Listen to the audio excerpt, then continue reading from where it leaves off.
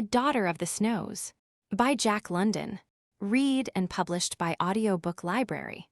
If you enjoy audiobooks, make sure to subscribe and hit the bell to get a new one every day. Chapter 1.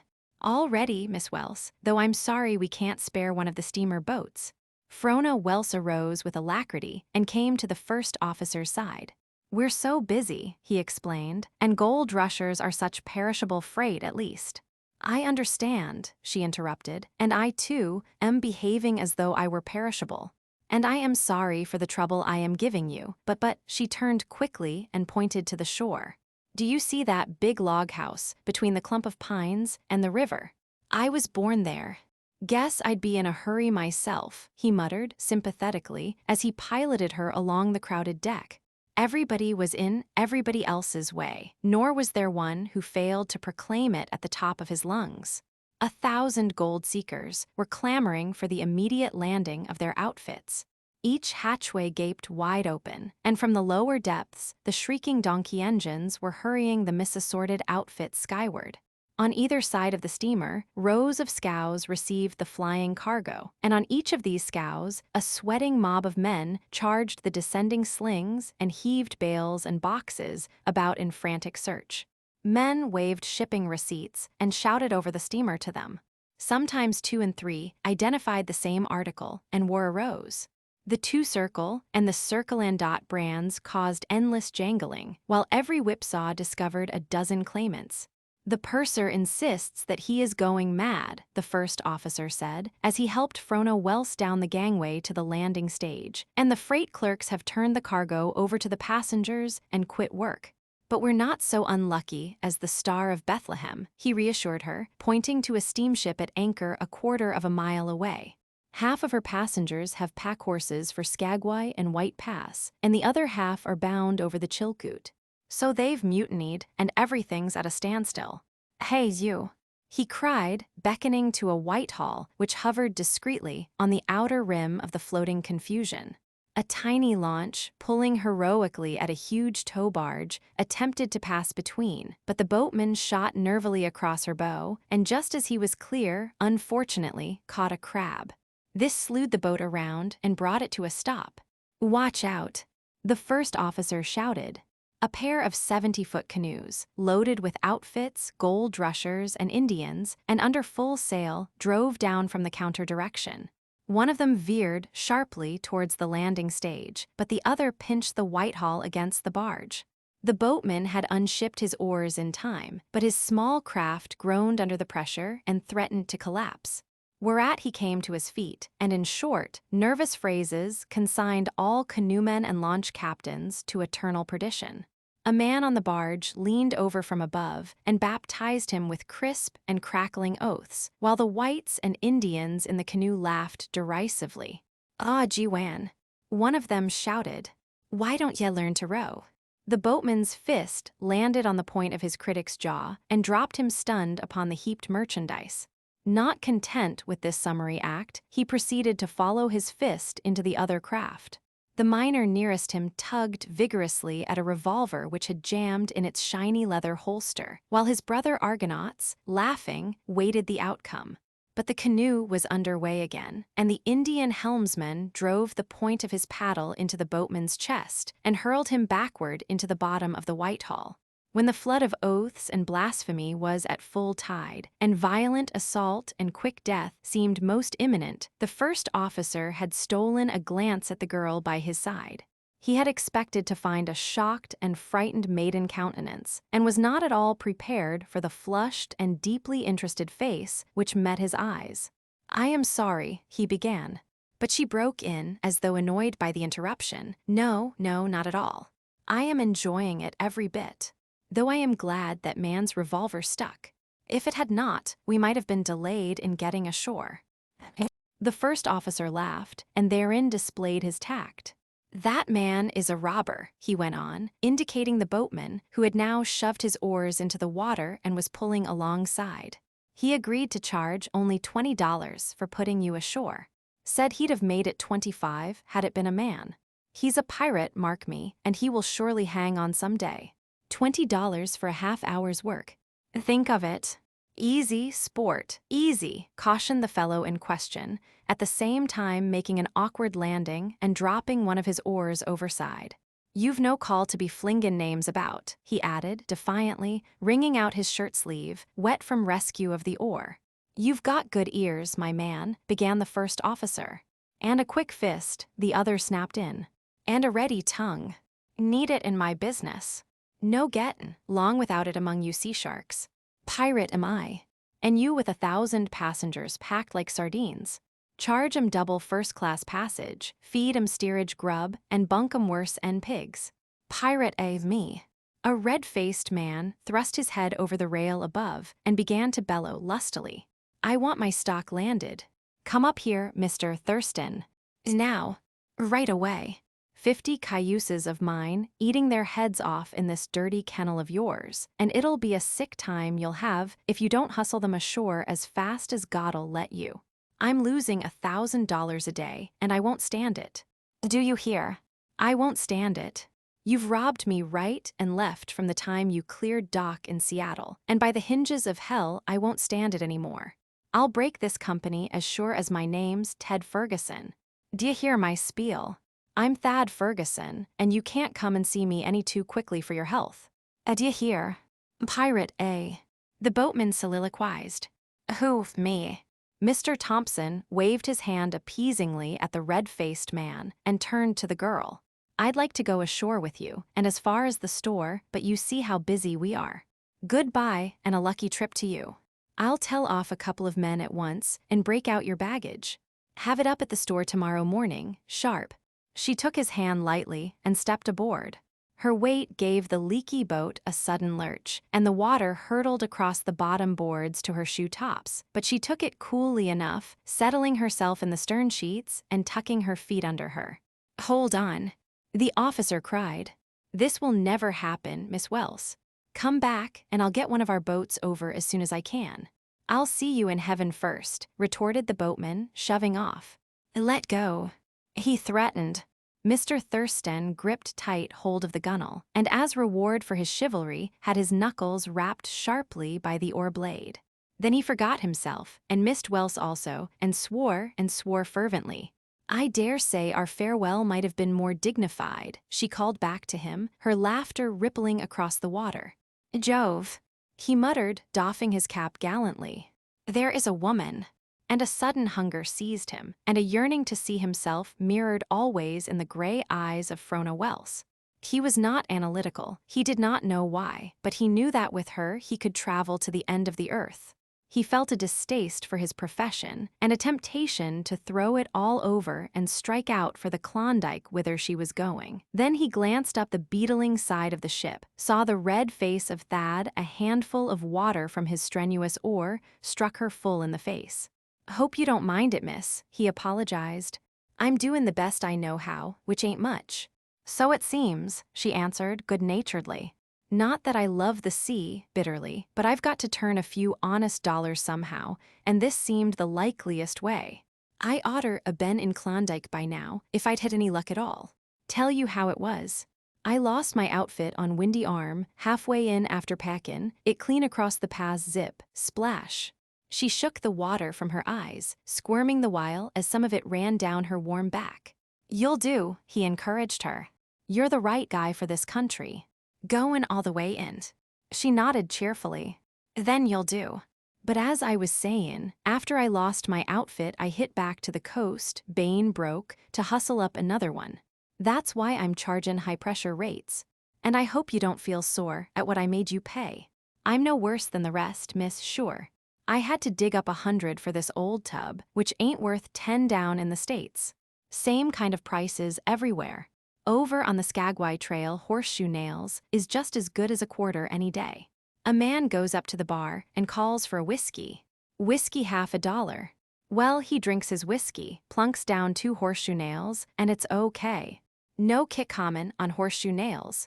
They use 'em to make changes. You must be a brave man to venture into the country again after such an experience. Won't you tell me your name? We may meet on the inside. Who, me? "Oh, I'm Del Bishop, pocket miner, and if ever we ran across each other, remember I'd give you the last shirt I mean, remember my last bit of grub is yours." "Thank you," she answered with a sweet smile, for she was a woman who loved the things which rose straight from the heart.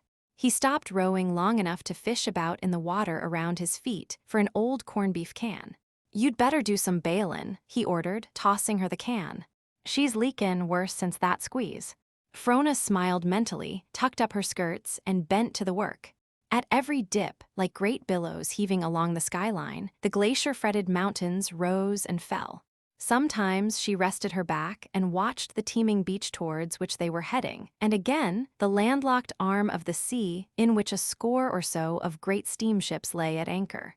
From each of these to the shore and back again flowed a steady stream of scows, launches, canoes, and all sorts of smaller craft. Man, the mighty toiler, reacting upon a hostile environment, she thought, going back in memory to the masters whose wisdom she had shared in lecture room and midnight study. She was a ripened child of the age, and fairly understood the physical world and the workings thereof. And she had a love for the world and a deep respect.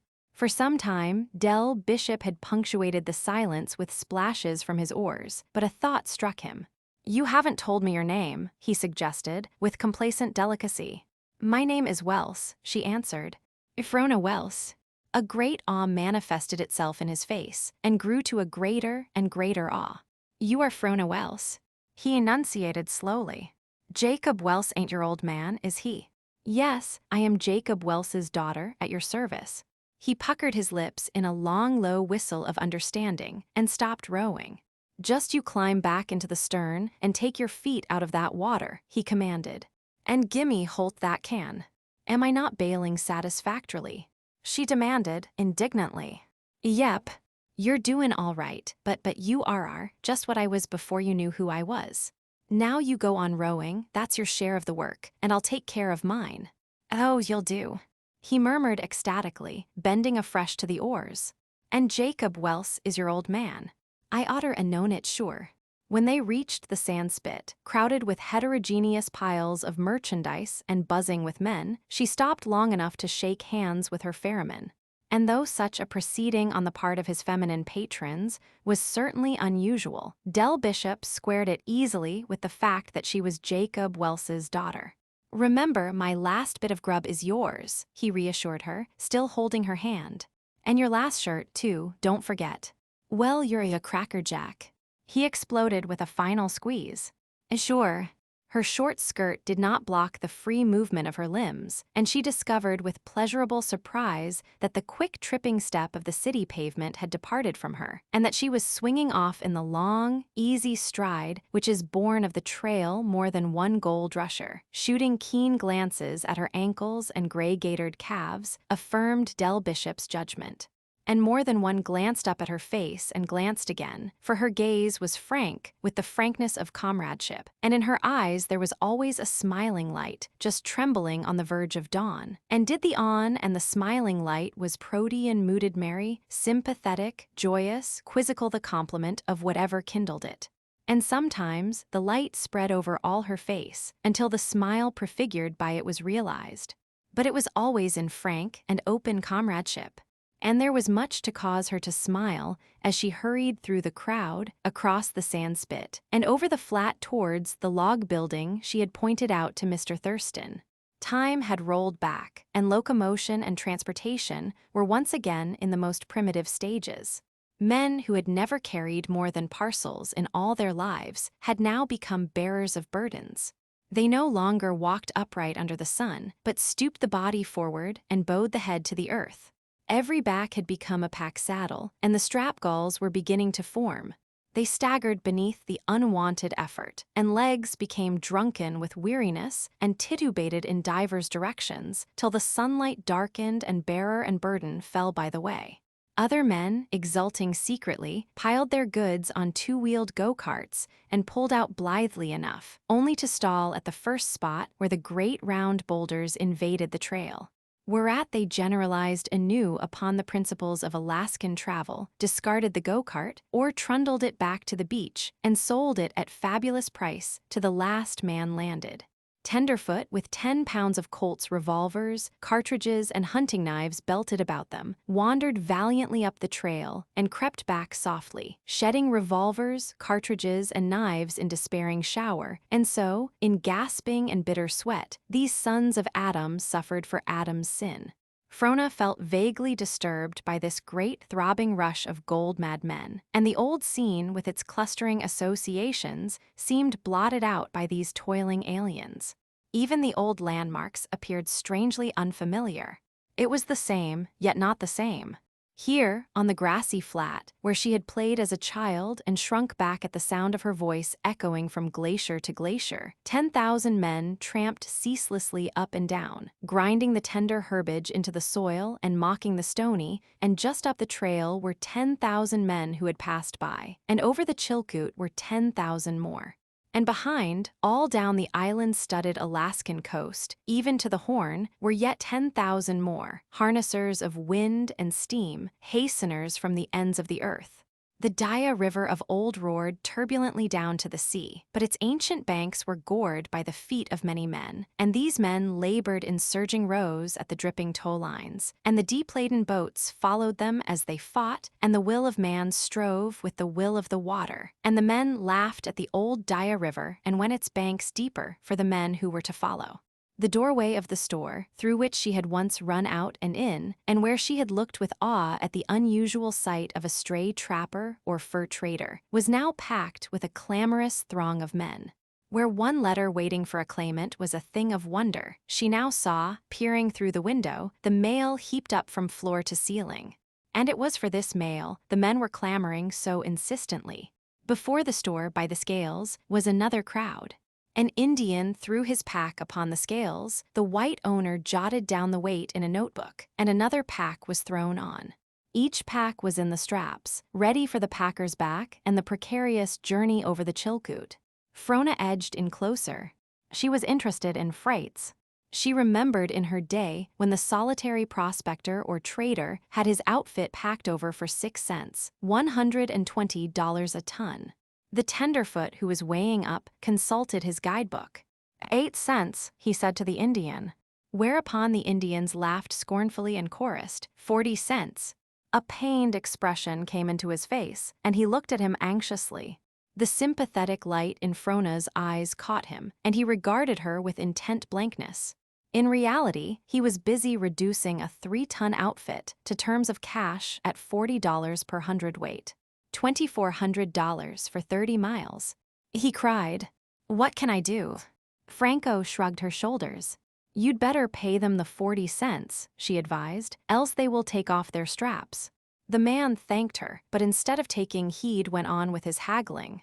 One of the Indians stepped up and proceeded to unfasten his pack straps. The tenderfoot wavered, but just as he was about to give in, the packers jumped the price on him to 45 cents. He smiled in a sickly fashion and nodded his head in token of surrender. But another Indian joined the group and began whispering excitedly. A cheer went up, and before the man could realize it, they had jerked off their straps and departed, spreading the news as they went that freight to Lake Linderman was 50 cents. All of a sudden, the crowd before the store was perceptibly agitated. Its members whispered excitedly one to another, and all their eyes were focused upon 3 men approaching from up the trail. The trio were ordinary-looking creatures, ill-clad and even ragged. In a more stable community, their apprehension by the village constable and arrest for vagrancy would have been immediate. "French Louis," the tenderfeet whispered and passed the word along. "Owns 3 Eldorado claims in a block," the man next to Frank confided to her. "Worth 10 million at the very least." French Louis, striding a little in advance of his companions, did not look at it. He had parted company with his hat somewhere along the route, and a frayed silk kerchief was wrapped carelessly about his head. And for all his 10 millions, he carried his own traveling pack on his broad shoulders. And that one, the one with the beard, that Swiftwater Bill, another of the Eldorado kings. "How do you know?" Frona asked doubtingly. "No," the man exclaimed. "No. Why, his picture has been in all the papers for the last 6 weeks. See." He unfolded a newspaper. "And a pretty good likeness, too. I've looked at it so much I'd know his mug among 1,000. Then who is the third one? She queried, tacitly accepting him as a fount of authority. Her informant lifted himself on his toes to see better. I don't know, he confessed sorrowfully, then tapped the shoulder of the man next to him. Who is the lean, smooth-faced one? The one with the blue shirt and the patch on his knee. Just then Frona uttered a glad little cry and darted forward. Matt, she cried. Matt McCartney. The man with the patch shook her hand heartily, though he did not know her, and distrust was plain in his eyes. Oh, you don't remember me. She chattered. And don't you dare say you do. If there weren't so many looking, I'd hug you, old bear. And so the big bear went home to the little bears, she recited solemnly. And the little bears were very hungry. And Big Bear said, guess what I have got, my children? And one little bear guessed berries, and one little bear guessed salmon, and the other little bear guessed porcupine. Then Big Bear laughed, woof, woof, and said, a nice big fat man. As he listened, recollection avowed itself in his face, and when she had finished, his eyes wrinkled up and he laughed a peculiar, laughable silent laugh. Sure, and it's well. I know ye, he explained, but for the life of me, I can't put my finger on ye. She pointed into the store and watched him anxiously. Now I have ye. He drew back and looked up and down, and his expression changed to disappointment. It must be. I mistook ye. Ye cud niver lived in that shanty, thrusting a thumb in the direction of the store. Frona nodded her head vigorously. Thin, it's your own self after all. The little motherless darlin', with the gould hair, I combed the knots out roamin' 4 many's the time. The little witch that ran barefoot and bare-legged over all the place. Yes, yes, she corroborated gleefully. The little divil that stole the dog team and went over the pass in the dead o' winter for to see where the world came to an end on the other side, just because old Matt McCarthy was after tellin' her fairy remember the time I went swimming with the Siwash girls from the Indian camp.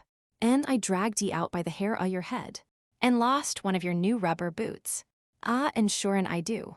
And a most shockin' and immodest affair it was. And the boots was worth $10 over your father's counter. And then you went away, over the pass to the inside, and we never heard a word of you.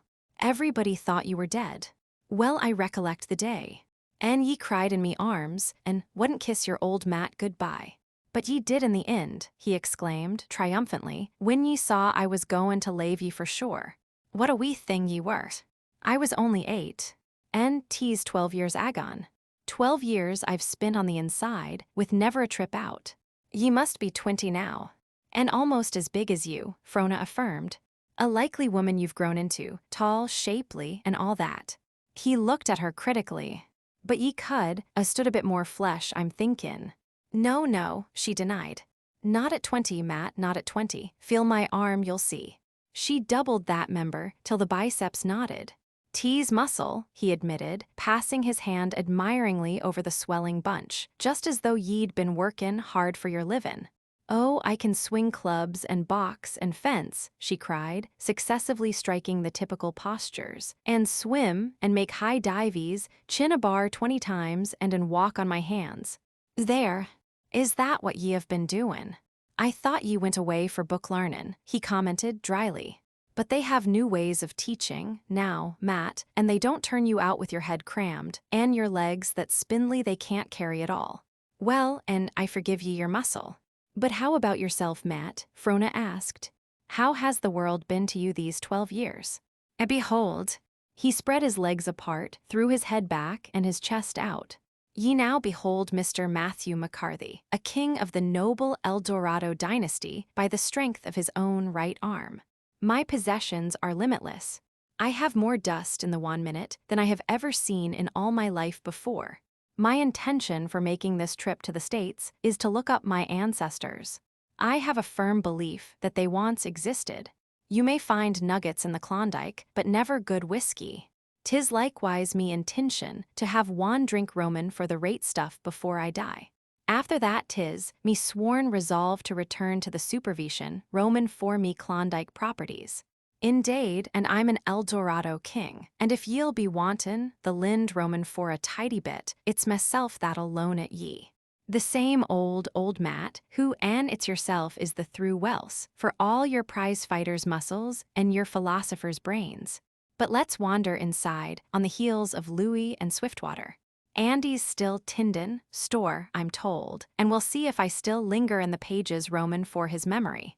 And I also. Frona seized him by the hand. It was a bad habit she had of seizing the hands of those she loved. It's 10 years since I went away. The Irishman forged his way through the crowd like a pile driver, and Frona followed easily in the lee of his bulk. The tenderfeet watched them reverently, for to them they were as Northland divinities. The buzz of conversation rose again. "Who's the girl?" somebody asked.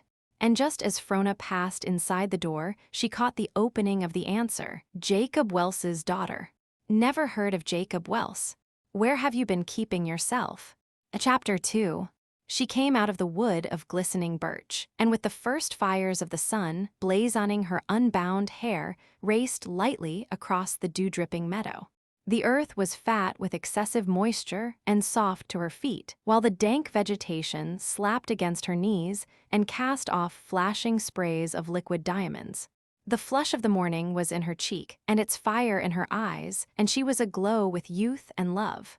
For she had nursed at the breast of nature-in forfeit of a mother, and she loved the old trees and the creeping green things with a passionate love. And the dim murmur of growing life was a gladness to her ears, and the damp earth smell throwing herself at full length, she buried her face in the fragrant coolness, and with her hands drew the purple heads in circling splendor about her own. And she was not ashamed. She had wandered away amid the complexities and smirch and withering heats of the great world, and she had returned, simple, clean, and wholesome. And she was glad of it as she lay there, slipping back to the old days, when the universe began and ended at the skyline, and when she journeyed over the past to behold the abyss. It was a primitive life, that of her childhood with few conventions, but such as there were, stern ones. And they might be epitomized, as she had read somewhere in her later years, as the faith of food and blanket. This faith had her father kept, she thought, remembering that his name sounded well on the lips of men. And this was the faith she had learned, the faith she had carried with her across the abyss and into the world, where men had wandered away from the old truths and made themselves selfish dogmas and casuistries of the subtlest kinds. The faith she in it was all so simple, she contended. Why should not their faith be her faith, the faith of food and blankets? The faith of trail and hunting camps? The faith with which strong, clean men face the quick danger and sudden death of field and flood? Why not?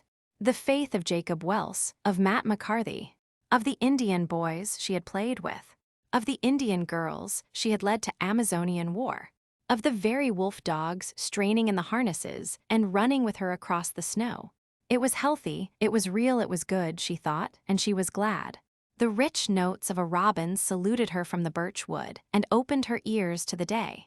A partridge boomed afar in the forest, and a tree squirrel launched unerringly into space above her head and went on, from limb to limb and tree to tree, scolding graciously the while. From the hidden river rose the shouts of the toiling adventurers, already parted from sleep and fighting their way towards the pole. Frona arose, shook back her hair, and took instinctively the old path between the trees to the camp of Chief George and the Daya tribesmen. She came upon a boy, breech-clouded and bare, like a copper god. He was gathering wood, and looked at her keenly over his bronze shoulder. She bade him good morning, blithely, in the Daya tongue, but he shook his head and laughed insultingly, and paused in his work to hurl shameful words after her.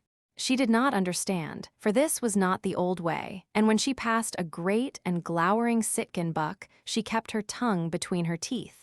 At the fringe of the forest, the camp confronted her, and she was startled.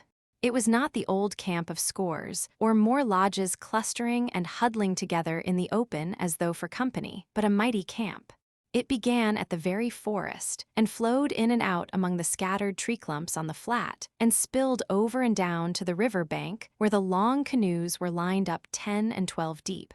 It was a gathering of the tribes, like unto none in all the past, and 1,000 miles of coast made up the tally. They were all strange Indians, with wives and chattels and dogs. She rubbed shoulders with Juno and Rangel men, and was jostled by wild-eyed sticks from over the passes, fierce chilcats, and Queen Charlotte Islanders. And the looks they cast upon her were black and frowning, save and far worsewhere the merrier souls leered patronizingly into her face and chuckled unmentionable things. She was not frightened by this insolence, but anger yet she quickly grasped the significance of it. The old patriarchal status of her father's time had passed away, and civilization, in a scorching blast, had swept down upon this people in a day. Glancing under the raised flaps of a tent, she saw haggard-faced bucks squatting in a circle on the floor. By the door, a heap of broken bottles advertised the vigils of the night. A white man, low of visage and shrewd, was dealing cards about, and gold and silver coins leaped into heaping bets upon the blanket board. A few steps farther on, she heard the cluttering whirl of a wheel of fortune, and saw the Indians, men and women, chancing eagerly their sweat-turned wages for the gaudy prizes of the game. And from teepee and lodge rose the cracked and crazy strains of cheap music boxes. An old squaw, peeling a willow pole in the sunshine of an open doorway, raised her head and uttered a shrill cry. "Hee-hee, Tana's hee-hee." She muttered as well and as excitedly as her toothless gums would permit. Frona thrilled at the cry. "Tana's hee-hee." Little laughter. Her name of the long-gone Indian past. She turned and went over to the old woman. "And hast thou so soon forgotten, Tina's hee-hee?" She mumbled. "And thine eyes so young and sharp. Not so soon does Neepusa forget." "It is thou, Neepusa," Frona cried, her tongue halting from the disuse of years. "Aye, it is Neepusa," the old woman replied, drawing her inside the tent and dispatching a boy, hot-footed, on some errand. They sat down together on the floor, and she patted Frona's hand lovingly, peering, meanwhile, blear-eyed and misty, into her face. "Aye, it is Neepusa, grown old quickly after the manner of our women. Neepusa, who dandled thee in her arms when thou wast a child. Neepusa, who gave thee thy name, Tina's hee-hee. Who fought for thee with death when thou wast ailing, and gathered growing things from the woods and grasses of the earth and made of them tea, and gave thee to drink. But I marked little change, for I knew thee at once. It was their very shadow on the ground that made me lift my head. A little change, mayhap. Tall thou art, and like a slender willow in thy grace, and the sun has kissed thy cheeks more lightly of the years. But there is the old hair, flying wild, and of the color of the brown seaweed floating on the tide, and the eyes are as clear and true as in the days when Neepusa chid thee for wrongdoing, and thou wouldst not put false words upon thy tongue. They not as thou art the other women who come now into the land. And why is a white woman without honor among you?" Frona demanded. "Your men say evil things to me in the camp, and as I came through the woods, even the boys. Not in the old days when I played with them was this a shame.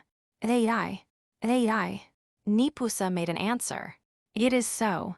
But do not blame them. Pour not thine anger upon their heads. For it is true. It is the fault of the women who come into the land these days. They can point to no man and say, 'That is my man.' And it is not good that women should do so. And they look upon all men, bold-eyed and shameless, and their tongues are unclean, and their hearts bad. Wherefore are thy women without honor among us? As for the boys, they are boys. And the men, how should they know?" The tent flaps were poked aside, and an old man came in. He grunted to Frona and sat down. Only a certain eager alertness showed the delight he took in her presence. "So Tina's hee-hee has come back in these bad days," he vouchsafed in a shrill, quavering voice. "And why bad days, Muskim?" Frona asked. "Do not the women wear brighter colors? Aren't the bellies fuller with flour and bacon, and white man's grub? Do not the young men contrive great wealth from their packstraps and paddles?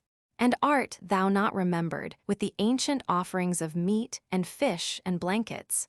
Why bad days, Muskim?" "True," he replied in his fine, priestly way, a reminiscent flash of the old fire lighting his eyes. "It is very true. The women wear brighter colors. But they have found favor in the eyes of thy white men, and they look no more upon the young men of their own blood. Wherefore the tribe does not increase, nor do the little children longer clutter the way of our feet. It is so. The bellies are fuller with the white man's grub, but also are they fuller with the white man's bad whiskey. Nor could it be otherwise that the young men contrive great wealth, but they sit by night over the cards, and it passes from them, and they speak harsh words one to another, and in anger blows are struck, and there is bad blood between them. As for old Muskim, there are few offerings of meat and fish and blankets. For the young women have turned aside from the old paths, nor do the young men longer honor the old totems and the old gods. So these are bad days, Tina's hee-hee, and they behold old Muskim go down in sorrow to the grave. They die. It is so, wailed Nipusa. Because of the madness of thy people have my people become mad, Muskim continued. They come over the salt sea like the waves of the sea, thy people, and they go who knoweth where. Who knoweth where. Nipusa lamented, rocking slowly back and forth. Ever they go towards the frost and cold, and ever do they come, more people, wave upon wave. They die. Into the frost and cold. It is a long way, and dark and cold. She shivered, then laid a sudden hand on Franco's arm. And thou goest. Frona nodded. And Tina's hee-hee goest. They die. The tent flap lifted, and Matt McCartney peered in. It's yourself, Frona, is it? With breakfast waitin' this half hour on ye, and old Andy fumin' and fret like the old woman he is. Good mornin' to ye, Nipusa, he addressed Frona's companions, and to ye, Muskim, though, belike ye of little memory roamin' for me face. The old couple grunted salutation, and remained stolidly silent. But hurry with ye, girl, turning back to Frona. The steamer starts by midday, and it's little. I'll see ye at the best. And likewise there's Andy and the breakfast pippin hot, both roamin' for them. Chapter 3. Frona waved her hand to Andy and swung out on the trail. Fastened tightly to her back were her camera and a small traveling satchel. In addition, she carried for alpenstock the willow pole of Nipusa. Her dress was of the mountaineering sort, short-skirted and scant, allowing the greatest play with the least material, and withal gray of color and modest. Her outfit, on the backs of a dozen Indians and in charge of Del Bishop, had got under way hours before. The previous day, on her return with Matt McCartney from the Siwash camp, she had found Del Bishop at the store waiting for her. His business was quickly transacted, for the proposition he made was terse and to the point. She was going into the country. He was intending to go in. She would need somebody. If she had not picked anyone yet, why was he just the man? He had forgotten to tell her the day he took her ashore that he had been in the country years before and knew all about it. True, he hated the water, and it was mainly a water journey, but he was not afraid of it. He was afraid of nothing. Further, he would fight for her at the drop of the hat. As for pay, when they got to Dawson, a good word from her to Jacob Welse, and a year's outfit would be his. No grubstake about it, no strings on him. He would pay for the outfit later on, when his sack was dusted. What did she think about it, anyway? And Frona did think about it, for ere she had finished breakfast, he was out hustling the packers together. She found herself making better speed than the majority of her fellows, who were heavily laden and had to rest their packs every few hundred yards. Yet she found herself hard pressed to keep the pace of a bunch of Scandinavians ahead of her. They were huge, strapping, blonde-haired giants, each striding along with 100 pounds on his back, and all harnessed to a go-kart which carried fully 600 more. Their faces were as laughing suns, and the joy of life was in them. The toil seemed child's play, and slipped from them lightly. They joked with one another, and with the passers-by, in a meaningless tongue, and their great chests rumbled with cavern-echoing laughs. Men stood aside for them, and looked after them enviously, for they took the rises of the trail on the run, and rattled down the counter slopes, and ground the iron-rimmed wheels harshly over the rocks. Plunging through a dark stretch of woods, they came out upon the river at the ford. A drowned man lay on his back on the sandbar, staring upward, unblinking at the sun. A man, in irritated tones, was questioning over and over, "Where's his partner? Ain't he got a partner?" 2 more men had thrown off their packs and were coolly taking an inventory of the dead man's possessions. One called aloud the various articles, while the other checked them off on a piece of dirty wrapping paper. Letters and receipts, wet and pulpy, strewed the sand. A few gold coins were heaped carelessly on a white handkerchief. Other men, crossing back and forth in canoes and skiffs, took no notice. The Scandinavians glanced at the sight, and their faces sobered for a moment. "Where's his partner? Ain't he got a partner?" the irritated man demanded of them. They shook their heads. They did not understand English. They stepped into the water and splashed onward. Someone called warningly from the opposite bank, where they stood still and conferred together. Then they started on again. The two men, taking the inventory, turned to watch.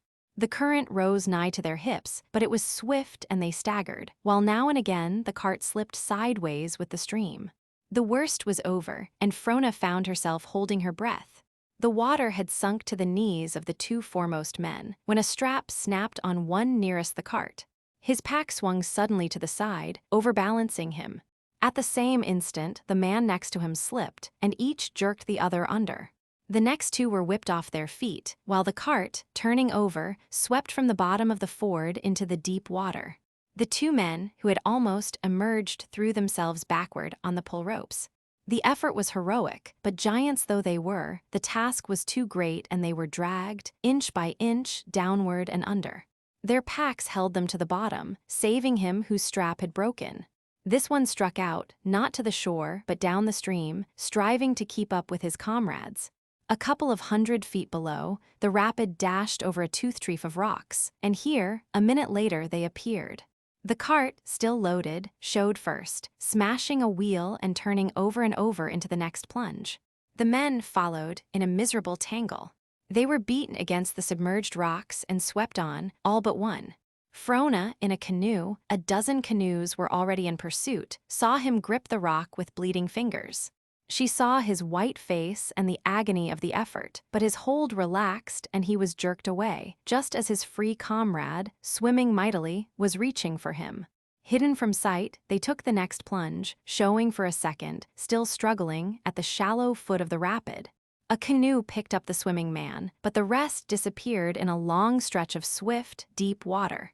For a quarter of an hour the canoes plied fruitlessly about, then found the dead men gently grounded in an eddy. A tow rope was requisitioned from an upcoming boat, and a pair of horses from a pack train on the bank, and the ghastly jetsam hauled ashore. Frona looked at the 5 young giants lying in the mud, broken-boned, limp, uncaring. They were still harnessed to the cart, and the poor, worthless packs still clung to their backs. The 6th sat in the midst, dry-eyed and stunned. A dozen feet away the steady flood of life flowed by, and Frona melted into it and went on. The dark spruce-shrouded mountains drew close together in the Daya Canyon, and the feet of men churned the wet, sunless earth into mire and bog-hole. And when they had done this, they sought new paths, till there were many paths. And on such a path Frona came upon a man spread carelessly in the mud. He lay on his side, legs apart and one arm buried beneath him, pinned down by a bulky pack. His cheek was pillowed restfully in the ooze, and on his face there was an expression of content.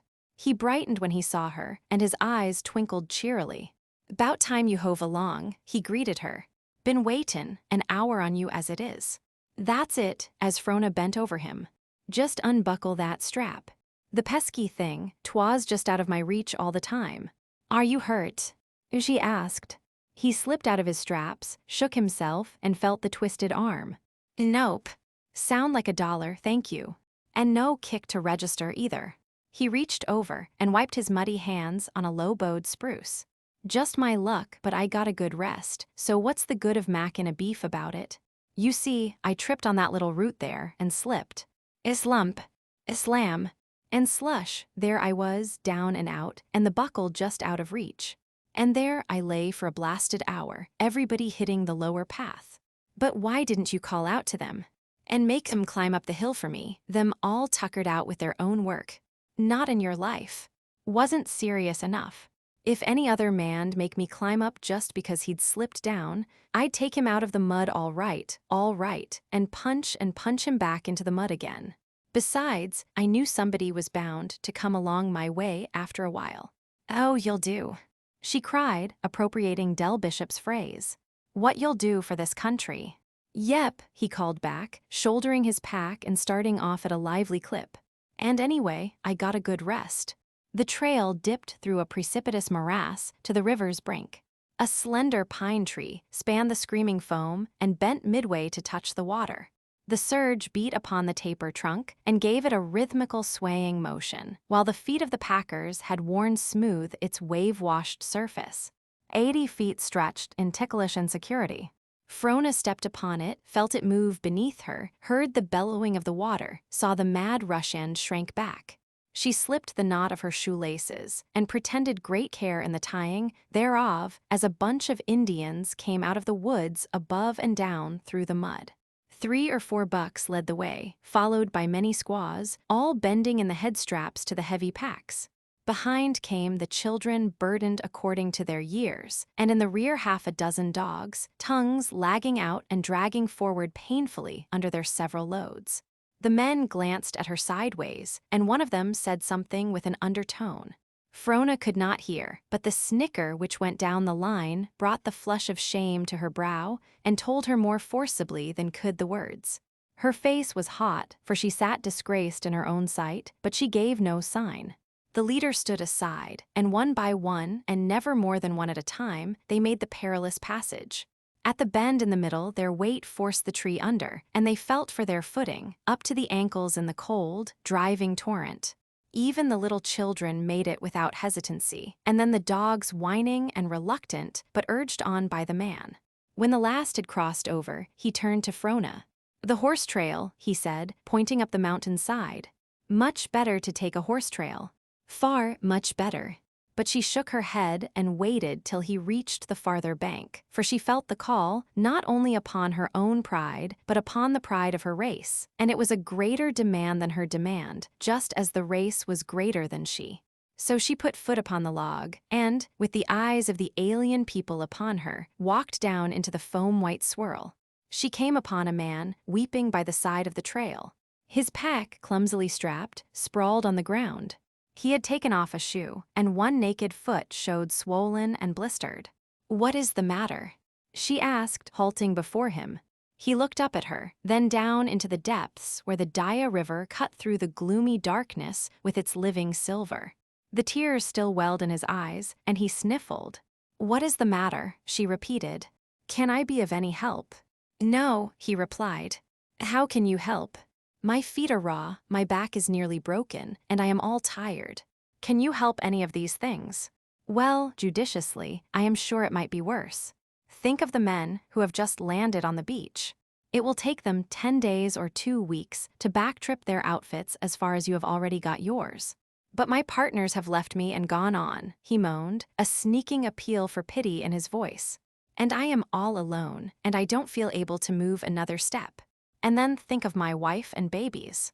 I left them in the States. Oh, if they could only see me now. I can't go back to them, and I can't go on. It's too much for me. I can't stand it, this is working like a horse. I was not made to work like a horse. I'll die, I know I will if I do. Oh, what shall I do? What shall I do? Why did your comrades leave you? Because I was not as strong as they, because I could not pack as much or as long. And they laughed at me and left me. Have you ever roughed it?" Frona asked. "No. You look well put up and strong. Weigh probably 165. 170, he corrected. You don't look as though you have ever been troubled with sickness. Never an invalid. And no. And your comrades. They are miners. Never mining in their lives. They worked in the same establishment as me. That's what makes it so hard, don't you see? We've known each other for years. And to go off and leave me just because I couldn't keep up. My friend," and Frona knew she was speaking for the race, "you are strong as they are. You can work just as hard as they pack. But you are weak of heart. This is no place for the weak of heart. You cannot work like a horse because you will not. Therefore the country has no use for you. The North wants strong men strong of soul, not body. The body does not count. So go back to the States. We do not want you here. If you come you will die, and what then of your wife and babies? So sell out your outfit and go back. You will be home in 3 weeks. Goodbye." She passed through Sheep Camp. Somewhere above, a mighty glacier, under the pent pressure of a subterranean reservoir, had burst asunder and hurled 100,000 tons of ice and water down the rocky gorge. The trail was yet slippery with the slime of the flood, and men were rummaging disconsolately in the rubbish of overthrown tents and caches. But here and there, they worked with nervous haste, and the stark corpses by the trailside attested dumbly to their labor. A few hundred yards beyond, the work of the rush went on uninterrupted. Men rested their packs on jutting stones, swapped escapes whilst they regained their breath, then stumbled on to their toil again. The midday sun beat down upon the stone scales. The forest had given up the struggle, and the dizzying heat recoiled from the unclothed rock. On either hand rose the ice-marred ribs of earth, naked and strenuous in their nakedness. Above towering storm-beaten Chilkoot, up its gaunt and ragged front crawled a slender string of men. But it was an endless string. It came out of the last fringe of dwarfed shrub below, drew a black line across a dazzling stretch of ice, and filed past Frona, where she ate her lunch by the way. And it went on, up the pitch of the steep, growing fainter and smaller, until it squirmed and twisted like a column of ants and vanished over the crest of the pass. Even as she looked, the Chilkoot was wrapped in rolling mist and whirling clouds, and a storm of sleet and wind roared down upon the toiling pygmies. The light was swept out of the day, and a deep gloom prevailed, but Frona knew that somewhere up there, clinging and climbing and immortally striving, the long line of ants still twisted towards the sky.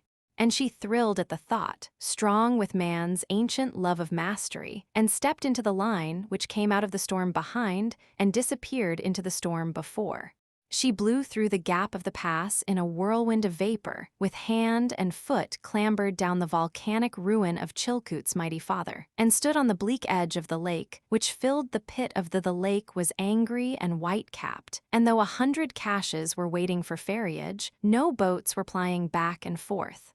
A rickety skeleton of sticks, in a shell of greased canvas, lay upon the rocks. Frona sought out the owner, a bright-faced young fellow, with sharp black eyes and a salient jaw. Yes, he was the ferryman, but he had quit work for the day. Water too rough for freighting. He charged $25 for passengers, but he was not taking passengers today. Did he not say it was too rough? That is why. But you will take me, surely? She asked. He shook his head and gazed out over the lake. At the far end, it's rougher than you see it here. Even the big wooden boats won't tackle it. The last that tried, with a gang of packers aboard, was blown over on the west shore. We could see them plainly. And as there's no trail around from there, they'll have to camp it out till the blow is over. But they're better off than I am. My camp outfit is at Happy Camp, and I can't very well stay here. Frona smiled winsomely, but there was no appeal in the smile, no feminine helplessness throwing itself on the strength and chivalry of the male. Do reconsider and take me across. No, I'll give you 50. No, I say. But I'm not afraid, you know. The young fellow's eyes flashed angrily. He turned upon her suddenly, but on second thought did not utter the words forming on his lips. She realized the unintentional slur she had cast and was about to explain. But on second thought she, too, remained silent, for she read him and knew that it was perhaps the only way for her to gain her point. They stood there, bodies inclined to the storm in the manner of seamen on sloped decks, unyieldingly looking into each other's eyes. His hair was plastered in wet ringlets on his forehead, while hers, in longer wisps, beat furiously about her face. Come on, then. He flung the boat into the water with an angry jerk and tossed the oars aboard. Climb in. I'll take you, but not for your $50. You pay the regulation price, and that's all. A gust of the gale caught the light shell and swept it broadside for a score of feet. The spray drove inboard in a continuous stinging shower, and Frona at once fell to work with the bailing can. I hope we're blown ashore, he shouted, stooping forward to the oars. It would be embarrassing for you. He looked up savagely into her face. No, she modified, but it would be very miserable for both of us a night without tent, blankets, or fire. Besides, we're not going to blow ashore. She stepped out on the slippery rocks and helped him heave up the canvas craft and tilt the water out. On either side uprose bare wet walls of rock. A heavy sleet was falling steadily, through which a few streaming caches showed in the gathering darkness. "You'd better hurry up," he advised, thanking her for the assistance and relaunching the boat. 2 miles of stiff trail from here to Happy Camp. No wood until you get there, so you'd best hustle along. Goodbye. Franco reached out and took his hand and said, "You are a brave man." "Oh, I don't know." He returned the grip with usury and looked at his admiration. A dozen tents held grimly to their pegs on the extreme edge of the timber line at Happy Camp. Frona, weary of the day, went from tent to tent. Her wet skirts clung heavily to her tired limbs, while the wind buffeted her brutally about. Once, through a canvas wall, she heard a man apostrophizing gorgeously and felt sure that it was Del Bishop. But a peep into the interior told a different tale, so she wandered fruitlessly on till she reached the last tent in the camp. She untied the flap and looked in. A spluttering candle showed the one occupant, a man, down on his knees and blowing lustily into the firebox of a smoky Yukon stove. Chapter 4. She cast off the lower flap fastenings and entered. The man still blew into the stove, unaware of his company. Frona coughed, and he raised a pair of smoke-reddened eyes to hers. "Certainly," he said, casually enough. "Fasten the flaps and make yourself comfortable," and thereat returned to his Borean task. "Hospitable, to say the least," she commented, obeying his command and coming up to the stove. A heap of dwarfed spruce, gnarled and wet and cut to proper stove length, lay to one side. Frona knew it well, creeping and crawling and twisting itself among the rocks of the shallow alluvial deposit, unlike its arboreal prototype, rarely lifting its head more than a foot from the earth. She looked into the oven, found it empty, and filled it with the wet wood. The man arose to his feet, coughing from the smoke which had been driven into his lungs, and nodding approval. When he had recovered his breath, "Sit down and dry your skirts. I'll get supper." He put a coffee pot on the front lid of the stove, emptied the bucket into it, and went out of the tent after more water. As his back disappeared, Frona dived for her satchel, and when he returned a moment later, he found her with a dry skirt on and wringing the wet one out. While he fished about in the grub box for dishes and eating utensils, she stretched a spare bit of rope between the tent poles and hung the skirt on it to dry. The dishes were dirty, and, as he bent over and washed them, she turned her back and deftly changed her stockings. Her childhood had taught her the value of well-cared feet for the trail. She put her wet shoes on a pile of wood at the back of the stove, substituting for them a pair of soft and dainty house moccasins of Indian make. The fire had now grown strong, and she was content to let her undergarments dry on her body. During all this time, neither had spoken a word. Not only had the man remained silent, but he went about his work in so preoccupied a way that it seemed to Frona that he turned a deaf ear to the words of explanation she would have liked to utter. His whole bearing conveyed the impression that it was the most ordinary thing under the sun for a young woman to come in out of the storm and night and partake of his hospitality. In one way, she liked this, but in so far as she did not comprehend it, she was troubled. She had a perception of something being taken for granted, which she did not understand. Once or twice, she moistened her lips to speak, but he appeared so oblivious of her presence that she withheld. After opening a can of corned beef with the axe, he fried half a dozen thick slices of bacon, set the frying pan back, and boiled the coffee. From the grub box, he resurrected the half of a cold, heavy flapjack. He looked at it dubiously and shot a quick glance at her. Then he threw the sodden thing out of doors and dumped the contents of a sea biscuit bag upon a camp cloth. The sea biscuit had been crumbled into chips and fragments and generously soaked by the rain till it had become a mushy, pulpy mass of dirty white.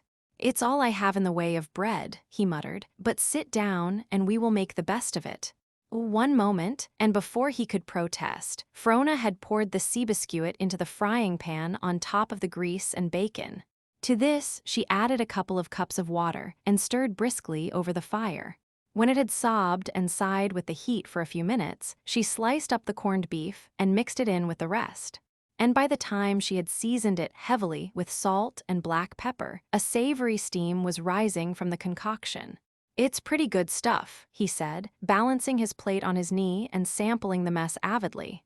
What do you happen to call it? Slumgullion, she responded curtly, and thereafter the meal went on in silence. Frona helped him to the coffee, studying him intently the while. And not only was it not an unpleasant face, she decided, but it was strong. Strong, she amended, potentially rather than actually. A student, she added, for she had seen many students' eyes and knew the lasting impress of the midnight toil long continued, and his eyes bore the impress. Brown eyes, she concluded, and handsome as the male's should be handsome, but she noted with surprise, when she refilled his plate with slumgullion, that they were not at all brown in the ordinary sense, but hazel brown. In the daylight, she felt certain, and in times of best health, they would seem gray and almost blue-gray. She knew it well. Her one girl chum and dearest friend had such an eye. His hair was chestnut brown, glinting in the candlelight to gold, and the hint of waviness in it explained the perceptible droop to his tawny mustache. For the rest, his face was clean-shaven and cut in a good masculine pattern.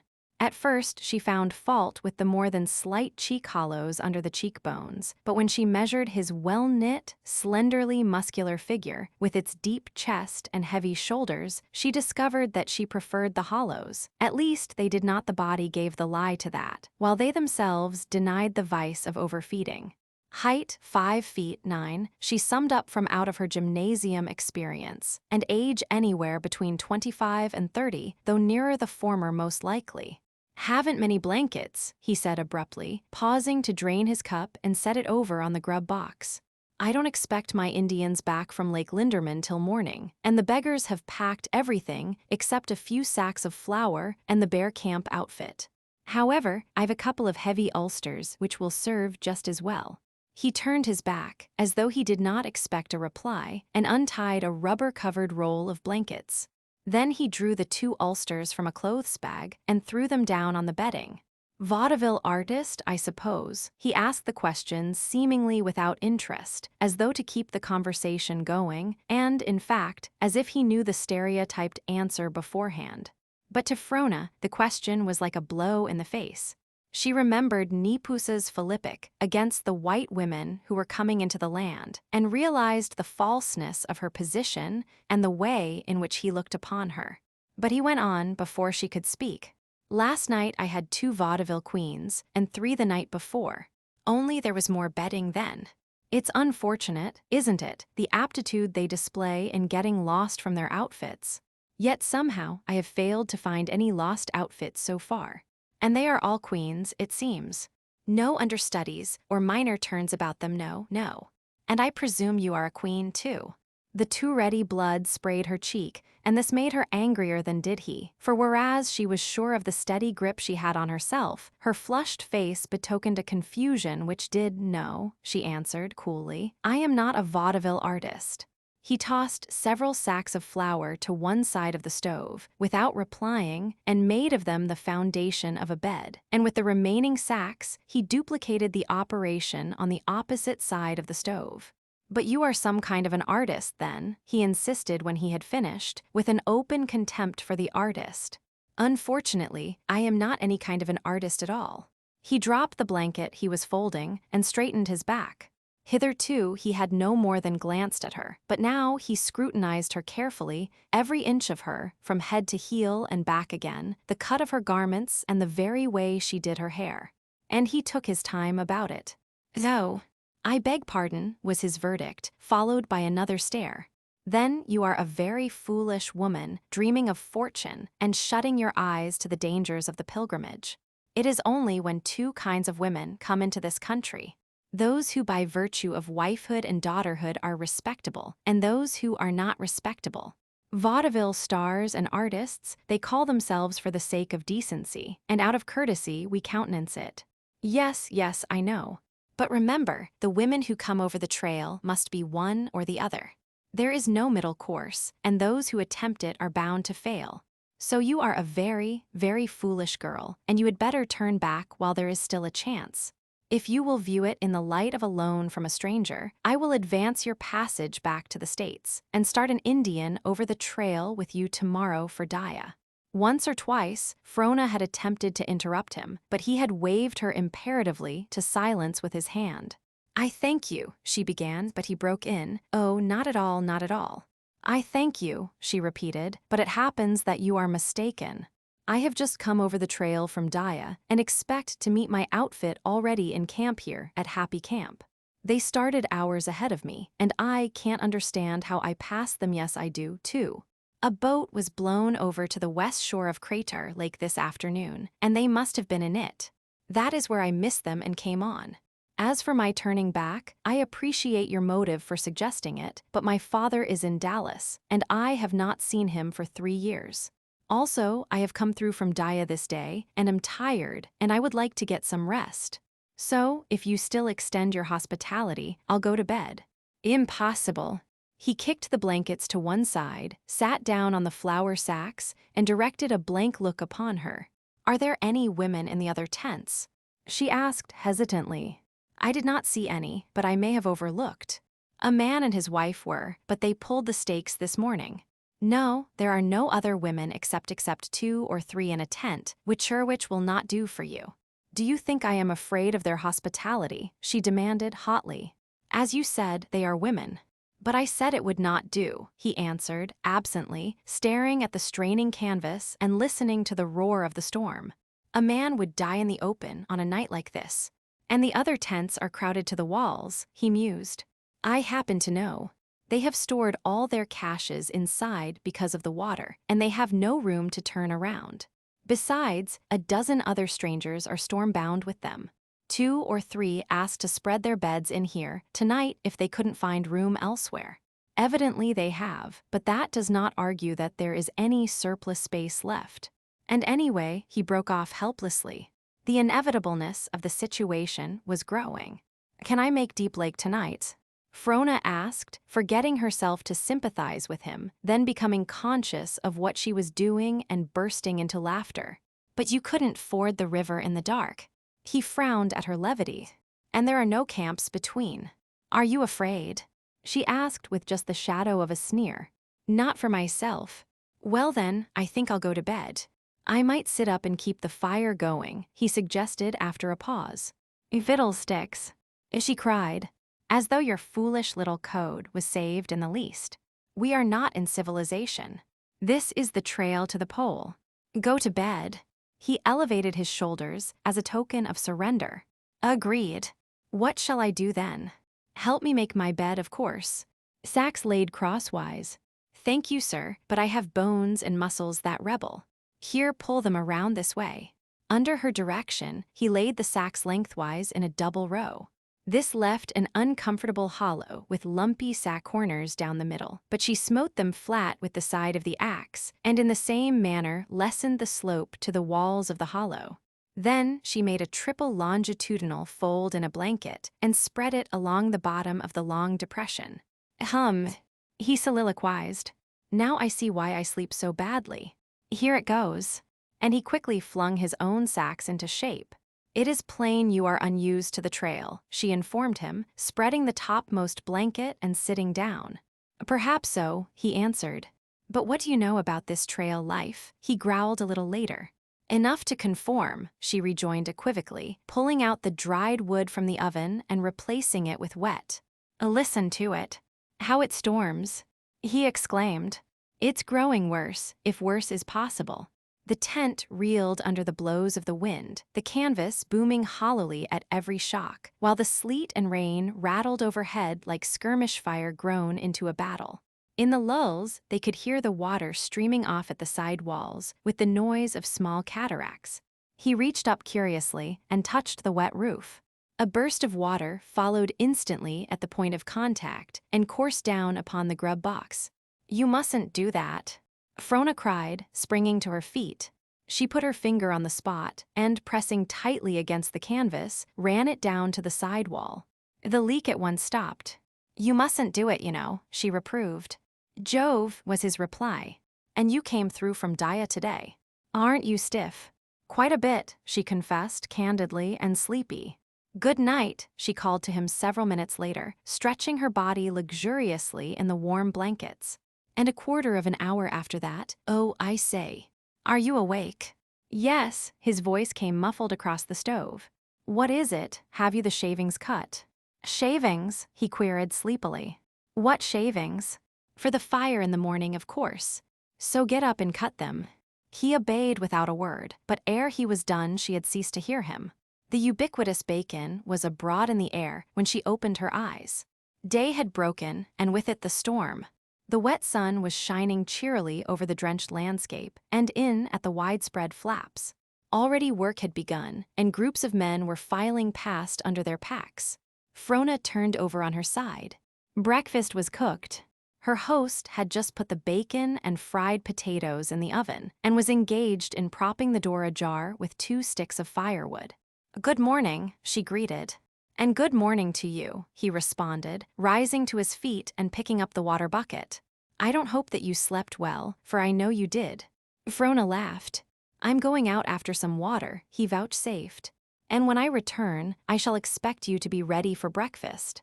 After breakfast, basking in the sun, Frona descried a familiar bunch of men rounding the tail of the glacier in the direction of Crater Lake. She clapped her hands. "There comes my outfit, and Del Bishop as shamefaced as can be, I'm sure, at his failure to connect." Turning to the man, and at the same time slinging a camera and satchel over her shoulder, "So I must say goodbye, not forgetting to thank you for your kindness." "Oh, not at all, not at all." "Pray don't mention it. I'd do the same for any vaudeville artist." He looked at his reproach, but went on. "I don't know your name, nor do I wish to know it." "Well, I shall not be so harsh, for I do know your name, Mr. Vance Corliss. I saw it on the shipping tags, of course," she explained. "And I want you to come and see me when you get to Dawson. My name is Frona Welse. Goodbye. Your father is not Jacob Welse," he called after her as she ran lightly down towards the trail. She turned her head and nodded. But Del Bishop was not shamefaced, nor even worried. Trust a Welse to land on their feet on a soft spot, he consoled himself as he dropped off to sleep the night before. But he was angry matter and hops, in his own vernacular. "Good mornin'," he saluted. "And it's plain by your face you had a comfortable night of it, and no thanks to me. You weren't worried, were you?" she asked. "Worried? About a Welse? Who, me? Not in your life. I was too busy tellin' Crater Lake what I thought of it. I don't like the water. I told you so. And it's always playin' me scurvy knot that I'm afraid of it, though. Hey, you Pete." Turning to the Indians. "Hit 'em up. Got to make a Linderman by noon." Frona Welse. Vance Corliss was repeating himself.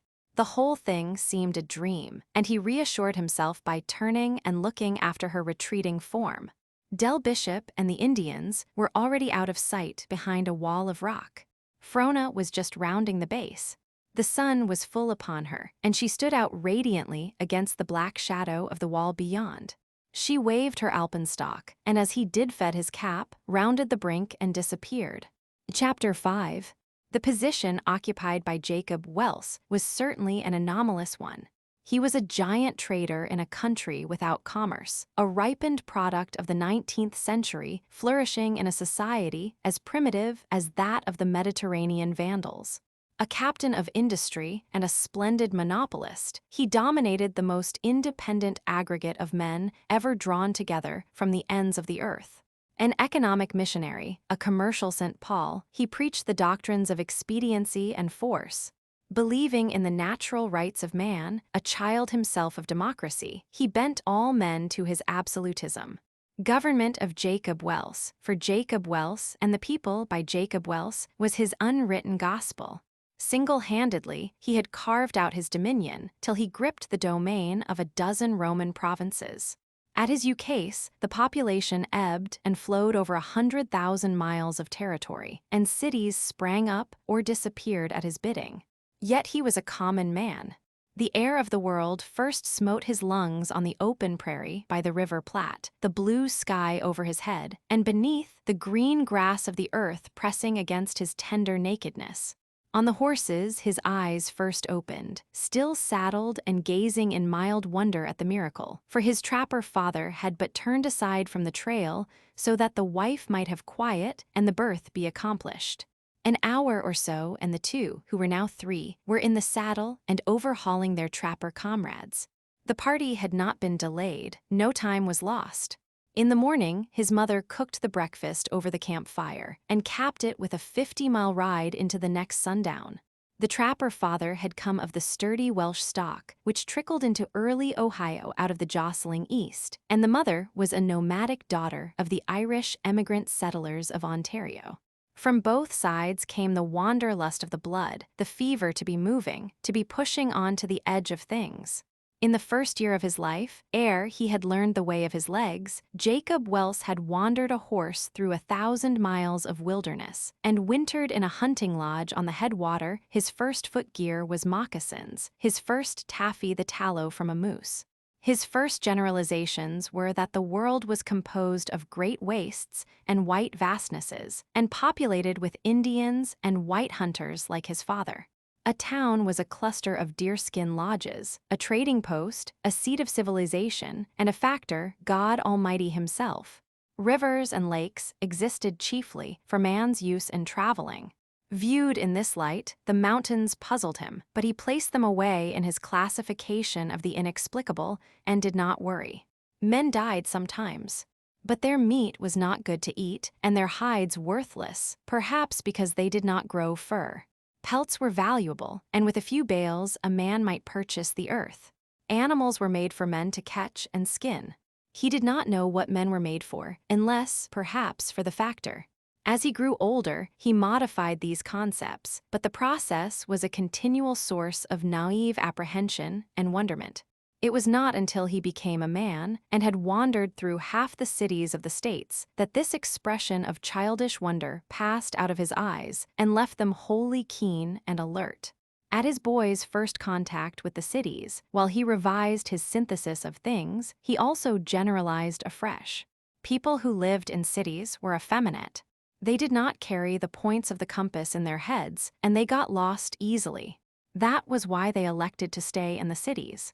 Because they might catch cold, and because they were afraid of the dark, they slept under shelters and locked their doors at night. The women were soft and pretty, but they could not lift a snowshoe far in a day's journey. Everybody talked too much. That was why they lied, and were unable to work greatly with their hands. Finally, there was a new human force called bluff. A man who made a bluff must be dead sure of it, or else be prepared to back it up. Bluff is a very good thing when exercised with discretion. Later, though living his life mainly in the woods and mountains, he came to know that the cities were not all bad, that a man might live in a city and still be a man. Accustomed to do battle with natural forces, he was attracted by the commercial battle with social forces. The masters of marts and exchanges dazzled but did not blind him, and he studied them and strove to grasp the secrets of their strength. And further, in token that some good did come out of Nazareth, in the full tide of manhood, he took to himself a citibrid woman. But he still yearned for the edge of things, and the leaven in his blood worked till they went away, and above the Daya beach, on the rim of the forest, built the big log trading post. And here, in the mellow of time, he got a proper focus on things and unified the phenomena of society precisely as he had already unified the phenomena of nature. There was naught in one which could not be expressed in terms of the other. The same principles underlaid both, the same truths were manifest in both. Competition was the secret of creation. Battle was the law and the way of progress. The world was made for the strong, and only the strong inherited it, and through it all there ran an eternal equity. To be honest was to be strong. To sin was to weaken. To bluff an honest man was to be dishonest. To bluff a bluffer was to smite with the steel of justice. The primitive strength was in the arm, the modern strength in the brain. Though it had shifted ground, the struggle was the same old struggle. As of old time, men still fought for the mastery of the earth and the delights thereof. But the sword had given way to the ledger, the mail-clad baron to the soft-garbed industrial lord, and the center of imperial political power to the seat of commercial exchanges. The modern will had destroyed the ancient brute. The stubborn earth yielded only to force. Brain is greater than body. The man with the brain could best conquer primitive things. He did not have much education, as education goes. To the 3 years his mother taught him by campfire and candlelight, he had added a somewhat miscellaneous book knowledge, but he was not burdened with what he had gathered. Yet he read the facts of life understandingly, and the sobriety which comes from the soil was his, and the clear earth vision. And so it came about that Jacob Welse crossed over the Chilkoot in an early day and disappeared into the vast unknown. A year later, he emerged at the Russian missions clustered about the mouth of the Yukon on Bering Sea. He had journeyed down a river 3,000 miles long. He had seen things and dreamed a great dream. But he held his tongue and went to work, and one day the defiant whistle of a crazy sternwheel tub saluted the midnight sun on the dank river stretch by Fort Yukon. It was a magnificent adventure. How he achieved it only Jacob Welse can tell, but with the impossible to begin with, plus the impossible, he added steamer to steamer and heaped enterprise upon enterprise. Along many 1,000 miles of river and tributary, he built trading posts and warehouses. He forced the white man's axe into the hands of the Aborigines, and in every village and between the villages rose the cords of 4-foot firewood for his boilers. On an island in Bering Sea, where the river and the ocean meet, he established a great distributing station, and on the North Pacific he put big ocean steamships. While in his offices in Seattle and San Francisco, it took clerks by the score men drifted into the land. Hitherto famine had driven them out, but Jacob Welse was there now, and his grub stores, so they wintered in the frost and groped in the frozen muck for gold. He encouraged them, grub-staked them, carried them on the books of the company. His steamers dragged them up the Koyukuk in the old days of Arctic City. Wherever pay was struck, he built a warehouse and a store. The town followed. He explored, he speculated, he developed. Tireless, indomitable with the steel glitter in his dark eyes, he was everywhere at once, doing all things. In the opening up of a new river he was in the van, and at the tail end also, hurrying forward the grub. On the outside, he fought trade combinations, made alliances with the corporations of the earth, and forced discriminating tariffs from the great carriers. On the inside, he sold flour, blankets, and tobacco, built sawmills, staked town sites, and sought properties in copper, iron, and coal, and that the miners should be well equipped, ransacked the lands of the Arctic even as far as Sib. He bore the country on his shoulders, saw its needs, did its work. Every ounce of its dust passed through his hands, every postcard and letter of credit. He did its banking and exchange, carried and distributed its mails. He frowned upon competition, frightened out predatory capital, bluffed militant syndicates, and when they would not, backed his bluff and broke them. And for all, yet found time and place to remember his motherless girl, and to love her, and to fit her for the position he had made. Chapter 6. So I think, Captain, you will agree that we must exaggerate the seriousness of the situation. Jacob Welse helped his visitor into his fur greatcoat and went on. Not that it is not serious, but that it may not become more serious. Both you and I have handled famines before. We must frighten them, and frighten them now before it is too late. Take 5,000 men out of Dawson, and there will be grub to last.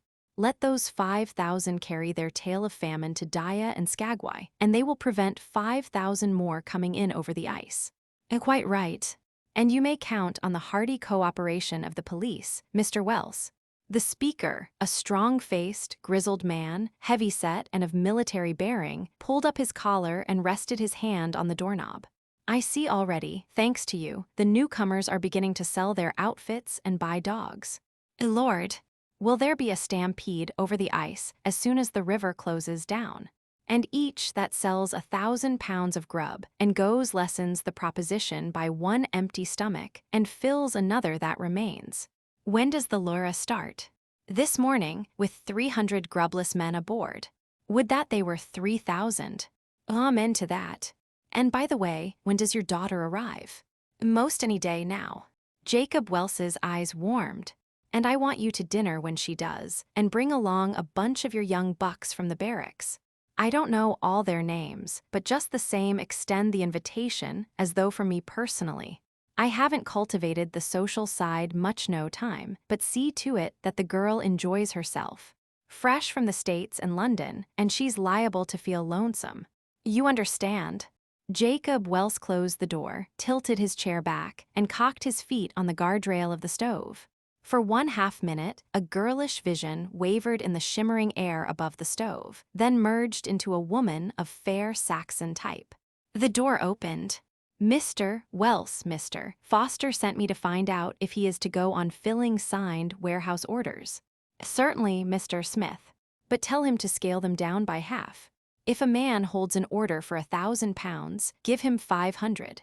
He lighted a cigar and tilted back again in his chair.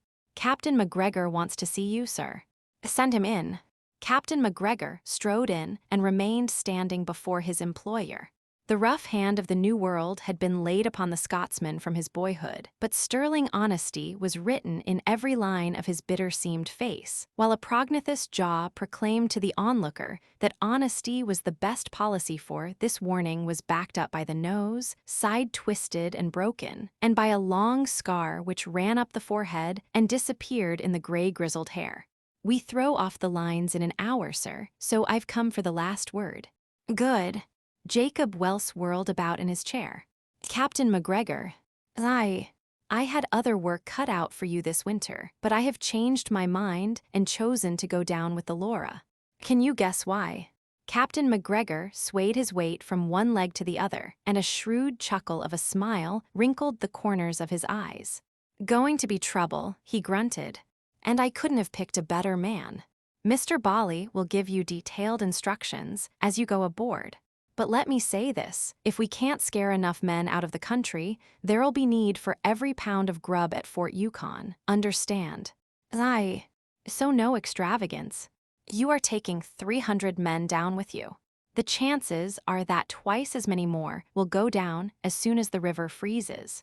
You'll have 1,000 to feed through the winter. Put them on rations, working rations, and see if they work. Cordwood, $6 per cord, and piled on the bank where steamers can make a landing. No work, no rations. Understand? 1,000 men can get ugly if they are idle. They can get ugly anyway. Watch out they don't rush the caches. If they do your duties." The other nodded grimly. His hands gripped unconsciously, while the scar on his forehead took on a livid hue. "There are 5 steamers in the ice. Make them safe against the spring breakup. But first transfer all their cargoes to one big cache. You can defend it better and make the cache impregnable. Send a messenger down to Fort Burr, asking Mr. Cartier for 3 of his men. He doesn't need them. Nothing much is happening at Circle City. Stop in on the way down and take half of Mr. Birdwell's men. You'll need them. There'll be gunfighters in plenty to deal with. Be stiff. Keep things in check from the start. Remember, the man who shoots first comes off with the whole hide. And keep a constant eye on the grub." "And in the 4590s, Captain McGregor rumbled back as he passed out the door. "John Melton, Mr. Melton, sir. Can he see you?" "See here, Welse, what does this mean?" John Melton followed wrathfully on the heels of the clerk, and he almost walked over him as he flourished a paper before the head of the company. "Read that. What does it stand for?" Jacob Welse glanced over it and looked up coolly. 1,000 pounds of grub. "That's what I say, but that fellow you've got in the warehouse says no 500's all it's good for." He spoke the truth. "But it stands for 1,000 pounds, but in the warehouse it is only good for 500, thrusting the receipt again into the other's line of vision. "Yes. Then what are you going to do about it?" "Give you 500. What are you going to do about it?" "Refuse to take it." "Very good. There is no further discussion." "Yes, there is. I propose to have no further dealings with you. I'm rich enough to freight my own stuff in over the passes, and I will next year. Our business stops right now and for all time. It's a good thing I don't have to be a good thing. Cannot object to that. You have $300,000 in dust deposited with me. Go to Mr. Atcheler and draw it at once." The man fumed impotently up and down. "Can't I get that other 500? Great God, man. I've paid for it. You don't intend me to starve. Look here, Melton." Jacob Welse paused to knock the ash from his cigar. "At this very moment, what are you working for? What are you trying to get?" 1,000 pounds of grub. "For your own stomach." The Bonanzo King nodded his head. "Just so." The lines showed more sharply on Jacob Welse's forehead. You are working for your own stomach. I am working for the stomachs of 20,000. But you filled Tim McCready's 1,000 pounds yesterday all right. The scale down did not go into effect until today. But why am I the one to get it in the neck hard? Why didn't you come yesterday and Tim McCready today? Melton's face went blank, and Jacob Welse answered his own question with shrugging shoulders. That's the way it stands, Melton. No favoritism. If you hold me responsible for Tim McCready, I shall hold you responsible for not coming. Better we both throw it upon Providence. You went through the 40-mile famine. You are a white man. A Bonanzo property, or a block of Bonanzo properties, does not entitle you to a pound more than the oldest penniless sourdough or the newest baby born. Trust me, as long as I have a pound of grub you shall not starve. Stiffen up. Shake hands. Put a smile on your face and make the best of it. Still savage of spirit, though rapidly toning down, the king shook hands and flung out of the room. Before the door could close on his heels, a lucid-jointed Yankee shambled in, thrust a moccasined foot to the side and hooked a chair under him, and sat down.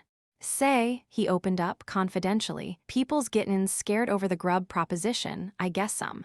Hello, Dave, that you, pose so. But as I was saying, there'll be a lively stampede from the outside, soon as the river freezes. I think so. Zun hai. Then I'm glad to hear it. It's what the country needs. Going to join them. Not in 1,000 years. Dave Harney threw his head back with smug complacency. Freighted my truck up to the mine yesterday. Went a bit too soon about it either. But say, what happened to the sugar? Had it all on the last sled, and just where the trail turns off the Klondike into Bonanzo, what does that sled do but break through the ice? I never seen the beat of it, the last sled of all, and all the sugar. So I just thought I'd drop in today and get 100 pounds or so. White or brown, I ain't particular. Jacob Welse shook his head and smiled, but Harney hitched his chair closer. The clerk of yours said he didn't know, and, as there wa'n't any call to pester him, I said I'd just drop round and see you. I don't care what it's worth. Make it 100 even, that'll do me handy. Say, he went on easily, noting the decidedly negative poise of the other's head. I've got a tolerable sweet tooth, I have. Recollect the taffy I made over on Preacher Creek that time. I declare, how time does fly. That was all 6 years ago if it's a day. Morn. That surely. 7 by the Jim Cracky. But as I was sayin', I'd rather do without my plug of star than sugar. What about that sugar? Got my dogs outside. Better go round to the warehouse and get it, eh? Pretty good idea. But he saw the no shaping on Jacob Welse's lips and hurried on before it could be uttered. Now I don't want to hog it. Wouldn't do that for the world. So if you're short, I can put up with 75. He studied the other's face, and I might do with 50.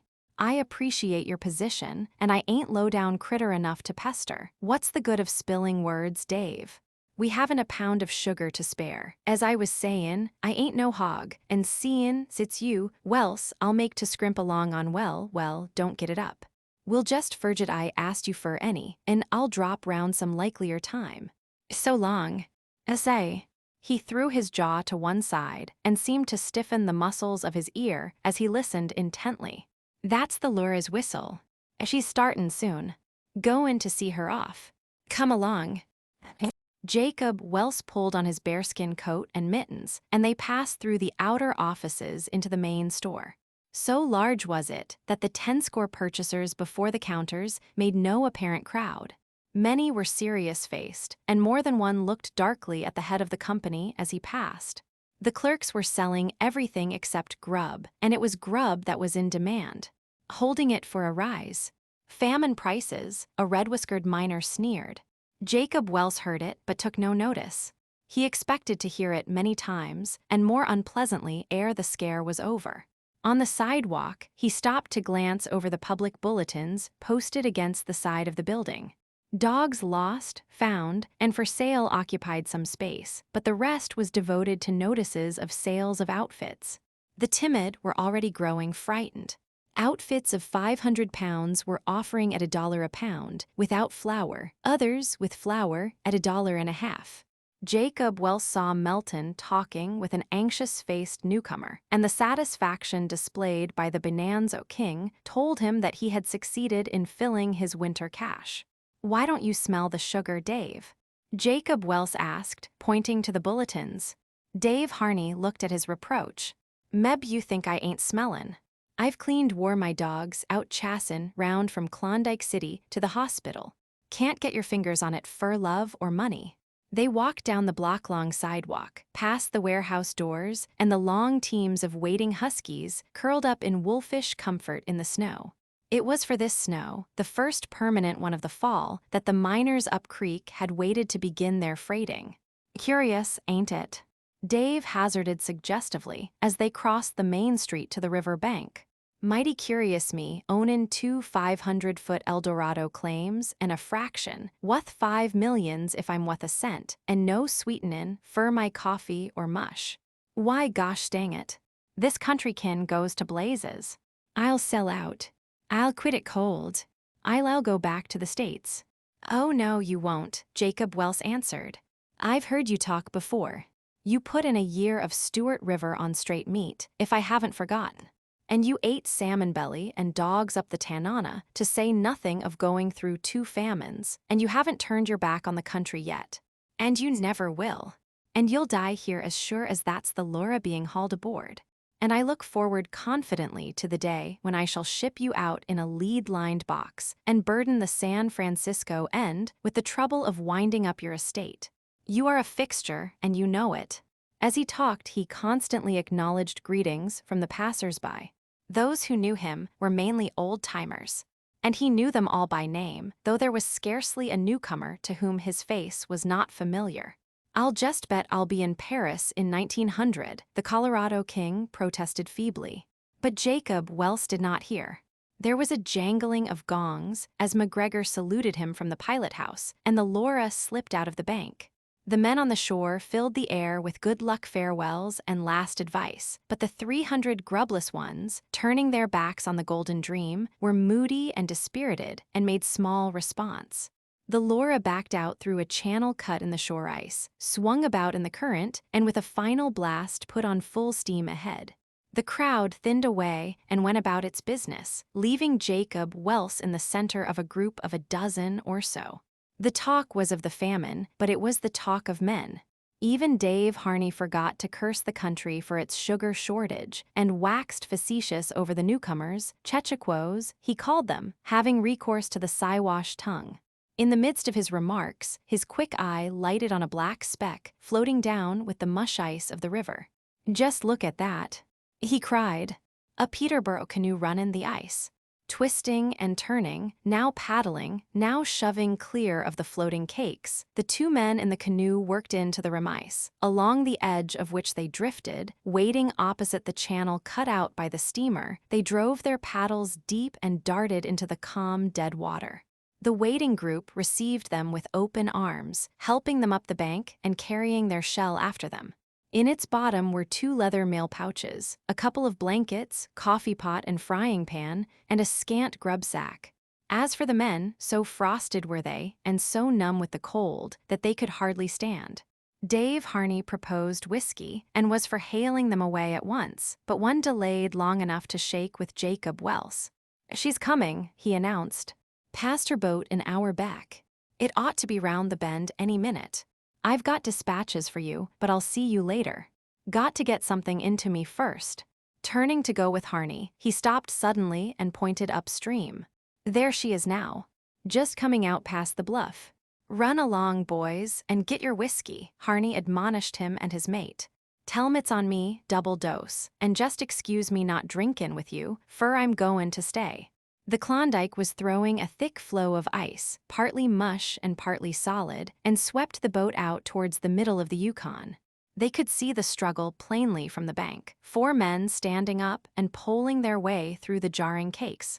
A Yukon stove aboard was sending up a trailing pillar of blue smoke, and, as the boat drew closer, they could see a woman in the stern working the long steering sweep. At sight of this, there was a snap and sparkle in Jacob Welse's eyes. It was the first omen, and it was good, he thought. She was still a Welse, a struggler and a fighter. The years of her culture had not weakened her. Though tasting of the fruits of the first removed from the soil, she was not afraid of the soil. She could return to it gleefully and naturally. So he mused till the boat drove in, ice-rimed and battered, against the edge of the remise. The one white man aboard sprang out, painter in hand, to slow it down and work into the channel.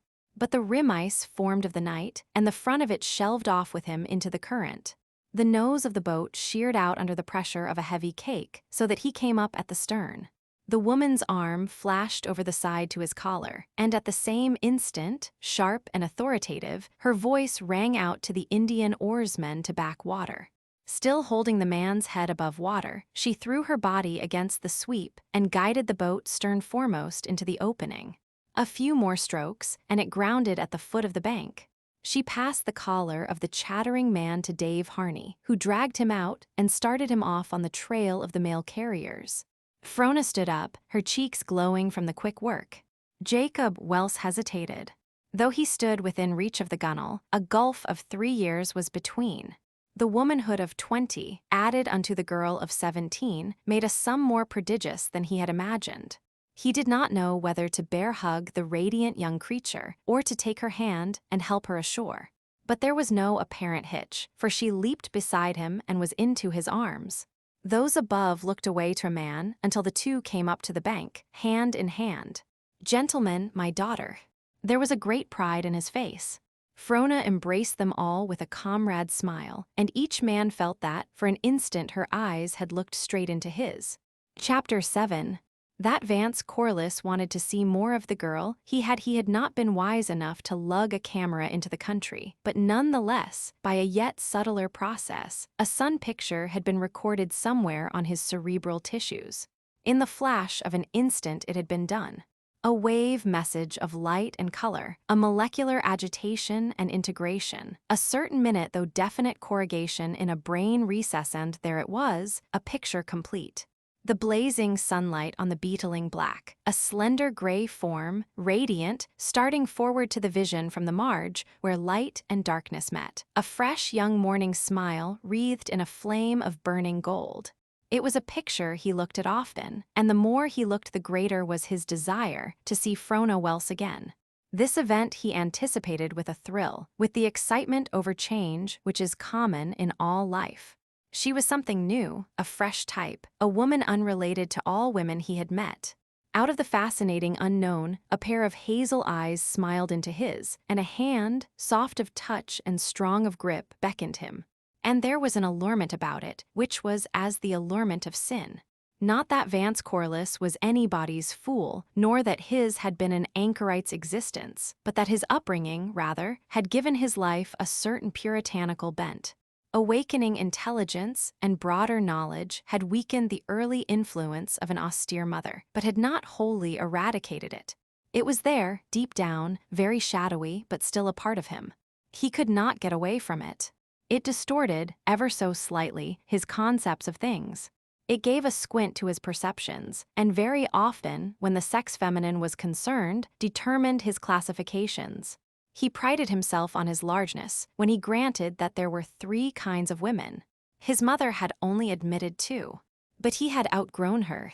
It was incontestable that there were 3 kinds, the good, the bad, and the partly good and partly bad. That the last usually went bad, he believed firmly. In its very nature, such a condition could not be permanent. It was the intermediary stage, marking the passage from high to low, from best to worst. All of which might have been true, even as he saw it, but with definitions for premises, conclusions cannot fail to be dogmatic. What is good and bad? There it was. That was where his mother whispered with dead lips to him. Nor alone his mother, but divers conventional generations, even back to the sturdy ancestor who first uplifted from the soil and looked down. For Vance Corliss was many times removed from the red earth, and, though he did not know it, there was a clamor within him for a return lest he perish. Not that he pigeonholed Frona according to his inherited definitions. He refused to classify her at all. He did not dare. He preferred to pass judgment later, when he had gathered more data. And there was the allurement, the gathering of the data, the great critical point where purity reaches dreamy hands towards pitch and refuses to call it pitch-till defiled. No, Vance Corliss was not a cad. And since purity is merely a relative term, he was not pure. That there was no pitch under his nails was not because he had manicured diligently, but because it had not been his luck to run across any pitch. He was not good because he chose to be, because evil was repellent, but because he had not had opportunity to become evil. But from this, on the other hand, it is not to be argued that he would have gone bad had he had a chance. He was a product of the sheltered life. All his days had been lived in a sanitary dwelling. The plumbing was excellent. The air he had breathed had been mostly ozone, artificially manufactured. He had been sunbathed in balmy weather and brought in out of the wet when it rained. And when he reached the age of choice, he had been too fully occupied to deviate from the straight path, along which his mother had taught him to creep and toddle, and along which he now proceeded to walk upright, without thought of what lay on either side. Vitality cannot be used over again. If it is expended on one thing, there is none left for the other thing. And so with Vance Corliss. Scholarly lectures and healthy exercises during his college days had consumed all the energy his normal digestion extracted from a wholesome, omnivorous diet. When he did discover a bit of surplus energy, he worked it off in the society of his mother and of the conventional minds and prim teas she surrounded herself with. Result, a very nice young man, of whom no maid's mother need ever be in trepidation, a very strong young man, whose substance had not been wasted in riotous living, a very learned young man, with a Freiburg mining engineer's diploma. Now his greatest virtue lay in this. He had not become hardened in the mold baked by his several forbears, and into which he had been pressed by his mother's hands. Some atavism had been at work in the making of him, and he had reverted to that ancestor who was sturdily uplifted. But so far this portion of his heritage had lain dormant. He simply remained adjusted to a stable environment. There had been no call upon the adaptability which was his. But whensoever the call came, being so constituted, it was manifest that he should adapt, should adjust himself to the unwanted pressure of new conditions. The maxim of the rolling stone may be all true, but notwithstanding, in the scheme of life, the inability to become fixed is excellence par excellence. Though he did not know it, this inability was Vance Corliss' most splendid possession. But to return. He looked forward with great sober glee to meeting Frona Welse, and in the meanwhile consulted often the sun picture he carried of her. Though he went over the pass and down the lakes and river with a push of money behind him, London syndicates are never niggardly in such matters. Frona beat him into Dawson by a fortnight. While on his part money in the end overcame obstacles, on hers the name of Welse was a talisman greater than treasure. After his arrival, a couple of weeks were consumed in buying a cabin, presenting his letters of introduction, and settling down. But all things come in the fullness of time, and so, one night after the river closed, he pointed his moccasins in the direction of Jacob Welse's house. Mr. Scoville, the Gold Commissioner's wife, gave him the honor of her company. Corliss wanted to rub his eyes. Steam heating apparatus in the Klondike. But the next instant, he passed out of the hall through the heavy portieres and stood inside the drawing-room. And it was a drawing-room. His moose-hide moccasins sank luxuriantly into the deep carpet, and his eyes were caught by a Turner sunrise on the opposite wall. And there were other paintings and things in bronze. 2 Dutch fireplaces were roaring full of huge backlogs of spruce. There was a piano, and somebody was singing. Frona sprang from the stool and came forward, greeting him with both hands. He had thought his sun picture perfect, but this fire picture, this young creature with the flush and warmth of ringing life, quite eclipsed it. It was a whirling moment, as he held her 2 hands in his hand, one of those moments when an incomprehensible orgasm quickens the blood and dizzies the brain. Though the first syllables came to him faintly, Mr. Scoville's voice brought him back to himself. "So," she cried. "You know him?" And Frona answered, "Yes, we met on the Dia Trail, and those who meet on the Dia Trail can never forget." "How romantic." The Gold Commissioner's wife clapped her hands. Though fat and 40 and phlegmatic of temperament, between exclamations and hand clappings, her waking existence was mostly explosive. Her husband secretly averred that did God himself deign to meet her face to face, she would smite together her chubby hands and cry out, "How romantic!" "How did it happen?" she continued. "He didn't rescue you from a cliff, or that sort of thing, did he?" "Do say that he did." "And you never said a word about it, Mr. Corliss." "Do tell me. I'm just dying to know." "Oh, nothing like that," he hastened to answer. "Nothing much." "Aye, that is we." He felt a sinking as Frona interrupted. There was no telling what this remarkable girl might say. "He gave me his hospitality, that was all," she said. "And I can vouch for his fried potatoes, while for his coffee, it is excellent when one is very hungry." "Ingrate," he managed to articulate, and thereby to gain a smile, ere he was introduced to a cleanly built lieutenant of the mounted police, who stood by the fireplace discussing the grub proposition with a dapper little man very much out of place, in a white, thanks to the particular niche in society into which he happened to be born. Corliss drifted about easily from group to group, and was much envied therefore by Del Bishop, who sat stiffly in the first chair he had dropped into. He had just dropped in to see Frona and say, "Howdy," as he expressed it, and had unwittingly found himself in company. Corliss, having terminated a buzz with a Miss Mortimer on the decadence of the French symbolists, encountered Del Bishop. But the pocket miner remembered him at once from the one glimpse he had caught of Corliss standing by his tent door in happy camp. Was Almighty obliged to him for his night's hospitality to Miss Frona, seeing, as he'd been side-tracked down the line, that any kindness to her was a kindness to him, and that he'd remember it, by God, as hoped it hadn't put him out. Miss Frona said that bedding was scarce, but it wasn't a cold night, more blowy than crisp, so he reckoned there couldn't be much shiverin'.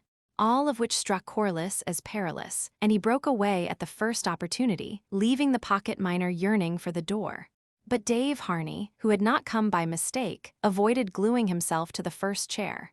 Being an El Dorado king, he had felt it incumbent to assume the position in society to which his numerous millions entitled him, and though unused all his days to social amenities other than the out-hanging latch string and the general pot, he had succeeded to his own satisfaction as quick to take a cue. He circulated with an aplomb which his striking garments and long shambling gait only heightened, and talked choppy and disconnected fragments with whomsoever he ran up against. The Miss Mortimer, who spoke Parisian French, took him aback with her symbolists, but he evened matters up with a good measure of the bastard lingo of the Canadian voyageurs, and left her gasping and meditating, but she was not unduly favored, for with everybody he adroitly turned the conversation to grub, and then led up to the eternal proposition. Sugar or bust, he would conclude gaily each time and wander on to the next. But he put the capstone on his social success by asking Frona to sing the touching ditty, "I left my happy home for you." This was something beyond her, though she had him hum over the opening bars so that she could furnish the accompaniment.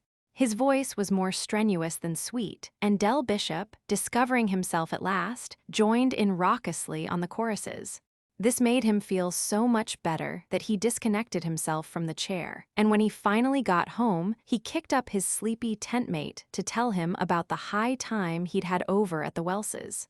Mr. Scoville tittered and thought it all so unique, and she thought it so unique several times more when the lieutenant of mounted police and a couple of compatriots roared "Rule Britannia" and "God Save the Queen," and the then Big Alec Beaubien, the Circle City king, demanded the Marseillaise, and the company broke up chanting "Die whacked A.M. Rhine" to the frosty night. "Don't come on these nights," Frona whispered to Corliss at parting. "We haven't spoken 3 words, and I know we shall be good friends. Did Dave Harney succeed in getting any sugar out of you?" They mingled their laughter, and Corliss went home under the aurora borealis, striving to reduce his impressions to some kind of order. Chapter 8. And why should I not be proud of my race? Franco's cheeks were flushed and her eyes sparkling. They had both been harking back to childhood, and she had been telling Corliss of her mother, whom she faintly remembered. Fair and flaxen-haired, typically Saxon, was the likeness she had drawn, filled out largely with knowledge gained from her father and from old Andy of the Dia Post. The discussion had then turned upon the race in general, and Frona had said things in the heat of enthusiasm which affected the more conservative mind of Corliss as dangerous and not solidly based on fact. He deemed himself too large for race egotism and insular prejudice, and had seen fit to laugh at her immature convictions. It's a common characteristic of all peoples, he proceeded, to consider themselves superior races, a naive, natural egoism, very healthy and very good, but nonetheless manifestly untrue. The Jews conceived themselves to be God's chosen people, and they still so conceive themselves, and because of it they have left a deep mark down the page of history, she interrupted. But time has not proved the stability of their conceptions. And you must also view the other side. A superior people must look upon all others as inferior people. This comes home to you. To be a Roman were greater than to be a king, and when the Romans rubbed against your savage ancestors in the German forests, they elevated their brows and said, "An inferior people, barbarians." But we are here now. We are, and the Romans are not. The test is over. So far we have stood the test. The signs are favorable that we shall continue to stand it. We are the best fitted. Egotism. But wait. Put it to the test. As she spoke, her hand flew out impulsively to his. At the touch his heart pulsed upward. There was a rush of blood and a tightening across the temples. Ridiculous, but delightful, he thought. At this rate, he could argue with her the night through. The test, she repeated, withdrawing her hand without embarrassment. We are a race of doers and fighters, of globe encirclers and zone conquerors. We toil and struggle, and stand by the toil and struggle, no matter how hopeless it may be. While we are persistent and resistant, we are so made that we fit ourselves to the most diverse conditions. Will the Indian, the Negro, or the Mongol ever conquer the Teuton? Surely not. The Indian has persistence without variability. If he does not modify, he dies. If he does try to modify, he dies anyway. The Negro has adaptability, but he is servile and must be led. As for the Chinese, they are permanent. All that the other races are not, the Anglo-Saxon, or Teuton if you please, is. All that the other races have not, the Teuton has. What race is to rise up and overwhelm us? Ah, you forget the Slav, Corliss suggested slyly. The Slav, her face fell. True, the slave. The only striping in this world of young men and gray beards. But he is still in the future, and in the future the decision rests. In the meantime we prepare. If may be we shall have such a start that we shall prevent him growing. You know, because he was better skilled in chemistry, knew how to manufacture gunpowder, that the Spanish destroyed the Aztecs. May not we, who are possessing ourselves of the world and its resources, and gathering to ourselves all its knowledge, may not we nip the Slav air? He grows a thatch to his lip. Vance Corliss shook his head noncommittally and laughed. Though, I know I become absurd and grow overwarm, she exclaimed. But after all, one reason that we are the salt of the earth is because we have the courage to say so. And I am sure your warmth spreads, he responded. See, I'm beginning to glow myself. We are not gods, but nature's chosen people, we Angles and Saxons and Normans and Vikings, and the earth is our heritage. Let us arise and go forth. Now you are laughing at me, and besides, we have already gone forth. Why have you fared into the north, if not to lay hands on the race legacy? She turned her head at the sound of approaching footsteps and cried, I appeal to you, Captain Alexander. I summon you to bear witness.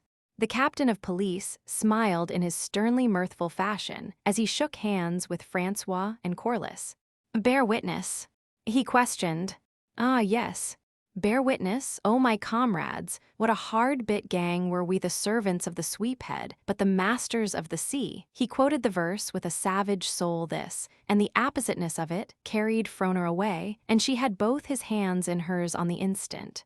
Corliss was aware of an inward wince at the action. It was uncomfortable. He did not like to see her so promiscuous, with those warm, strong hands of hers. Did she so favor all men who delighted her by word or deed? He did not mind her fingers closing around his, but somehow it seemed wanton when shared with the next comer. By the time he had thought thus far, Frona had explained the topic under discussion, and Captain Alexander was testifying. I don't know much about your Slav and other kin, except that they are good workers and strong, but I do know that the white man is the greatest and best breed in the world. Take the Indian, for instance. The white man comes along and beats him at all his games, outworks him, outroughs him, outfishes him, outhunts him. As far back as their myths go, the Alaskan Indians have packed on their backs. But the gold rushers, as soon as they had learned the tricks of the trade, packed greater loads and packed them farther than did the Indians. Why, last May, the Queen's birthday, we had sports on the river. In the 1, 2, 3, 4, and 5 men canoe races, we beat the Indians right and left. Yet they had been born to the paddle, and most of us had never seen a canoe until man-grown. But why is it? Corliss queried. I do not know why. I only know that it is. I simply bear witness. I do know that we do what they cannot do, and what they can do, we do better. Frona nodded her head triumphantly at Corliss. Come, acknowledge your defeat, so that we may go in to dinner. Defeat for the time being, at least. The concrete facts of paddles and packstraps quite overcome your dogmatics. I thought so. More time. All the time in the world. But let us go in. We'll see what my father thinks of it, Mr. Keller. A symposium on Anglo-Saxon supremacy. Frost and enervation are mutually repellent. The Northland gives a keenness and zest to the blood, which cannot be obtained in warmer climes. Naturally so, then, the friendship which sprang up between Corliss and Frona was anything but languid. They met often under her father's roof tree and went many places together. Each found a pleasurable attraction in the other, and a satisfaction which the things they were not in accord with could not mar. Franco liked the man because he was a man. In her wildest flights, she could never imagine linking herself with any man, no matter how exalted spiritually, who was not a man physically. It was a delight to her and a joy to look upon the strong males of her kind, with bodies comely in the sight of God, and muscles swelling with the promise of deeds and work. Man to her was preeminently a fighter. She believed in natural selection and in sexual selection, and was certain that if man had thereby become possessed of faculties and functions, they were for him to use and could but tend to his good. And likewise with instincts. If she felt drawn to any person or thing, it was good for her to be so drawn, good for herself. If she felt impelled to joy in a well-built frame and well-shaped muscle, why should she restrain? Why should she not love the body, and without shame? The history of the race, and of all races, sealed her choice with approval. Down all time, the weak and effeminate males had vanished from the world stage. Only the strong could inherit the earth. She had been born of the strong, and she chose to cast her lot with the strong. Yet of all creatures, she was the last to be deaf and blind to the things of the spirit. But the things of the spirit, she demanded, should be likewise strong. No halting, no stuttered utterance, tremulous waiting, minor wailing. The mind and the soul must be as quick and definite and certain as the body. Nor was the spirit made alone for immortal dreaming. Like the flesh, it must strive and toil. It must be work-day as well as idle day. She could understand a weakling singing sweetly and even greatly, and in so far she could love him for his sweetness and greatness, but her love would have fuller measure were he strong of body as well. She believed she was just. She gave the flesh its due and the spirit its due, but she had over and above her own choice, her own individual ideal. She liked to see the two go hand in hand. Prophecy and dyspepsia did not affect her as a felicitous admixture. A splendid savage and a weak-kneed poet. She could admire the one for his brawn and the other for his song, but she would prefer that they had been made one in the beginning as to Vance Corliss. First and most necessary of all, there was that physiological affinity between them that made the touch of his hand a pleasure to her. Though souls may rush together, if body cannot endure body, happiness is reared on sand, and the structure will be ever unstable and tottery. Next, Corliss had the physical potency of the hero, without the grossness of the brute. His muscular development was more qualitative than quantitative, and it is the qualitative development which gives rise to beauty of form. A giant need not be proportioned in the mold, nor should a thew be symmetrical to be massive. And finally, none the less necessary, but still finally Vance Corliss was neither spiritually dead nor decadent.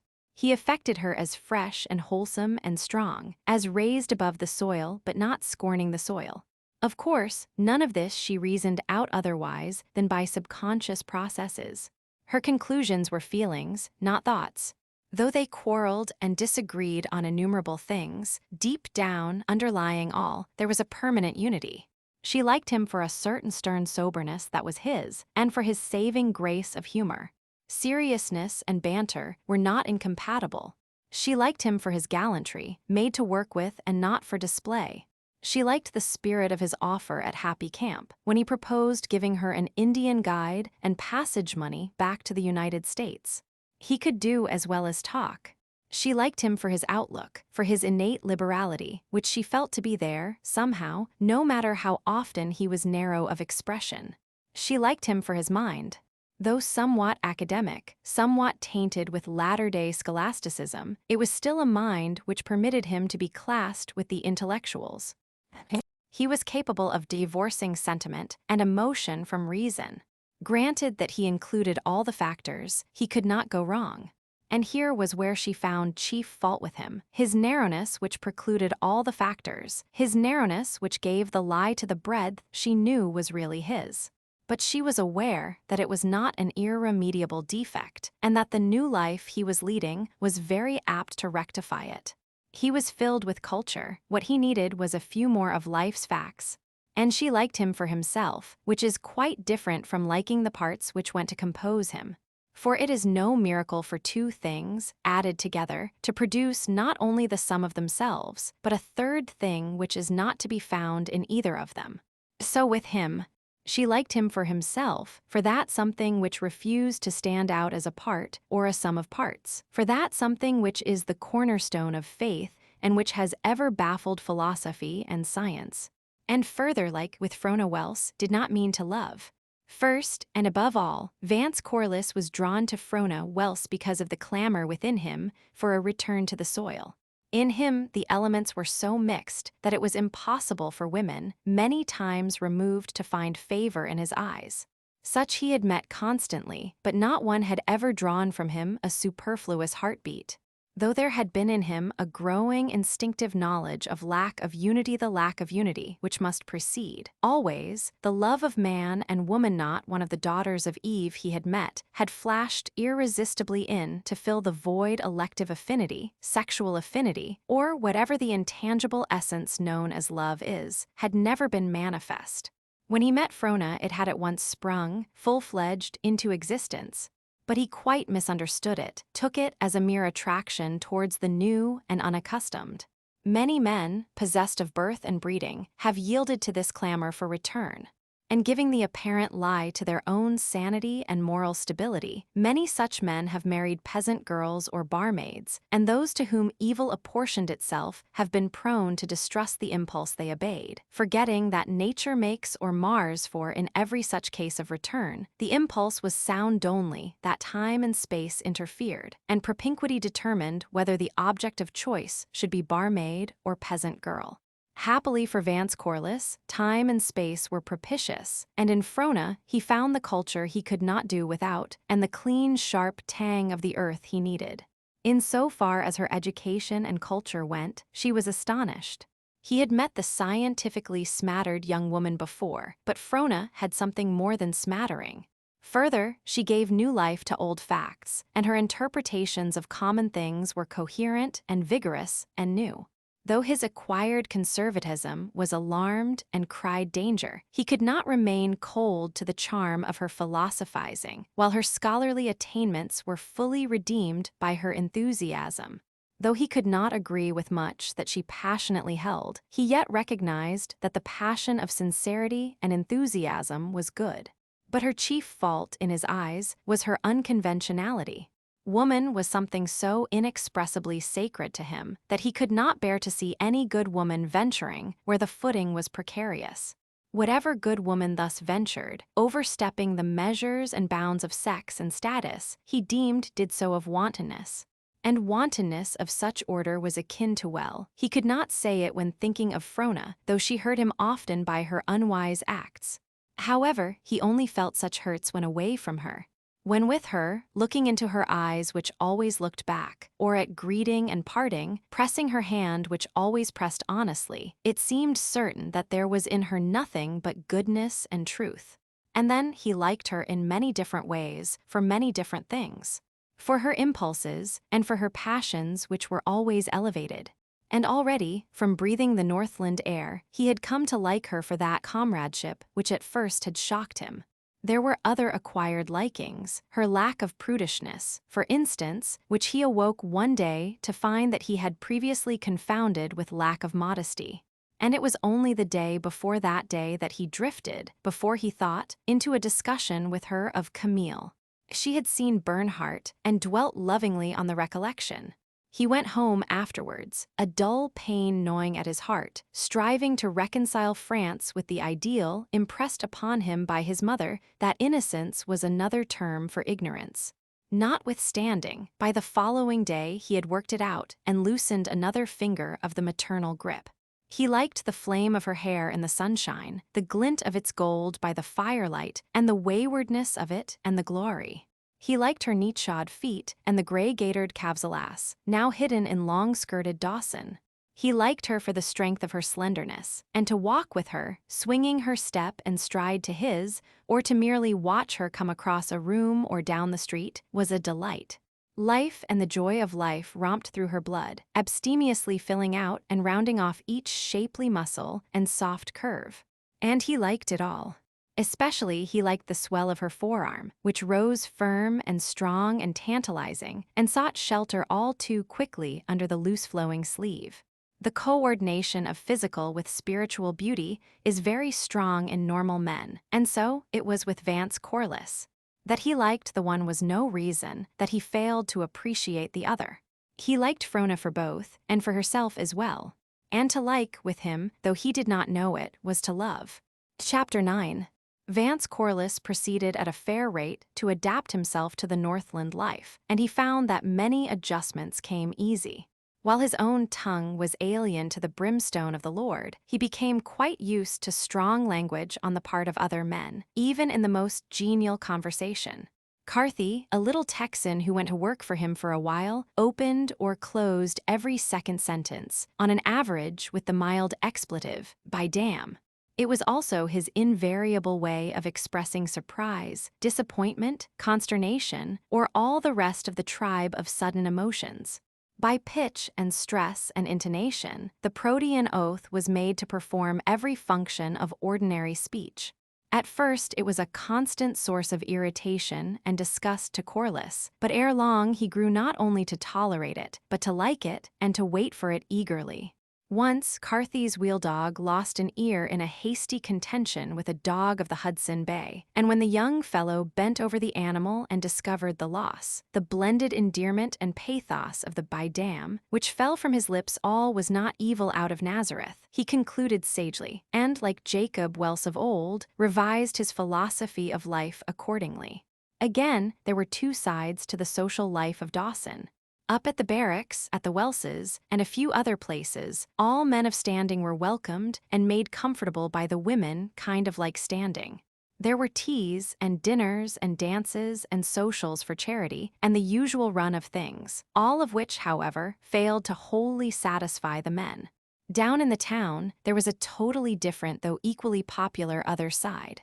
As the country was too young for club life, the masculine portion of the community expressed its masculinity by herding together in the saloons the ministers, and missionaries being the only exceptions to this mode of expression. Business appointments and deals were made and consummated in the saloons, enterprises projected, shops talked, the latest news discussed, and a general good fellowship maintained. Their all life rubbed shoulders, and kings and dog drivers, old-timers and chechaquos met on a common level. And it so happened, probably because sawmills and house space were scarce, that the saloons accommodated the gambling tables and the polished dance-house floors. And here, because he needed to bend to custom, Corliss's adaptation went on rapidly. And as Carthy, who appreciated him, soliloquized, "The best of it is he likes it damn well by damn." But any adjustment must have its painful periods, and while Corliss's general change went on smoothly, in the particular case of Frona it was different. She had a code of her own, quite unlike that of the community, and perhaps believed women might do things at which even the saloon-inhabiting males would be shocked. And because of this, she and Corliss had their first disagreeable disagreement. Frona loved to run with the dogs through the biting frost, cheeks tingling, blood bounding, body thrust forward, and limbs rising and falling ceaselessly to the pace. And one November day, with the first cold snap on and the spirit thermometer frigidly marking 65 below, she got out the sled, harnessed her team of huskies, and flew down the river trail. As soon as she cleared the town, she was off and running. And in such manner, running and riding by turns, she swept through the Indian village below the bluffs, made an 8-mile circle up Mooseyhide Creek and back, crossed the river on the ice, and several hours later came flying up the west bank of the she was aiming to tap and return by the trail for the woodsolds which crossed thereabouts. But a mile away from it, she ran into the soft snow and brought the winded dogs to a walk. Along the rim of the river and under the frown of the overhanging cliffs, she directed the path she was breaking. Here and there, she made detours to avoid the outjutting talus, and at other times followed the ice in against the precipitous walls and hugged them closely around the abrupt bends. And so, at the head of her huskies, she came suddenly upon a woman sitting in the snow and gazing across the river at smoke-canopied Dawson. She had been crying, and this was sufficient to prevent Frona's scrutiny from wandering farther. A tear, turned to a globule of ice, rested on her cheek, and her eyes were dim and moist. There was an expression of hopeless, fathomless woe. "Though," Frona cried, stopping the dogs and coming up to her. "You are hurt. Can I help you?" She queried, though the stranger shook her head. "But you mustn't sit there. It is nearly 70 below, and you'll freeze in a few minutes. Your cheeks are bitten already." She rubbed the afflicted parts vigorously with a mitten of snow, and then looked down on the warm, returning glow. "I beg pardon." The woman rose somewhat stiffly to her feet. "And I thank you, but I am perfectly warm, you see," settling the fur cape more closely about her with a snuggling movement, "and I had just sat down for the moment." Frona noted that she was very beautiful, and her woman's eye rove, and in view of all this, and of the fact that the face was unfamiliar, she felt an instinctive desire to shrink back. "And I haven't hurt myself," the woman went on. "Just a mood, that was all, looking out over the dreary, endless white." "Yes," Frona replied, mastering herself, "I can understand. There must be much sadness in such a landscape, only it never comes that way to me. The somberness and the sternness of it appeal to me, but not the sadness. And that is because the lines of our lives have been laid in different places," the other ventured, reflectively. "It is not what the landscape is, but what we are. If we were not, the landscape would remain, but without human significance. That is what we invest with. Truth is within ourselves. It takes no rise from outward things, whatever you may believe." Frona's eyes brightened, and she went on to complete the passage. "There is an inmost center in us all, where truth abides in fullness and around. And how does it go? I have forgotten. Wall upon wall, the gross flesh hems it in," the woman ceased abruptly, her voice trilling off into silvery laughter, with a certain bitter reckless ring to it which made Frona inwardly shiver. She moved as though to go back to her dogs, but the woman's hand went out in a familiar gesture, twin to Frona's own, which went at once to Frona's heart. "Stay a moment," she said, with an undertone of pleading in the words, "and talk with me. It is long since I have met a woman." She paused, while her tongue wandered for the word. Who could quote Paracelsus? "You are, I know you. You see you are Jacob Welse's daughter, Frona Welse, I believe." Frona nodded her identity, hesitated, and looked at the woman with secret intentness. She was conscious of a great and pardonable curiosity, of a frank outreaching for fuller knowledge. This creature so like, so different, old as the oldest race, and young as the last rose-tinted babe, flung far as the farthermost fires of men, and eternal as humanity itself were they unlike, this woman and she. Her five senses told her not. By every law of life they were no. Only by the fast-drawn lines of social caste and social wisdom were they not the same. So she thought, even as for one searching moment she studied the other's face. And in the situation, she found an uplifting awfulness, such as comes when the veil is thrust aside and one gazes on the mysteriousness of deity. She remembered, her feet take hold of hell, her house is the way to the grave, going down to the chamber of death, and in the same instant strong upon her was the vision of the familiar gesture with which the woman's hand had gone out in mute appeal, and she looked aside. She gave an involuntary, half-nervous shiver, though she said, naturally enough, "Come, let us walk on and get the blood moving again. I had no idea it was so cold until I stood still." She turned to the dogs. "Mush on, King. You Sandy." "Mush." And back again to the woman. "I am quite chilled, and as for you, you must be quite warm, of course. You have been running, and your clothes are wet against you, while I have kept up the needful circulation and no more. I saw you when you leaped off the sled below the hospital and vanished down the river like a Diana in the snow. How I envied you. You must enjoy it." "Oh, I do," Franco answered simply. "I was raised with the dogs. It savors the Greek." Frona did not reply, and they walked on in silence. Yet Frona wished, though she dared not dare, that she could give her tongue free rein, and from out of the other's bitter knowledge, for her own soul's sake and sanity, draw the pregnant human generalizations which she must possess. And over her welled a wave of pity and distress, and she felt discomfort, for she knew not what to say or how to voice her heart. And when the other's speech broke forth, she hailed it with great relief. "Tell me," the woman demanded, half eagerly, half masterly, "tell me about yourself. You are new to the inside. Where were you before you came in? Tell me." So the difficulty was solved, in a way, and Frona talked on about herself, with a successfully feigned girlhood innocence, as though she did not appreciate the other or understand her ill-concealed yearning for that which she might not have, but which, there is the trail you are trying to connect with. They had rounded the last of the cliffs, and Frona's companion pointed ahead to where the walls receded and wrinkled to a gorge, out of which the sleds drew the firewood across the river to town. "I shall leave you there," she concluded. "But are you not going back to Dawson?" Frona queried. "It is growing late, and you had better not linger." "No, her painful hesitancy brought Frona to a realization of her own thoughtlessness. But she had made the step, and she knew she could not retrace it. "We will go back together," she said bravely. "And in candid all knowledge of the other, I do not mind."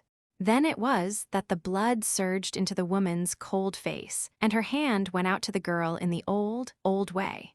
No, I beg of you," she stammered. "I beg of you. I prefer to continue my walk a little farther. See, someone is coming now." By this time they had reached the wood trail, and Frona's face was flaming as the others had flamed. A light sled, dogs alope and swinging down out of the gorge, was just upon them. A man was running with the team, and he waved his hand to the two women. "Advance," Franco exclaimed as he threw his lead dogs in the snow and brought the sled to a halt. "What are you doing over here? Is the syndicate bent upon cornering the firewood?" "No, we're not so bad as that." His face was full of smiling happiness at the meeting as he shook hands with her. "But Carthy is leaving me going prospecting somewhere around the North Pole, I believe, and I came across to look up Del Bishop, if he'll serve." He turned his head to glance expectantly at her companion, and she saw the smile go out of his face and anger come in. Frona was helplessly aware that she had no grip over the situation, and, though a rebellion at the cruelty and injustice of it was smoldering somewhere deep down, she could only watch the swift culmination of the little tragedy. The woman met his gaze with a half-shrinking, as from an impending blow, and with a softness of expression which entreated pity. But he regarded her long and coldly, then deliberately turned his back. As he did this, Frona noted her face go tired and gray, and the hardness and recklessness of her laughter were there painted in harsh tones, and a bitter devil rose up and lurked in her eyes. It was evident that the same bitter devil rushed hotly to her tongue. But it chanced just then that she glanced at Frona, and all expressions were brushed from her face to save the infinite tiredness. She smiled wistfully at the girl, and without a word turned and went down the trail. And without a word Frona sprang upon her sled and was off. The way was wide, and Corliss swung in his dogs abreast of hers. The smoldering rebellion flared up, and she seemed to gather to herself some of the woman's recklessness. "You brute." The words left her mouth, sharp, clear-cut, breaking the silence like the lash of a whip. The unexpectedness of it and the savagery took Corliss aback. He did not know what to do or say. "Oh, you coward. You coward." Frona listened to me, but she cut him off. "No, do not speak. You have nothing to say. You have behaved abominably. I am disappointed in you. It is horrible, horrible. Yes, it was horrible, horrible that she should walk with you, have speech with you, be seen with you. Not until the sun excludes you do I exclude you," she flung back at him. "But there is a fitness of things, fitness." She turned upon him and loosed her wrath. "If she is unfit, are you fit? May you cast the first stone, with that smugly sanctimonious air of yours. You shall not talk to me in this fashion. I'll not have it." He clutched at her sled, and even in the midst of her anger, she noticed it with a little thrill of pleasure. "You shall not. You coward." He reached out as though to lay hands upon her, and she raised her coiled whip to strike. But to his credit, he never flinched. His white face calmly waited to receive the blow. Then she deflected the stroke, and the long lash hissed out and fell among the dogs. Swinging the whip briskly, she rose to her knees on the sled and called frantically to the animals. Hers was the better team, and she shot rapidly away from Corliss. She wished to get away, not so much from him as from herself, and she encouraged the huskies into wilder and wilder speed. She took the steep riverbank in her full career and dashed like a whirlwind through the town and home. Never in her life had she been in such a condition, never had she experienced such terrible anger. And not only was she ashamed, but she was frightened and afraid of herself. Chapter 10. The next morning Corliss was knocked out of a late bed by Bash, one of Jacob Welse's Indians.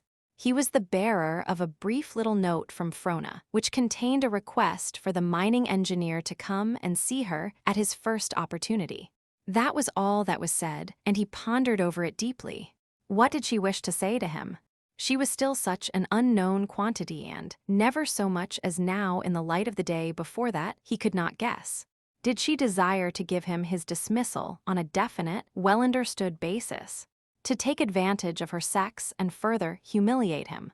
To tell him what she thought of him in coolly considered, cold-measured terms? Or was she penitently striving to make amends for the unmerited harshness she had dealt him? There was neither contrition nor anger in the note, no clue, nothing save a formally worded desire to see him. So it was in a rather unsettled and curious frame of mind that he walked in upon her as the last hour of the morning drew to a close. He was neither on his dignity nor off, his attitude being strictly non-committal against the moment she should disclose hers. But without beating about the bush, in that way of hers which he had come already to admire, she at once showed her colors and came frankly forward to him. The first glimpse of her face told him, the first feel of her hand, before she had said a word, told him that all was well. "I am glad you have come," she began. "I could not be at peace with myself until I had seen you and told you how sorry I am for yesterday and how deeply ashamed There. It's not so bad as all that."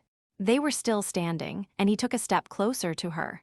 "I assure you I appreciate your side of it, and though, looking at it theoretically, it was the highest conduct, demanding the fullest meed of praise, still, in all frankness, there is much yes, much to deplore, and unhappily, we cannot leave the social standpoint out of our reckoning. But so far as I may speak for myself, you have done nothing to feel sorry for or be ashamed of." "It is kind of you," she cried graciously. "Only it is not true, and you know it is not true. You know that you acted for the best. You know that I hurt you, insulted you. You know that I behaved like a fishwife, and you do know that I disgusted you. No. He raised his hand, as though to ward off the blows she dealt herself. "But yes, and I have all the reason in the world to be ashamed. I can only say this in defense. The woman had affected me deeply, so deeply that I was close to weeping. Then you came on the scene, you know what you did, and the sorrow for her bred and indignation against you. And well, I worked myself into a nervous condition such as I had never experienced in my life. It was hysteria, I suppose. Anyway, I was not myself. We were neither of us ourselves. Now you are untrue.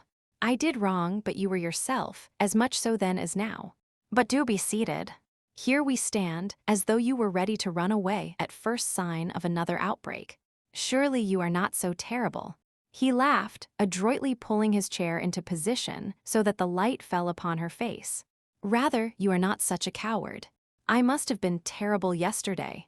I almost struck you. And you were certainly brave when the whip hung over you.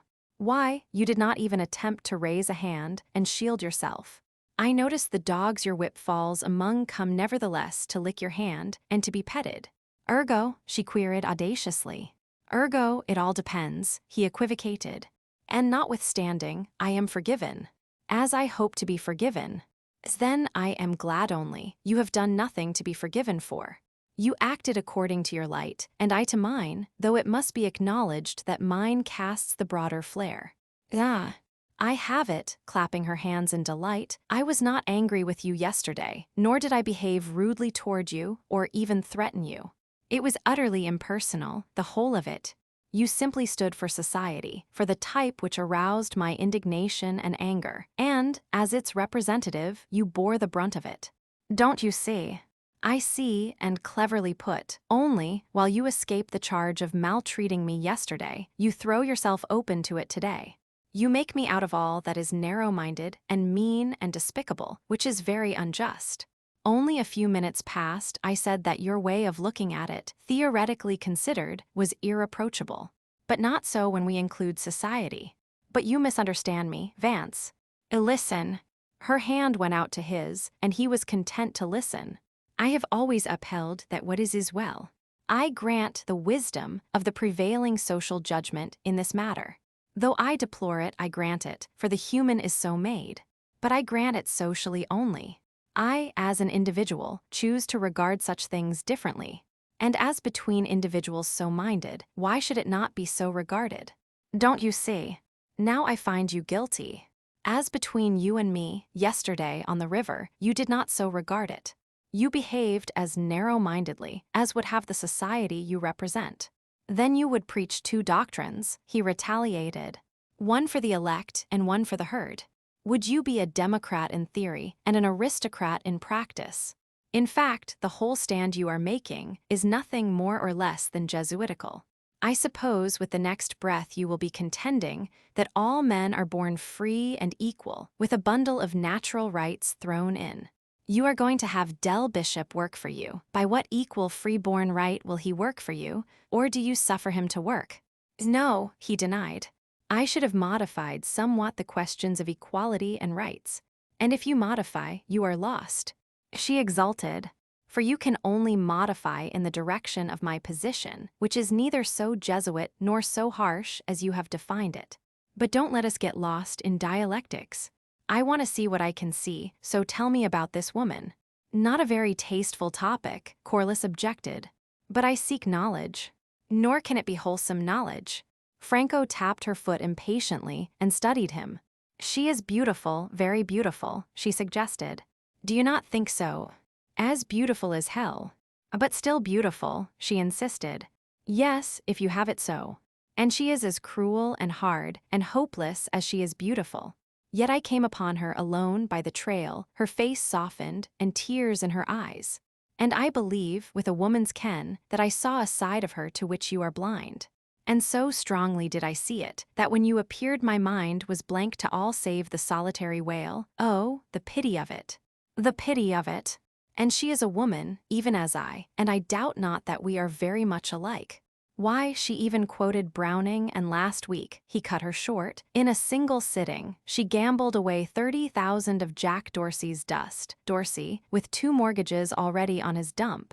They found him in the snow next morning, with 1 chamber empty in his revolver. Frona made no reply, but, walking over to the candle, deliberately thrust her finger into the flame. Then she held it up to Corliss that he might see the outraged skin, red and angry. And so I point to the parable. The fire is very good, but I misuse it, and I am punished. You forget, he objected. The fire works in blind obedience to natural law. Lucille is a free agent. That which she has chosen to do, that she has done. Nay, it is you who forget, for just as surely Dorsey was a free agent. But you said Lucille. Is that her name? I wish I knew her better. Corliss winced. Don't. You hurt me when you say such things. And why, pray? Because, yes. Because I honor women highly. Frona, you have always made a stand for frankness, and I can now take advantage of it. It hurts me because of the honor in which I hold you, because I cannot bear to see taint approach you. Why, when I saw you and that woman together on the trail, you cannot understand what I suffered. Taint. There was a tightening about her lips which he did not notice, and a just perceptible luster of victory lighted her eyes. Yes, taint contamination, he reiterated. There are some things which are not well for a good woman to understand. One cannot dabble in mud and remain spotless. That opens the field wide. She clasped and unclasped her hands gleefully. You have said that her name was Lucille. You display a knowledge of her. You have given me facts about her. You doubtless retain many which you dare not give. In short, if one cannot dabble and remain spotless, how about you? But I am very good. Because you are a man, you may court contamination. Because I am a woman, I may not. Contaminates, does it not? Then you, what are you here with me? Out upon you. Corliss threw up his hands laughingly. I give in. You are too much for me, with your formal logic. I can only fall back on the higher logic, which you will not recognize. Which is strength. What man wills for woman, that will he have. I take you then on your own ground, she rushed on. What of Lucille? What man has willed that he has had? So you, and all men, have willed since the beginning of time. So poor Dorsey willed. You cannot answer, so let me speak of something that occurs to me concerning that higher logic you call strength. I have seen it before. I recognized it in you, yesterday on the sleds. In me. In you, when you reached out and clutched at me. You could not downplay the primitive passion, and, for that matter, you did not know it was uppermost. But the expression on your face, I imagine, was very like that of a woman-stealing caveman. Another instant, and I am sure you would have laid violent hands upon me. Then I ask your pardon. I did not dream, there you go, spoiling it all. I liked you for it. Don't you remember, I too was a cave woman, brandishing the whip over your head. But I am not done with you yet, sir, double-face, even if you have dropped out of the battle. Her eyes were sparkling mischievously, and the wee laughter creases were forming on her cheek. I purpose to unmask you. As clay in the hands of the potter, he responded meekly. Then you must remember several things. At first, when I was very humble and apologetic, you made it easier for me by saying that you could only condemn my conduct on the ground of being socially unwise. Remember? Corliss nodded. Then, just after you branded me as Jesuit, I turned the conversation to Lucille, saying that I wished to see what I could see. Again he nodded. And just as I expected, I saw. For in only a few minutes you began to talk about taint and contamination and dabbling in mud end, all in relation to me. There are your two propositions, sir. You may only stand on one, and I feel sure that you stand on the last one. Yes, I am right. You do. And you were insincere, confess, when you found my conduct unwise only from the social point of view. I like sincerity. Yes, he began, I was unwittingly insincere. But I did not know it until further analysis, with your help, put me straight. Say what you will, Frona, my conception of woman is such that she should not court defilement. But cannot we be as gods, knowing good and evil? But we are not gods, he shook his head sadly. Only the men are. That is new womanish talk, he frowned. Equal rights, the ballot and all that. Oh, don't. She protested. You won't understand me, you can't. I am no woman's rights creature, and I stand, not for the new woman, but for the new womanhood. Because I am sincere, because I desire to be natural and honest and true, and because I am consistent with myself, you choose to misunderstand it all and lay wrong strictures upon me. I do try to be consistent, and I think I fairly succeed, but you can see neither rhyme nor reason in my consistency.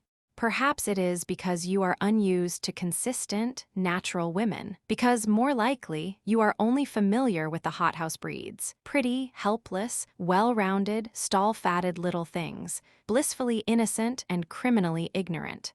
They are not natural or strong, nor can they mother the natural and strong. She stopped abruptly.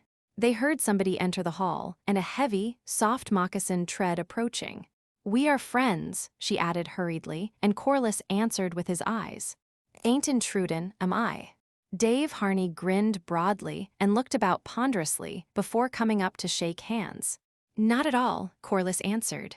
"We've bored each other till we were pining for someone to come along. If you hadn't, we would soon have been quarreling, wouldn't we, Miss Welse?" "I don't think he states the situation fairly," she smiled back. "In fact, we had already begun to quarrel." "You do look a mite flustered," Harney criticized, dropping his lucid-jointed frame all over the pillows of the lounging couch. "How's the famine?" Corliss asked. "Any public relief started yet?" "Won't need any public relief. Miss Frona's old man was too four-handed fer 'em. Scared the daylights out of the critters, I do believe. 3,000 went out over the ice-hitten, the high places, half as many again went down to the caches, and the market loosened some considerable. Just what Welse figured on, everybody speculated on a rise and held all the grub they could lay hands to. That helped scare the shorts, and away they stampeded for saltwater, the whole caboodle, a-talkin' all the dogs with 'em. Essay. He sat up solemnly, cornered dogs. They'll rise suthin, unheard on in the spring when freightin' gets brisk. I've corralled 100 already, and I figure to clear $100 clean on every hide of 'em. Think so. Think so. I guess yes. Between us three, confidential, I'm startin' a couple of lads down into the lower country next week to buy up 500 of the best huskies they kin spot. Think so. I've limbered my jints too long in the land to get caught nappin'." Frona burst out laughing. "But you got pinched on the sugar, Dave." "Oh, I dunno," he responded complacently. "Which reminds me. I've got a newspaper, only 4 weeks old, the Seattle Post-Intelligencer. Has the United States and Spain, not so fast, not so fast."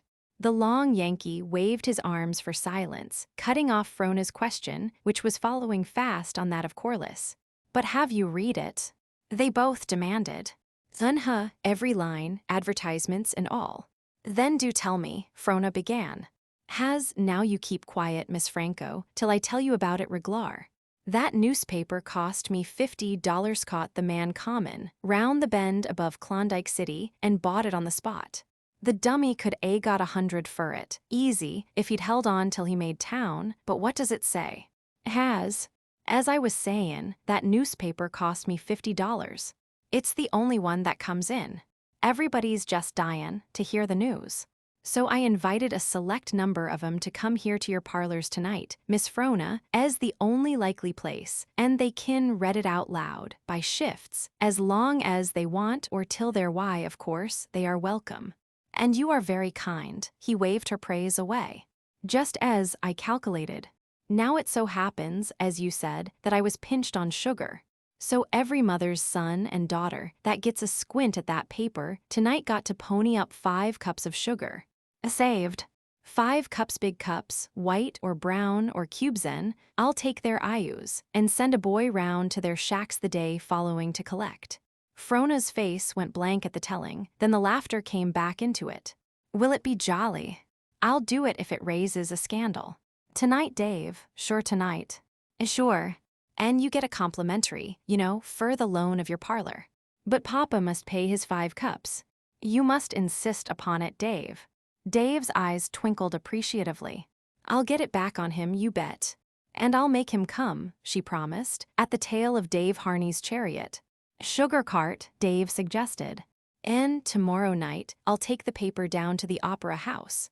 Won't be fresh then, so they kin get in cheap. A couple be about the right thing, I reckon."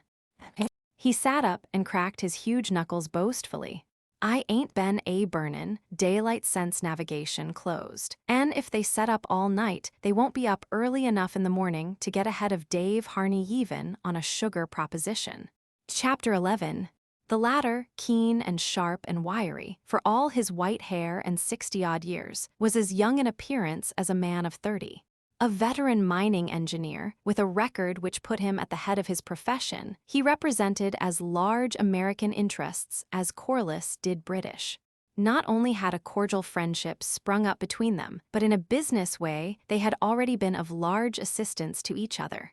And it was well that they should stand together a pair who held in grip and could direct at will the potent capital, which two nations had contributed to the development of the land under the pole. The crowded room was thick with tobacco smoke. 100 men or so, garbed in furs and warm-colored wools, lined the walls and looked on. But the mumble of their general conversation destroyed the spectacular feature of the scene and gave to it the geniality of common comradeship.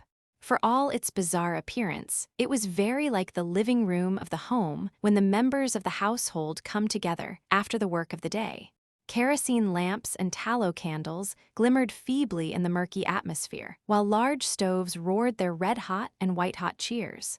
On the floor, a score of couples pulsed rhythmically to the swinging waltz-time music. Starched shirts and frock coats were not.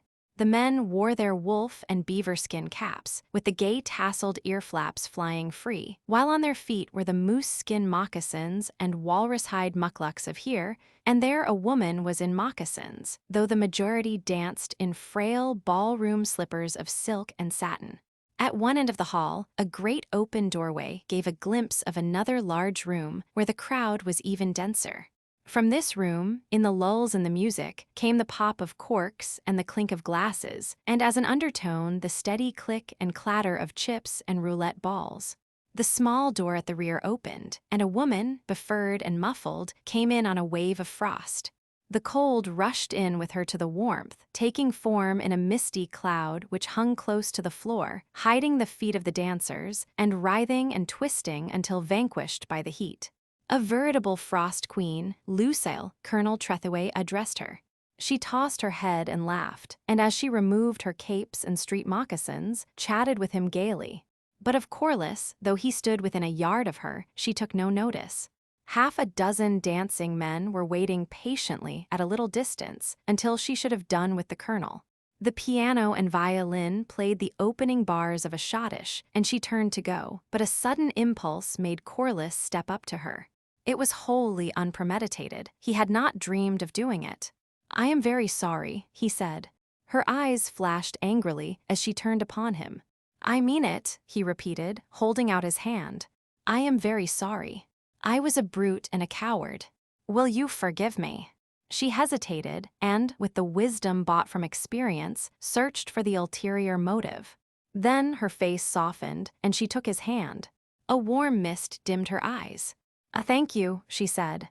But the waiting men had grown impatient, and she was whirled away in the arms of a handsome young fellow, conspicuous in a cap of yellow Siberian wolf skin. Corliss came back to his companion, feeling unaccountably good and marveling at what he had done. "It's a damned shame." The colonel's eye still followed Lucille, and Vance understood. "Corliss, I've lived my 60 and lived them well, and do you know, woman is a greater mystery than ever. Look at them all." He embraced the whole scene with his eyes. Butterflies, bits of light and song and laughter, dancing down the last tail reach of hell. Not only Lucille, but the rest of them. Look at May there, with the brow of a Madonna and the tongue of a gutter devil. And Myrtle, for all the world one of Gainsborough's old English beauties, stepped down from the canvas to riot out the century in Dawson's dance halls. And Laura, there, wouldn't she make a mother? Can't you see the child in the curve of her arm against her breast? They're the best of the boiling. I know a new country always gathers the best, but there's something wrong. Corliss, something wrong. The heats of life have passed with me, and my vision is truer, surer. It seems a new Christ must arise and preach a new salvation, economic or sociologic, in these latter days. It matters not, so long as it is preached. The world needs it. The room was wont to be swept by sudden tides, and notably between the dances, when the revelers ebbed through the great doorway to where corks popped and glasses tinkled.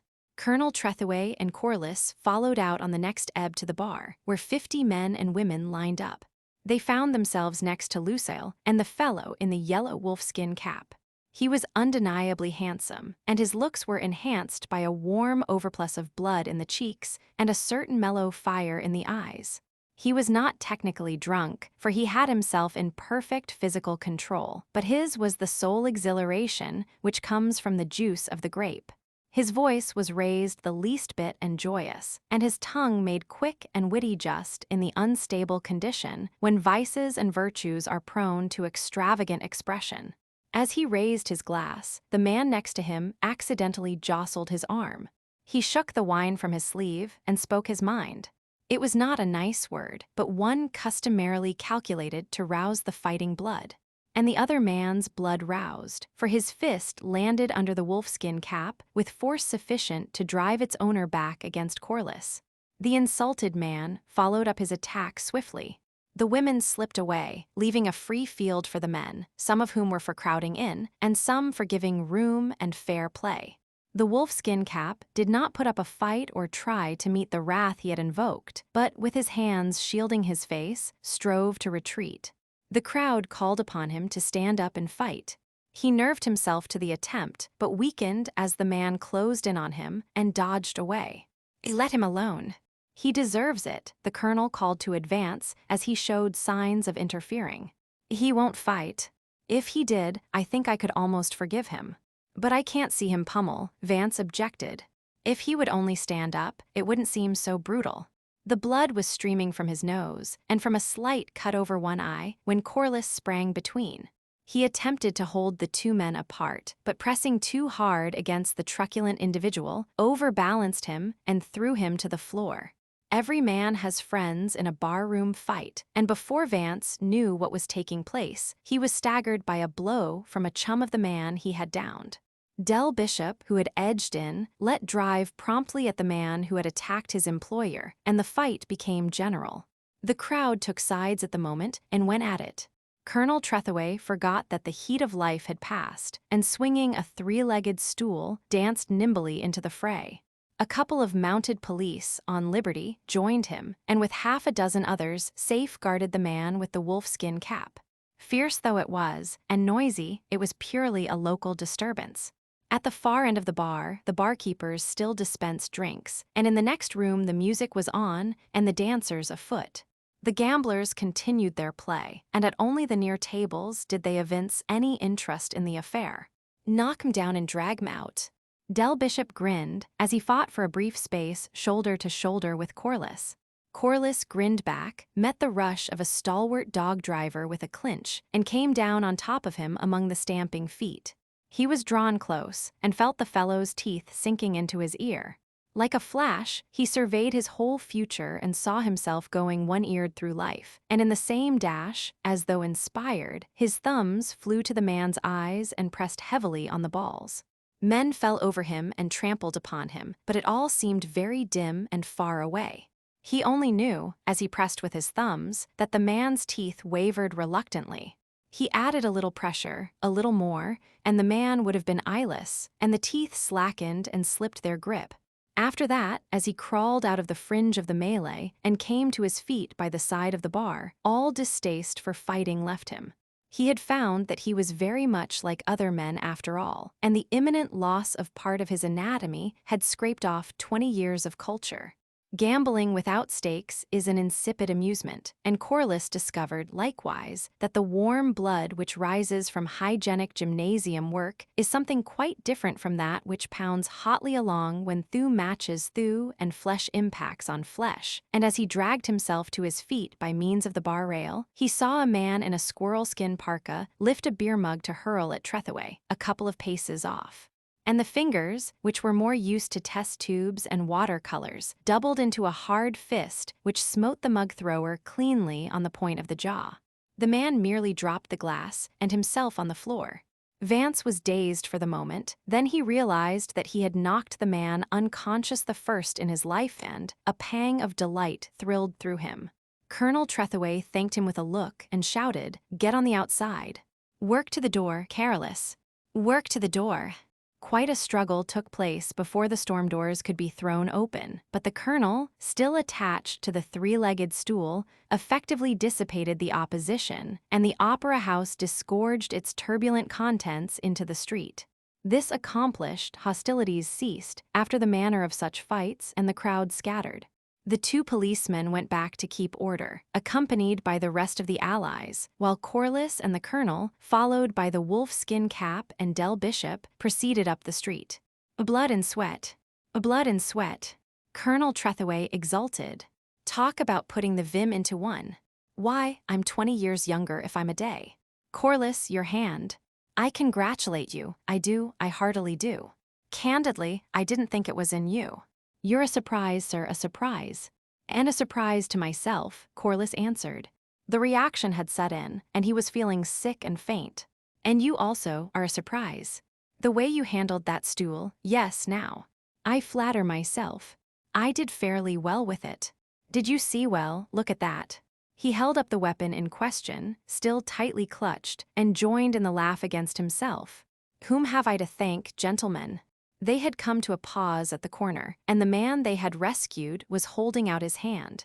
My name is St. Vincent, he went on, and what name? Del Bishop queried with sudden interest. St. Vincent, Gregory St. Vincent Bishop's fist shot out, and Gregory St. Vincent pitched heavily into the snow. The colonel instinctively raised the stool, then helped Corliss to hold the pocket miner back. Are you crazy, man? Advance demanded. The skunk. I wish I'd hit him harder, was the response. Then, oh, that's all right. Let go of me. I won't hit him again. Let go of me, I'm goin' home. Good night. As they helped St. Vincent to his feet, Vance could have sworn he heard the colonel giggling. And he confessed to it later, as he explained, it was so curious and unexpected.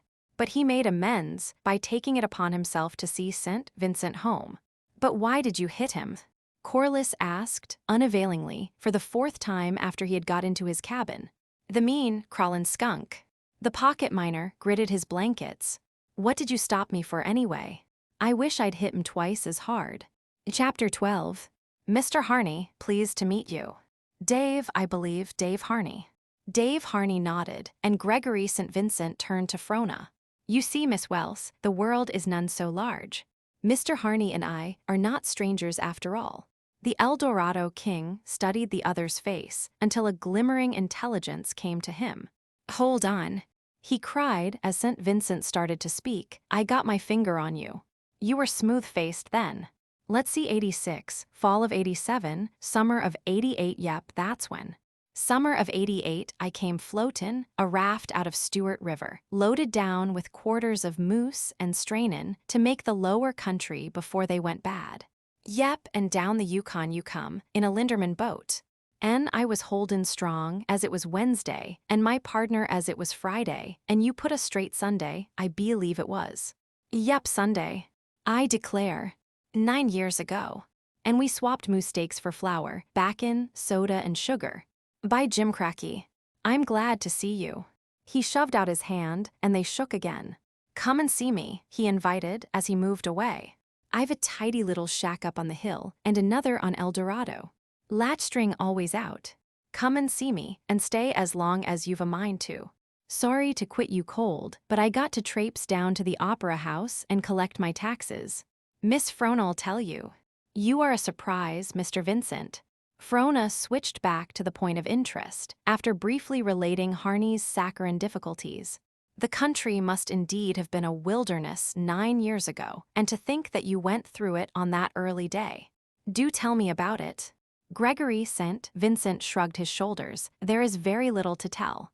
It was an ugly failure, filled with many things that are not nice, and containing nothing of which to be proud. But do tell me, I enjoy such things. They seem closer and truer to life than the ordinary everyday happenings. A failure, as you call it, implies something attempted. What did you attempt? He noted her frank interest with satisfaction. Well, if you will, I can tell you in few words all there is to tell. I took the mad idea into my head of breaking a new path around the world, and in the interest of science and journalism, particularly journalism, I proposed going through Alaska, crossing the Bering Straits on the ice, and journeying to Europe by way of northern Siberia. It was a splendid undertaking, most of it being virgin ground, only I failed. I crossed the straits in good order, but came to grief in eastern Siberia. All because of Tamerlane is the excuse I have grown accustomed to making. Ah, Ulysses. Mrs. Scoville clapped her hands and joined them. A modern Ulysses. How romantic. But not an Othello, Frona replied. His tongue is a sluggard. He leaves one at the most interesting point with an enigmatical reference to a man of a bygone age. You take an unfair advantage of us, Mr. St. Vincent, and we shall be unhappy until you show how Tamerlane brought your journey to an untimely end. He laughed and with an effort put aside his reluctance to speak of his travels. When Tamerlane swept with fire and sword over Eastern Asia, states were disrupted, cities overthrown, and tribes scattered like stardust. In fact, a vast people was hurled broadcast over the land. Fleeing before the mad lust of the conquerors, these refugees swung far into Siberia, circling to the north and east and fringing the rim of the polar basin with a spray of Mongol tribesmen. I not tiring you. Mrs. Scoville exclaimed. It is fascinating. Your method of narration is so vivid. It reminds me of Macaulay. St. Vincent laughed good-naturedly. You know I am a journalist, and he has strongly influenced my style. But I promise you I shall tone down. However, to return, had it not been for these Mongol tribes, I should not have been halted in my travels. Instead of being forced to marry a greasy princess and to become proficient in interclannish warfare and reindeer stealing, I should have traveled easily and peaceably to St. Petersburg. Oh, these heroes. Are they not exasperating, Frona? But what about the reindeer stealing and the greasy princesses? The gold commissioner's wife beamed upon him, and glancing for permission to Frona, he went on. The coast people were Esquimaux stock, merry-natured and happy and inoffensive. They called themselves the Auquilian, or the Seamen. I bought dogs and food from them, and they treated me splendidly.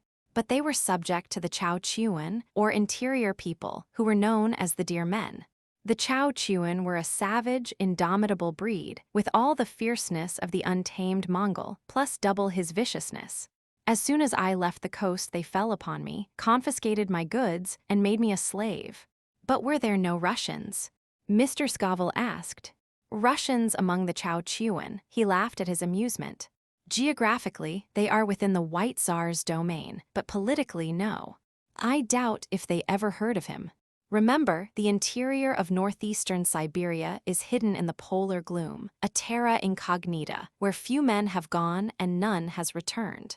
But you, I chance to be the exception. Why I was spared, I do not know. It just so happened. At first I was vilely treated, beaten by the women and children, clothed in vermin-infested mangy furs, and fed on refuse. They were utterly heartless. How I managed to survive is beyond me, but I know that often and often, at first, I meditated on suicide. The only thing that saved me during that period from taking my own life was the fact that I quickly became too stupefied and bestial. What of my suffering and degradation? Half frozen, half starved, undergoing untold misery and hardship, beaten many and many a time into insensibility, I became the sheerest animal. Looking back, much of it seems a dream. There are gaps which my memory cannot fill. I have vague recollections of being lashed to a sled and dragged from camp to camp and tribe to tribe. Carted about for exhibition purposes, I suppose, much as we do lions and elephants and wild men. How far I journeyed up and down that bleak region I cannot guess, though it must have been several thousand miles. I do know that when consciousness returned to me and I really became myself again, I was fully 1,000 miles to the west of the point where I was captured. It was springtime, and out of a forgotten past, it seemed I suddenly opened my eyes. A reindeer thong was about my waist and fastened to the tail end of a sled. This thong I clutched with both hands, like an organ grinder's monkey, for the flesh of my body was raw and in great sores from where the thong had cut in.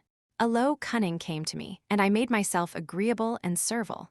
That night I danced and sang, and did my best to amuse them, for I was resolved to incur no more of the maltreatment which had plunged me into darkness. Now the dear men traded with the seamen, and the seamen with the whites, especially the whalers. So later I discovered a deck of cards in the possession of one of the women, and I proceeded to mystify the Chow Chuan with a few commonplace tricks. Likewise, with fitting solemnity, I perpetrated upon them the little I knew of parlor legerdemain. Result, I was appreciated at once, and was better fed and better clothed. To make a long story short, I gradually became a man of importance. First the old people and the women came to me for advice, and later the chiefs. My slight but rough and ready knowledge of medicine and surgery stood me in good stead, and I became indispensable. From a slave, I worked myself to a seat among the headmen, and in war and peace, so soon as I had learned their ways, was an unchallenged authority. Reindeer was their medium of exchange, their unit of value as it were, and we were almost constantly engaged in cattle forays among the adjacent clans, or in protecting our own herds from their inroads. I improved upon their methods, taught them better strategy and tactics, and put a snap into their operations which no neighbor tribe could withstand. But still, though I became a power, I was no nearer my freedom. It was laughable, for I had overreached myself and made myself too valuable. They cherished me with exceeding kindness, but they were jealously careful. I could go and come and command without restraint, but when the trading parties went down to the coast, I was not permitted to accompany them. That was the one restriction placed upon my movements. Also, it is very tottery in the high places, and when I began altering their political structures, I came to grief again. In the process of binding together 20 or more of the neighboring tribes in order to settle rival claims, I was given the overlordship of the Federation. But old Payun was the greatest of the under-chiefsay king in a way, and, in relinquishing his claim to the supreme leadership, he refused to forgo all the honors. The least that could be done to appease him was for me to marry his daughter Ilswunga. Nay, he demanded. I offered to abandon the Federation, but he would not hear of it. And, Mrs. Scoville murmured ecstatically. And I married Ilswunga, which is the Chow Chuan name for wild deer. Poor Ilswunga. Like Swinburne's Iseult of Brittany and I Tristram. The last I saw of her. She was playing solitaire in the mission of Irkutsk and stubbornly refusing to take a bath. Oh, mercy. It's 10 o'clock. Mrs. Scoville suddenly cried, her husband having at last caught her eye from across the room. I'm so sorry I can't hear the rest, Mr. Vincent, how you escape and all that. But you must come and see me. I am just dying to hear. And I took you for a tenderfoot, a chechaquo, Frona said meekly, as St. Vincent tied his ear flaps and turned up his collar. I dislike posing, he answered, matching her meekness. It smacks of insincerity, it really is untrue. And it is so easy to slip into it. Look at the old-timer sourdoughs, as they proudly call themselves. Just because they have been in the country a few years, they let themselves grow wild and woolly and glorify in it. They may not know it, but it is a pose. In so far as they cultivate salient peculiarities, they cultivate falseness to themselves and live lies. I hardly think you are wholly just, Franco said, in defense of her chosen heroes. I do like what you say about the matter in general, and I detest posing, but the majority of the old-timers would be peculiar in any country, under any circumstances. That peculiarity is their own, it is their mode of expression. And it is, I am sure, just what makes them go into new countries. The normal man, of course, stays at home. Oh, I quite agree with you, Miss Welse, he temporized easily. I did not intend it so sweepingly. I meant to brand that sprinkling among them who are poseurs. In the main, as you say, they are honest and sincere and natural. Then we have no quarrels. But Mr. St. Vincent, before you go, would you care to come tomorrow evening? We are getting theatricals for Christmas. I know you can help us greatly, and I think it will not be altogether unenjoyable to you. All the younger people are interested, the officials, officers of police, mining engineers, gentlemen rovers, and so forth, to say nothing of the nice women. You are bound to like them. "Am sure I shall," as he took her hand. "Tomorrow, did you say?" "Tomorrow evening." "Good night." A brave man, she told herself as she went bayed from the door, and a splendid type of the race. Chapter 13. Gregory St. Vincent swiftly became an important factor in the social life of Dawson. As a representative of the Amalgamated Press Association, he had brought with him the best credentials a powerful influence could obtain, and over and beyond, he was well qualified socially by his letters of introduction. It developed in a quiet way that he was a wanderer and explorer of no small parts, and that he had seen life and strife pretty well all over the earth's crust. And withal, he was so mild and modest about it that nobody, not even among the men, was irritated by his achievements. Incidentally, he ran across numerous old acquaintances. Jacob Welse he had met at St. Michael's in the fall of '88, just prior to his crossing the straits on the ice. A month or so later, Father Barnum, who had come up from the lower river to take charge of the hospital, had met him a couple of 100 miles on his way north of St. Michael's. Captain Alexander of the police had rubbed shoulders with him in the British legation at Peking. And Bettles, another old-timer of standing, had met him at Fort Yukon 9 years before. So Dawson, ever prone to look askance at the casual comer, received him with open arms. Especially was he a favorite with the women. As a promoter of pleasures and an organizer of amusements, he took the lead, and it quickly came to pass that no function was complete without him. Not only did he come to help in the theatricals, but insensibly, and as a matter of course, he took charge.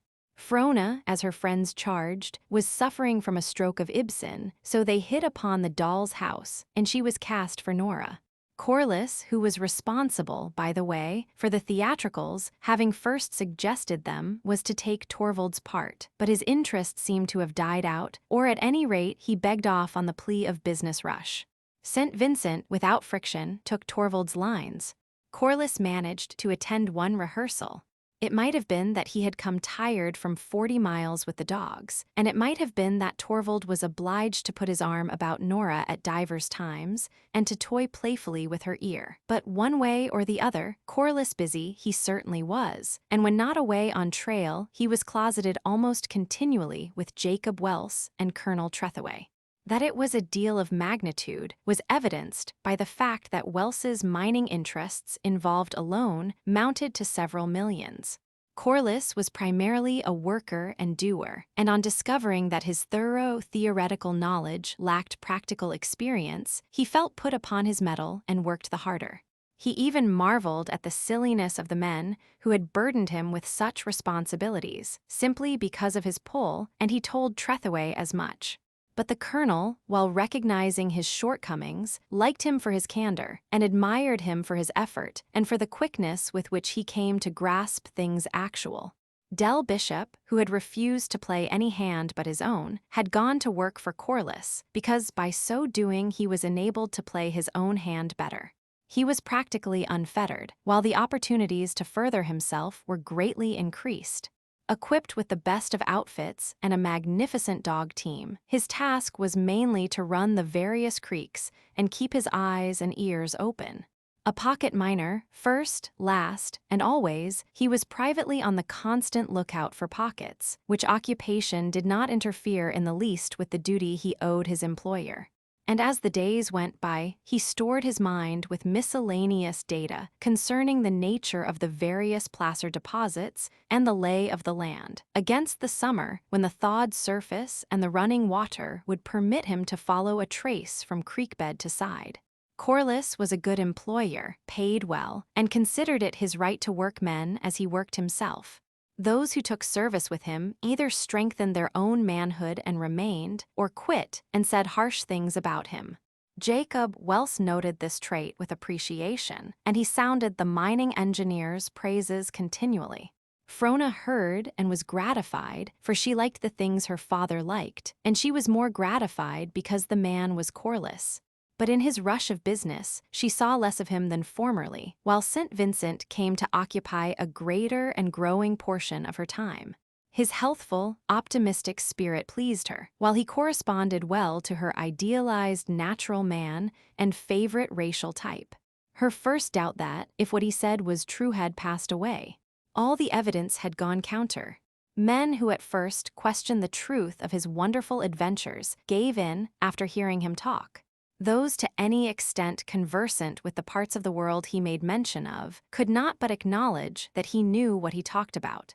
Young Soley, representing Bannock's news syndicate, and Holmes of the Fairweather, recollected his return to the world in '91 and the sensation created thereby. And Sid Winslow, Pacific Coast journalist, had made his acquaintance at the Wanderers Club shortly after he landed from the United States revenue cutter which had brought him down from the north.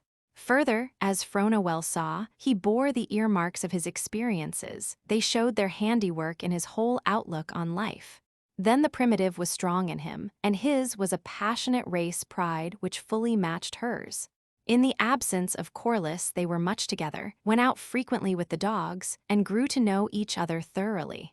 All of which was not pleasant to Corliss, especially when the brief intervals he could devote to her were usually intruded upon by the correspondent naturally. Corliss was not drawn to him, and other men, who knew or had heard of the Opera House occurrence, only accepted him after a tentative fashion. Trathaway had the indiscretion, once or twice, to speak slightingly of him, but so fiercely was he defended by his admirers that the colonel developed the good taste to thenceforward keep his tongue between his teeth. Once, Corliss, listening to an extravagant panegyric bursting from the lips of Mr. Scoville, permitted himself the luxury of an incredulous smile. But the quick wave of color in Frona's face, and the gathering of the brows, warned at another time he was unwise enough and angry enough to refer to the Opera House broil. He was carried away, and what he might have said of that night's happening would have redounded neither to St. Vincent's credit nor to his own, had not Frona innocently put a seal upon his lips ere he had properly begun. "Yes," she said, "Mr. St. Vincent told me about it. He met you for the first time that night, I believe. You all fought royally on his side, you and Colonel Trethaway. He spoke his admiration unreservedly, and to tell the truth, with enthusiasm." Corliss made a gesture of depreciation. No. From what he said, you must have behaved splendidly. And I was most pleased to hear. It must be great to give the brute the rein now and again, and healthy, too. Great for us who have wandered from the natural and softened to sickly ripeness, just to shake off artificiality and rage up and down. And yet the inmost mentor, serene and passionate, viewing all and saying, "This is my other self. Behold, I who am now powerless, am the power behind and ruleth still. This other self, mine ancient, violent, elder self, rages blindly as the beast, but 'tis I, sitting apart, who discern the merit of the cause and bid him rage or bid him cease. Oh, to be a man!" Corliss could not help but smile, which put Frona upon defense at once. "Tell me, Vance, how did it feel? Have I not described it rightly? Are the symptoms yours? Did you not hold aloof and watch yourself play the brute?"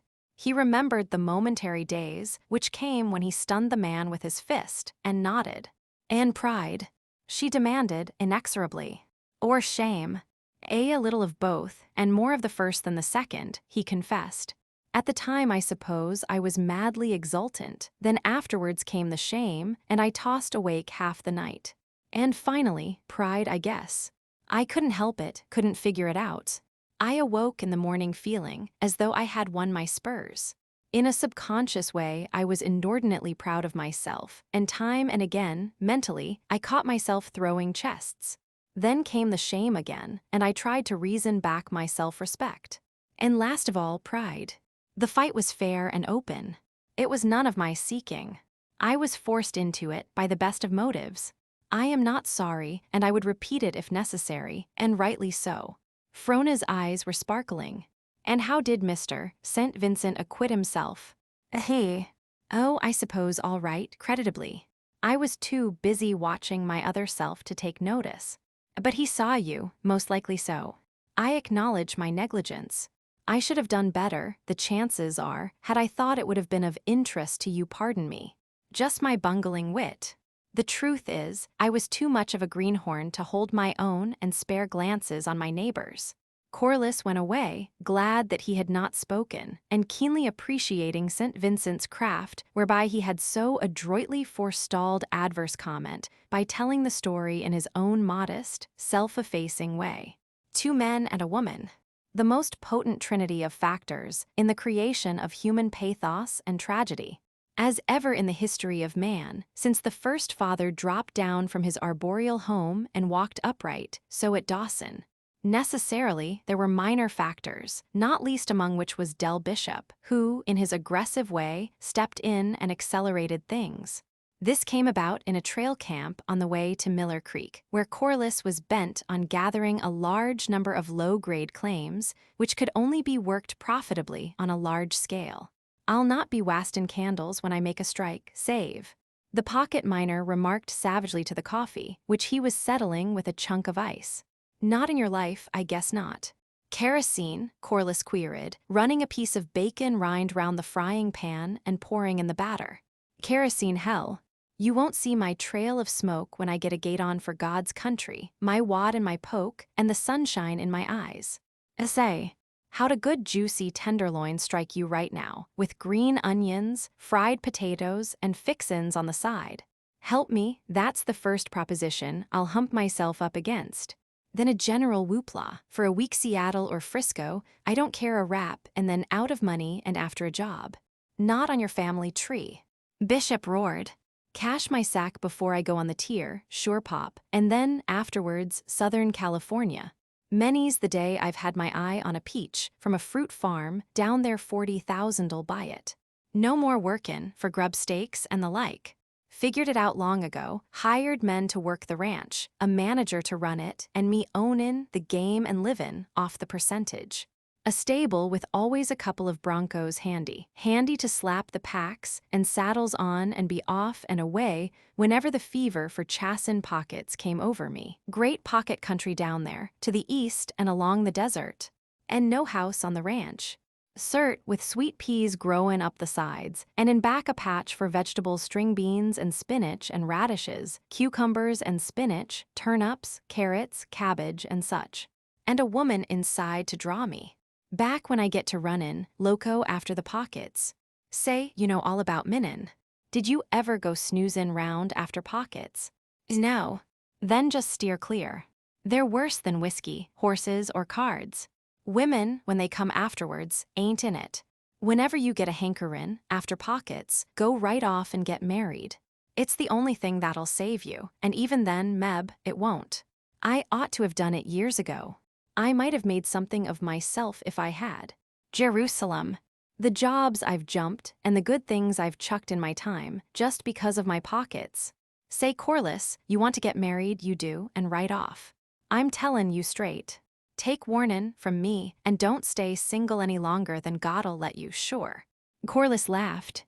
"Sure, I mean it. I'm oldern. You and know what I'm talkin'. Now there's a bit of a thing down in Dawson. I'd like to see you get your hands on. You were made for each other, both of you."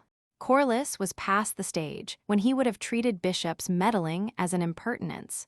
The trail, which turns men into the same blankets and makes them brothers, was the great leveler of distinctions, as he had come to learn.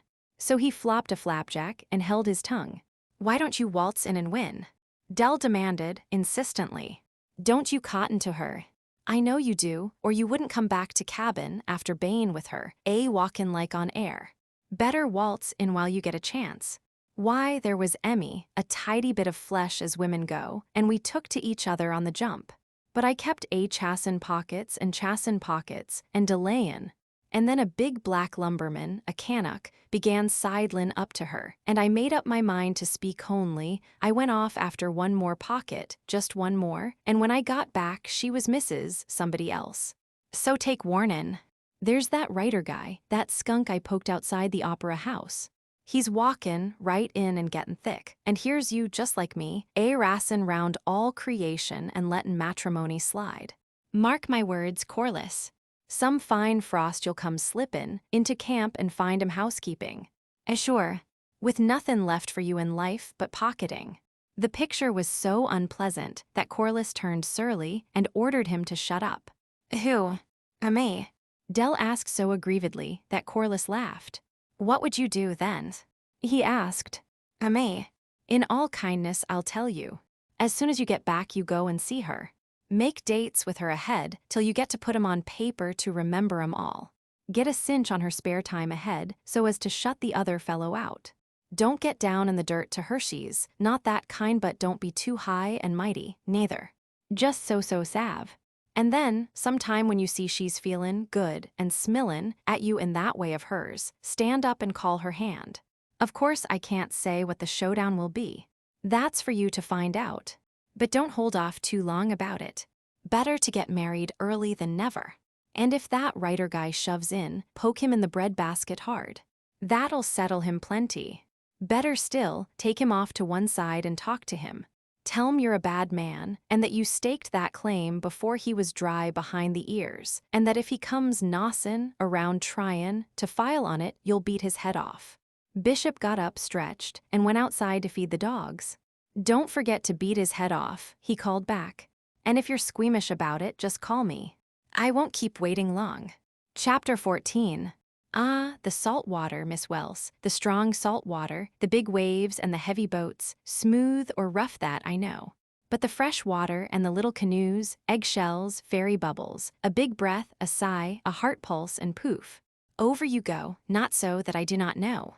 Baron Kerberton smiled self-commiseratingly and went on. But it is delightful, magnificent. I have watched and envied. Some day I shall learn. It is not so difficult, St. Vincent interposed. Is it, Miss Welse? Just a sure and delicate poise of mind and body, like the tightrope dancer. Oh, you are incorrigible, Frona laughed. I feel cert that you know as much about canoes as we do. And you know a woman. Cosmopolitan as the Frenchman was, the independence and ability of the Yankee women were a perpetual wonder to him. How? When I was a very little girl, at Daya, among the Indians. But next spring, after the river breaks, we'll give you your first lessons, Mr. St. Vincent and I, so you see, you will return to civilization with accomplishments. And you will surely love it. Under such charming tutorship, he murmured gallantly. But you, Mr. St. Vincent, do you think I shall be so successful that I may come to love it? Do you love it, you, who stand always in the background, sparing of speech, inscrutable, as though able but unwilling to speak from the eternal wisdom of a vast experience? The Baron turned quickly to Frona. We are old friends, did I not tell you? So I may, what you Americans call, josh with him. Is it not so, Mr. Vincent? Gregory nodded, and Frona said, I am sure you met at the ends of the earth somewhere. Yokohama, St. Vincent cut in shortly, 11 years ago in cherry-blossom time. But Baron Kerberton does me an injustice, which stings, unhappily, because it is not true. I am afraid, when I get started, that I talk too much about myself. A martyr to your friends, Frona conciliated. And such a teller of good tales that your friends cannot forbear imposing upon you. Then tell us a canoe story, the Baron begged. A good one. What you Yankees call a hair-raiser. They drew up to Mrs. Scoville's fat wood-burning stove, and St. Vincent told of the great whirlpool in the Box Canyon, of the terrible corkscrew in the mane of the White Horse rapid that hill. The last of my breath. She gasped, pulling off her mittens. Never saw such luck. She declared none the less vehemently the next moment. This play will never come off. I never shall be Mrs. Linda. How can I? Krogstad's gone on a stampede to the Indian River, and no one knows when he'll be back. Krogstad, to Corliss, is Mr. Maybrick, you know. And Mrs. Alexander has the neuralgia and can't stir. So there's no rehearsal today, that's flat. She attitudinized dramatically. Yes, in my first terror. But a day has passed, and in that day I have seen incredible things in this house. Helmer must know everything. There must be an end to this unhappy secret. Oh, Krogstad, you need me, and I need you, and you are over on the Indian River making sourdough bread, and I shall never see you more. They clapped their applause. My only reward for venturing out and keeping you all waiting was my meeting with this ridiculous fellow. She shoved Corliss forward. No, you have not met. Baron Kerberton, Mr. Corliss. If you strike it rich, Baron, I advise you to sell to Mr. Corliss.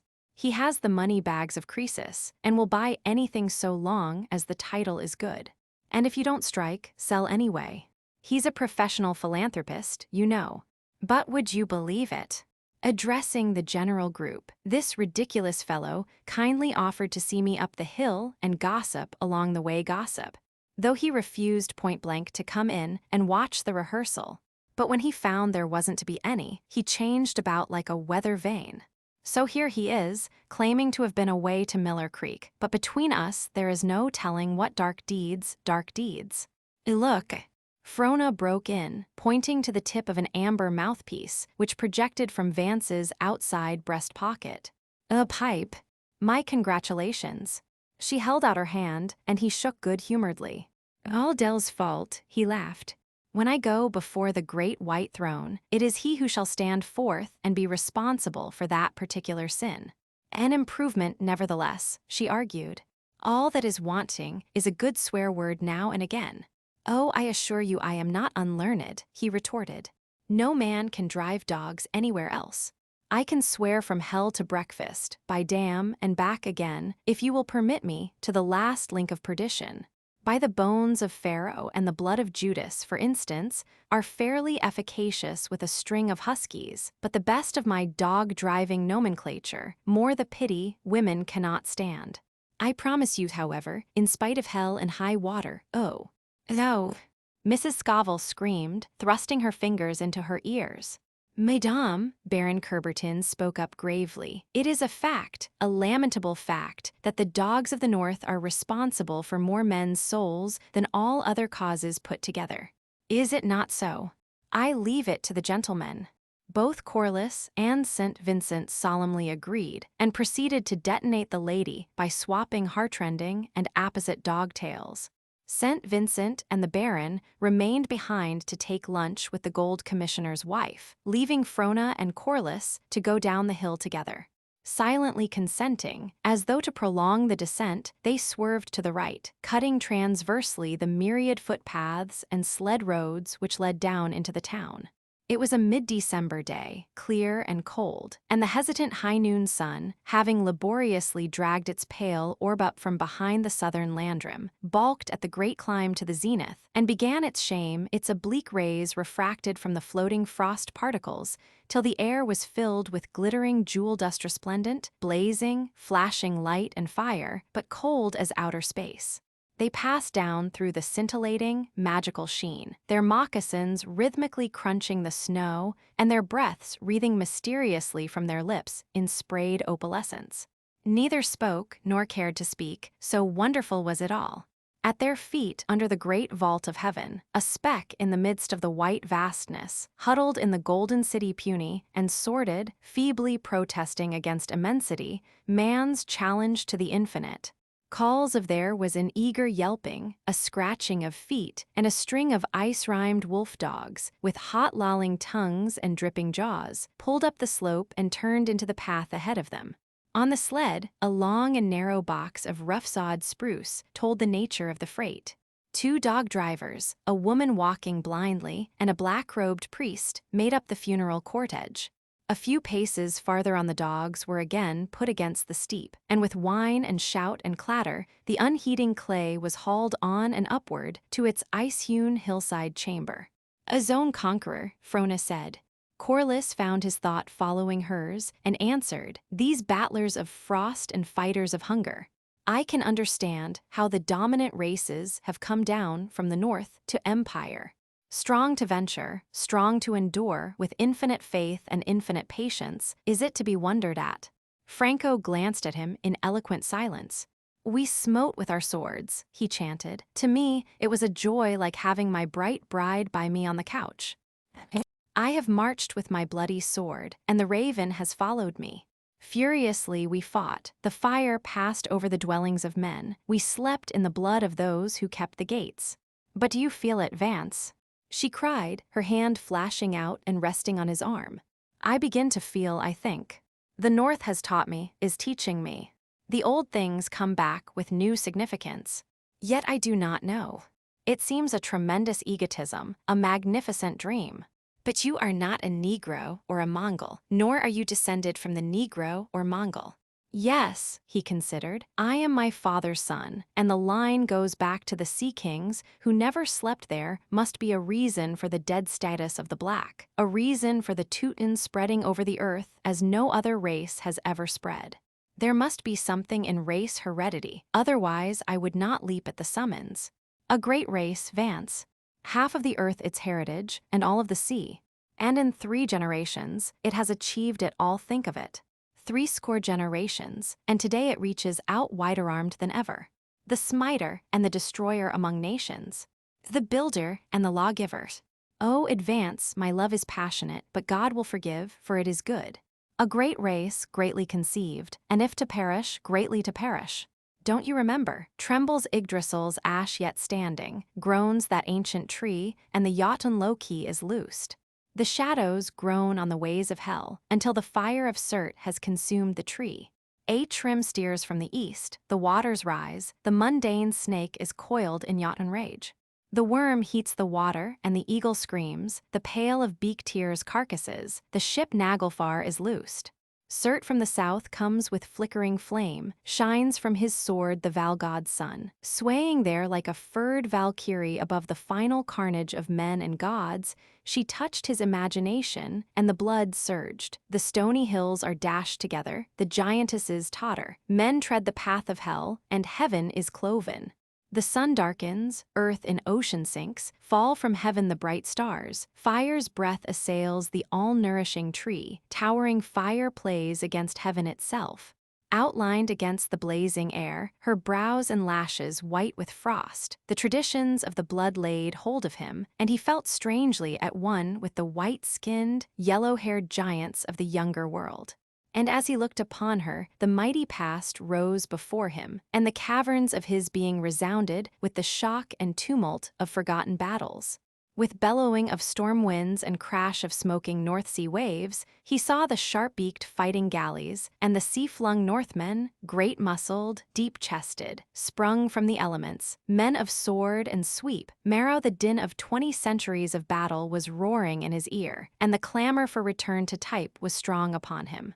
He seized her hands passionately. Be the brightest bride by me, Frona.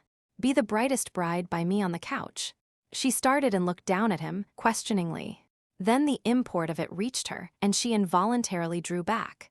The sun shot a last failing flicker across the earth and vanished. The fire went out of the air, and the day darkened. Far above, the hearse dogs howled mournfully.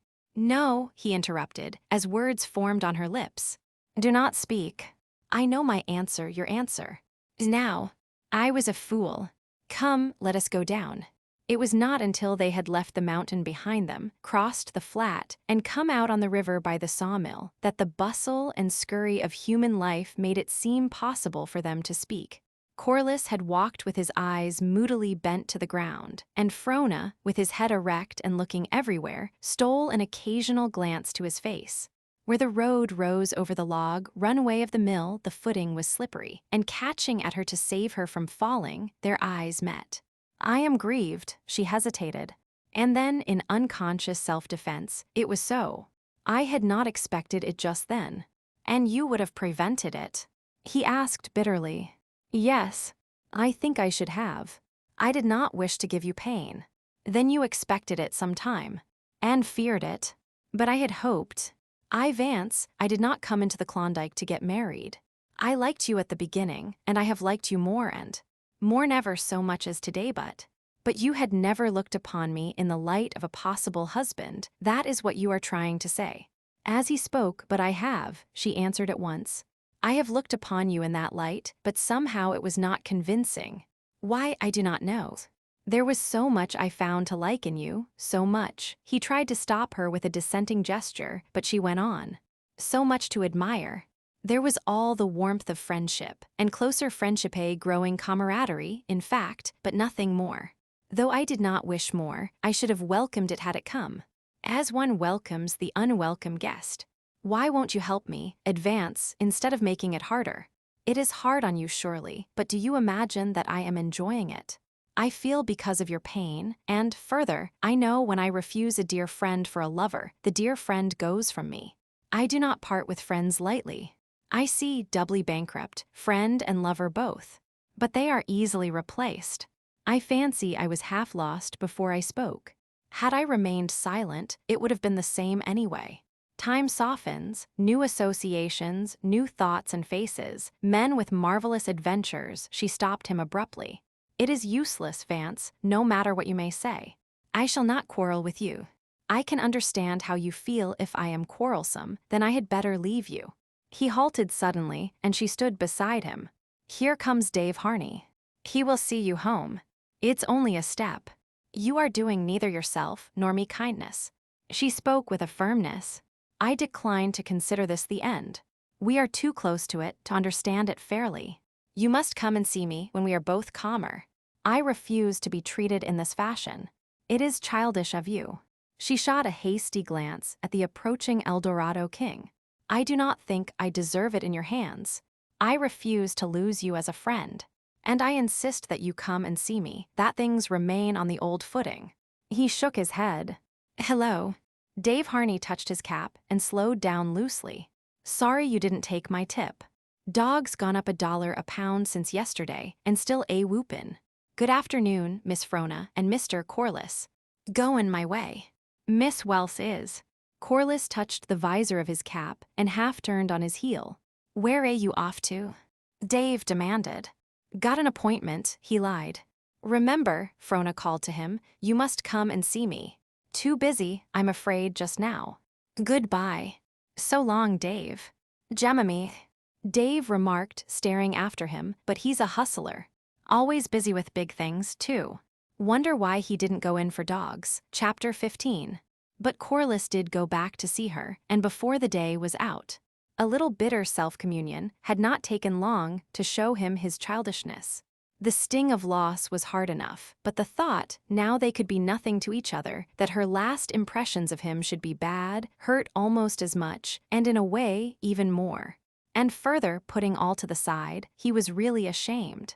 He had thought that he could have taken such a disappointment more manfully, especially since in advance he had not been at all sure of his footing. So he called upon her, walked with her up to the barracks, and on the way, with her help, managed to soften the awkwardness which the morning had left between them. He talked reasonably and meekly, which she countenanced, and would have apologized roundly had she not prevented him. Not the slightest bit of blame attaches to you, she said. Had I been in your place, I should probably have done the same and behaved much more outrageously. For you were outrageous, you know. But had you been in my place and I in yours, he answered, with a weak attempt at humor, there would have been no need. She smiled, glad that he was feeling less strongly about it. But unhappily, our social wisdom does not permit such a reversal, he added, more with a desire to be saying something. Ah, she laughed. There's where my Jesuitism comes in. I can rise above our social wisdom. You don't mean to say that. They're shocked as usual. No, I could not be so crude as to speak outright, but I might finesse, as you whist players say. Accomplish the same end, only with greater delicacy. After all, a distinction without a difference. Could you? He asked. I knew I could, if the occasion demanded. I am not one to let what I might deem life happiness slip from me without a struggle. That, judicially, occurs only in books and among sentimentalists. As my father always says, I belong to the strugglers and fighters. That which appeared to me great and sacred, that would I battle for, though I brought heaven tumbling about my ears. You have made me very happy, Vance, she said at parting by the barracks gates. And things shall go along in the same old way. And mind, not a bit less of you than formerly, but rather much more. But Corliss, after several perfunctory visits, forgot the way which led to Jacob Welse's home and applied himself savagely to his work. He even had the hypocrisy, at times, to felicitate himself upon his escape and to draw bleak fireside pictures of the dismal future which would have been had he and Frona incompatibly mated. But this was only at times. As a rule, the thought of her made him hungry, in a way akin to physical hunger, and the one thing he found to overcome it was hard work and plenty of it. But even then, what of trail and creek and camp and survey, he could only get away from her in his waking hours. In his sleep he was ignobly conquered, and Del Bishop, who was with him much, studied his restlessness and gave a ready ear to his mumbled words. The pocket miner put two and two together and made a correct induction from the different little things which came under his notice. But this did not require any great astuteness. The simple fact that he no longer called on France was sufficient evidence of an unprospering suit. But Del went a step farther and drew the corollary that St. Vincent was the cause of it all. Several times he had seen the correspondent with Frona, going one place and another, and was duly incensed thereat. "I'll fix 'em yet," he muttered in camp one evening, over on Gold Bottom. Corliss queried. "Who? That newspaper man, that's who." "What?" General principles. Why didn't you let me paste that night at the Opera House?" Corliss laughed at the recollection. "Why did you strike him, Del? General principles." Del snapped back and shut up. But Del Bishop, for all his punitive spirit, did not neglect the main chance, and on the return trip, when they came to the forks of El Dorado and, say, Corliss, he began at once, "Do you know what a hunch is?" His employer nodded his comprehension. "Well, I've got one. I ain't never asked for favors from you before, but this time I want you to lay over here till tomorrow. Seems to me my fruit ranch is most in sight. I can damn near smell the oranges ripenin'." "Certainly," Corliss agreed. "But better still, I'll run on down to Dawson, and you can come in when you've finished hunching." "Say," Del objected. "I said it was a hunch, and I want to ring you in on it, Dave. You're all right, and you've learned a hell of a lot out of books.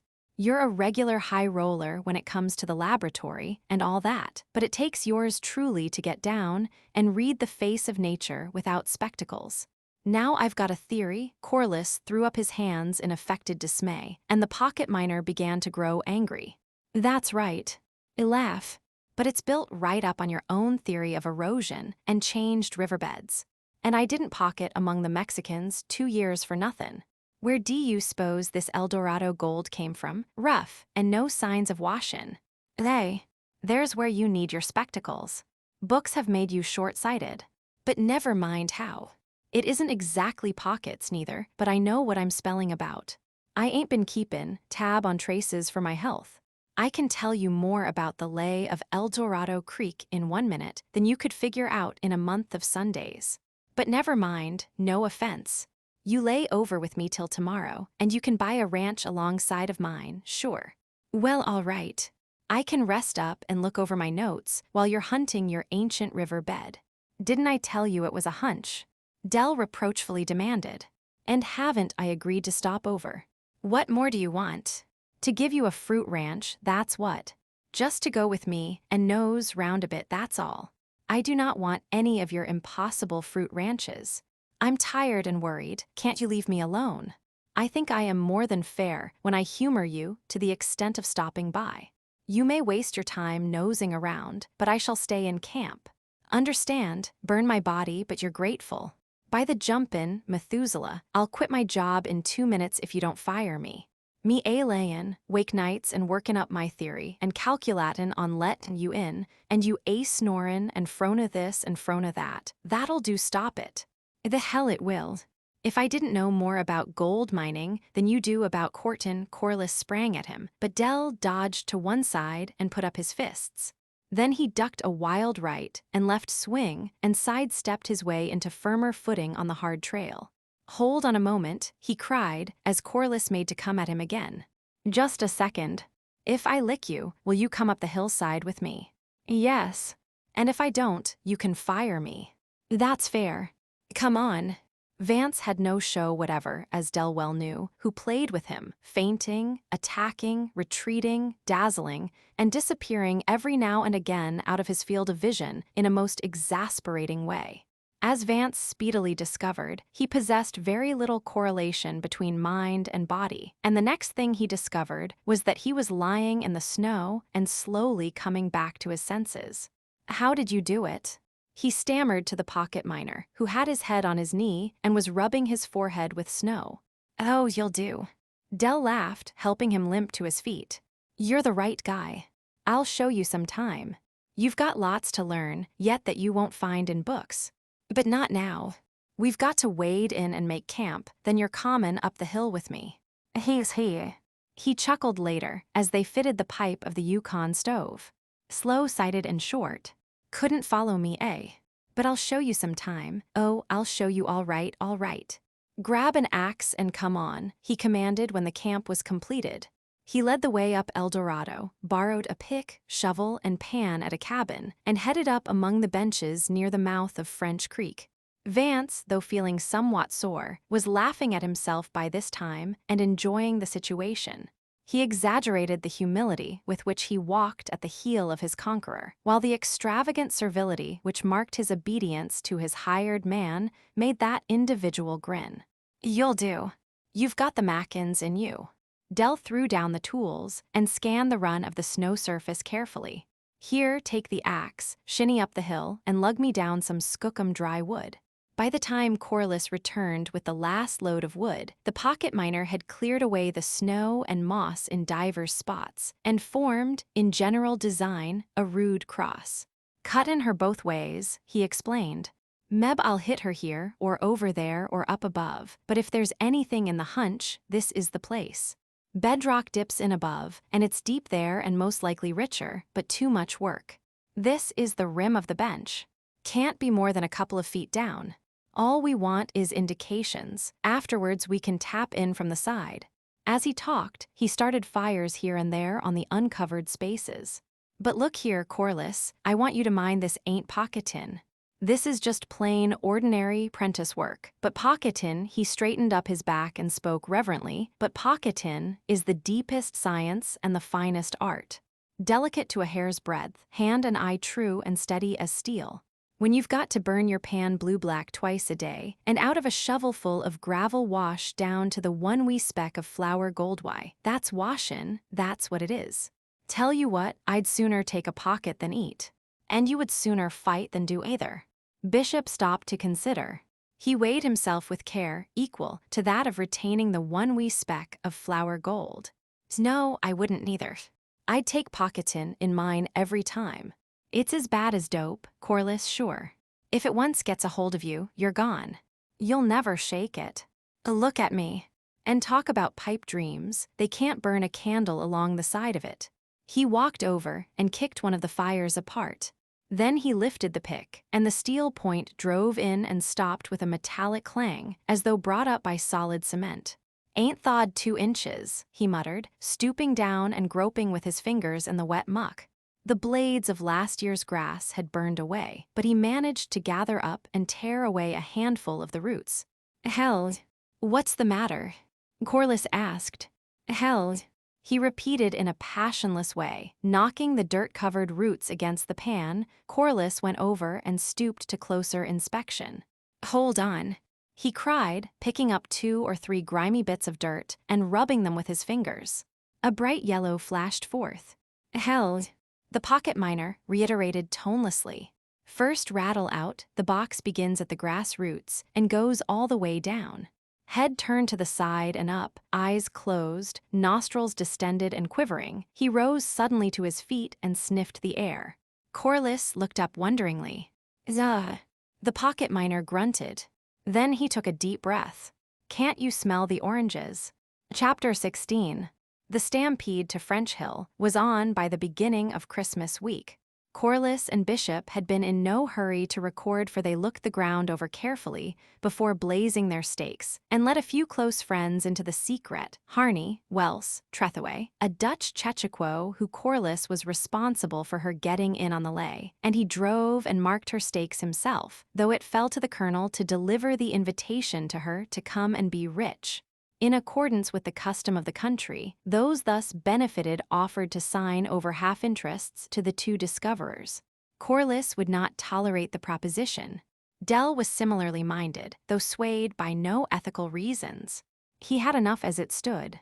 Got my fruit ranch paid for, double the size I was calculatin' on, he explained, and if I had any more, I wouldn't know what to do with it, sure. After the strike, Corliss took it upon himself as a matter of not in your life, he stormed. But you are rich now, Vance answered, and have no need to work. Rich hell, the pocket miner rejoined. Accordin' to covenant, you can't fire me, and I'm goin' to hold the job down as long as my suite will let me. Save. On Friday morning, all interested parties appeared before the Gold Commissioner to record their claims. The news went abroad immediately. In 5 minutes, the first stampeders were hitting the trail. At the end of half an hour, the town was afoot. To prevent mistakes on their property jumping, moving of stakes, and mutilation of notices, Vance and Dell, after promptly recording, started to return. But with the government seal attached to their holdings, they took it leisurely, the stampeders sliding past them in a steady stream. Midway, Dell chanced to look behind. St. Vincent was in sight, footing it at a lively pace, the regulation stampeding pack on his shoulders. The trail made a sharp bend at that place, and with the exception of the 3 of them, no one was in sight. "Don't speak to me. Don't recognize me," Dell cautioned sharply as he spoke, buttoning his nose strap across his face, which served to hide his identity. "There's a water hole over there. Get down on your belly and make a blind get a drink. Then go on with the claims. I've got business of my own to handle.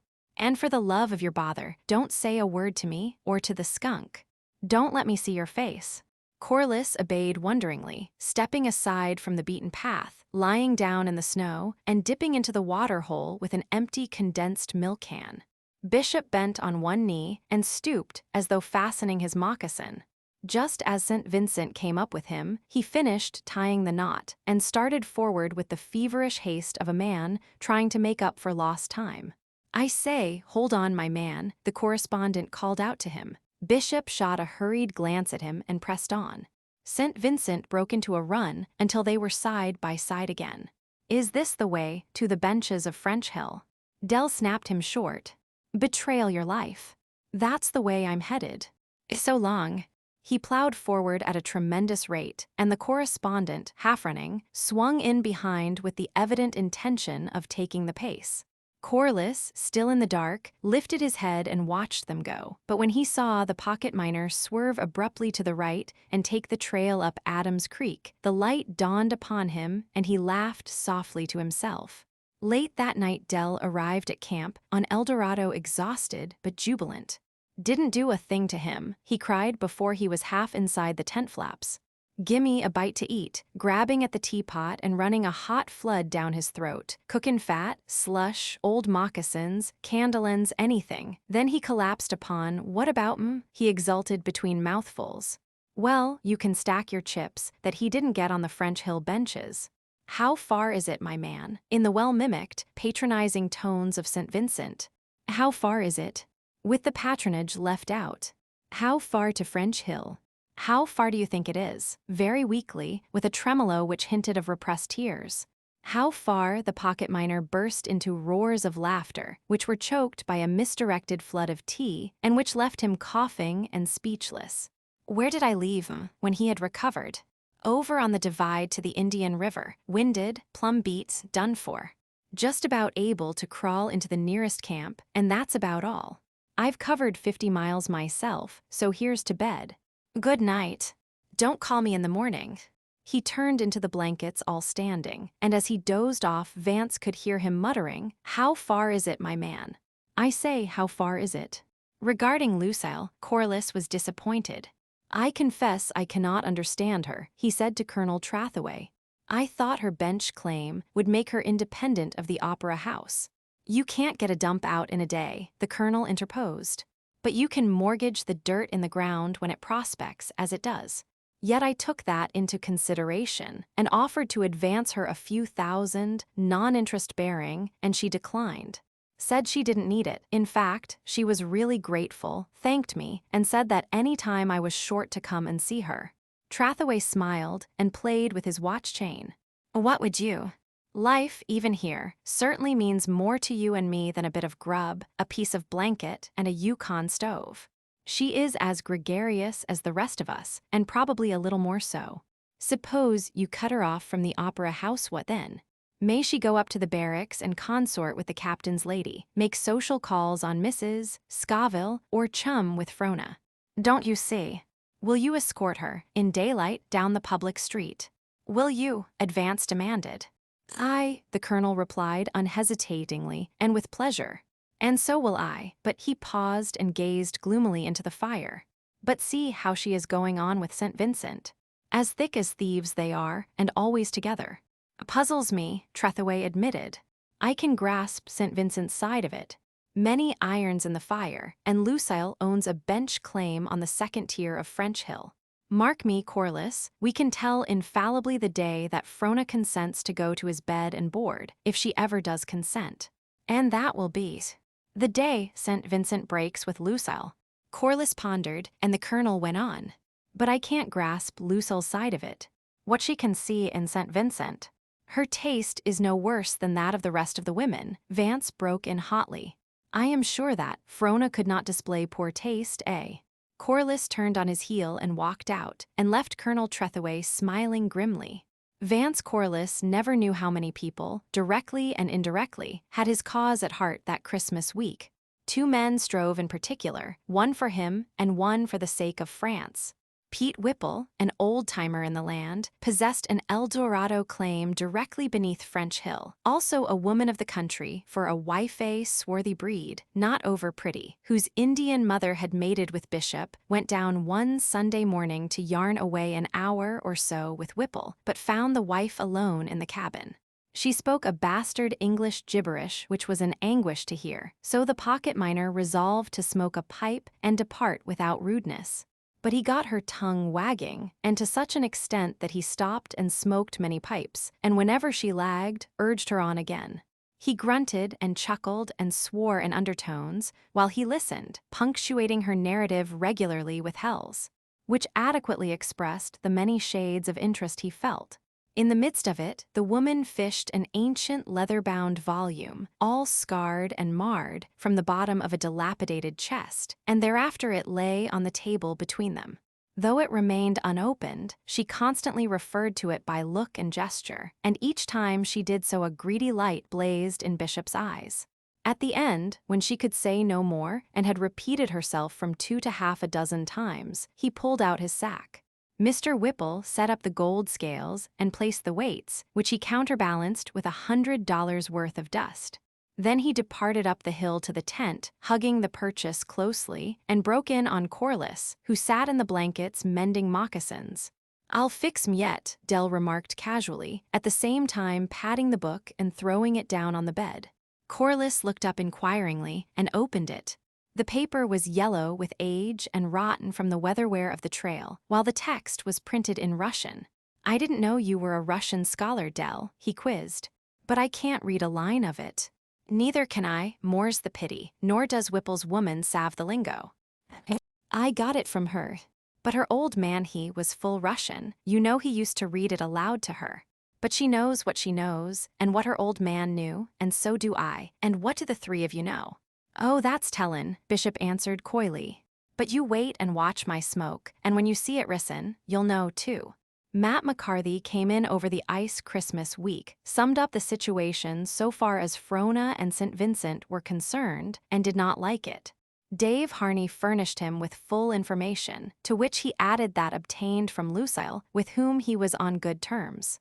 Perhaps it was because he received the full benefit of the sum of their prejudice, but no matter how, he at any rate answered roll call with those who looked upon the correspondent with disfavor. It was impossible for them to tell why they did not approve of the man, but somehow St. Vincent was never much of a success with men. This, in turn, might have been due to the fact that he shone so resplendently with women as to cast his fellows in eclipse, for otherwise, in his intercourse with men, he was all that a man could wish. There was nothing domineering or overriding about him, while he manifested a good fellowship at least equal to their own. Yet, having withheld his judgment after listening to Lucille and Harney, Matt McCarthy speedily reached a verdict upon spending an hour with St. Vincent at Jacob Welse's, and this in spite of the fact strong of friendship, quick of heart and hand, Matt did not let the grass grow under his feet. "'Tease I'll be talkin' a social fling myself, as befits a member of the noble El Dorado dynasty," he explained, and went up the hill to a whist party in Dave Har to himself he added, "And belike, if Satan takes his eye off his own, I'll put it to that young cub Roman for his." But more than once during the evening, he discovered himself challenging his own judgment. Probe as he would with his innocent wit, Matt found himself baffled. St. Vincent certainly rang true. Simple, light-hearted, unaffected, joking and being joked in all good nature, thoroughly democratic. Matt failed to catch the faintest echo of insincerity. May the dogs walk on my grave, he communed with himself while studying a hand which suffered from a plethora of trumps. Is it the years are tellin', puttin' the frost in my veins and chillin' the blood? A likely lad, and is it for me to misjudge because his is a talkin' way with the ladies? Just because the swat creatures smile on the lad and flutter warm at the sight roamin' for him. Bright eyes and brave men. Tease the way they have roamin' for love and valor. They're shuddered and shocked at the cruel and bloody dads roamin' for war, yet who so quick do they lose their hearts to as the brave butcher, by roamin' for a sojer. Why not? The lad's done brave things, and the girls give him the warm, soft smile. Small reason that, for me to be callin' him the devil's own cub. Out upon ye, Matt McCarthy, for a crusty old sourdough, with vitals frozen and summer gone from your heart. 'Tis an ossification ye have become. But bide a wee, Matt, bide a wee, he supplemented. Wait till ye have felt the fail of his flesh. The opportunity came shortly, when St. Vincent, with Frona opposite, swept in the full 13 tricks. A rampage. Matt cried.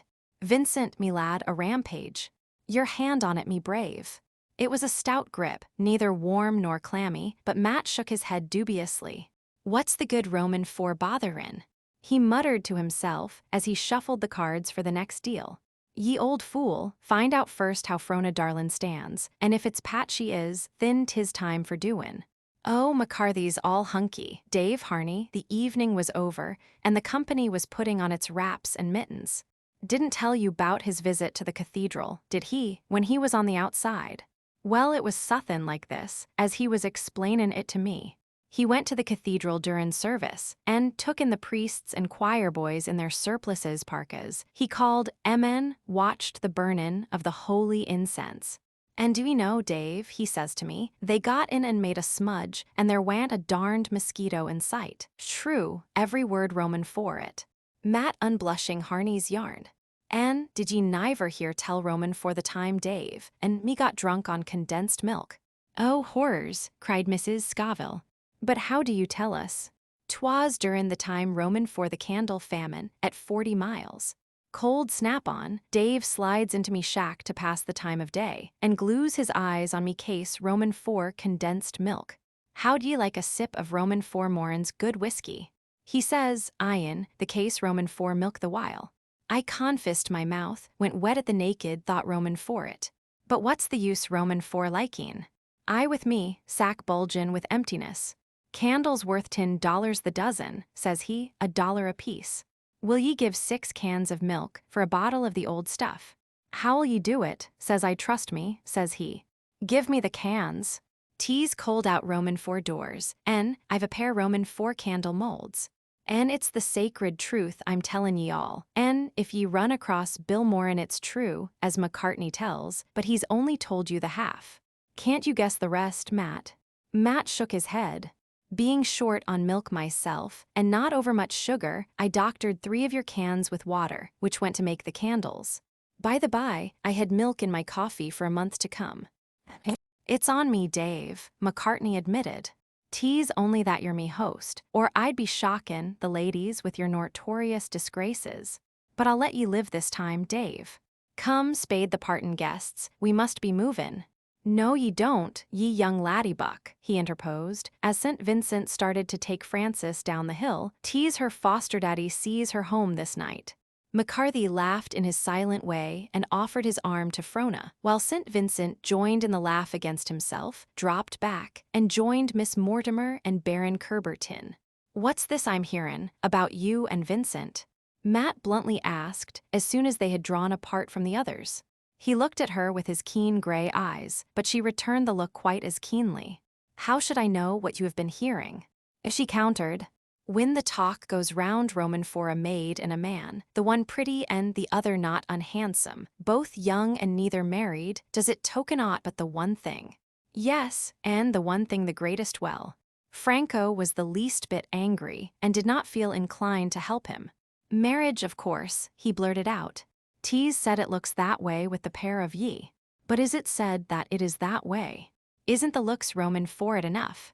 He demanded. No, and you are old enough to know better. Mr. St. Vincent and Iwi enjoy each other as friends, that is all. But suppose it is as you say, what of it?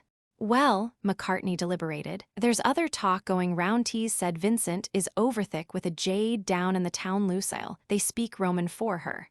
All of which signifies, she waited, and McCarthy watched her dumbly.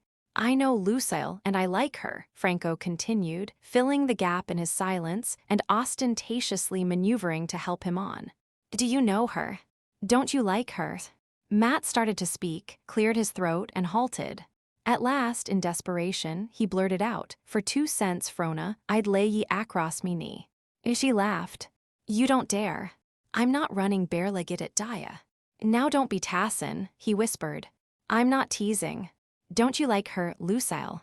And what Roman for it, he challenged brazenly. Just what I asked, what of it? Thin, I'll tell ye in plain words, from a man old enough to be your father. Tease undacent, damnably undacent, for a man to be company with a good young girl, thank you, she laughed, dropping a courtesy. Then she added, half in bitterness, there have been others who name me the man. He cried hotly. There, go on. You were saying that it's a crying shame for a man to be company with you, and at the same time be chake by jowl with a woman Roman for her stamp. And why? To come drippin' from the muck to dirty your cleanness. And ye can ask why. But wait, Matt, wait a moment. Granting your premises, little I know Roman for premises, he growled. Tease facts I'm dalin' with. Frona bit her lip. Never mind. Have it as you will, but let me go on. And I will deal with facts, too. When did you last see Lucille? Why are ye askin'? He demanded suspiciously. Never mind why. The fact. Well, thin, the 4-part Roman for last night, and much good may it do ye. And danced with her. A rollickin' Virginia reel, and not sayin' a word Roman for a quarter tease at square dances I excel myself.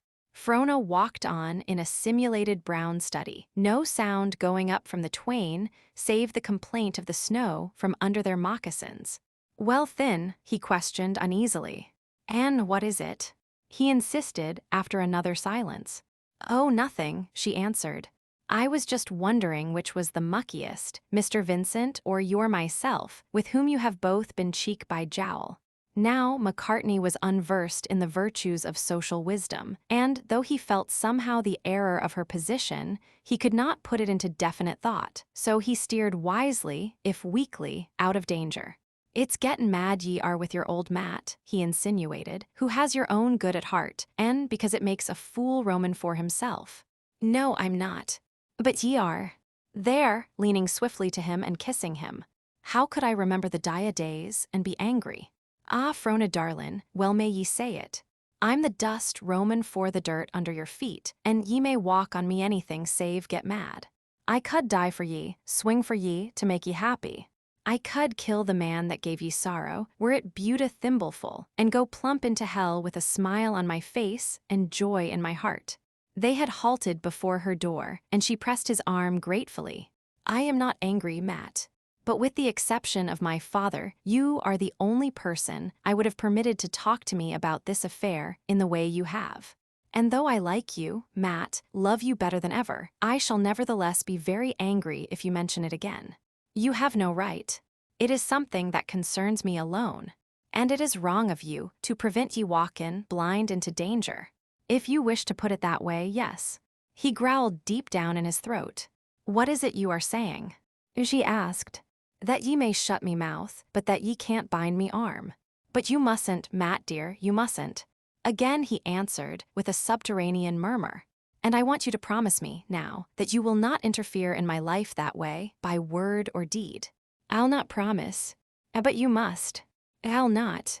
Further, it's get cold on the stoop, and ye'll be frostin' your toes, the pink little toes I fished splinters out Roman for at Dia. So it's in with ye, Frona girl, and good night. He thrust her inside and departed. When he reached the corner, he stopped suddenly and regarded his shadow in the snow. "Matt McCarty, you're a damned fool. Who ever heard Roman for a Welse not know in their own mind? As though ye'd niver had dalins with the stiff-necked breed, ye calamitous son Roman for misfortune." Then he went his way, still growling deeply, and at every growl the curious chapter 17. Tired. Jacob Welse put both hands on Frank's shoulders, and his eyes spoke the love his stiff tongue could not compass. The tree and the excitement and the pleasure were over, a score or so of children had gone home frostily happy across the snow, the last guest had departed, and Christmas Eve and Christmas Day were blending into one. She returned his fondness with glad-eyed interest, and they dropped into huge, comfortable chairs on either side of the fireplace, in which the backlog was falling to ruddy ruin. And this time next year, he put the question seemingly to the glowing log, and, as if in ominous foreshadow, it flared brightly and crumbled away in a burst of sparks. "It is marvelous," he went on, dismissing the future in an effort to shake himself into a wholesomer frame of mind. "It has been one long, continuous miracle, the last few months, since you have been with me. We have seen very little of each other, since your childhood, and when I think upon it soberly, it is hard to realize that you are really mine, sprung from me, bone of my bone and flesh of my flesh. As the tangle-haired wild young creature of Dia, a healthy, little, natural animal, and nothing more it, requires no imagination to accept you as one of the breed of Welse. But as Frona, the woman, as you were tonight, as you are now as I look at you, as you have been since you came down the Yukon, it is hard. I cannot realize." He faltered and threw up his hands helplessly. "I almost wish that I had given you no education, that I had kept you with me, faring with me, adventuring with me, achieving with me, and failing with me. I would have known you now as we sit by the fire. As it is, I do not. To that which I did know there has been added, somehow, what shall I call it, a subtlety, complexity favorite words of yours which is beyond me. No." He waved the speech abruptly from her lips. She came over and knelt at his feet, resting her head on his knee and clasping his hand in firm sympathy. "No, that is not true. Those are not the words. I cannot find them. I fail to say what I feel. Let me try again.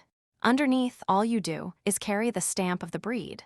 I knew I risked the loss of that when I sent you away, but I had faith in the persistence of the blood, and I took the chance, doubted and feared when you were gone, waited and prayed dumbly, and hoped oftentimes hopelessly. And then, when they said your boat was coming, death rose and walked on the one hand of me, and on the other life everlasting.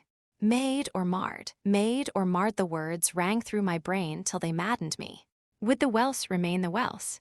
Would the blood persist? Would the young shoot rise straight and tall and strong, green with sap and fresh and vigorous? Or would it droop limp and lifeless, withered by the heats of the world other than the little simple, natural Dia world? It was the day of days, and yet it was a lingering, watching, waiting tragedy. I lived the years lonely, fought the lone fight, and you, away, the only kin. If it had failed... But your boat shot from the bluffs into the open, and I was half afraid to look. Men have never called me a coward, but I was nearer the coward then than ever and all before. That moment, I had made death easier. And it was foolish, absurd. How could I know whether it was good or ill when you drifted a distant speck on the river? Still I looked, and the miracle began, for I did know. You stood at the steering sweep. You were a Welse. It seems so little. In truth, it means so much. It was not to be expected of a mere woman, but of a Welse, yes. And when Bishop went over the side, and you gripped the situation as imperative as the sweep, and your voice rang out, and the Siwashes bent their backs to your will, then was it the day of days. I tried always and remembered, Franco whispered. She crept up softly till her arm was about his neck and her head against his breast. He rested one arm lightly on her body and poured her bright hair again and again from his hand in glistening waves.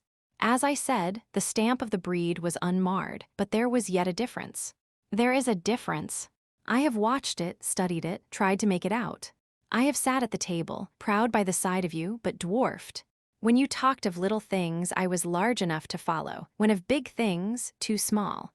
I knew you, had my hand on you, and presto. And you were away, gone I was lost. He is a fool who knows not his own ignorance. I was wise enough to know mine. Art, poetry, music, what do I know about them?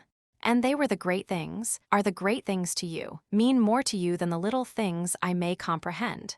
And I had hoped, blindly, foolishly, that we might be one in the spirit as well as the one flesh. It has been bitter, but I have faced it and understand. But to see my own red blood get away from me, elude me, rise above me, it stuns. God, I have heard you read from your Browning. No, no, do not speak, and watched the play of your face, the uplift and the passion of it, and all the while the words droning in upon me, meaningless, musical, maddening. And Mrs. Scoville sitting there, nursing an expression of idiotic ecstasy, and understanding no more than I could have strangled her. Why, I have stolen away, at night, with your Browning, and locked myself in like a thief in fear. The text was senseless. I have beaten my head with my fist like a wild man to try and knock some comprehension into it. For my life had worked itself out along one set groove, deep and narrow. I was in the rut. I had done those things which came to my hand and done them well, but the time was past. I could not turn my hand anew. I, who am strong and dominant, who have played large with destiny, who could buy body and soul 1,000 painters and versifiers, was baffled by a few paltry cents worth of printed paper. He spilled her hair for a moment's silence to come back. I had attempted the impossible, gambled against the inevitable. I had sent you from me to get that which I had not, dreaming that we would still be one. As though two could be added to two, and still remain two. So to sum up, the breed still holds, but you have learned an alien tongue. When you speak it, I am deaf. And bitterest of all, I know that the new tongue is the greater. I do not know why I have said all this, made my confession of weakness, O Father mine, greatest of men. She raised her head and laughed into his eyes, while brushing back the thick iron-gray hair which thatched the dome of his forehead. You, who have wrestled more mightily, have done greater things than these painters and versifiers. You who know so well the law of change. Might not the same plaint fall from your father's lips, were he to sit now beside you and look upon your work and you? Yes, yes. I have said that I understand. Do not let us discuss it. A moment's weakness. My father was a great man. And so mine. A struggler to the end of his days. He fought the great lone fight, and so mine. And so died fighting. And so shall mine. So shall we all, we Welses. He shook her playfully, in token of returning spirits. But I intend to sell out mines, company, everything, and study Browning. Still the fight. You can't discount the blood, father. Why were you not a boy? He demanded abruptly. You would have been a splendid one. As it is, a woman made to be the delight of some man, you must pass from me tomorrow, next day, this time next year, who knows how soon. Ah, now I know the direction my thoughts have been trending. Just as I know you do, so do I recognize the inevitableness of it and the justness. But the man, Frona, the man, don't, she demurred. Tell me of your father's fight, the last fight, the great lone fight at Treasure City. 10 to 1 it was, and well fought. Tell me. No, Frona. Do you realize that for the first time in our lives we talk seriously, as father and daughter for the first time? You have had no mother to advise, no father, for I trusted the blood and wisely and let you go. But there comes a time when the mother's counsel is needed, and you who never knew one. Frona yielded in instant recognition, and waiting, snuggled more closely to him. This man, St. Vincent, how is it between you? I do not know. What do you mean? Remember always, Frona, that you have free choice. Yours is the last word. Still, I would like to understand. I could. Perhaps. I might be able to suggest. But nothing more. Still a suggestion. There was something inexpressibly sacred about it, yet she found herself tongue-tied. Instead of the one definite thing to say, a muddle of ideas fluttered in her brain. After all, could he understand? Was there not a difference which prevented him from comprehending the motives which, for her, were impelling? For all her harking back to the primitive and stout defense of its sanity and truth, did his native philosophy give him the same code which she drew from her acquired philosophy? Then she stood aside and regarded herself and the queries she put, and drew apart from them, for they breathed of treason. There is nothing between us, father, she spoke up resolutely. Mr. Vincent has said nothing, nothing. We are good friends, we like each other, we are very good friends. I think that is all. But you like each other, you like him. Is it in the way a woman must like a man before she can honestly share her life with him, lose herself in him? Do you feel with Ruth so that when the time comes you can say, "Thy people are my people, and thy God my God"? And oh, it may be, but I cannot, dare not face it, say it or not say it, think it or it is the great affirmation. When it comes, it must come. No one may know how or why, in a great white flash like a revelation, hiding nothing, revealing everything in dazzling, blinding truth. At least I imagine. Jacob Welse nodded his head with the slow meditation of one who understands, yet stops to ponder and weigh again. But why have you asked, father? Why has Mr. St. Vincent been raised? I have been friends with other men, but I have not felt about other men as I do of St. Vincent. We may be truthful, you and I, and forgive the pain we give each other. My opinion counts for no more than another's. Fallibility is the commonest of curses. Nor can I explain why I feel as I do. I oppose much in the way you expect to when your great white flash sears your eyes. But in a word, I do not like St. Vincent. A very common judgment of him among the men, Frona interposed, driven irresistibly to the defensive. Such consensus of opinion only makes my position stronger, he returned, but not disputatively. Yet I must remember that I look upon him as men look. His popularity with women must proceed from the fact that women look differently than men, just as women do differ physically and spiritually from men. It is deep, too deep for me to explain. I follow my nature and try to be just. But have you anything more definite?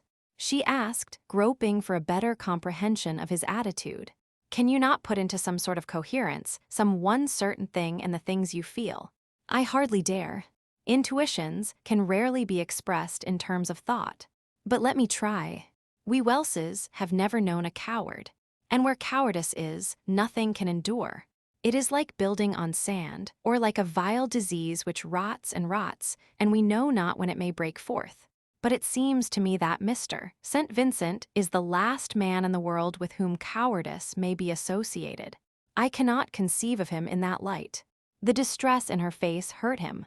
I know nothing against St. Vincent. There is no evidence to show that he is anything but what he appears. Still, I cannot help feeling it, in my fallible human way. Yet there is one thing I have heard, a sordid pothouse brawl in the opera house. Mind you, Frona, I say nothing against the brawl or the placemen are men, but it is said that he did not act as a man ought that night. But as you say, father, men are men. We would like to have them other than they are, for the world surely would be better, but we must take them as they are. Lucille, no, you misunderstand. I did not refer to her, but to the fight. He did not. He was cowardly. But as you say, it is said.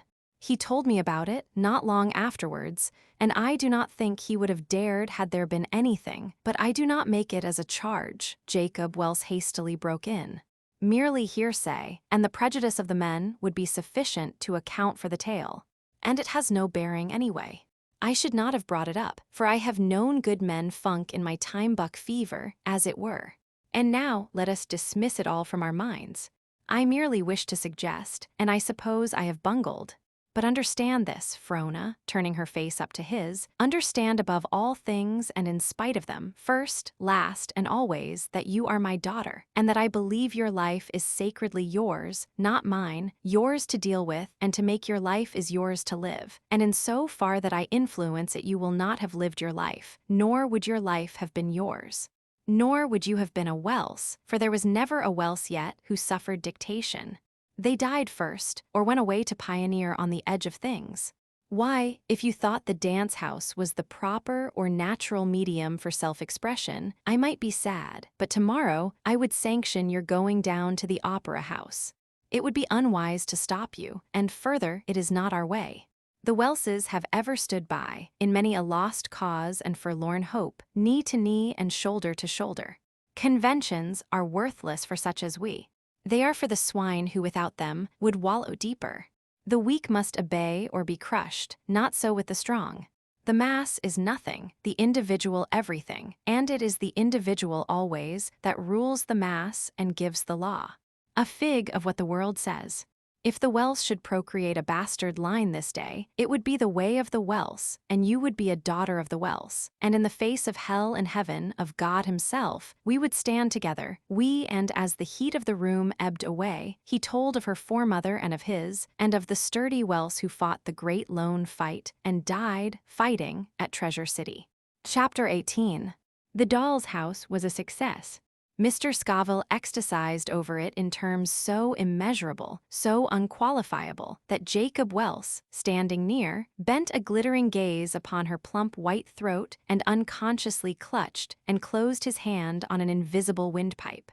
Dave Harney proclaimed its excellence effusively, though he questioned the soundness of Nora's philosophy and swore by his Puritan gods that Torvald was the longest-eared jack in 2 hemispheres. Even Miss Mortimer, antagonistic as she was to the whole school, conceded that the players had redeemed it, while Matt McCartney announced that he didn't blame Nora Darlin the least bit, though he told the Gold Commissioner privately that a song or so, Roman 4 course, the Nora girl was right, he insisted to Harney, both of whom were walking on the heels of Frona and St. Vincent. "I'd be seein', rubber your grandmother," Matt wrathfully exclaimed. "As I was sayin'," Harney continued, imperturbably, "rubber boots is going to go sky-high 'bout the time of wash-up. 3 ounces the pair, and put your chips on that for a high card. You kin gather 'em in now for an ounce a pair, and clear 2 on the deal. A cinch, Matt, dead open and shut. The devil takes you and your cinches. It's Nora Darlin. I have it in my mind all the while." They bade goodbye to Frona and St. Vincent and went off disputing under the stars in the direction of the Opera House. Gregory St. Vincent heaved an audible sigh. "At last." "At last what?" Frona asked incuriously. "Last the first opportunity for me to tell you how well you did. You carried off the final scene wonderfully, so well that it seemed you were really passing out of my life forever. What a misfortune. It was terrible. And no. But yes. I took the whole condition upon myself. You were not Nora, you were Frona, nor was I Torvald but Gregory. When you made your exit, capped and jacketed and traveling bag in hand, it seemed I could not possibly stay and finish my lines. And when the door slammed and you were gone, the only thing that saved me was the curtain. It brought me to myself, or else I would have rushed after you in the face of the audience. It is strange how a simulated part may react upon one, Frona speculated. Or rather, St. Vincent suggested. Frona made no answer, and they walked on without speech. She was still under the spell of the evening, and the exaltation which had come to her as Nora had not yet departed. Besides, she read between the lines of St. Vincent's conversation and was oppressed by the timidity which comes over woman when she faces man on the verge of the greater intimacy. It was a clear, cold night, not over cold, not more than 40 below, and the land was bathed in a soft, diffused flood of light which found its source not in the stars, nor yet in the moon, which was somewhere over on the other side of from the southeast to the northwest. A pale greenish glow fringed the rim of the heavens, and it was from this the dim radiance was exhaled. Suddenly, like the ray of a searchlight, a band of white light plowed overhead. Night turned to ghostly day on the instant, then blacker night descended. But to the southeast, a noiseless commotion was apparent. The glowing greenish gauze was in a ferment, bubbling, uprearing, downfalling, and tentatively thrusting huge bodiless hands into the upper ether. Once more a cyclopean rocket twisted its fiery way across the sky, from horizon to zenith, and on, in tremendous flight, to horizon again. But the span could not hold, and in its wake the black night brooded.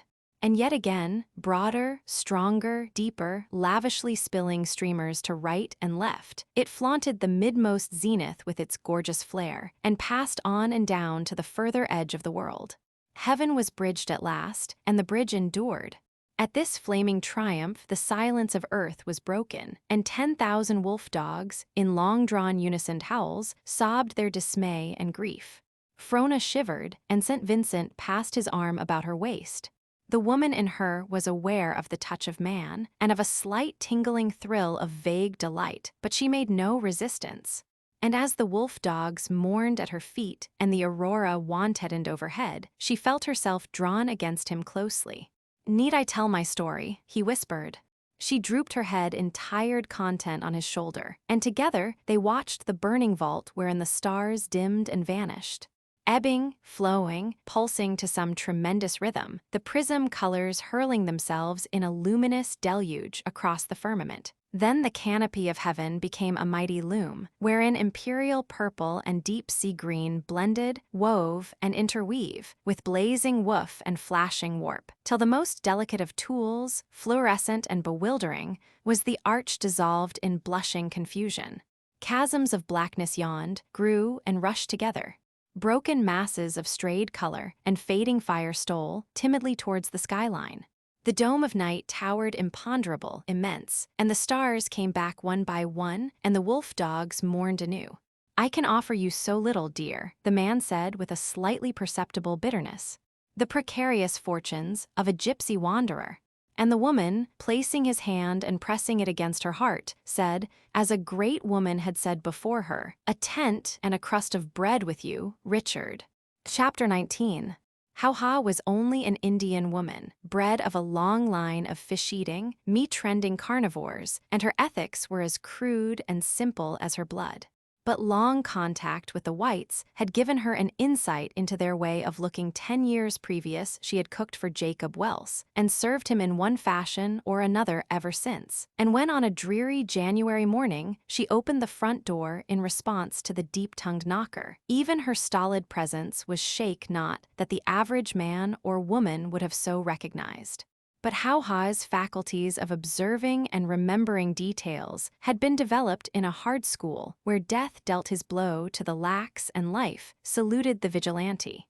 How-Ha looked up and down at the woman who stood before her. Through the heavy veil she could barely distinguish the flash of the eyes, while the hood of the parka effectually concealed the hair, and the parka proper the particular outlines of the body. But he paused and looked again. There was something familiar in the vague general outline. She quested back to the shrouded head again and knew the unmistakable poise. Then How-Ha's eyes went blear as she traversed the simple windings of her own brain, inspecting the bare shelves taciturnly stored with the impressions of a meager life. No disorder, no confused mingling of records, no devious and interminable impress of complex emotions, tangled theories, and bewildering abstractions. Nothing but simple facts, neatly classified and conveniently collated. Unerringly from the stores of the past, she picked and chose and put together in the instant present, till obscurity dropped from the woman before her, and she knew her, word and deed and look and history. "Much better you go way quickety-quick," she informed her. "Miss Welse, I wish I could see her." The strange woman spoke in firm, even tones which betokened the will behind, but which failed to move How-Ha. "Much better you go," she repeated stolidly. "Here, take this to Frona Welse and would you?" Thrusting her knee between the door and jamb, and leave the door open. How-Ha scowled, but took the note, for she could not shake off the grip of the 10 years of servitude to the superior race. "May I see you?" "Lucille." So the note ran. Frona glanced up expectantly at the Indian woman. Kick toes outside," How-Ha explained. "Me tell go, way quickety-quick." "They. You tank." "Yes." No good." No. "Take her," Frona was thinking quickly. "No, bring her up here." "Much better, go."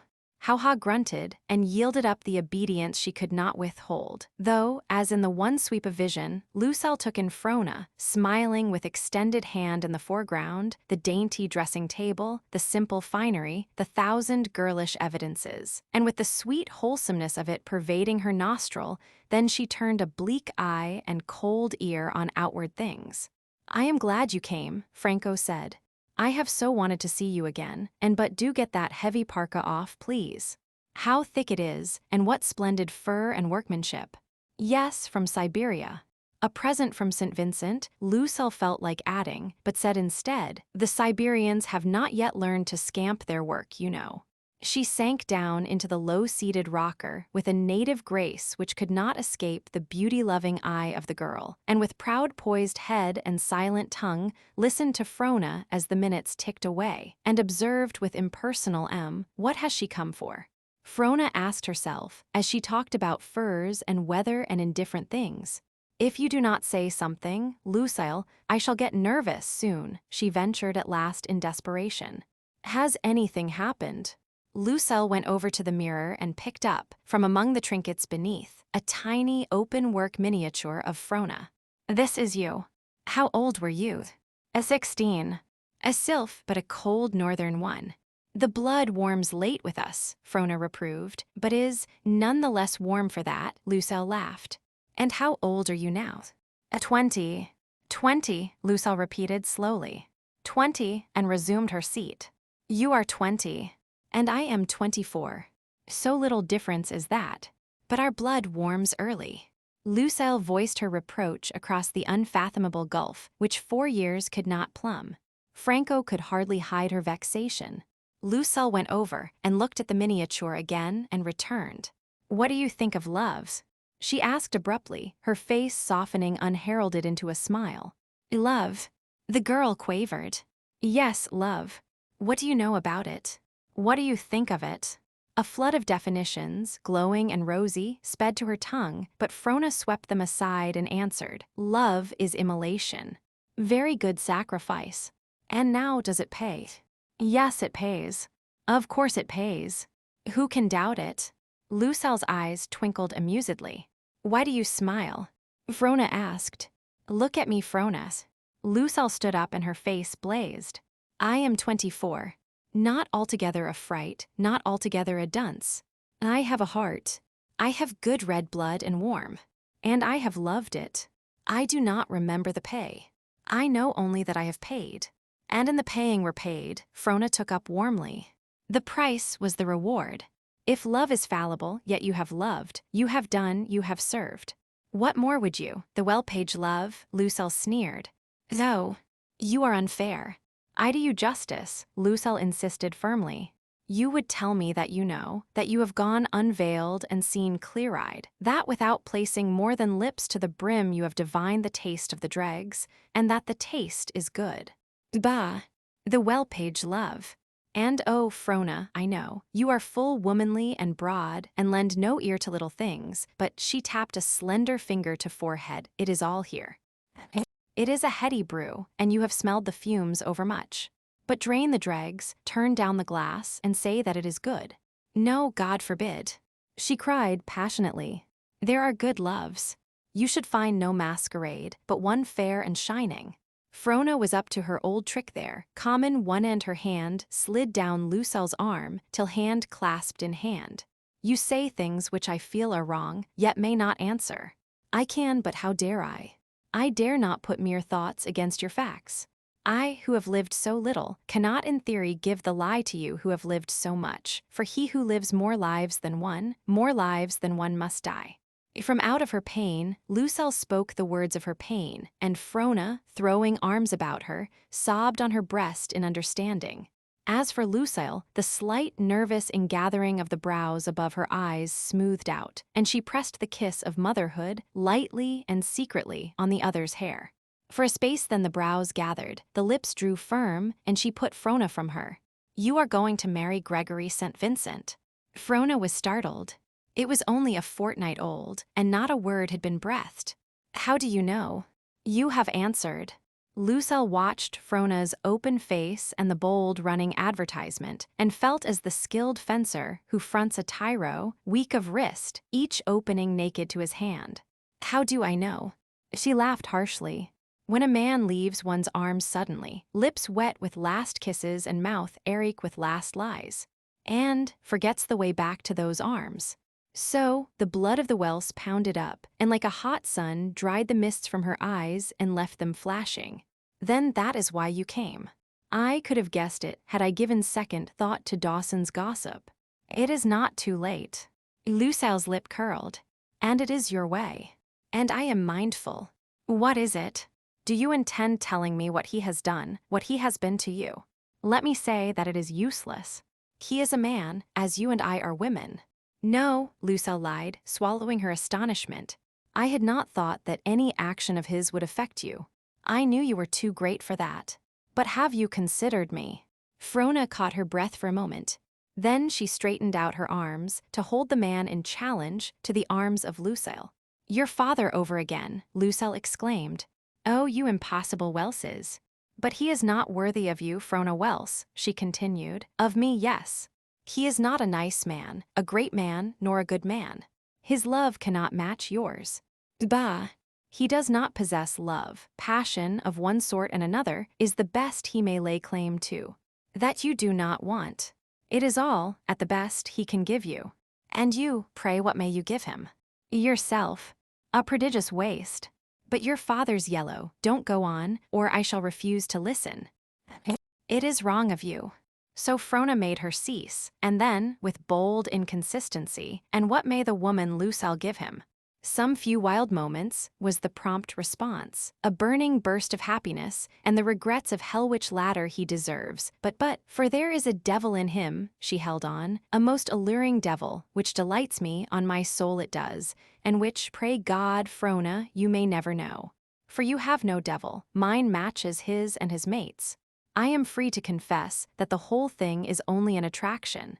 There is nothing permanent about him, nor about me. And there's the beauty, the balance is preserved. Frona lay back in her chair and lazily regarded her visitor. Lucelle waited for her to speak. It was very quiet. Well, Lucelle at last demanded, in a low, curious tone, at the same time rising to slip into her parka. Nothing. I was only waiting. I am done. Then let me say that I do not understand you, Frona summed up coldly. I cannot somehow just catch your motive. There is a flat ring to what you have said. However, of this I am sure, for some unaccountable reason you have been untrue to yourself today. Do not ask me, for, as I said before, I do not know where or how, yet I am none the less convinced. This I do know, you are not the Lucelle I met on the wood trail across the river. That was the true Lucelle, little though I saw of her. The woman who is here today is a strange woman. I do not know her. Sometimes it has seemed she was Lucelle, but rarely. This woman has lied to me, and lied to me about herself.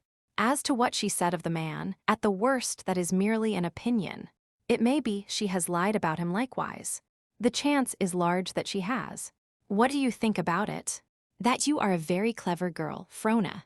That you speak sometimes more truly than you know, and that at others you are blinder than you dream. There is something I could love in you, but you have hidden it away so that I cannot find it. Lucelle's lips trembled on the verge of speech, but she settled her parka about her and turned to go. Frona saw her to the door herself, and how she pondered over the wight who made the law and was greater than the law. When the door had closed, Lucelle spat into the street. Faugh, St. Vincent, I have defiled my mouth with your name. And she spat again. Come in. At the summons mat, Macartney pulled the latch string, pushed the door open, and closed it carefully behind him. Oh, it is you. St. Vincent regarded his visitor with dark abstraction, then, recollecting himself, held out his hand. Why, hello, Matt, old man. My mind was 1,000 miles away when you entered. Take a stool and make yourself comfortable. There's the tobacco in your hand. Take a try at it and give us your verdict. Well may his mind be 1,000 miles away, Matt assured himself, for in the dark he had passed a woman on the trail who looked suspiciously like Lucelle. But aloud, sure, and it's day drammin' ye main. And small wonder. How's that? The correspondent asked cheerily. By the same token that I met Lucelle down the trail apiece, and the heels roamin' for her moccasins pointing to your shack. It's a bitter tongue the jade slings on occasion, Matt chuckled. That's the worst of it. St. Vincent met him frankly. A man looks sideways at them for a passing moment, and they demand that the moment be eternal. Off with the old love's a stiff proposition, eh? I should say so. And you understand. It's easy to see, Matt, you've had some experience in your time. In my time, I'll have ye know. I'm not too old to still enjoy a bit of a fling. Certainly, certainly. One can read it in your eyes. The warm heart and the roving eye met. He slapped his visitor on the shoulder with a hearty laugh. "And I've none the best Roman for ye, Vincent. 'Tis a wicked lad ye are, with a talkin' way with the ladies as plain as the nose on your face. Manny's the idle kiss ye have given, Manny's the heart ye have broke. But Vincent, did ye ever know the raal thing?" "How do you mean?" The raal thing that is well, have ye ever been a father?" Saint Vincent shook his, "And neither have I, but have ye felt the love Roman for a father, thin?" "I hardly know. I don't think so." "Well, I have. And it's the right thing, I'll tell ye. If a man suckled a child, I did, or the next door to it. A girl child at that, and she's woman grown, now, and if the thing is possible, I love her more than her own bloodfather. Bad luck anticipatin' her, there was neither but one woman I loved, and that woman had mated before. Not a soul did I say a word to, trust me, nor even herself. But she died. God's love be with her." His chin went down upon his chest, and he quested back to a flaxen-haired Saxon woman, strayed like a bit of sunshine into the log store by the Daya River. He looked up suddenly, and caught St. Vincent's stare bent blankly to the floor as he mused on other things. "A truce to foolishness, Vincent." The correspondent returned to himself with an effort, and found the Irishman's small blue eyes boring into him. "Are ye a brave man, Vincent?" For a second, they searched each other's souls. And in that space, Matt could have sworn he saw the faintest possible flicker or flutter in the man's eyes. He brought his fist down on the table with a triumphant crash. "By God, you're not." The correspondent pulled the tobacco jug over to him and rolled a cigarette. He rolled it carefully, the delicate rice paper crisping in his hand without a tremor, but all the while a red tide mounted up from beneath the collar of his shirt, deepening in the hollows of the cheeks and thinning against the cheekbones above. "Creep, it's good. Likely it saves me, fingers a dirty job. Vincent, man, the girl child who was slapped in Dawson this night. God help us, you and me, but we'll neither hit again the pillow as clane and pure as she. Vincent, a word to the wise, ye'll neither lay holy hand or otherwise upon her." The devil, which Lucille had proclaimed, began to quicken, a fuming, fretting, irrational devil. "I do not like ye. I keep my raisins to myself. It is sufficient. But take this to heart, and take it well. Should ye be mad enough to make her your wife, Roman 4, that damned day ye'll never see the ending, nor lay eye upon the bridal bed. Why, man, I could bait ye to death with me 2 fists if need be. But it's to be hoped I'll do a better job. Rest aisy. I promise ye. You Irish pig." So the devil burst forth, and all were unaware, for McCarthy found himself high with the muzzle of a Colt's revolver. "Is it loaded?" he asked. "I believe ye. But why are ye lingerin'? Lift the hammer, will ye?" The correspondent's trigger finger moved, and there was a warning click. "Now pull it. Pull it, I say. As though ye could, with that flutter to your eye." St. Vincent attempted to turn his head aside. "Look at me, mans," McCarthy commanded.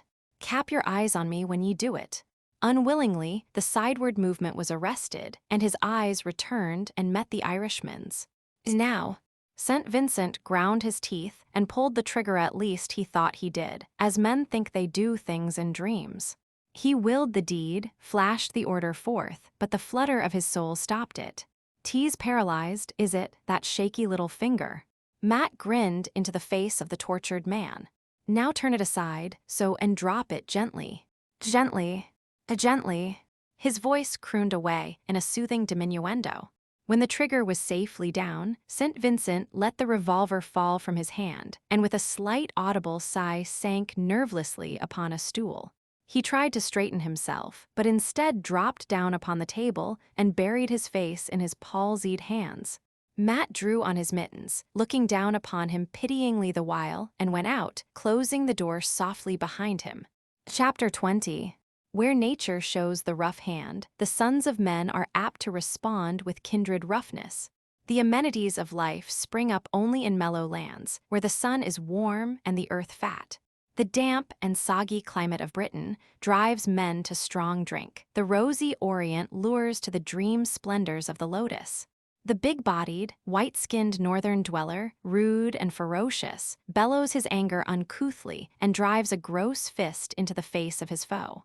The supple South sojourner, silken of smile and lazy of gesture, waits and does his work from behind when no man looks, gracefully and without offense.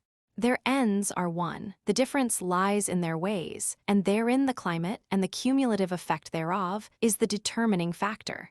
Both are sinners, as men born of women have ever been, but the one does his sin openly, in the clear sight of God. The other, as though God could not see, veils his iniquity with shimmering fancies, hiding it like it were. These be the ways of men, each as the sun shines upon him and the wind blows against him, according to his kind, and the seed of his father and the milk of his mother.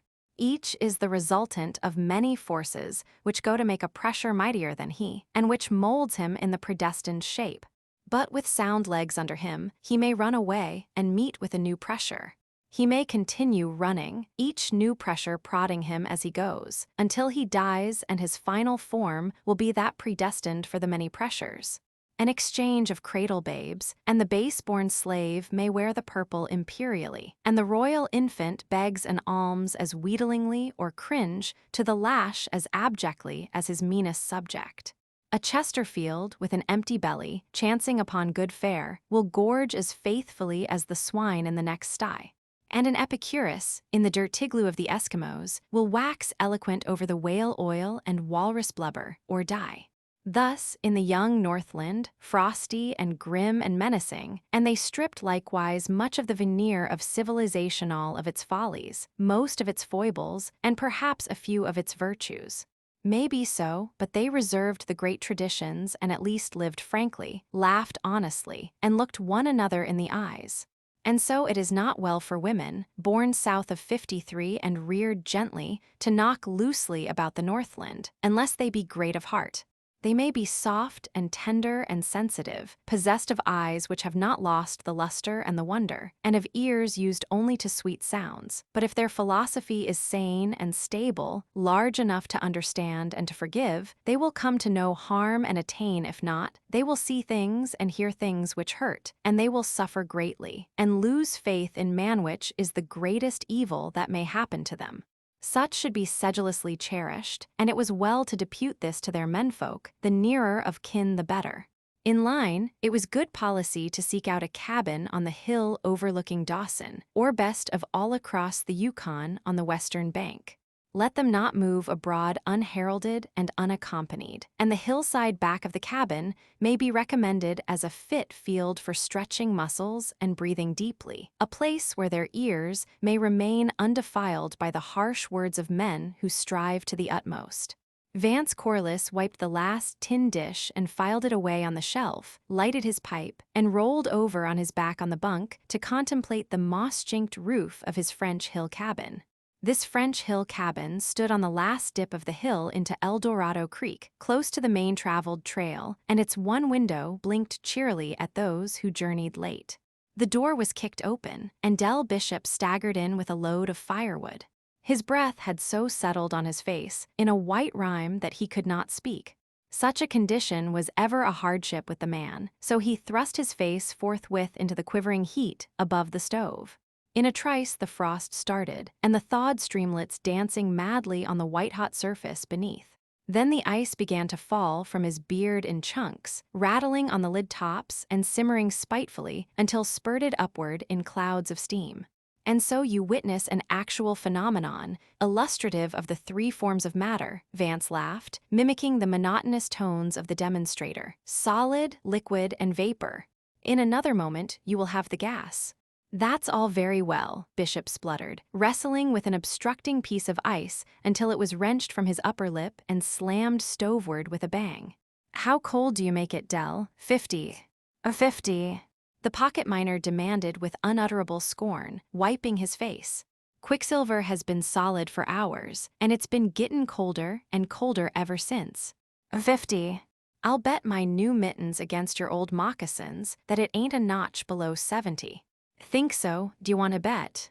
Vance nodded laughingly. Centigrade or Fahrenheit? Bishop asked, suddenly suspicious. Oh, well, if you want my old moccasins so badly, Vance rejoined, feigning to be hurt by the other's lack of faith. Why, you can have them without betting. Del snorted and flung himself down on the opposite bunk. Think you're funny, don't you? No answer forthcoming, he deemed the retort conclusive, rolled over, and fell to studying the moss chinks. 15 minutes of this diversion sufficed. Play you a rubber crib before bed, he challenged across to the other bunk. I'll go with you. Corliss got up, stretched, and moved the kerosene lamp from the shelf to the table. Think it will hold out? He asked, surveying the oil level through the cheap glass. Bishop threw down the crib board and cards, and measured the contents of the lamp with his eye. Forgot to fill it, didn't I? Too late now. Do it tomorrow. It'll last the rubber out, sure. Corliss took up the cards, but paused in the shuffling. We've a big trip before us, Dell, about a month from now. The middle of March as near as I can plan atop the Stewart River to McQuestion, up McQuestion and back again down the Mayo, then across country to, and then back to Dawson before the ice breaks. The pocket miner's eyes sparkled. Keep us hustlin', but say it's a trip, isn't it, hunch? I've received word from the Parker outfit on the Mayo, and McPherson isn't asleep on Henderson. You don't know him. They're keeping quiet, and of course one can't tell, but... Bishop nodded his head sagely, while Corliss turned the trump he had cut. A sure vision of a 24 hand was dazzling him when there was a sound of voices without, and the door shook to a heavy knock. Come in, he bawled, and don't make such a row about it. Look at that, to Corliss, at the same time facing his hand. 15-8, 15-16, and 8 are 24. Just my luck. Corliss started swiftly to his feet. Bishop jerked his head about. 2 women and a man had staggered clumsily in through the door and were standing just inside, momentarily blinded by the light. By all the prophets. Cornell. The pocket miner wrung the man's hand and led him forward. You remember Cornell, Corliss. Jake Cornell, 37.5 Eldorado. How could I forget? The engineer acknowledged warmly, shaking his hand. That was a miserable night you put us up last fall, about as miserable as the moose steak was good that you gave us for breakfast. Jake Cornell, hirsute and cadaverous of aspect, nodded his head with emphasis and deposited a corpulent again. He nodded his head and glared wildly at him. The stove caught his eye and he strode over to it, lifted a lid, and spat out a mouthful of amber-colored juice. Another stride. And he was back. Course I recollect the night, he rumbled, the ice clattering from his hairy jaws. And I'm glad to see you, that's a fact. He seemed suddenly to remember himself and added a little sheepishly, the fact is, we're all so glad to see you, ain't we, girls? He twisted his head about and nodded his companions up. Blanche, my dear Mr. Corliss Hemmett gives me. It gives me pleasure to make you acquainted. Caribou Blanche, sir. Caribou Blanche. Pleased to meet you. Caribou Blanche put out a frank hand and looked over keenly. She was a fair-featured, blondish woman, originally not unpleasing of appearance, but now with lines all deepened and hardened as on the faces of men who have endured much weather-beat. Congratulating himself upon his social proficiency, Jake Cornell cleared Mr. Corliss, the virgin. I make you both acquainted. In response to the query in Vance's eyes, yes, the virgin. That's all, just the virgin. She smiled and bowed, but did not shake hands. A toff was her secret comment upon the engineer, and from her limited experience, she had been led to understand that it was not good form among toffs to shake hands. Corliss fumbled his hand, then bowed and looked at her curiously. She was a pretty, low-browed creature, darkly pretty, with a well-favored body, and for all that the type was mean, he could not escape the charm of her over-brimming vitality. She seemed bursting with it, and every quick, spontaneous movement appeared to spring from the excess of red blood and superabundant energy. Pretty healthy proposition, ain't she? Jake Cornell demanded, following his host's gaze with approval. None o' your gammon, Jake, the virgin snapped back, with lip curled contemptuously for Vance's especial benefit. I fancy it'd be more in keeping if you'd look to poor Blanche there. The fact is, we're plumb ding-dong played out, Jake said. And Blanche went through the ice just down the trail, and her feet were like freezin'. Blanche smiled as Corliss piloted her to a stool by the fire, and her stern mouth gave no indication of the pain she was suffering. He turned away when the Virgin addressed herself to removing the wet footgear, while Bishop went rummaging for socks and moccasins. Didn't go in morn to the ankles, Cornell explained confidentially, but that's plenty a night like this. Corliss agreed with a nod of the head. Spotted your light, and hem and so we come. Don't mind, do you? Why, certainly not, no intrudin'. Corliss reassured him by laying his hand on his shoulder and cordially pressing him to a seat. Blanche sighed luxuriously. Her wet stockings were stretched up and already steaming, and her feet basking in the capacious warmth of Bishop's Siwash socks. Vance shoved the tobacco canister across, but Cornell pulled out a handful of cigars and passed them around. Uncommon bad piece of trail just this side of the turn, he remarked stentoriously, at the same time flinging an eloquent glance at the demijohn.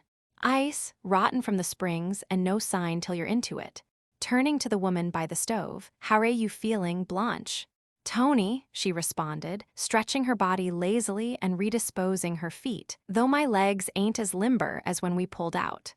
Looking to his host for consent, Cornell tilted the demijohn over his arm and partly filled the 4 tin mugs and an empty jelly glass.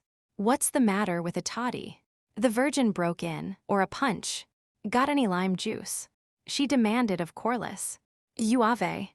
Jolly." She directed her dark eyes towards Dell. You cookie. Trot out your mixing pan and sling the kettle for water. Come on. All hands. Jake's treat, and I'll show you 'ow. Any sugar, Mr. Corliss, and nutmeg. Cinnamon then. Okay. It'll do. Lively now, cookie. Ain't she a peach?" Cornell confided to Vance, watching her with mellow eyes as she stirred the steaming brew. But the Virgin directed her attentions to the engineer. "Don't mind I am, sir," she advised. "Ease more'n arfgorn are ready, aiding the jug every blessed stop." "Now, my dear," Jake protested. "Don't you my dear me," she sniffed. "I don't like you." "Why, cuss." She ladled the punch carefully into the mugs and meditated. "As you chew tobacco. Coss your whiskey. What I take to be smooth-faced young chaps." "Don't take any stock in her nonsense," the Fraction King warned. "She just does it a purpose to get me mad." "Now then," she commanded sharply. "Step up to your liquor." "There's ow." "What'll it be?" cried from the stove. The elevated mugs wavered and halted. "The Queen, God bless her." The Virgin toasted promptly. "And Bill." Dell Bishop interrupted. Again the mugs wavered. "Bill, ooh." The Virgin asked, suspiciously. "McKinley." She greeted him with a smile. "Thank you, Cookie, you're a trump. Now it's a go, gents. Take it standing." "The Queen, God bless her, and Bill McKinley, bottoms up," thundered Jake Cornell, and the mugs smote the table with clanging rims. Vance Corliss discovered himself amused and interested. According to Frona, he mused ironically this was learning life, was adding to his sum of human generalizations. The phrase was hers, and he rolled it over a couple of times. Then, again, her engagement with St. Vincent crept into his thought, and he charmed the Virgin by asking her to sing. But she was coy, and only after Bishop had rendered the several score stanzas of Flying Cloud did she comply. Her voice, in a weak way, probably registered an octave and a half. Below that point, it underwent strange metamorphoses, while on the upper levels it was devious and rickety. Nevertheless, she sang, "Take Back Your Gold" with touching effect, which brought a fiery moisture into the eyes of the Fraction King, who listened greedily, for the time being experiencing unwanted ethical yearnings. The applause was generous, followed immediately by Bishop, who toasted the singer as the enchantress of Bow Bells, to the reverberating bottoms up of Jake Cornell. 2 hours later, Francois rapped. It was a sharp, insistent rap, penetrating the din within and bringing Corliss to the door. She gave a glad little cry when she saw who it was. "Oh, it is you, Vance. I didn't know you lived here." He shook hands and blocked the doorway with his body. Behind him, the Virgin was laughing and Jake Cornell roaring. "Oh, cable this message along the track. The prod's out west, but he's coming back. Put plenty of veal for one on the rack. Tra-la-la-la-la-la." "What is it?" Advance questioned. "Is anything up?" "I think you might ask me." There was a hint of reproach in Franco's voice and of haste. I blundered through the ice, and my feet are freezing. Oh God. In the exuberant tones of the Virgin came whirling over Vance's shoulder, and the voices of Blanche and Bishop joining in a laugh against Cornell and that worthy's vociferous protestations. It seemed to him that all the blood of his body had rushed into his face. But you can't come in, Frona. Don't you hear them? But I must, she insisted. My feet are freezing. With a gesture of resignation, he stepped aside and closed the door after her. Coming suddenly out of the darkness, she hesitated a moment, but in that moment recovered her sight and took in the scene. The air was thick with tobacco smoke, and the odor of it in the close room was sickening to one fresh from the pure outside. On the table, a column of steam was ascending from the big mixing pan. The Virgin, fleeing before Cornell, was defending herself with a long mustard spoon. Evading him and watching her chance, she continually daubed his nose and cheeks with the yellow smear. Blanche had twisted about from the stove to see the fun, and Del Bishop, with a mug at rest halfway to his lips, was applauding the successive strokes. The faces of all were flushed. Vance leaned nervously against the door.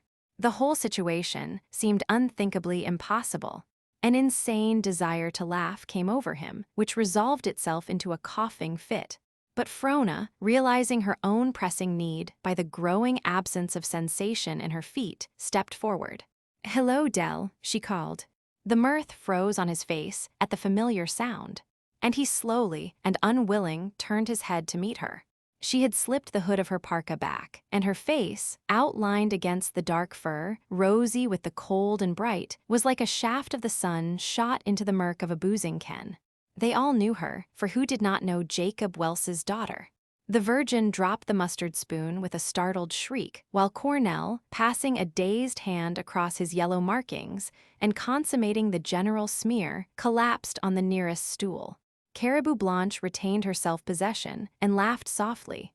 Bishop managed to articulate hello, but was unable to stave off the silence which settled down. Frona waited a second and then said, "Good evening, all. This way." Vance had recovered himself and seated her by the stove opposite Blanche. "Better get your things off quickly and be careful of the heat. I'll see what I can find for you." "Some cold water, please," she asked. "It will take the frost out." "Del will get it. I hope it is not serious." "No." She shook her head and smiled at him, at the same time working away at her ice-coated moccasins. "There hasn't been time for more than surface freezing. At the worst, the skin will peel off." An unearthly silence brooded in the cabin, broken only by Bishop filling a basin from the water bucket, and by Corliss seeking out his smallest and daintiest house moccasins and his warmest socks. Frona, rubbing her feet vigorously, paused and looked up. "Don't let me chill the festivities just because I'm cold," she laughed. "Please go on." Jake Cornell straightened up and cleared his throat inanely, and the Virgin looked over-dignified, but Blanche came over and took the towel out of Frona's hands. "I wet my feet in the same place," she said, kneeling down and bringing a glow to the frosted feet. "I suppose you can manage some sort of fit with them. Here." Vance tossed over the house moccasins and woolen wrappings, which the two women, with low laughs and confidential undertones, proceeded to utilize. "But what in the world were you doing on the trail, alone, at this time of night?" Vance asked. In his heart, he was marveling at the coolness and pluck with which she was carrying off the situation. "I know beforehand that you will censure me," she replied, helping Blanche arrange the wet gear over the fire. "I was at Mrs. Stanton's, but first you must know Miss Mortimer. And I are staying at the penthouse for a week. Now to start fresh again. I intended to leave Mrs. Stanton before dark, but her baby got into the kerosene, her husband had gone down to Dawson, and well, we weren't sure of the baby until half an hour ago. She wouldn't hear of me returning alone, but there was nothing to fear, only I had not expected soft ice in such a snap." "How'd you fix the kid?" Del asked, intent on keeping the talk going now that it had started. "Chewing tobacco." And when the laughter had subsided, she went on, "There wasn't any mustard, and it was the best I could think of. Besides, Matt McCarthy saved my life with it once, down at Dia when I had the croup. But you were singing when I came in," she suggested. "Do go on." Jake Cornell hawed prodigiously. And I got done. Then you, Del sing, flying cloud, as you used to coming down the river. Oh, as, said the Virgin. Then you sing. I am sure you do. She smiled into the Virgin's eyes, and that lady delivered herself of a coster ballad with more art than she was aware. The chill of Frona's advent quickly dissipated, and song and toast and merriment went round again. Nor was Frona above touching lips to the jelly glass in fellowship, and she contributed her quota by singing Annie Laurie and Be also, but privily she watched the drink saturating the besotted souls of Cornell and the Virgin. It was an experience, and she was glad of it, though sorry and away for Corliss, who played the host lamely. But he had little need of pity. Any other woman, he said to himself a score of times, looking at Frona and trying to picture numerous women he had known by his mother's teapot, knocking at the door and coming in as Frona had done. Then, again, it was only yesterday that it would have hurt him, Blanche's rubbing her feet, but now he gloried in Frona's permitting it, and his heart went out in a more kindly way to Blanche. Perhaps it was the elevation of the liquor, but he seemed to discover new virtues in her rugged face. Frona had put on her dried moccasins and risen to her feet and was listening patiently to Jake Cornell, who hiccuped a last incoherent toast. To the man, he rumbled cavernously, the man hick that made the blessed country, volunteered the Virgin. True, my dear hick. To the man that made the blessed country. To hickta Jacob Welse. And a writer. Blanche cried. To Jacob Welse's daughter. I standing. And bottoms up. Though. She's a jolly good fellow, Del led off, the drink ruddying his cheek. I'd like to shake hands with you just once, Blanche said in a low voice, while the rest were chorusing. Frona slipped her mitten, which she had already put on, and the pressure was firm between them. No, she said to Corliss, who had put on his cap and was tying the ear flaps. Blanche tells me the Pentleys are only half a mile from here. The trail is straight. I'll not hear of anyone accompanying me. No. This time she spoke so authoritatively that he tossed his cap into the bunk. Good night, all. She called, sweeping the roisterers with a smile. But Corliss saw her to the door and stepped outside. She glanced up at him. Her hood was pulled only partly up, and her face shone alluringly under the starlight. I, Frona. I wish don't be alarmed, she whispered. I'll not tell you, Vance. He saw the mocking glint in her eyes, but tried to go on. I wish to explain just how, no need. I understand. But at the same time, I must confess I do not particularly admire your taste, Frona. The evident pain in his voice reached her. Oh, you big foolish. She laughed. Don't I know? Didn't Blanche tell me she wet her feet? Corliss bowed his head. Truly, Frona, you are the most consistent woman I ever met. Furthermore, with a straightening of his form and a dominant assertion in his voice, this is not the last. She tried to stop him, but he continued. I know that things will turn out differently. To fling your own words back at you, all the factors have not been taken into consideration. As for St. Vincent, I'll have you back yet. For that matter, now could not be too soon. He flashed out hungry arms at her, but she read quicker than he moved and, laughing, eluded him and ran lightly down the trail. Come back, Frona. Come back. He called, I am sorry. No, you're not, came the answer. And I'd be sorry if you were. Good night. He watched her merge into the shadows, then enter the cabin.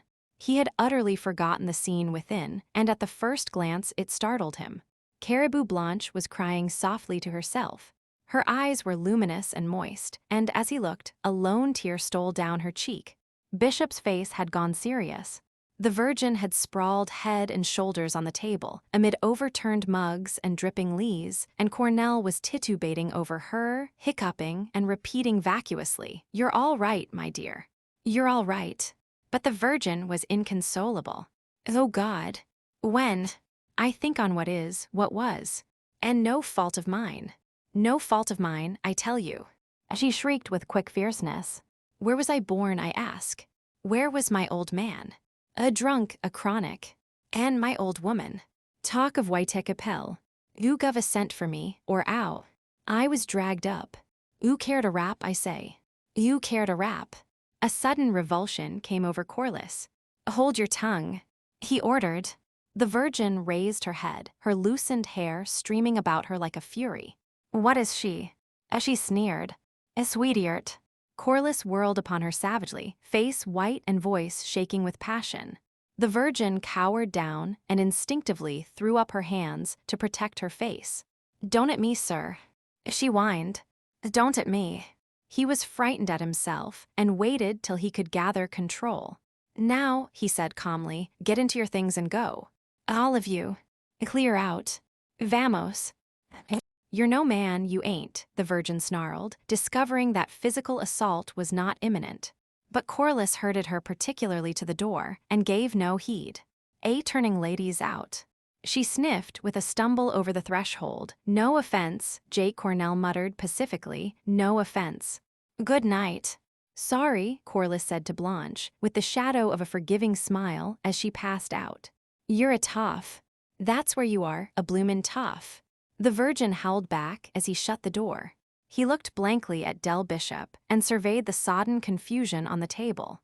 Then he walked over and threw himself down on his bunk. Bishop leaned an elbow on the table and pulled his wheezy pipe. The lamp smoked, flickered, and went out, but still he remained, filling his pipe again and striking endless matches. Del, are you awake? Corliss called at last. Del grunted. I was able to turn them out into the snow. I am ashamed. Sure, was the affirmation. A long silence followed. Del knocked the ashes out and raised up. Asleep, he called. There was no reply, and he walked to the bunk softly and pulled the blankets over the engineer. Chapter 21. Yes, what does it all mean? Corliss stretched lazily and cocked his feet on the table. He was not especially interested, but Colonel Trethaway persisted in talking seriously. That's it. The very thing the old and ever-young demand which man slaps into the face of the universe. The colonel searched among the scraps in his notebook. See, holding up a soiled slip of typed paper, I copied this out years ago. Listen. What a monstrous specter is this man, this disease of the agglutinated dust, lifting alternate feet or lying drugged with slumber, killing, feeding, growing, bringing forth small copies of himself, grown up with hair like grass, fitted with eyes that poor soul, here for so little, cast among so many hardships, filled with desires so incommensurate and so inconsistent, savagely surrounded, savagely descended, irremediably condemned to prey upon his fellow lives. Infinitely childish, often admirably valiant, often touchingly kind, sitting down to debate of right or wrong and the attributes of the deity, rising up to battle for an egg or die for an idea.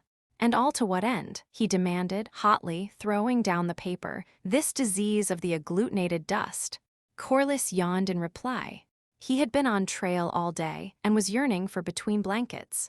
Here am I, Colonel Trethaway, modestly along in years, fairly well preserved, a place in the community, a comfortable bank account, no need to ever exert myself again, yet enduring life bleakly and working ridiculously with a zest worthy of and to what end? I can only eat so much, smoke so much, sleep so much, and this tail dump of earth men call Alaska is the worst of all possible places in the matter of grub, tobacco, and blankets. But it is the living strenuously which holds you, Corliss interjected. Frona's philosophy, the colonel sneered, and my philosophy and yours, and of the agglutinated dust, which is quickened with a passion you do not take into account the passion of duty, of race, of God, and of the compensation, Trethaway demanded. Each breath you draw. The mayfly lives an hour. I don't see it. Blood and sweat. Blood and sweat.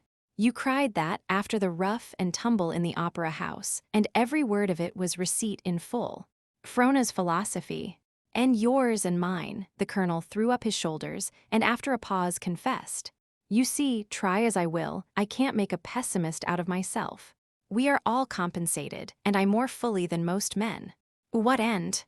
I asked, and the answer forth came, since the ultimate end is beyond us, then the immediate. More compensation, here and now. A quite hedonistic. And rational. I shall look at it at once. I can buy grub and blankets for a score. I can eat and sleep for only one. Ergo, why not for two? Corliss took his feet down and sat up. In other words, I shall get married and give the community a shock. Communities like shocks. That's one of their compensations for being agglutinative. I can't think of but one woman, Corliss essayed tentatively, putting out his hand. Trethaway shook it slowly. It is she. Corliss let go and shot into his face. But St. Vincent. Is your problem not mine, then Lucille? Certainly not. She played a quixotic little game of her own and botched it beautifully. I do not understand. Corliss brushed his brows in a dazed sort of way. Trethaway parted his lips with a superior smile. It is not necessary that you should. The question is, will you stand up with me? But what a confoundedly long way you took. It is not your usual method. Nor was it with her, the colonel declared, twisting his mustache proudly. A captain of the Northwest Mounted Police, by virtue of his magisterial office, may perform marriages in time of stress, as well as execute exemplary justice. So Captain Alexander received a call from Colonel Trethaway, and after he left jotted down an engagement for the next morning. Then the impending groom went to see Frona. Lucille did not make the request. He hastened to explain, but well, the fact was she did not know any women, and, furthermore, he, the colonel, knew whom Lucille would like to ask, did she dare. So he did it upon his own responsibility. And coming as a surprise, he knew it would be a great joy for her. Frona was taken aback by the suddenness of it. Only the other day it was that Lucille had made a plea to her for St. Vincent, and now it was Colonel Trethaway. True, there had been a false quantity somewhere, but now it seemed doubly false. Could it be, after all, that Lucille was mercenary? These thoughts crowded upon her swiftly, with the colonel anxiously watching her face the while. She knew she must answer quickly, yet was distracted by an involuntary admiration for his bravery. So she followed, perforce, the lead of her heart and consented. Yet the whole thing was rather strained when the four of them came together, the next day, in Captain Alexander's private office. There was a gloomy chill about it. Lucille seemed ready to cry, and showed a repressed perturbation quite unexpected of her, while, try as she would, Frona could not call upon her usual sympathy to drive away the coldness which obtruded intangibly between them. This, in turn, had a consequent effect on Vance, and gave a certain distance to his manner, which forced him out of touch even with the colonel. Colonel Trethaway seemed to have thrown 20 years off his erect shoulders, and the discrepancy in the match which Frona had felt vanished as she looked at him. He has lived the years well, she thought, and prompted mysteriously, almost with vague apprehension she turned her eyes to Corliss. But if the groom had thrown off 20 years, Vance was not a whit behind. Since their last meeting he had sacrificed his brown mustache to the frost, and his smooth face, smitten with health and vigor, looked uncommonly boyish. And yet, withal, the naked upper lip advertised a stiffness and resolution hitherto concealed. Furthermore, his features portrayed a growth, and his eyes, which had been softly firm, were now firm with the added harshness or hardness which is bred of coping with things, and coping quickly the stamp of executiveness which is pressed upon men who do. When the simple ceremony was over, Frona kissed Lucille, but Lucille felt that there was a subtle something wanting, and her eyes filled with unshed tears. Trethaway, who had felt the aloofness from the start, caught an opportunity with Frona, while Captain Alexander and Corliss were pleasant to Mrs. Trethaway. "What's the matter, Frona?" the colonel demanded, bluntly. "I hope you did not come under protest. I am sorry not for you, because lack of frankness deserves nothing, but for Lucille. It is not fair to her. There has been a lack of frankness throughout." Her voice trembled. "I tried my best, I thought I could do better, but I cannot feign what I do not feel. I am sorry, but I am disappointed. No, I cannot explain, and to you least of all. Let's be above board, Frona." St. Vincent's concerned, she nodded, "and I can put my hand right on the spot." First place, he looked to the side and saw Lucille stealing an anxious glance at him. First place, only the other day she gave you a song about St. Vincent. Second place, and therefore, you think her heart's not in this present proposition, that she doesn't care a rap for me. In short, that she's marrying me for reinstatement and spoils. Isn't that it? And isn't it enough? Oh, I am disappointed, Colonel Trethaway, grievously, in her, in you and myself. Don't be a fool. I like you too well to see you make yourself one. The play's been too quick, that is all. Your eye lost it. Listen, we've kept it quiet, but she's in with the elect on French Hill. Her claim to be the richest of the outfit. Present indication, 500,000 at least. In her own name, no strings attached. Couldn't she take that and go anywhere in the world and reinstate herself? And for that matter, you might presume that I am marrying her for spoils. Frona, she cares for me, and in your ear, she's too good for me. My hope is that the future will change. But never mind, haven't got the time now. You consider her affection sudden, eh? Let me tell you, we've been growing into each other from the time I came into the country, and with our eyes open. St. Vincent. Pshaw. I knew it all the time. She got it into her head that the whole of him wasn't worth a little finger of you, and she tried to break things up. You'll never know how she worked with him. I told her she didn't know the truth, and she said so, too, after. So there it is, take it or leave it. But what do you think about St. Vincent? What I think is neither here nor there, but I'll tell you honestly that I back her judgment. But that's not the point. What are you going to do about it? About her? Now, she did not answer, but went back to the waiting group. Lucelle saw her coming and watched her face. He's been telling you. That I am a fool, Franco answered. And I think I am. And with a smile, I take it on faith that I am anyway. I can't figure it out just now, but... Captain Alexander discovered a prenuptial joke just about then and led the way over to the stove to crack it upon the colonel, and Vance went along to see fair play. It's the first time, Lucelle was saying, and it means more to me, so much more than two. Most women. I am afraid. It is a terrible thing for me to do. But I do love him, I do. And when the joke had been duly digested and they came back, she was sobbing, dear, dear Frona. It was just the moment, better than he could have chosen, and capped and mittened without knocking, Jacob Welse came in. The uninvited guest was his greeting. Is it all over? So. And he swallowed Lucelle up in his huge bearskin. Colonel, your hand, and your pardon for my intruding, and your regrets for not giving me the word. Come, out with them. Hello, Corliss, Captain Alexander, a good day. What have I done? Frona wailed, received the bear hug, and managed to press his hand until it almost hurt. Had to back the game, he whispered, and this time his hand hurt. Now, Colonel, I don't know what your plans are, and I don't care. Call them off. I've got a little spread down the house, and the only honest case of champagne this side of the circle. Of course, you're coming, Corliss, and his eye roved past Captain Alexander with hardly a pause. Of course, came the answer like a flash, though the chief magistrate of the Northwest had had time to canvass the possible results of such unofficial action. Gotta hack. Jacob Welse laughed and held up a moccasined foot. Walking be chucked. The captain started impulsively towards the door. I'll have the sleds up before you're ready. 3 of them and bells galore. So Trethewey's forecast was correct, and Dawson vindicated its agglutinativeness by rubbing its eyes when 3 sleds, with 3 scarlet-tunicked policemen swinging the whips, tore down its main street. And we shall live quietly, Lucelle told Franco. The Klondike is not all the world, and the best is yet to come. But Jacob Welse said otherwise. We've got to make this thing go, he said to Captain Alexander, and Captain Alexander said that he was unaccustomed to backing out. Mrs. Scoville emitted preliminary thunders, marshaled the other women, and became chronically seismic and unsafe. Lucelle went nowhere save for Frona. But Jacob Welse, who rarely went anywhere, was often to be found by Colonel Trethewey's fireside, and not only was he to be found there, but he usually brought somebody along. Anything on hand this evening? He was wont to say in a casual meeting. No, then come along with me.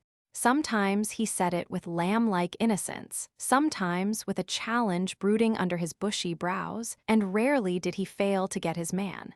These men had wives, and thus were the germs of dissolution sown in the ranks of the opposition. Then, again, at Colonel Trethewey's there was something to be found besides weak tea and small talk, and the correspondents, engineers, and gentlemen rovers kept the trail well packed in that direction. Though it was the king's, to a man, so the retreat cabin became the center of things, and, backed commercially, financially, and officially, it could not fail to succeed socially. The only bad effect of all this was to make the lives of Mrs. Scoville and divers others of her sex more monotonous, and to cause them to lose faith in certain hoary and inconsequent maxims. Furthermore, Captain Alexander, as highest official, was a power in the land, and Jacob Welse was the company, and there was a superstition extant concerning the unwisdom of being on indifferent terms with the company. And the time was not long till probably a bare half-dozen remained in outer cold, and they were considered a warped lot anyway. Chapter 22. Quite an exodus took place in Dawson in the spring. Men, because they had made stakes, and other men, because they had made none, bought up the available dogs and rushed out for Dia over the last ice. Incidentally, it was discovered that Dave Harney possessed most of these dogs. Jacob Welse asked him on a day when the meridian sun for the first time felt faintly warm to the naked skin. "Well, I did not. I'm clearin' $3 a pair on the moccasins I cornered, to say nothing but saw wood on the boots. Say, Welse, not that my nose is out of joint, but you just cinched me everlastin' on sugar, didn't you?" Jacob Welse smiled. "And by the gimcracky I'm squared. Got any rubber boots?" "No, went out of stock early in the winter." Dave snickered slowly. "And I'm the particular party that hocus-pocused 'em. Not you. I gave special orders to the clerks. They weren't sold in lots. No more they weren't. 1 man to the pair and 1 pair to the man, and a couple of hundred of them, but it was my dust they chucked into the scales and nobody else's. Drink. Don't mind. Easy, put up your sack. Call it rebate, for I can afford it. Goin' out. Not this year, I guess. Waships come in." A strike on Henderson in the middle of April, which promised to be sensational, drew St. Vincent to Stewart River. And a little later, Jacob Welse, interested in Gallagher Gulch and with an eye riveted on the copper mines of White River, went up into the same district, and with him went Frona, for it was more vacation than business. In the meantime, Corliss and Bishop, who had been on trail for a month or more running over the Mayo and McQuestion country, rounded up on the left fork of Henderson, where a block of claims waited to be surveyed. But by May, Corliss and Bishop located on Split Up Island, so called through the habit parties from the outside had of dividing there and going several ways, where Tommy McPherson was comfortably situated. A couple of days later, Jacob Welse and Frona arrived from a hazardous trip out of the White River and pitched a tent on the high ground at the upper end of the split-up. A few Chechaquos, the first of the spring rush, strung in exhausted and went into camp against the breaking of the river. Also, there were still men going out who, barred by the rotten ice, came ashore to build poling boats and await the break-up, or to negotiate with the residents for canoes. Notably among these was the Baron Kerberton. Excruciating, magnificent. Is it not? So Frona first ran across him the following day. "What?" she asked, giving him her hand. You, doffing his cap. "It is a delight. I am sure," she began. No. He shook his curly mop warmly. "It is not you. See." He turned to Peterborough, for which McPherson had just mulcted him of thrice its value. "The canoe, is it not what you Yankees call a butte?" "Oh, the canoe," she repeated, with a falling inflection of chagrin. No. Pardon." He stamped angrily upon the ground. "It is not so. It is not you. It is not the canoe. It is I have it now. It is your promise. One day, do you not remember, at Madame Scoville's, we talked of the canoe and of my ignorance, which was sad, and you promised, you said, I would give you your first lesson. And is it not delightful? Listen. Do you not hear? The rippling, the rippling, deep down at the heart of things. Soon will the water run free. Here is the canoe. Here we meet. The first lesson. Delightful. The next island below Split Up was known as Raubo's Island and was separated from the former by a narrow back channel. Here, when the bottom had about dropped out of the trail, and with the dogs swimming as often as not, arrived St. Vincent, the last man to travel the winter trail. He went into the cabin of John Borg, a taciturn, gloomy individual prone to segregate himself from his kind. It was the mischief of St. Vincent's life that of all cabins he chose Borg's as an abiding place against the breakup. "All right," the man said when questioned by him. "Throw your blankets into the corner. Bella'll clear the litter out of the spare bunk." Not till evening did he speak again, and then, "You're big enough to do your own cooking. When the woman's done, with the stove you can fire away." The woman, or Bella, was a comely Indian girl, young, and the prettiest St. Vincent had run across. Instead of the customary greased swarthiness of the race, her skin was clear and of a light bronze tone, and her features less harsh, more felicitously curved than those common to the blood. After supper, Borg, both elbows on table and huge misshapen hands supporting chin and jaws, sat puffing stinking Siwash tobacco and staring straight before him. It would have seemed ruminative, the stare, had his eyes been softer or had he blinked. As it was, his face was set and trance-like. "Have you been in the country long?" St. Vincent asked, endeavoring to make conversation. Borg turned his sullen black eyes upon him and seemed to look into him and through him and beyond him, and, still regarding him, to have forgotten all about him. It was as though he pondered some great and weighty matter, probably his sins. The correspondent mused nervously, rolling himself a cigarette. When the yellow cube had dissipated itself in curling fragrance, and he was deliberating about rolling a second, Borg suddenly spoke. 15 years, he said, and returned to his tremendous cogitation. Thereat, and for half an hour thereafter, St. Vincent, fascinated, studied his inscrutable countenance. To begin with, it was a massive head, abnormal and top-heavy, and its only excuse for being was the huge bull throat which supported it. It had been cast in a mold of elemental generousness, and everything about it partook of the asymmetrical crudeness of the elemental. The hair, rank of growth, thick and unkempt, matted itself here and there into curious splotches of gray, and again, grinning at age, twisted itself into curling locks of lusterless black locks of unusual thickness, like crooked the shaggy whiskers, almost bare in places, and in others massing into bunchgrass-like clumps were plentifully splashed with gray. They rioted monstrously over his face and fell raggedly to his chest, but failed to hide the great hollowed cheeks or the twisted mouth. The latter was thin-lipped and cruel, but cruel only in a passionless sort of way. But the forehead was the anomaly required to complete the irregularity of the face. For it was a perfect forehead, full and broad, and rising superbly strong to its high dome. It was as the seat and bulwark of some vast intelligence. Omniscience might have brooded there. Bella, washing the dishes and placing them away on the shelf behind Borg's back, dropped a heavy tin cup. The cabin was very still, and the sharp rattle came without warning. On the instant, with a brute roar, the chair was overturned and Borg was on his feet, eyes blazing and face convulsed. Bella gave an inarticulate, animal-like cry of fear and cowered at his feet. St. Vincent felt his hair bristling, and an uncanny chill, like a jet of cold air, played up and down his spine. Then Borg righted the chair and sank back into his old position, chin on hands and brooding ponderously. Not a word was spoken, and Bella went on unconcernedly with the dishes, while St. Vincent rolled Jacob. Welse laughed when the correspondent told him. "Just his way," he said. "For his ways are like his looks unusual. He's an unsociable beast. Been in the country for more years than he can count acquaintances. Truth to say, I don't think he has a friend in all Alaska, not even among the Indians, and he's chummed thick with them off and on.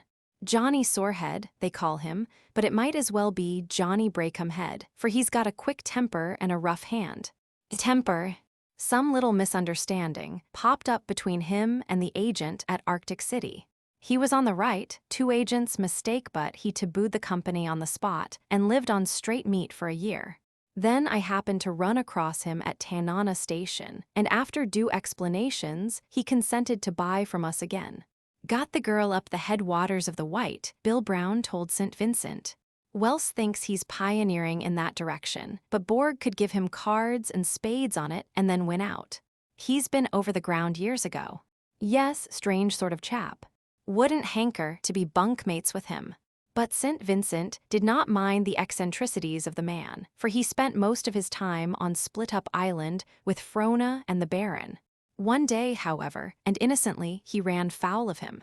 Two Swedes, hunting tree squirrels from the other end of Raubo Island, stopped to ask for matches and to yarn a while in the warm sunshine of the clearing. St. Vincent and Borg were accommodating them, the latter for the most part in meditative monosyllables. Just to the rear, by the cabin door, Bella was washing clothes. The tub was a cumbersome homemade affair, and half full of water was more than a fair match for an ordinary woman. The correspondent noticed her struggling with it and stepped back quickly to her aid. With the tub between them, they proceeded to carry it to one side in order to dump it where the ground drained from the cabin. St. Vincent slipped in the thawing snow, and the soapy water splashed up. Then Bella slipped, and then they both slipped. Bella giggled and laughed, and St. Vincent laughed back. The spring was in the air and in their blood, and it was very good to be alive. Only a wintry heart could deny a smile on such a day. Bella slipped again, tried to recover, slipped with the other foot, and sat down abruptly. Laughing gleefully, both of them, the correspondent caught her hands to pull her to her feet. With a bound and a bellow, Borg was upon them. Their hands were torn apart, and St. Vincent thrust heavily backward. He staggered for a couple of yards and almost fell. Then the scene of the cabin was repeated. Bella cowered and groveled in the muck, and her lord towered wrathfully over her. "Look at you," he said in stifled gutturals, turning to St. Vincent. "You sleep in my cabin and you cook. That is enough. Let my woman alone." Things went on after that as though nothing had happened. St. Vincent gave Bella a wide berth and seemed to have forgotten her existence. But the Swedes went back to their end of the island, laughing at the trivial happening which was destined to be significant. Chapter 23. Spring, smiting with soft, warm hands, had come like a miracle, and now lingered for a dreamy. The snow had left the bottoms and valleys, and nestled only on the north slopes of the ice-scarred ridges. The glacial drip was already in evidence, and every creek in a roaring spate. Each day the sun rose earlier and stayed later. It was now a chill day at 3 o'clock and mellow twilight at 9. Soon a golden circle would be drawn around the sky, and deep midnight would become bright as high noon.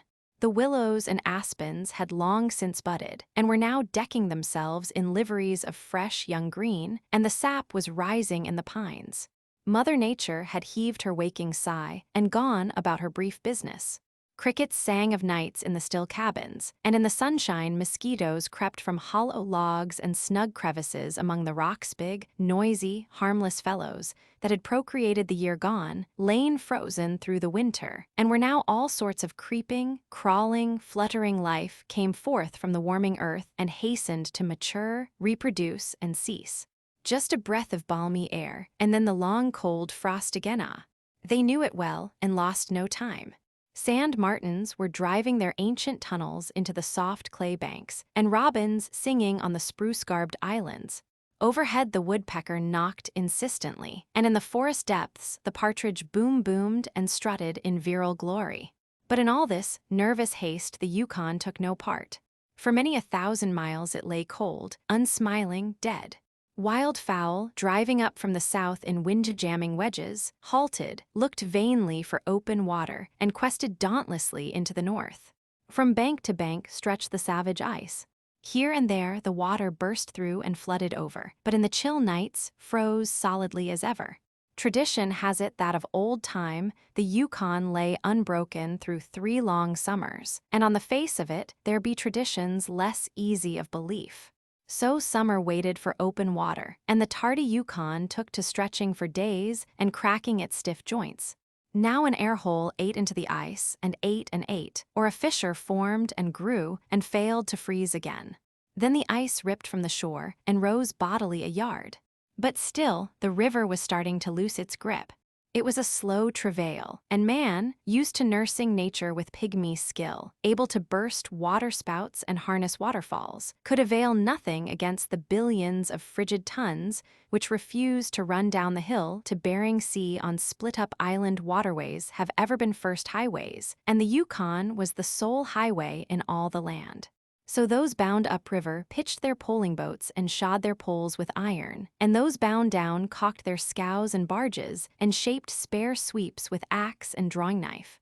Jacob Welse loafed and joyed in the utter cessation from work, and Frona joyed with him in that it was good. But Baron Kerbertin was in a fever at the delay. His hot blood grew riotous after the long hibernation, and the warm sunshine dazzled him with warmer fancies. Though, it will never break. Never. And he stood gazing at the surly ice and raining politely phrased anathema upon it. It is a conspiracy, pour la bijou a conspiracy. He caressed la bijou like it were a horse, for so he had christened the glistening Peterborough canoe. Frona and St. Vincent laughed and preached him the gospel of patience, which he proceeded to tuck away into the deepest abysses of perdition until interrupted by Jacob Welse. Look, Kerbertin. Over there, south of the bluff. Do you make anything? A moving? Yes, a dog. It moves too slowly for a dog. Frona, get the glasses. Charles and St. Vincent sprang after them, but the latter knew their abiding place and returned triumphant. Jacob Welse put the binoculars to his eyes and gazed steadily across the river. It was a sheer mile from the island to the farther bank, and the sunglare on the ice was a sore task to the vision. It is a man. He passed the glasses to the Baron and strained absently with his naked eyes. And something is up. He creeps. The Baron exclaimed. The man creeps, he crawls on hand and knee. Look. See. He thrust the glasses tremblingly into Frona's hands. Looking across the void of shimmering white, it was difficult to discern a dark object of such size when dimly outlined against an equally dark background of brush and earth. But Frona could make the man out with fair distinctness, and as she grew accustomed to the strain, she could distinguish each movement, and especially so when he came to a wind-thrown pine. Sue watched painfully. Twice, after tortuous effort, squirming and twisting, he failed in breasting the big trunk, and on the third attempt, after infinite exertion, he cleared it only to topple helplessly forward and fall on his face in the tangled undergrowth. It is a man. She turned the glasses over to St. Vincent. And he crawls feebly. He fell just then this side of the log. Does he move? Jacob Welse asked, and on a shake of St. Vincent's head, brought his rifle from the tent. He fired 6 shots skyward in rapid succession. He moves. The correspondent followed him closely. He crawls to the bank. No, one moment. Yes. He lies on the ground and raises his hat, or something, on a stick. He is waving it. Jacob Welse fired 6 more shots. He waved again. Now he has dropped it and lies quite still. All 3 looked inquiringly to Jacob Welse. He shrugged his shoulders. How should I know? A white man or an Indian, starvation most likely, or else he is injured. But he may be dying, Frona pleaded, as though her father, who had done most things, could do all things. We can do nothing. Ah, terrible, terrible. The Baron wrung his hands. Before our very eyes, and we can do nothing. No. He exclaimed with swift resolution, it shall not be. I will cross the ice. He would have started precipitately down the bank had not Jacob Welse caught his arm. Not such a rush, Baron. Keep your head up, but nothing. Does the man want food, or medicine, or what? Wait a moment. We will try it together. Count. Me in, St. Vincent volunteered, and Frona's eyes sparkled. While she made up a bundle of food in the tent, the men provided and rigged themselves with 60 or 70 feet of light rope. Jacob Welse and St. Vincent made themselves fast to it at either end, and the Baron in the middle. He claimed the food as his portion and strapped it to his broad shoulders. Frona watched their progress from the bank. The first 100 yards were easy going, but she noticed at once the change when they had passed the limit of the fairly solid shore ice. Her father led sturdily, feeling ahead and to the side with his staff and changing direction continually. St. Vincent, at the rear of the extended line, was the first to go through, but he fell with the pole thrust deftly across the opening and resting on the ice. His head did not go under, though the current sucked powerfully, and the 2 men dragged him out after a sharp pull. Frona saw them consult together for a minute, with much pointing and gesticulating on the part of the Baron, and then St. Vincent detach himself and turn shoreward. Brrrr, he shivered, coming up the bank to her. It's impossible. But why didn't they come in? She asked, a slight note of displeasure manifested in her voice. Said they were going to make one more try first. That Kerberton is hot-headed, you know. And my father just as bull-headed, she smiled. But hadn't you better change? There are spare things in the tent. Oh no. He threw himself down beside her. It's warm in the sun. For an hour they watched the two men, who had become mere specks of black in the distance, for they had managed to gain the middle of the river and at the same time had worked nearly a mile upstream. Frona followed them closely with the glasses, though often they were lost to sight behind the ice ridges. It was unfair of them, she heard St. Vincent complain, to say they were only going to have one more try. Otherwise, I should not have turned back. Yet they can't make it absolutely impossible. Yes. No. Yes. They're turning back, she announced. But listen. What is that? A hoarse rumble, like distant thunder, rose from the midst of the ice. She sprang to her feet. Gregory, the river can't be broken. No, surely not. See, it is gone. The noise which had come from above had died downstream. But there. Another rumble, hoarser and more ominous than before, lifted itself and hushed the robins and the squirrels. When abreast of them, it sounded like a railroad train on a distant trestle.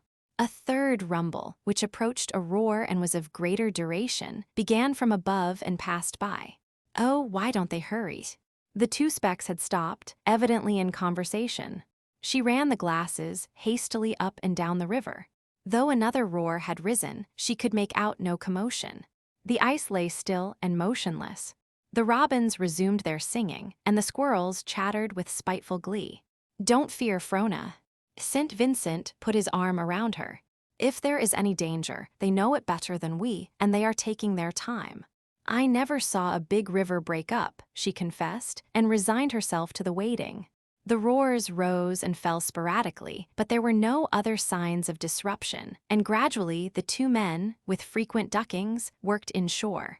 The water was streaming from them, and they were shivering severely as they came up the bank. At last, Franco had both her father's hands in hers. I thought you would never come back. There, run and get dinner, Jacob Welse laughed. There was no danger. But what was it? Stewart River's broken and sending its ice down under the Yukon ice. We could hear the grinding plainly out there.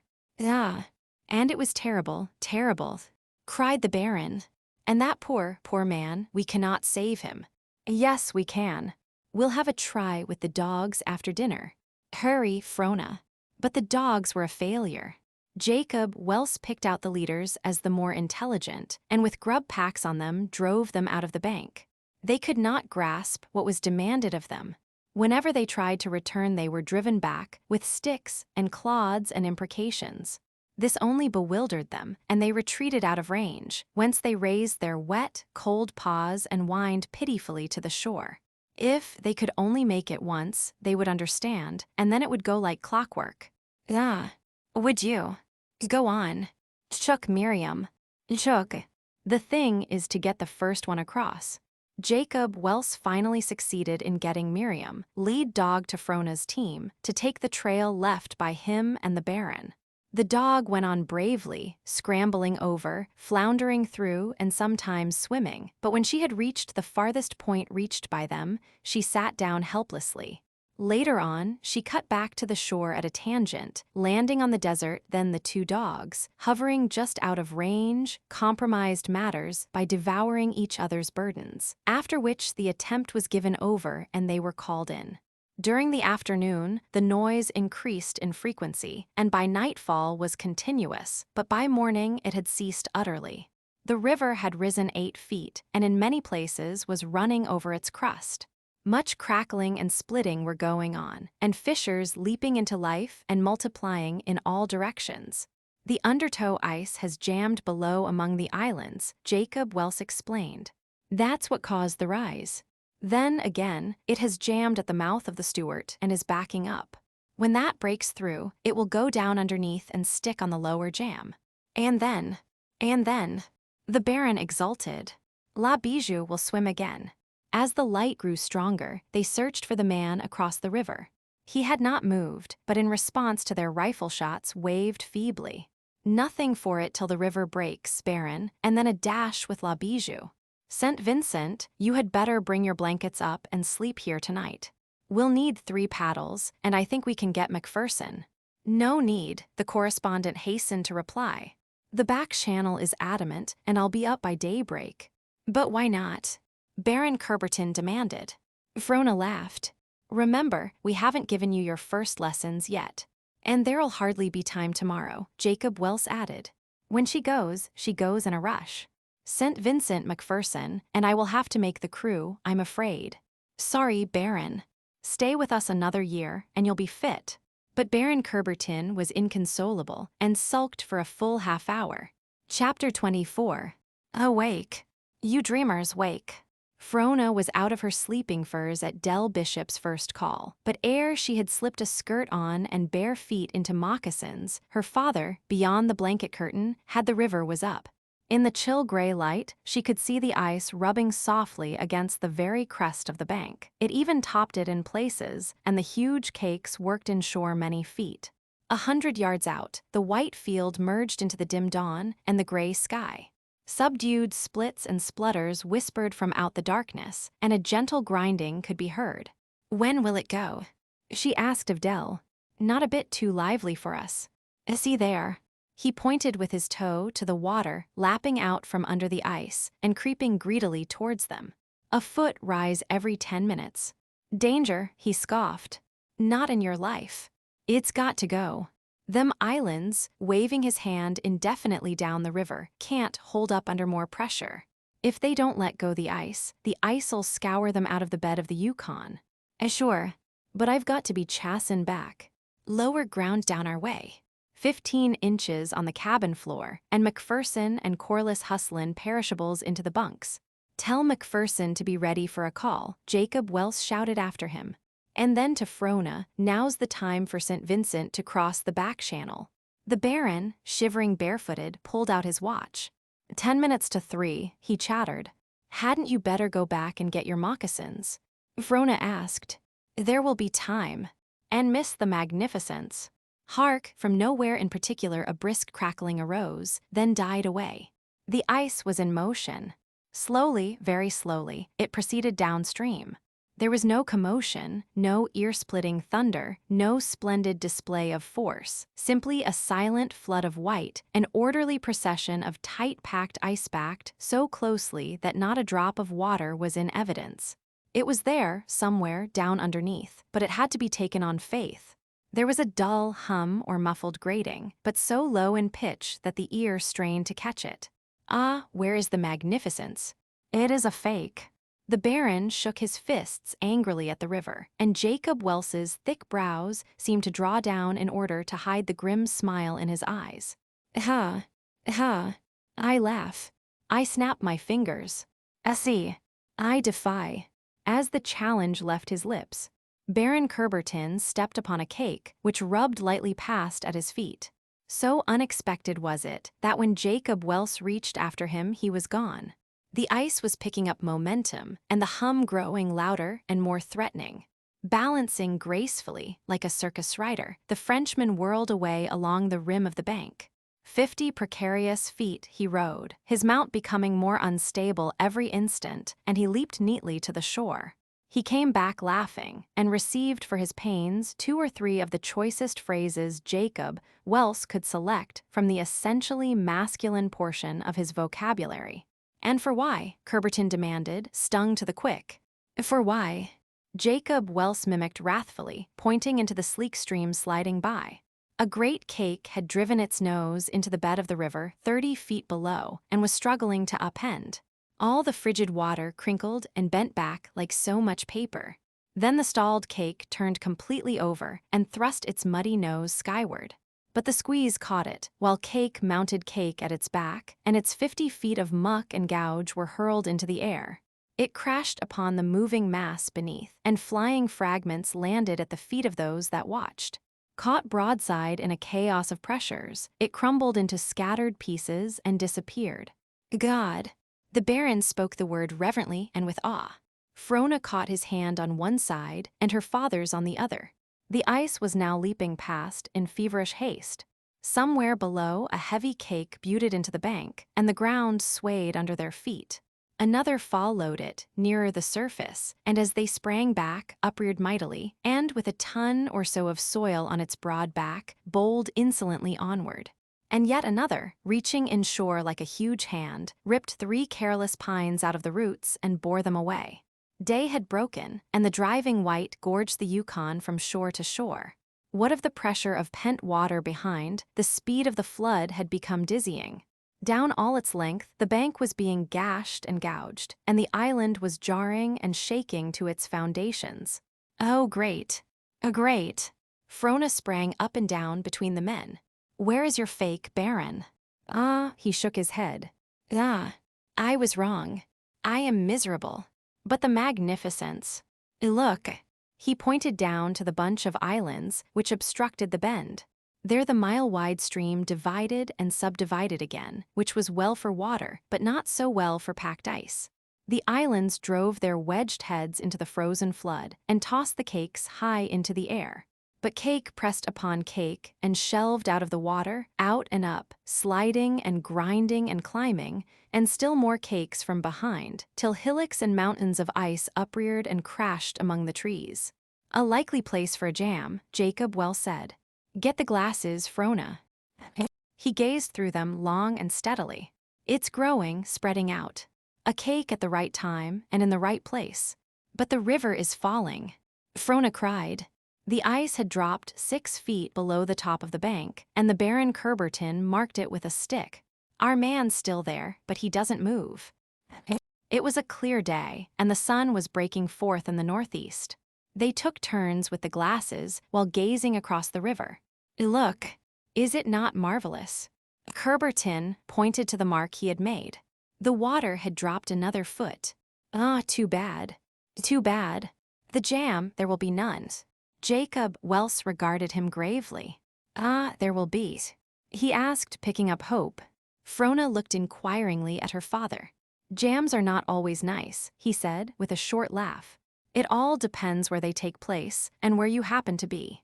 But the river, look, it falls, I can see it before my eyes. It is not too late. He swept the island-studded bend and saw the ice mountains larger and reaching out one to the other. Go into the tent, Kerberton, and put on the pair of moccasins you'll find by the stove. Go on. You won't miss anything. And you, Frona, start the fire and get the coffee underway. Half an hour after, though the river had fallen 20 feet, they found the ice still pounding along. Now the fun begins. Here, take a squint, you hot-headed Gaul. The left-hand channel man. Now she takes it. Kerberton saw the left-hand channel close, and then a great white barrier heaved up and traveled from island to island. The ice before they slowed down and came to rest. Then followed the instant rise of the river. Up it came in a swift rush, as though nothing short of the sky could stop it. As when they were first awakened, the cakes rubbed and slid inshore over the crest of the bank, the muddy water creeping in advance and marking the way. Immondia. But this is not nice. But magnificent, Baron, Frona teased. In the meanwhile, you are getting your feet wet. He retreated out of the water, and in time, for a small avalanche of cakes rattled down upon the place he had just left. The rising water had forced the ice up till it stood breast-high above the island like a wall. But it will go down soon when the jam breaks. See, even now it comes up not so swiftly. It has broken. Frona was watching the barrier. No, it hasn't, she denied. But the water no longer rises like a racehorse. Nor does it stop rising. He was puzzled for the nonce. Then his face brightened. Ah, I have it.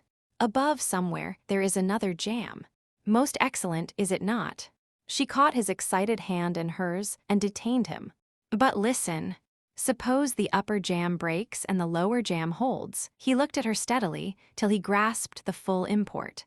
His face flushed, and with a quick intake of the breath, he straightened up and threw back his head.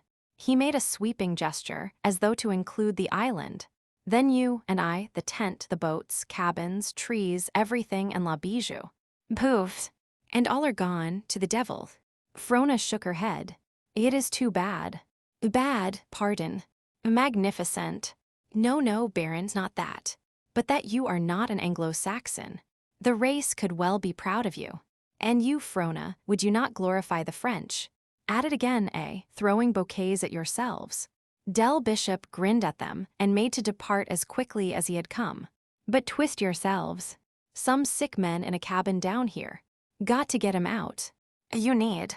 And don't be all day about it, he shouted over his shoulder as he disappeared among the trees. The river was still rising, though more slowly, and as soon as they left the high ground they were splashing along ankle-deep in the water. Winding in and out among the trees, they came upon a boat which had been hauled out the previous fall, and 3 Chechaquos, who had managed to get into the country thus far over the ice, had piled themselves into it, also their tent, sleds, and dogs. But the boat was perilously near the ice gorge, which growled and wrestled and overtopped it a bare dozen feet away. Come, get out of this, you fools, Jacob Welse shouted as he went past. Del Bishop had told them to get the hell out of there when he ran by, and they could not understand. One of them turned up with an unheeded, terrified face. Another lay prone and listless across the thwarts as though bereft of strength, while the third, with the face of a clerk, rocked back and forth and moaned monotonously, "My God. My God." The Baron stopped long enough to shake him. "Damn," he cried. "Your legs, man, not God, but your legs. Ah, hump yourself. Yes, hump. Get a move on, twist. Get back from the bank. The woods, the trees, anywhere." He tried to drag him out, but the man struck at him savagely and held back. "How one collects the vernacular," he confided proudly to Franco as they hurried on. "Twist. It is a strong word, and suitable. You should travel with Del," she laughed. "He'll increase your stock in no time." "You don't say so." "Yes, but I do." "Ah, your idioms. I shall never learn." And he shook his head despairingly with both his hands. They came out in a clearing, where a cabin stood close to the river. On its flat earth roof, 2 sick men, swathed in blankets, were lying, while Bishop Corliss and Jacob Welse were splashing about inside the cabin after the clothes bags and general outfit. The mean depth of the flood was a couple of feet, but the floor of the cabin had been dug out for purposes of warmth, and there the water was to the waist. "Keep the tobacco dry," one of the sick men said feebly from the roof. "Tobacco, hell," his companion advised. "Look out for the flour. And the sugar," he added as an afterthought. "That's because he doesn't smoke, missus," the first man explained. "But keep an eye on it, won't you?" he pleaded. "Here. Now shut up." Del tossed the canister beside him, and the man clutched it as though it were a sack of nuggets. "Can I be of any use?" she asked, looking up at them. "Nope. A scurvy. Nothing'll do him any good. But God's country and raw potatoes." The pocket miner regarded her for a moment. "What are you doing here anyway?" "Go back to the high ground." But with a groan and a crash, the ice wall bulged in. A 50-ton cake ended over, splashed with muddy water, and settled down before the door. A smaller cake drove against the out-jutting corner logs, and the cabin reeled. Kerberton and Jacob Welse were inside. "After you," Franco heard the Baron, and then her father's short, amused laugh, and the gallant Frenchman came out last, squeezing his way between the cake and the logs. "Say, Bill, if that lower jam holds, we're goners," the man with the canister called to his partner. "Aye, that it will," came the answer. "Below Nulato, I saw Bixby Island, swept clean as my old mother's kitchen floor." The men came hastily together about Frona. "This won't do. We've got to carry them over to your shack, Corliss." As he spoke, Jacob Welse clambered nimbly up the cabin and gazed down at the big barrier. "Where's Macpherson?" he asked. "Petrified astride the ridgepole this last hour." Jacob Welse waved his arm. "It's broken. There she goes. No kitchen floor this time. Bill, with my respects to your old woman," he said of the tobacco. "Aye," answered the imperturbable Bill. The whole river seemed to pick itself up and start down the stream. With the increasing motion, the ice wall broke in 100 places, and from up and down the shore came the rending and crashing of uprooted trees. Corliss and Bishop laid hold of Bill and started off to Macpherson's, and Jacob Welse and the Baron were just sliding his mate over the eaves when a huge block of ice rammed in and Smoot Frona saw it and cried a warning, but the tiered logs were overthrown like a house of cards. She saw Kerbertin and the sick man hurled clear of the wreckage, and her father go down with it. She sprang to the spot, but he did not rise. She pulled at him to get his mouth above water, but at full stretch his head barely showed. Then she let go and felt about with her hands until she found his right arm jammed between the logs. These she could not move, but she thrust between them one of the roof poles which had underlaid the dirt and moss. It was a rude handspike and hardly equal to the work, for when she threw her weight upon the free end it bent and crackled. Heedful of the warning, she came in a couple of feet and swung upon it tentatively and carefully till something gave and Jacob Welse shoved his muddy face into the air. He drew half a dozen great breaths and burst out, "But that tastes good." And then, throwing a quick glance at him, "Frona, Del Bishop is a most voracious man." "Why?" she asked, perplexed. "Because he said you'd do, you know." He kissed her, and they both spat the mud from their lips, laughing. Kerbertin floundered round a corner of the wreckage. Never was there such a man. He cried gleefully. He is mad crazy. There is no appeasement. His skull is cracked by the fall, and his tobacco is gone. It is chiefly the tobacco which is lamentable. But his skull was not cracked, for it was merely a slit of the scalp of 5 inches or so. You'll have to wait until the others come back. I can't carry. Jacob Welse pointed to his right arm, which hung dead. Only wrenched, he explained. No bones broken. The Baron struck an extravagant attitude and pointed down at Frona's foot. Ah, the water, it is gone, and there, a jewel of the flood, a pearl of price. Her well-worn moccasins had gone rotten from the soaking, and a little white toe peeped out at the world of slime. Then I am indeed wealthy, Baron, for I have 9 others. And who shall deny? Who shall deny? He cried fervently. What a ridiculous, foolish, lovable fellow it is. I kiss your hand. And he knelt gallantly in the muck. She jerked her hand away, and, burying it with its mate in his curly mop, shook his head back and forth. What shall I do with him, father? Jacob Welse shrugged his shoulders and laughed, and she turned Kerbertin's face up and kissed him on the lips. And Jacob Welse knew that his was the larger share in that manifest joy. The river, falling to its winter level, was pounding its ice glut steadily along.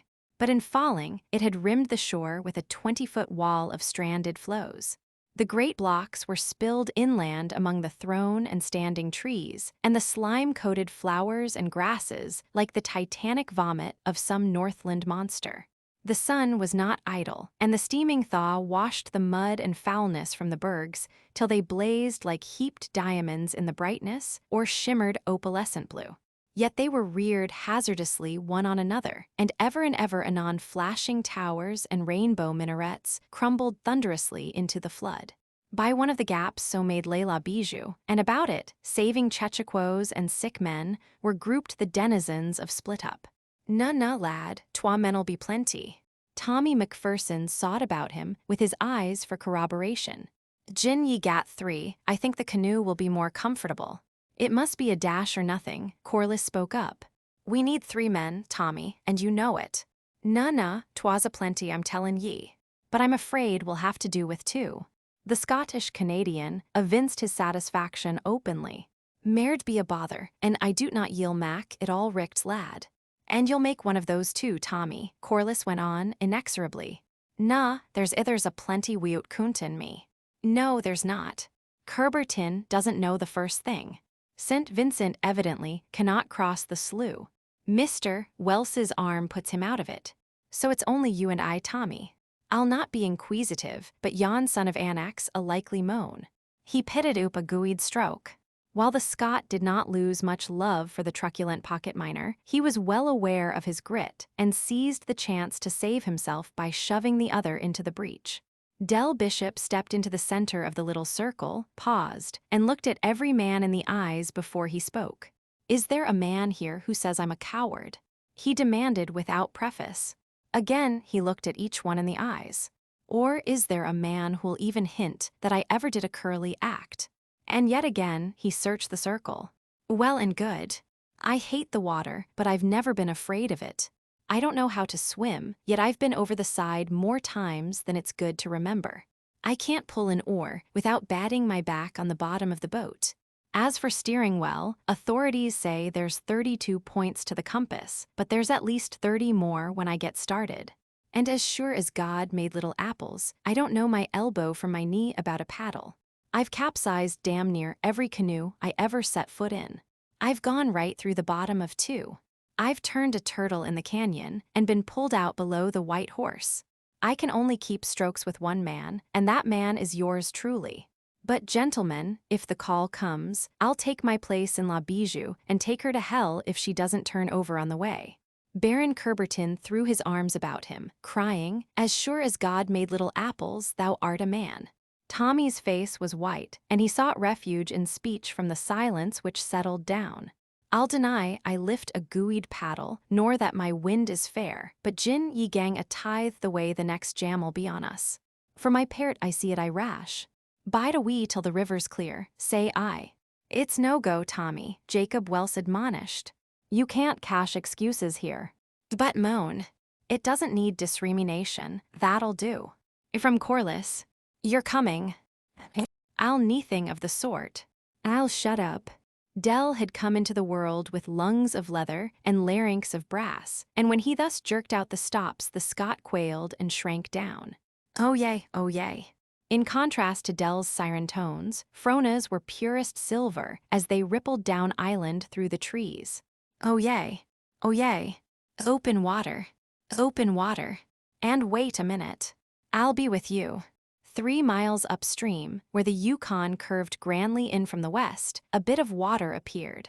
It seemed too marvelous for belief after the granite winter, but Macpherson, untouched of imagination, began a crafty retreat. Bide a wee, he protested, when collared by the pocket miner. I've forgotten my pipe. Then you'll bide with us, Tommy, Dell sneered. And I'd let you have a draw of mine if your own wasn't sticking out of your pocket. 'Twas the baccy I'd in mind. Then dig into this. He shoved his pouch into Macpherson's, shaking hands. You'd better shed your coat. Here, I'll help you. And private, Tommy, if you don't act the man, I won't do a thing to you. Sure. Corliss had stripped his heavy flannel shirt for freedom, and it was plain, when Frona joined them, that she also had been shedding. Jacket and skirt were gone, and her underskirt of dark cloth ceased midway below the knee. You'll do, Dell commended. Jacob Welse looked at her anxiously and went over to where she was testing the grips of the paddles. You're not. He began. She nodded. You're a gooeyed girl, Macpherson broke in. Now of a woman home, to say nothing of 3 bairns, all ready. Corliss lifted the bow of La Bijou and looked back. The turbid water lashed by on the heels of the ice run. Kerberton took the stern in the steep descent, and Dell marshaled Tommy's reluctant rear. A flat flow, dipping into the water at a slight incline, served as the embarking stage. Into the bow with you, Tommy. The Scotsman groaned, felt Bishop breathe heavily at his back, and obeyed, Frona meeting his weight by slipping into the stern. I can steer, she assured Corliss, who for the first time was aware that she was coming. He glanced up to Jacob Welse, as though for consent, and received it. Hit him up. Hit him up. Dell urged impatiently. You're burnin' daylight. Chapter 25. La Bijou was a perfect expression of all that was dainty and delicate in the boat builder's soul. Light as an eggshell, and as fragile, her 3/8-inch skin offered no protection from a driving chunk of ice as small as a man's head. Nor, though the water was open, did she find a clear way, for the river was full of scattered floes which had crumbled down from the rimmis.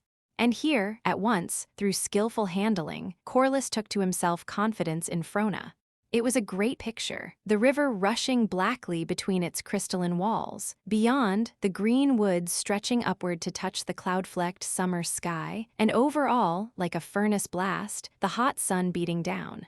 A great picture, but somehow Corliss's mind turned to his mother and her perennial tea, the soft carpets, the prim New England maidservants, the canaries singing in the wide windows, and he wondered if she could understand. And when he thought of the woman behind him and felt the dip and lift of her paddle, his mother's women came back to him, one by one, and passed in long, review-pale, glimmering ghosts, he thought. Carla Bijou skirted a pivoting flow, darted into a nipping channel, and shot out into the open with the walls grinding together behind. Tommy groaned. "Well done." Corliss encouraged. The full woman came the backward snarl. Why couldn't she bide a bit? Frona caught his words and flung a laugh defiantly. Vance darted a glance over his shoulder at her, and her smile was witchery. Her cap, perched precariously, was sliding off, while her flying hair, a glint in the sunshine, framed her face as he had seen it framed on the Daya Trail. How I should like to sing, if it weren't for saving one's breath. Say the Song of the Sword, or the Anchor Chanty. Or the first chanty, Corliss answered. Mine was the woman, darkling I found her, he hummed significantly. She flashed her paddle into the water on the opposite side in order to go wide of a jagged cake and seemed not to hear. I could go on this way forever. And I, Corliss affirmed warmly. But she refused to take notice, saying instead, Vance, do you know I'm glad we're friends? No fault of mine we're not more. You're losing your stroke, sir, she reprimanded, and he bent silently to the work. La Bijou was driving against the current at an angle of 45 degrees, and her resultant course was a line at right angles to the river. Thus, she would tap the western bank directly opposite the starting point, where she could work upstream in the slacker flood. But a mile of indented shore, and then 100 yards of bluffs rising precipitously from out, a stiff current would still lie between them and the man to be rescued. Now let us ease up, Corliss advised, as they slipped into an eddy and drifted with the backside under the great wall of reminiscing. Who would think it mid-May? She glanced up at the carelessly poised cakes. Does it seem real to you, Vance? He shook his head. Nor to me. I know that I, Frona, in the flesh, am here in Peterborough, paddling for dear life with 2 men. Year of our Lord 1898, Alaska, Yukon River. This is water that is ice. Yet it seems all a dream. Just think, a year ago I was in Paris. She drew a deep breath and looked out over the water to the further shore, where Jacob Welse's tent, like a snowy handkerchief, sprawled against the deep green of the forest. I do not believe there is such a place, she added. There is no Paris. And I was in London a 12-month past, Corliss meditated. But I have undergone a new incarnation. London. There is no London now. It is impossible. How could there be so many people in the world? This is the world, and we know of fact that there are very few people in it. Otherwise, there could not be so much ice and sea and sky. Tommy here, I know, thinks fondly of a place he calls Toronto. He mistakes. It exists only in his mind, a memory of a former life he knew. Of course, he does not think so. That is but natural, for he is no philosopher, nor does he bother. Weest will ye. Tom fiercely whispered. Your gabble'll bring it doon aboot o'er heads. Life is brief in the Northland, and fulfillment ever clutters the heels of prophecy. A premonitory tremor sighed down the air, and the rainbow wall swayed above them. The 3 paddles gripped the water with common accord. La Bijou leapt out from under. Broadside after broadside flared and crashed, and 1,000 frigid tons thundered down behind them. The displaced water surged outward in a foamy, upstanding circle, and La Bijou, striving wildly to rise, ducked through the stiff overhang of the crest and wallowed, half full, in the trough. Dinner I tell ye gabbling fules. Sit still and bail. Corliss checked him sharply. Or you'll not have the comfort of telling us anything. He shook his head at Franco, and she winked back. Then they both chuckled, much like children over an escapade which looks disastrous but turns out well. Creeping timidly under the shadow of the impending avalanches, La Bijou slipped noiselessly up the last eddy. A corner of the bluff rose savagely from the river, a monstrous mass of naked rock, scarred and battered of the centuries, hating the river that gnawed it ever, hating the rain that graved its grim face. The whole force of the river hurled in against it, waged furious war along its battlements, and caromed off into midstream again. Down all its length, the stiff waves stood in serried rows, and its crevices and water-worn caverns were abellow with unseen strife. Now, bend to it. Your best. It was the last order Corliss could give, for in the din they were about to enter a man's voice was like a cricket's chirp amid the growling of an earthquake. La Bijou sprang forward, cleared the eddy with a bound, and plunged into the thick. Dip and lift, the paddles worked with rhythmic strength. The water rippled and tore and pulled all ways at once, and the fragile shell, unable to go all ways at once, shook and quivered with the shock of resistance. It veered nervously to the right and left, but Frona held it with a hand of steel. A yard away, a fissure in the rock grinned at them. La Bijou leapt and shot ahead, and the water, slipping away underneath, kept her always in one place. Now they surged out from the fissure, now in, ahead for half a yard, then back again, and the fissure mocked their toil. 5 minutes, each of which sounded a separate eternity, and the fissure was past. 10 minutes, and it was 100 feet away. Dip and lift, till sky and earth and river were blotted out, and consciousness dwindled to a thin line streak of foam, fringed on the one hand with sneering rock, on the other with snar. That thin line summed it all up. Somewhere below was the beginning of things. Somewhere above, beyond the roar and traffic, was the end of things, and for that end they strove. And still Frona held the eggshell with a hand of steel. What they gained they held, and fought for more, inch by inch, dip and lift, and all would have been well but for the flutter of Tommy's soul. A cake of ice, sucked beneath by the current, rose under his paddle with a flurry of foam, turned over its toothed edge, and was dragged back into the depths.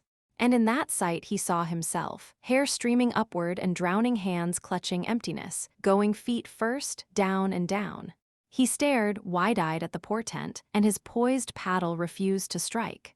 On the instant the fissure grinned in their faces, and the next they were below the bluffs, drifting gently in the eddy. Frona lay, head thrown back, sobbing at the sun. Amidships Corliss sprawled panting, and forward, choking and gasping and nerveless, the Scotsman drooped his head upon his knees. La Bijou rubbed softly against the remice and came to rest. The rainbow wall hung above like a fairy pile. The sun, flung backward from innumerable facets, clothed it in jeweled splendor.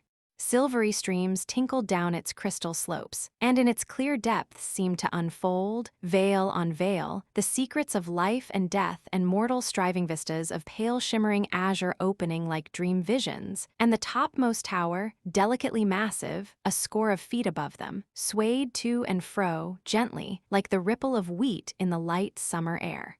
But Corliss gazed at it unheeded. Just to lie there, on the margin of the mystery, just to lie there and drink the air in great gulps, and do nothing, he asked no more. A dervish, whirling on heel till all things blur, may grasp the essence of the universe and prove the Godhead indivisible, and so a man, plying a paddle and plying, may shake off his limitations and rise above time and space, and so Corliss. But gradually, his blood ceased its mad pounding, and the air was no longer nectar sweet, and a sense of things real and pressing came back to him. "We've got to get out of this," he said. His voice sounded like a man whose throat has been scorched by many and long potions. It frightened him, but he simply lifted a shaking paddle and shoved off. "Yes, let us start by all means," Franco said in a dim voice, which seemed to come to him from a far distance. Tom lifted his head and gazed about. "A doot will juist hae to jye it oop. Bend to it. Ye'll no try it either. Bend to it," Corliss repeated. "Till your heart bursts, Tom," Frona added. Once again they fought up the thin line, and all the world vanished, save the streak of foam, and the snarling water, and the grinning fissure. But they passed it, inch by inch, and the broad bend welcomed them from above, and only a rocky buttress of implacable hate, around whose base howled the tides of an equal hate, stood between. Then La Bijou leapt and throbbed and shook again, and the current slid out from under, and they remained ever in one place. dip and lift, through an infinity of time and torture and travail, till even the line dimmed and faded and the struggle lost its meaning. Their souls became merged in the rhythm of the toil. Ever lifting, ever falling, they seemed to have become great pendulums of time. And before and behind glimmered the eternities, and between the eternities, ever lifting, ever falling, they pulsed in vast rhythmical movement. They were no longer humans, but rhythms. They surged in till their paddles touched the bitter rock, but they did not know, surged out where chance piloted them unscathed through the lashing ice, but they did not see. Nor did they feel the shock of the smitten waves, nor the driving spray that cooled their faces. La Bijou veered out into the stream, and their paddles, flashing mechanically in the sunshine, held her to the return angle across the river. As time and matter came back to them, and Split Up Island dawned upon their eyes like the foreshore of a new world, they settled down to the long, easy stroke wherein breath and strength may be recovered. A third attempt would have been useless, Corliss said, in a dry, cracked whisper. And Frona answered, yes, our hearts would have surely broken. Life and the pleasant campfire and the quiet rest in the noonday shade came back to Tommy as the shore drew near, and more than all, bless Toronto, its houses that never moved and its jostling streets. Each time his head sank forward and he reached out and clutched the water with his paddle, the streets enlarged, as though gazing through a telescope and adjusting to a nearer focus. And each time the paddle drove clear and his head was raised, the island bounded forward. His head sank, and the streets were of the size of life. They raised, and Jacob Welse and the two men stood on the bank 3 lengths away. "Dinna I tell ye?"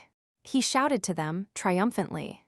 But Frona jerked the canoe parallel with the bank, and he found himself gazing at the long upstream stretch.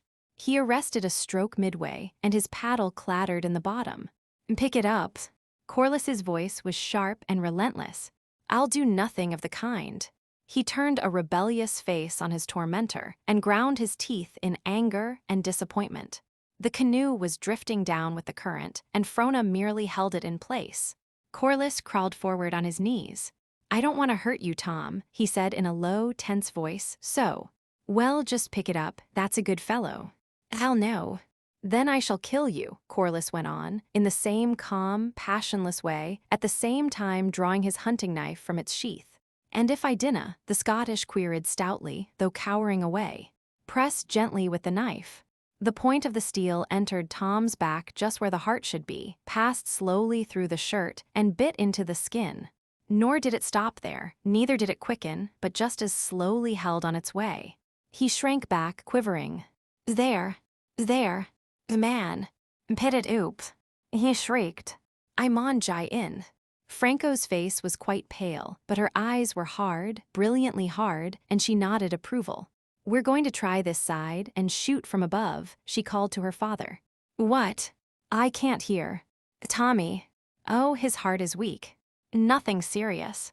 She saluted with her paddle. "We'll be back in no time, father mind."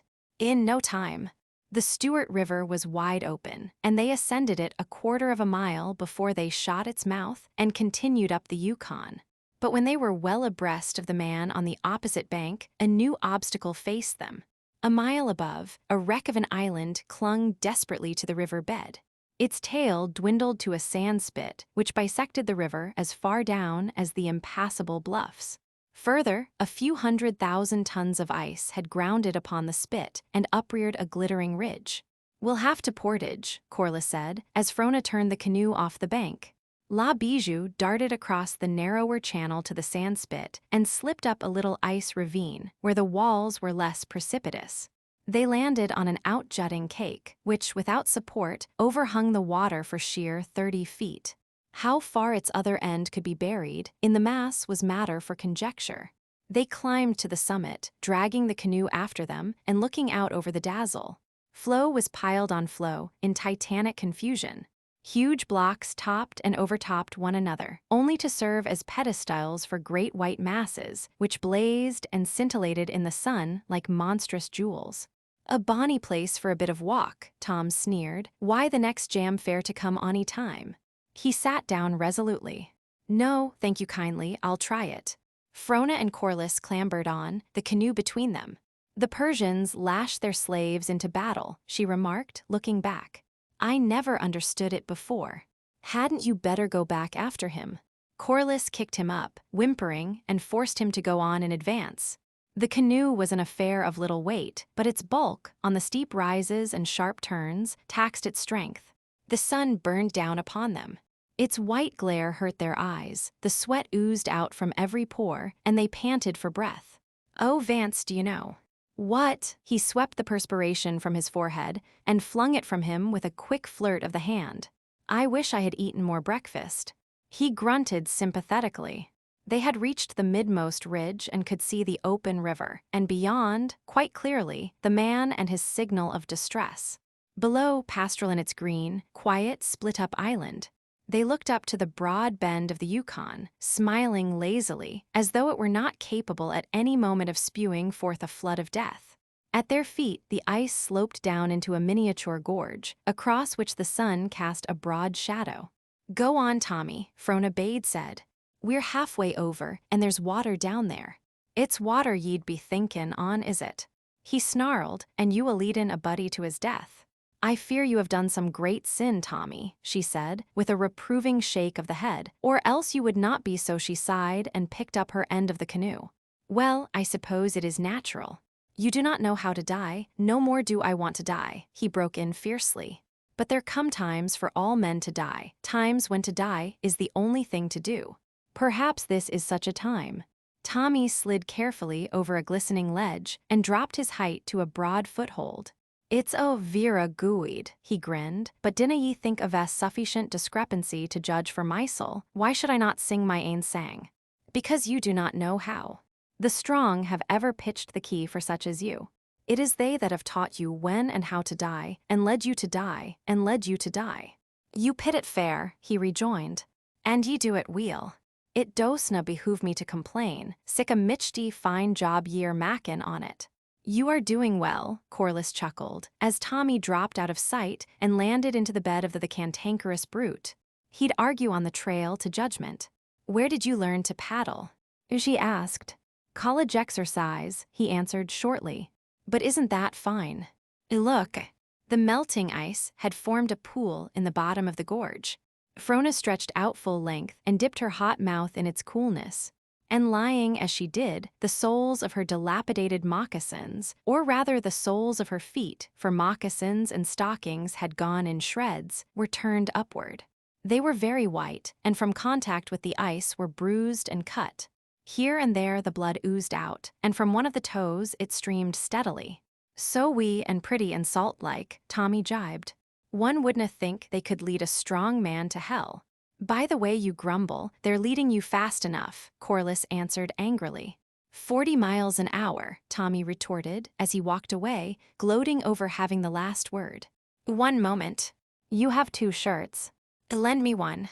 The Scotsman's face lighted inquisitively till he comprehended. Then he shook his head and started on again. Frona scrambled to her feet.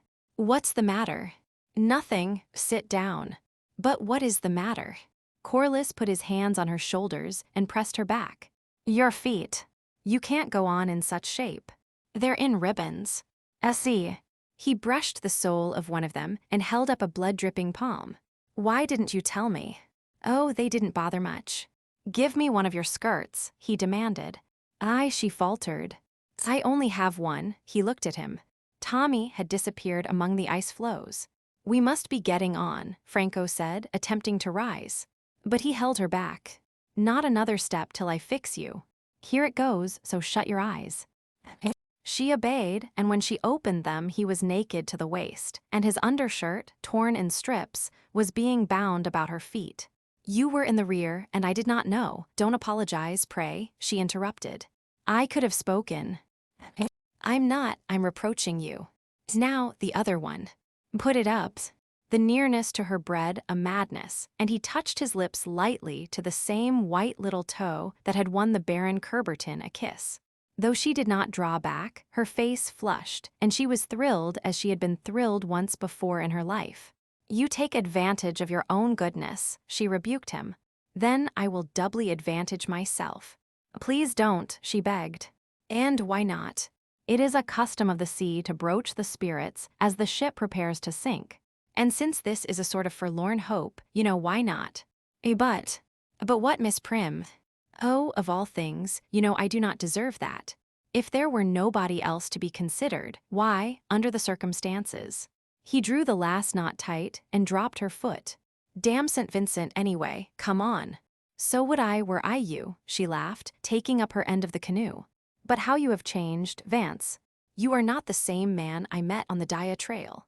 You hadn't learned to swear, then, among other things. No, I'm not the same, for which I thank God and you. Only I think I am honester than you. I always live up to my philosophy. Now confess that's unfair. You ask too much under the circumstances, only a little toe. Or else, I suppose, you just care for me in a kind, big brotherly way. In which case, if you really wish it, do keep quiet, he broke in roughly, or I'll be making a gorgeous fool of myself. Kiss all my toes, she finished. He grunted, but did not declare a reply. The work quickly took their breath, and they went on in silence until they descended the last steep to where Macpherson waited by the open river. Dell hates St. Vincent, she said boldly. Why? Yes, it seems that way. He glanced back at her curiously. And wherever he goes, Dell lugs an old Russian book, which he can't read but which he nevertheless regards, in some sort of way, as St. Vincent's nemesis. And do you know, Frona, he has such faith in it that I can't help catching a little myself. I don't know whether you'll come to me, or whether I'll go to you, but she dropped her end of the canoe and broke out in laughter. He was annoyed, and a spread of blood rutted his face. As if I have, he began. Stupid. She laughed. Don't be silly. And above all, don't be dignified. It doesn't exactly become you at the present moment, your hair all tangled, a murderous knife in your belt, and naked to the waist like a pirate stripped for battle. Be fierce, frown, swear anything, but please don't be dignified. I do wish I had my camera. After years I could say, this, my friends, is Corliss, the great Arctic explorer, just as he looked at the conclusion of his world-famous trip through the darkest Alaska. He pointed an ominous finger at her and said sternly, "Where is your skirt?" She involuntarily looked down. But its tatterdemalion presence relieved her, and her face jerked up scarlet. You should be ashamed. Please, please do not be dignified, he laughed. Very true, it doesn't exactly become you at the present moment. Now, if I had my camera, do be quiet and go on, she said. Tom is waiting. I hope the sun takes the skin off your back, she panted vindictively, as they slid the canoe down the last shelf and dropped it into the water. 10 minutes later, they climbed the ice wall and on and up the bank, which was partly a hillside, to where the signal of distress still fluttered. Beneath it on the ground lay stretched the man. He lay very quietly, and the fear that they were too late was upon them when he moved his head slightly and moaned. His rough clothes were in rags, and the black, bruised flesh of his feet showed through the remnants of his moccasins. His body was thin and gaunt, without flesh pads or muscles, while the bones seemed ready to break through the tight-stretched skin. As Corliss felt his pulse, his eyes fluttered open and stared glassily. Frona shuddered. Man, it's fair gruesome, Macpherson muttered, running his hand up a shrunken arm. You go on to the canoe, Frona, Corliss said. Tom and I will carry him down. But her lips set firmly. Though the descent was made easier by her aid, the man was well shaken by the time they laid him in the bottom of the canoe, so well shaken that some last shreds of consciousness were aroused. He opened his eyes and whispered hoarsely, Jacob Welse. Dispatches. From the outside. He plucked feebly at his open shirt, and across his emaciated chest they saw the leather strap, to which, doubtless, the dispatch pouch was slung. At either end of the canoe there was room to spare, but amidships Corliss was forced to paddle with the man between his knees. La Bijou swung out blithely from the bank. It was downstream at last, and there was little need for exertion. Vance's arms and shoulders and back, a bright scarlet, caught Frona's attention. My hopes are realized, she exulted, reaching out and softly stroking a burning arm. We shall have to put cold cream on it when we get back. Go ahead, he encouraged. That feels awfully good. She splashed his hot back with a handful of the ice-cold water from overside. He caught his breath with a gasp and shivered. Tommy turned to look at them. "It's a gooid deed will adoon this day," he remarked pleasantly. "To give a hand in distress is gooid. Aye, the sight of God. Who's afeard?" Frona laughed.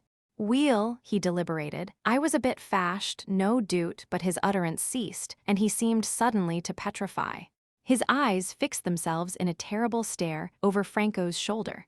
And then, slowly and dreamily, with the solemnity fitting an invocation of deity, murmured, "Gooid God Almichty." They whirled their heads about. A wall of ice was sweeping round the bend, and even as they looked, the right-hand flank, unable to compass the curve, struck the further shore and flung up a ridge of heaving mountains. "Gooid God. Gooid God." Like Rat's Eye the Trap. Tommy jabbed his paddle futilely in the water. "Get the stroke." Corliss hissed in his ear, and La Bijou sprang away. Frona steered straight across the current, at almost right angles for a split, but when the sandspit, over which they had portaged, crashed at the impact of 1,000,000 tons, Corliss glanced at her anxiously. She smiled and shook her head, at the same time slacking off the course. "We can't make it," she whispered, looking back at the ice a couple of 100 feet away. "Our only chance is to run before it and work slowly." She cherished every inward inch jealously, holding the canoe up as sharply as she dared, and at the same time maintaining a constant distance ahead of the ice rim. "I canna stand the pace," Tommy whimpered once, but the silence of Corliss and Franco seemed ominous, and he kept his paddle going. At the very fore of the ice was a floe 5 or 6 feet thick and a couple of acres in extent. Reaching out in advance of the pack, it cloved through the water till on either side there formed a bore like that of a quick flood tide in an inland passage. Tommy caught sight of it and would have collapsed had not Corliss prodded him, between strokes, with the point of his paddle. "We can keep ahead," Frona panted, "but we must get time to make the landing." "When the chance comes, drive her in bow on," Corliss counseled, "and when she strikes, jump and run for it. Climbs, rather. I'm glad my skirt is short." Repulsed by the bluffs of the left bank, the ice was forced towards the right.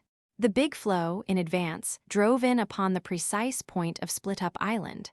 "If you look back, I'll brain you with the paddle," Corliss threatened. "Aye," Tom groaned. But Corliss looked back, and so did Frona. The great berg struck the land with an earthquake shock. For 50 feet, the soft island was demolished. A score of pines swayed frantically and went down, and where they went down rose up a mountain of ice, which rose and fell and rose again.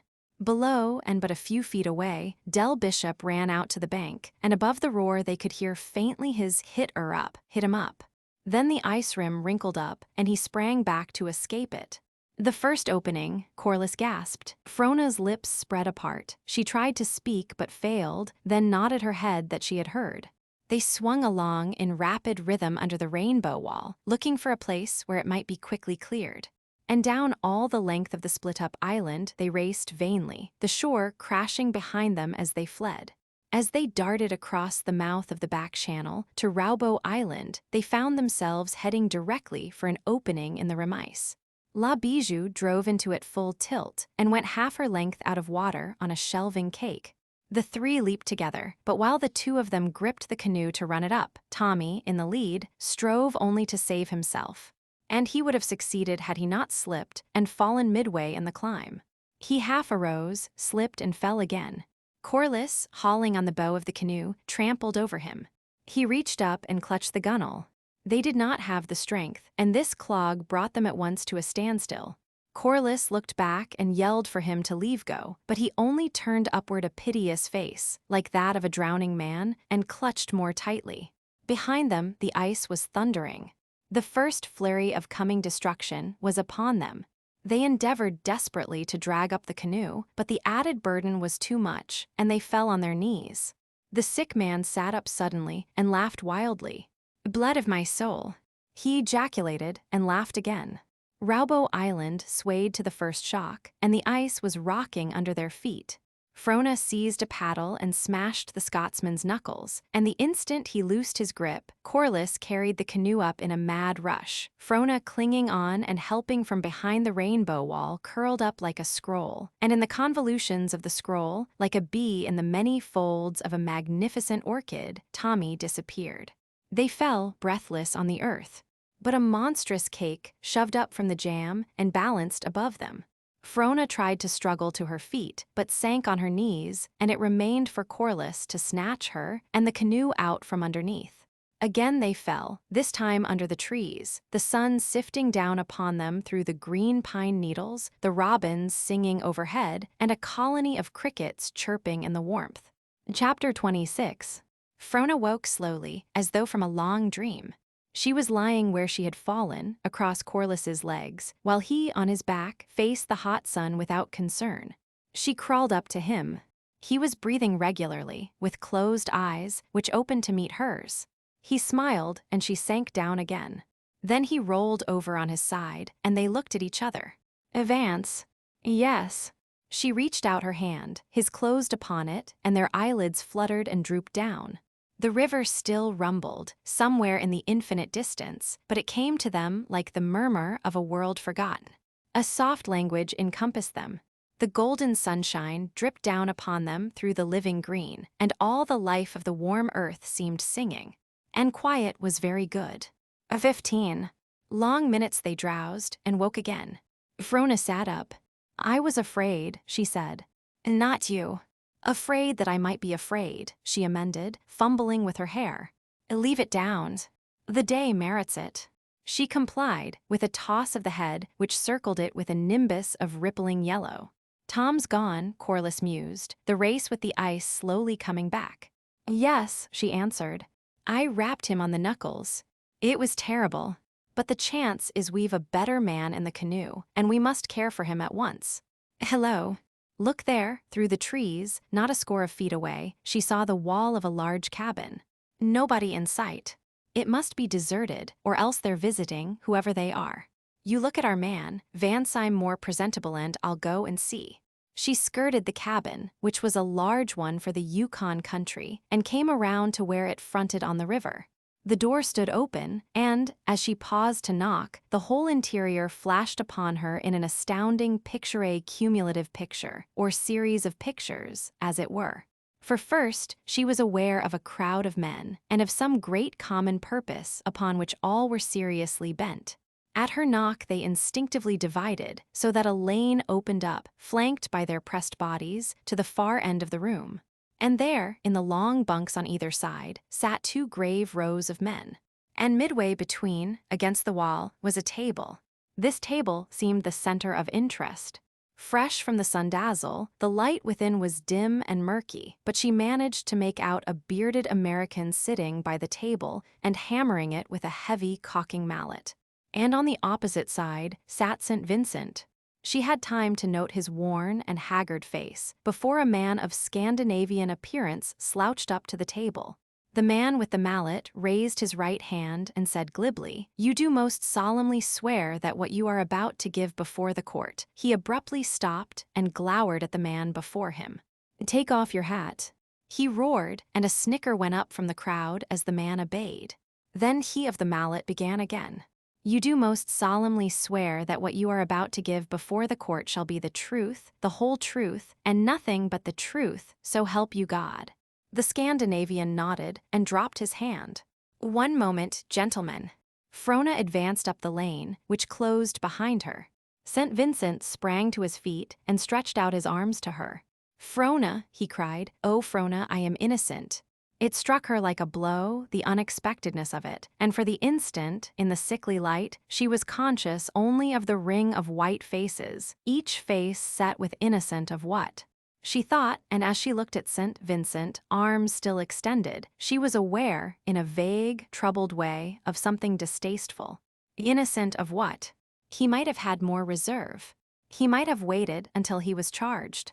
She did not know that he was charged with anything. "Friend of the prisoner," the man with the mallet said authoritatively. "Bring a stool forward, some of you." "One moment." She staggered against the table and rested a hand on it. "I do not understand. This is all new." But her eyes happened to come to rest on her feet, wrapped in dirty rags, and she knew that she was clad in a short and tattered skirt, that her arm peeped forth through a rent in her sleeve, and that her hair was her cheek and neck on one side seemed coated with some curious substance. She brushed it with her hand, and caked mud rattled to the floor. "That will do," the man said not unkindly. "Sit down. We're in the same box. We do not understand. But take my word for it, we're here to find out. So sit down." She raised her hand. "One moment, sit down." He thundered. "The court cannot be disturbed." A hum went up from the crowd, words of dissent, and the man pounded the table for silence. But Frona resolutely kept her feet. When the noise had subsided, she addressed the man in the chair. "Mr. Chairman, I take it that this is a miners' meeting." The man nodded. "Then, having an equal voice in the management of this community's affairs, I demand to be heard. It is important that I be heard. But you are out of order. Mr. Welse." Half a dozen voices prompted. "Miss Welse," he went on, an added respect marking his demeanor, "it grieves me to inform you that you are out of order. You had better sit down." "I will not," she answered. "I rise to a question of privilege, and if I am not heard, I shall appeal to the meeting." She swept the crowd with her eyes, and cries went up that she be given a fair show. The chairman yielded and motioned her to go on. "Mr. Chairman and men, I do not know the business you have at present before you, but I do know that I have more important business to place before you. Just outside this cabin is a man probably dying from starvation. We have brought him across the river. We should not have bothered you, but we were unable to make our own island. This man I speak of needs immediate attention. A couple of you nearest the door go out and look after him," the chairman ordered. "And you, Doc, go along and see what you can do." "Ask for a recess," St. Vincent whispered. Frona nodded her head. "And, Mr. Chairman, I make a motion for a recess until the man is cared for." Cries of "no recess," and "go on with the business," greeted the putting of it, and the motion was lost. Now Gregory, with a smile and salutation as she took the stool beside him. "What is it?" He gripped her hand tightly. "Don't believe them, Frona. They are trying to, with a gulping swallow, to kill me." "Why, be calm. Tell me." "Why, last night," he began hurriedly, but broke off to listen to the Scandinavian previously sworn, who was speaking with ponderous slowness. "I wake wide open quick," he said. "I come to the door. I hear one shot more." He was interrupted by a warm-complexed man, clad in faded mackinaws. "What did you think?" he asked. The witness queried, his face dark and troubled with perplexity. "When you came to the door, what was your first thought?" "A WW," the man sighed, his face clearing and infinite comprehension sounding in his voice. "I have no moccasins. I'm pretty damn cold." His satisfied expression changed to naive surprise when an outburst of laughter greeted his statement, but he went on stolidly. "One more shot I hear, and I run down the trail." Then Corliss pressed in through the crowd to Frona, and she lost what the man was saying. "What's up?" the engineer was asking. "Is anything serious? Can I be of any use?" Yes. She caught his hand gratefully. "Get over the back channel somehow and tell my father to come. Tell him that Gregory St. Vincent is in trouble, that he is charged with—" "What are you charged with, Gregory?" she asked, turning to him. Murder." "Murder," from Corliss. Yes. Say that he is charged with murder, that I am here, and that I need him. And tell him to bring me some clothes. And Vance, with a pressure of the hand and swift upward look, "Don't take any big chances, but try to make it." "Oh, I'll make it all right." He tossed his head confidently and proceeded to elbow his way towards the door. "Who is helping you in your defense?" she asked St. Vincent. He shook his head. "No, they wanted to appoint someone, a renegade lawyer from the States, Bill Brown, but I declined him. He's taken the other side now. It's lynch law, you know, and their minds are made up. They're bound to get me. I wish there were time to hear your side. But Frona, I am innocent. ISSH." She laid her hand on his arm to hush him and turned her attention to the witness. "So the newspaper feller, he fights like anything, but Pierre and me, we pull him into the shack." "He cried and stood in one place." "Who cried?" interrupted the prosecuting lawyer. "That feller there." The Scandinavian pointed directly at St. Vincent. "And I make a light.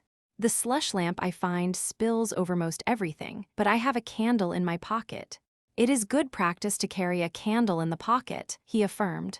And Borg, he lay on the floor dead. And the squaw say he did it, and then she died too. I said who did it. Again his accusing finger singled out St. Vincent. He. That feller there. Did she? Frona whispered. Yes, St. Vincent whispered back, she did. But I cannot imagine what prompted her. She must have been out of her head. The warm-faced man in the faded mackinaws then put the witness through a searching examination, which Frona followed closely, but which elicited little new. You have the right to cross-examine the witness, the chairman informed St. Vincent. Any questions you want to ask? The correspondent shook his head. Go on, Franco urged. What's the use? He asked hopelessly. I'm foredoomed. The verdict was reached before the trial began. One moment, please. Frona's sharp command arrested the retiring witness. You do not know of your own knowledge who committed this murder. The Scandinavian gazed at her with a bovine expression on his leaden features, as though waiting for her question to percolate to his understanding. You did not see who did it. She asked again. Oh, yes. That feller there, accusative finger to the fore. She said he did. There was a general smile at this.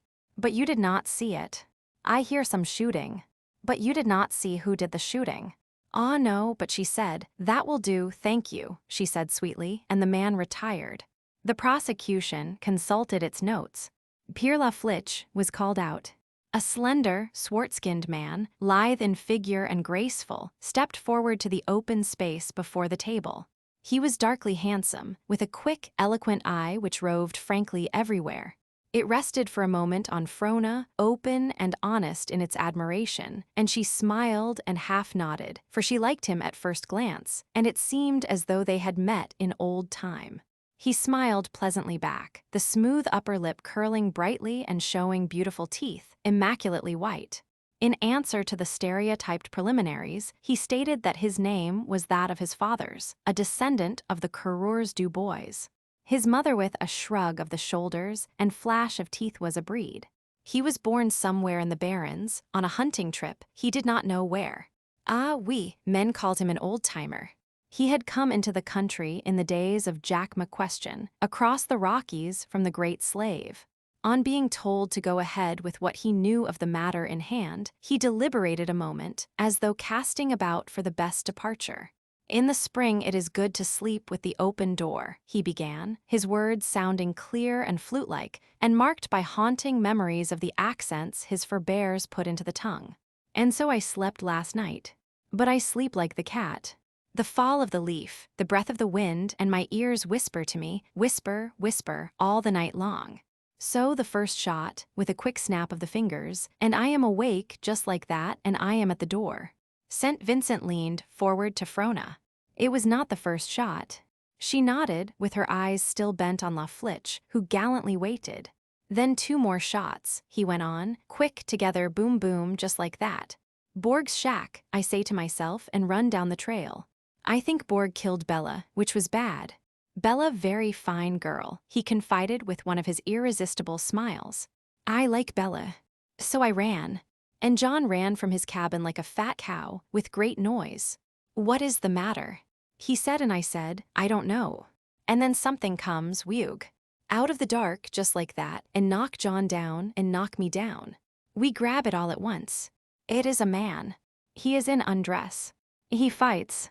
He cried, oh, though, just like that. We hold him tight, and by pretty quick he stops. Then we get up, and I say, come along back. Who was the man? Laflitche turned partly, and rested his eyes on St. Vincent. Go on. So, the man, he will not go back, but John and I say yes, and he goes. Did he say anything? I ask him what the matter, but he cry he sob, huttish, just like that. Did you see anything peculiar about him? Laflitche's brows drew up interrogatively. Anything uncommon, out of the ordinary? Ah, oui, blood on the hands. Disregarding the murmur in the room, he went on, his facile play of feature and gesture giving dramatic value to the recital. John makes a light, and Bella groan, like the hair seal when you shoot him in the body, just like that when you shoot him in the body under the flipper. and Borg lay over in the corner. I look. He breathed tall. Then Bella opened her eyes, and I looked in her eyes, and I knew she knew me, La Flitch. Who did it, Bella? I ask. And she rolled her head on the floor and whispered, so low, so slow, him dead. I know she means Borg, and I say yes. Then she lifts up on one elbow and looks about quick, in a big hurry, and when she sees Vincent she looks no more, only she looks at Vincent all the time. Then she pointed at him, just like that. Suiting the action to the word, La Flitch turned and thrust a wavering finger at the prisoner. And she said, him. And I say, Bella, who did it? And she said, him. Saint Vincia, do it. And then La Flitch's head fell limply forward on his chest and came back naturally erect as he finished with a flash of teeth, dead. The warm-faced man, Bill Brown, put the quarter breed through the customary direct examination, which served to strengthen his testimony and to bring out the fact that a terrible struggle must have taken place in the killing of Borg. The heavy table was smashed, the stool and the bunk board splintered, and the stove overthrown. Never did I see anything like it, La Flitch concluded his description of the wreck. No, never. Brown turned him over to Frances with a bow, which a smile of hers paid for in full. She did not deem it unwise to cultivate cordiality with the lawyer. What she was working for was time for her father to come, time to be closeted with St. Vincent and learn all the details of what really had occurred. So she put questions, interminable questions to La Flitch. Twice only did anything of the moment crop up. You spoke of the first shot, Mr. La Flitch. Now, the walls of a log cabin are quite thick. Had your door been closed, do you think you could have heard that first shot? He shook his head, though his dark eyes told her he understood the point she was endeavoring to establish. And had the door of Borg's cabin been closed, would you have heard? Again he shook his head.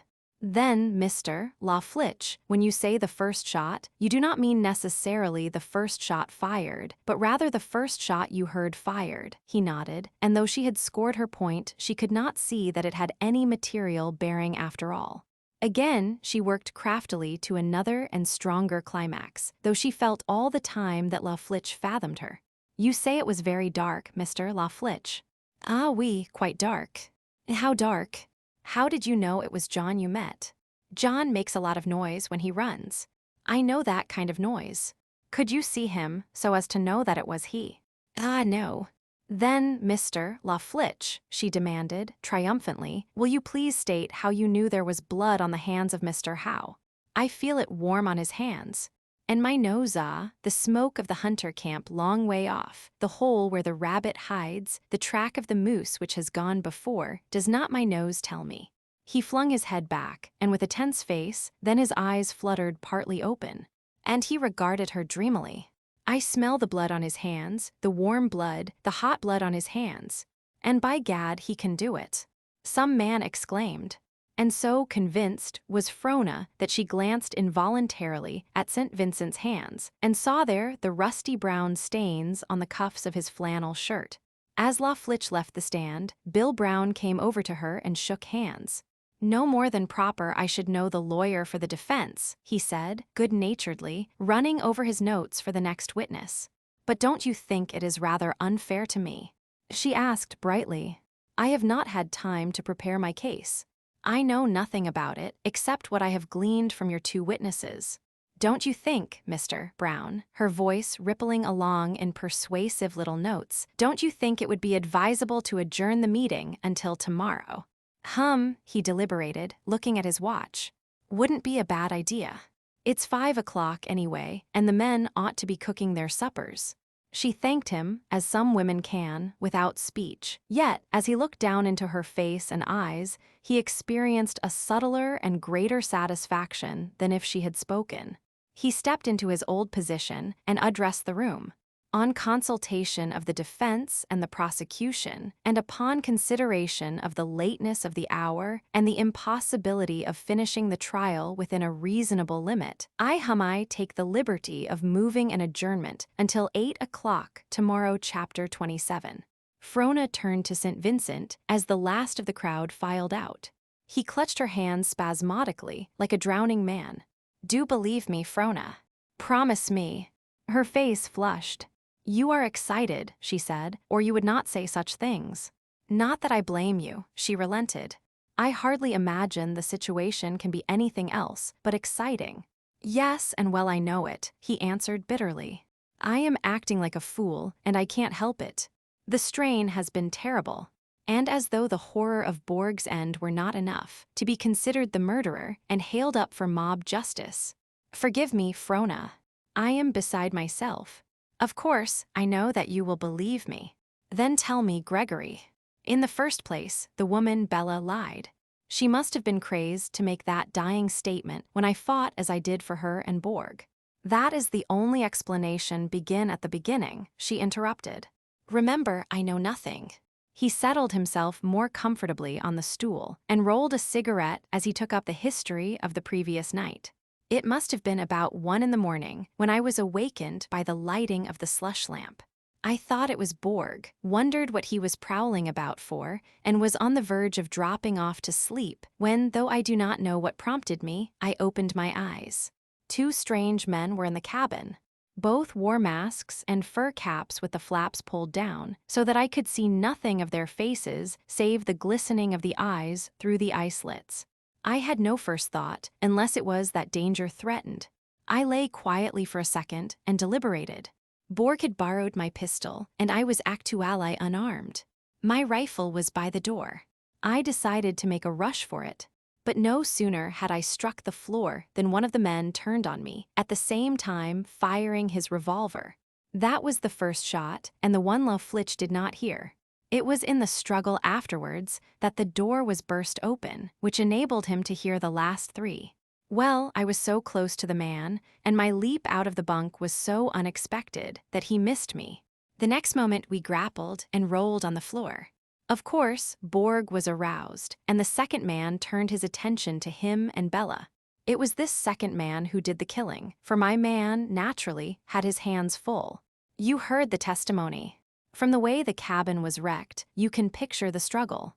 We rolled and tossed about and fought till stools, tables, shelves, everything was smashed. Oh, Frona, it was terrible. Borg fighting for life, Bella helping him, though wounded and groaning, and I unable to aid. But finally, in a very short while, I began to conquer the man with whom I was struggling.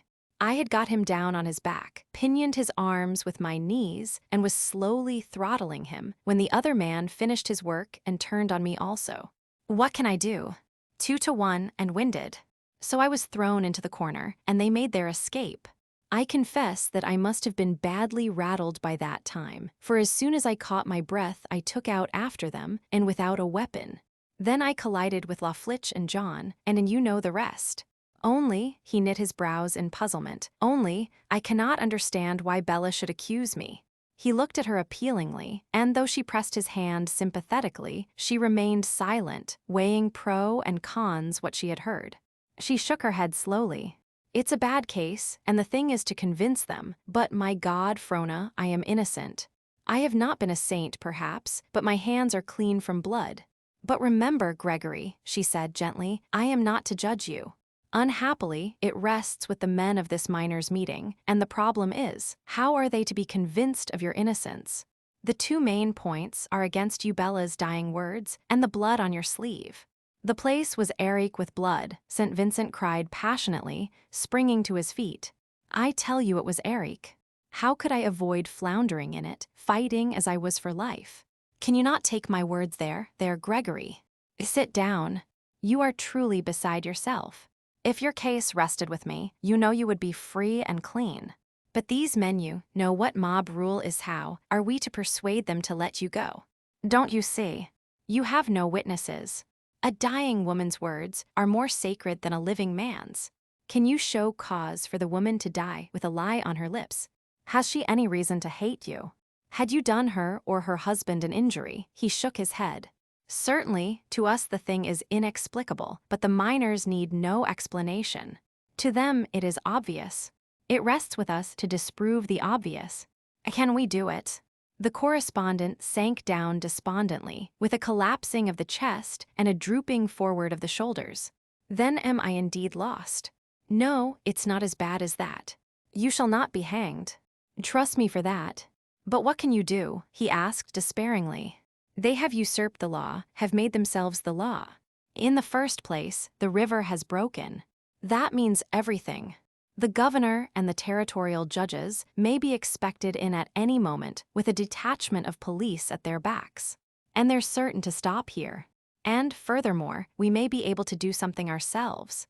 The river is open, and if it comes to the worst, escape would be another way out, and escape is the last thing they would dream of. No, no, impossible. What are you and I against the many? But there's my father and Baron Coubertin. 4 determined people, acting together, may perform miracles, Gregory dear. Trust me, it shall come out well. She kissed him and ran her hand through his hair, but the worried look did not depart. Jacob Welse crossed over the back channel long before dark, and with him came Dell, the Baron, and Corliss, while Franco retired to change her clothes in one of the smaller cabins, which the masculine owners readily turned over to her. Her father saw to the welfare of the mail carrier. The dispatches were of serious import, so serious that long after Jacob Welse had read and reread them, his face was dark and clouded. But he put the anxiety from him when he returned to France. St. Vincent, who was confined in an adjoining cabin, was permitted to see them. It looks bad, Jacob Welse said, on parting for the night. But rest assured, St. Vincent, bad or not, you'll not be stretched up so long as I've a hand to play in the rumpus. I am certain you did not kill Borg, and there's my fist on it. A long day, Corliss remarked, as he walked back with Frona to her cabin. And a longer tomorrow, she answered wearily. And I'm so sleepy. You're a brave little woman, and I'm proud of you. It was 10 o'clock, and he looked out through the dim twilight to the ghostly ice drifting steadily by. And in this trouble, he went on, depend upon me in any way. In any way, she queried with a catch in her voice. If I were a hero of the melodrama, I'd say, to the death. But as I'm not, I'll just repeat, in any way. You are good to me, Vance. I can never repay, tut. Tut. I do not put myself on sale. Love is service, I believe. She looked at him for a long time, but while her face betrayed soft wonder, at heart she was troubled, she knew not why, and the events of the day, and of all the days since she had known him, came fluttering through her mind. Do you believe in a white friendship? She asked at last. For I do hope that such a bond may hold us always.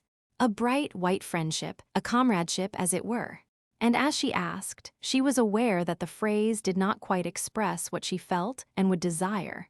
And when he shook his head, she experienced a glad little inexplicable thrill. A comradeship, he questioned. When do you know I love you?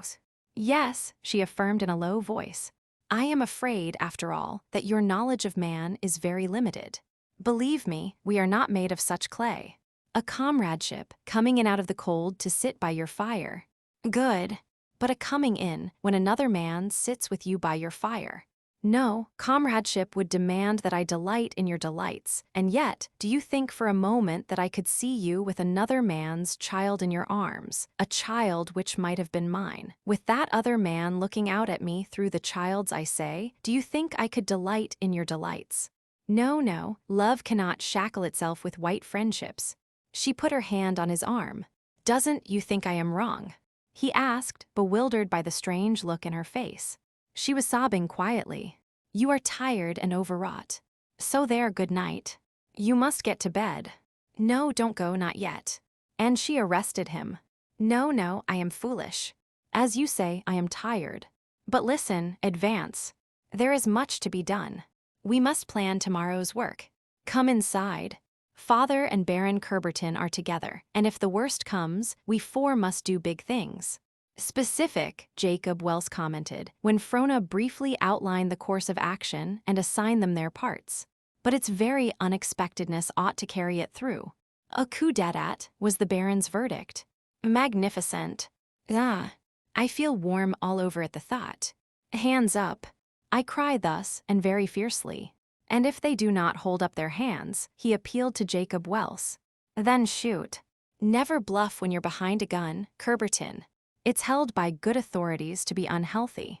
And you are to take charge of La Bijou, Vance, Franco said. Father thinks there will be little ice tomorrow if it doesn't jam tonight. All you have to do is to have the canoe by the bank just before the door. Of course, you won't know what is happening until St. Vincent comes running. Then in with him, and away you go, Dawson. So I'll say good night and goodbye now, for I may not have the opportunity in the morning. And keep the left-hand channel till you're past the bend, Jacob Welse counseled him. Then take the cutoffs to the right and follow the swiftest water. Now off with you and into your blankets. It's 70 miles to Dawson, and you'll have to make it in one clip. Chapter 28. Jacob Welse was given due respect when he arose at the convening of the miners' meeting and denounced the proceedings. While such meetings had performed a legitimate function in the past, he contended, when there was no law in the land, that time was now beyond recall, for law was now established, and it was just law. The Queen's government had shown itself fit to cope with the situation, and for them to usurp its powers was to step backward into the night out of which they had come. Further, no lighter word than criminal could characterize such conduct.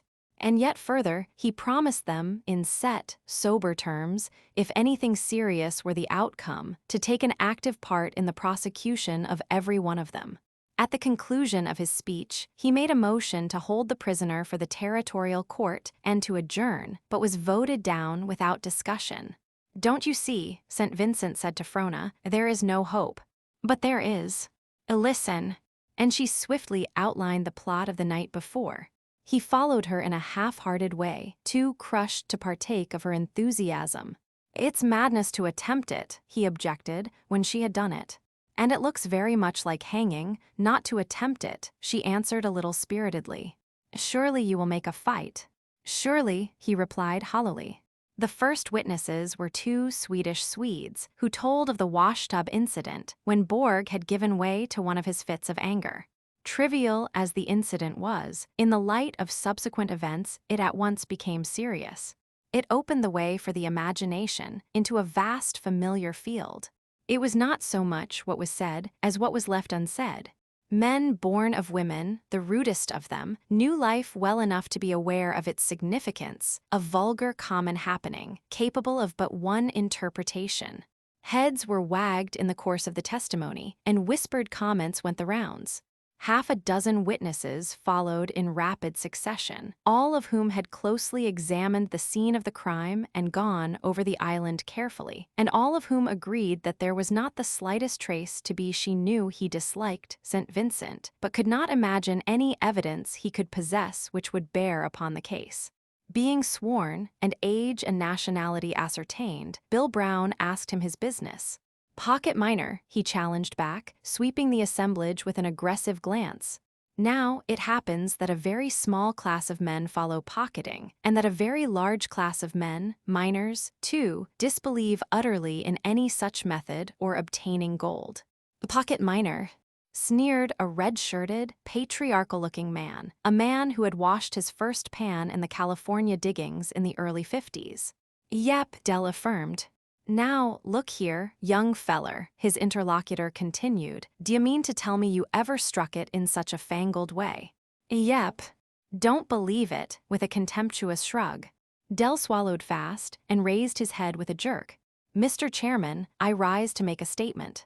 I won't interfere with the dignity of the court, but I just wish to simply and distinctly state that, after the meeting's over, I'm going to punch the head of every man that gets gay." "You're out of order," the chairman replied, rapping the table with the "and your head, too," Dell cried, turning upon him. "Damn poor order you preserve. Pocketing's got nothing to do with this here trial, and why don't you shut such fool questions out? I'll take care of you afterwards, you potwilloper." "You wills you?" The chairman grew red in the face, dropped the mallet, and sprang to his feet. Dell stepped forward to meet him, but Bill Brown sprang in between and held them apart.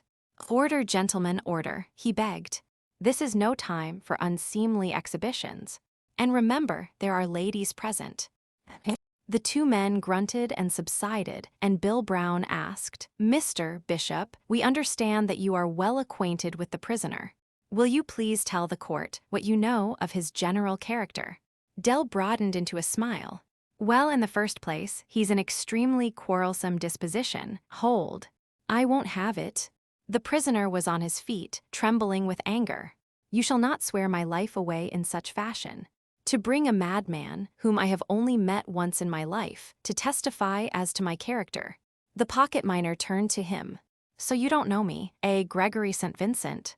"No," St. Vincent replied coldly, "I do not know you, my man." "Don't you man me?" Dell shouted hotly. But St. Vincent ignored him, turning to the crowd. "I never saw the fellow but once before, and then for a few brief moments in Dawson." "You'll remember before I'm done," Dell sneered, "so hold your hush and let me say my little say. I came into the country with him way back in '84. St. Vincent regarded him with sudden interest. "Yep, Mr. Gregory St. Vincent. I see you begin to recollect. I sported whiskers, and my name was Brown, Joe Brown in those days." He grinned vindictively, and the correspondent seemed to lose all interest. "Is it true, Gregory?" Frona whispered. "I begin to recognize," he muttered slowly. "I don't know. No folly. The man must have died." "You say in '84, Mr. Bishop?" Bill Brown prompted. "Yes, in '84. He was a newspaperman, bound round the world by way of Alaska and Siberia. I'd run away from a whale at Sitka that squares it with Brown, and I engaged with him for 40 a month and found. Well, he quarreled with me, a snicker, beginning from nowhere in particular, but passing on from man to man and swelling in volume, greeted this statement. Even Frona and Dell himself were forced to smile, and the only sober face was the prisoner's. But he quarreled with old Andy at Daya, and with Chief George of the Chilcoots, and the factor at Pelly, and so on down the line. He got us into no end of trouble, and especially woman trouble. He was always monkeying around. Mr. Chairman, I object." Frona stood up, her face quite calm and blood under control. "There is no necessity for bringing in the amours of Mr. St. Vincent. They have no bearing whatsoever upon the case. And, further, none of the men of this meeting are clean enough to be prompted by the right motive in conducting such an inquiry. So I demand that the prosecution at least confine itself to relevant testimony." Bill Brown came up smugly complacent and smiling. "Mr. Chairman, we willingly accede to the request made by the defense. Whatever we have brought out has been relevant and material. Whatever we intend to bring out shall be relevant and material. Mr. Bishop is our star witness, and his testimony is to the point. It must be taken into consideration that we have no direct evidence as to the murder of John Borg. We can bring no eyewitnesses into court. Whatever we have is circumstantial. It is incumbent upon us to show cause. To show cause, it is necessary to go into the character of the accused. This we intend to do. We intend to show his adulterous and lustful nature, which has culminated in a dastardly deed and jeopardized his neck. We intend to show that the truth is not in him, that he is a liar beyond price, that no word he may speak upon the stand need be accepted by a jury of his peers. We intend to show all this, and to weave it together, thread by thread, till we have a rope long enough and strong enough to hang him with before the day is done. So I respectfully submit, Mr. Chairman, that the witness be allowed to proceed."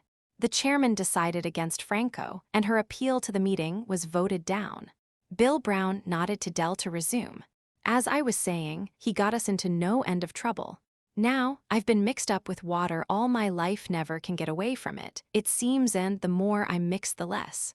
I know about it. St. Vincent knew this, too, and he had a clever hand at the paddle, yet he left me to run the box canyon alone while he walked around. Result, I was turned over, lost half the outfit and all the tobacco, and then he put the blame on me besides. Right after that he got tangled up with the Lake Labarge sticks, and both of us came near croaking." "And why was that?" Bill Brown interjected. "All of us, along with a pretty squaw that looked too kindly at him. After we got clear, I lectured him on women in general and squaws in particular, and he promised to behave. Then we had a hot time with the little salmon. He was cuter this time, and I didn't know for sure, but I guessed. He said it was the medicine man who got horse style, but nothing stirs up a medicine man quicker than women, and the facts point that way. When I talked it over with him in a fatherly way, he got wrathy, and I had to take him out on the bank and give him a thrashing. Then he got sulky and didn't brighten up until we ran into the mouth of the Reindeer River, where a camp of Siwashes were fishing for salmon. But he had it in for me all the time, only I didn't know it, and was ready any time to give me the double cross. Now, there's no denying he's got his way with women. All he has to do is to whistle 'em up like dogs. Most remarkable faculty, that. There was the wickedest, prettiest squaw among the reindeers. Never saw her beat, except Bella. Well, I guess he whistled her up, for he delayed in the camp longer than was necessary.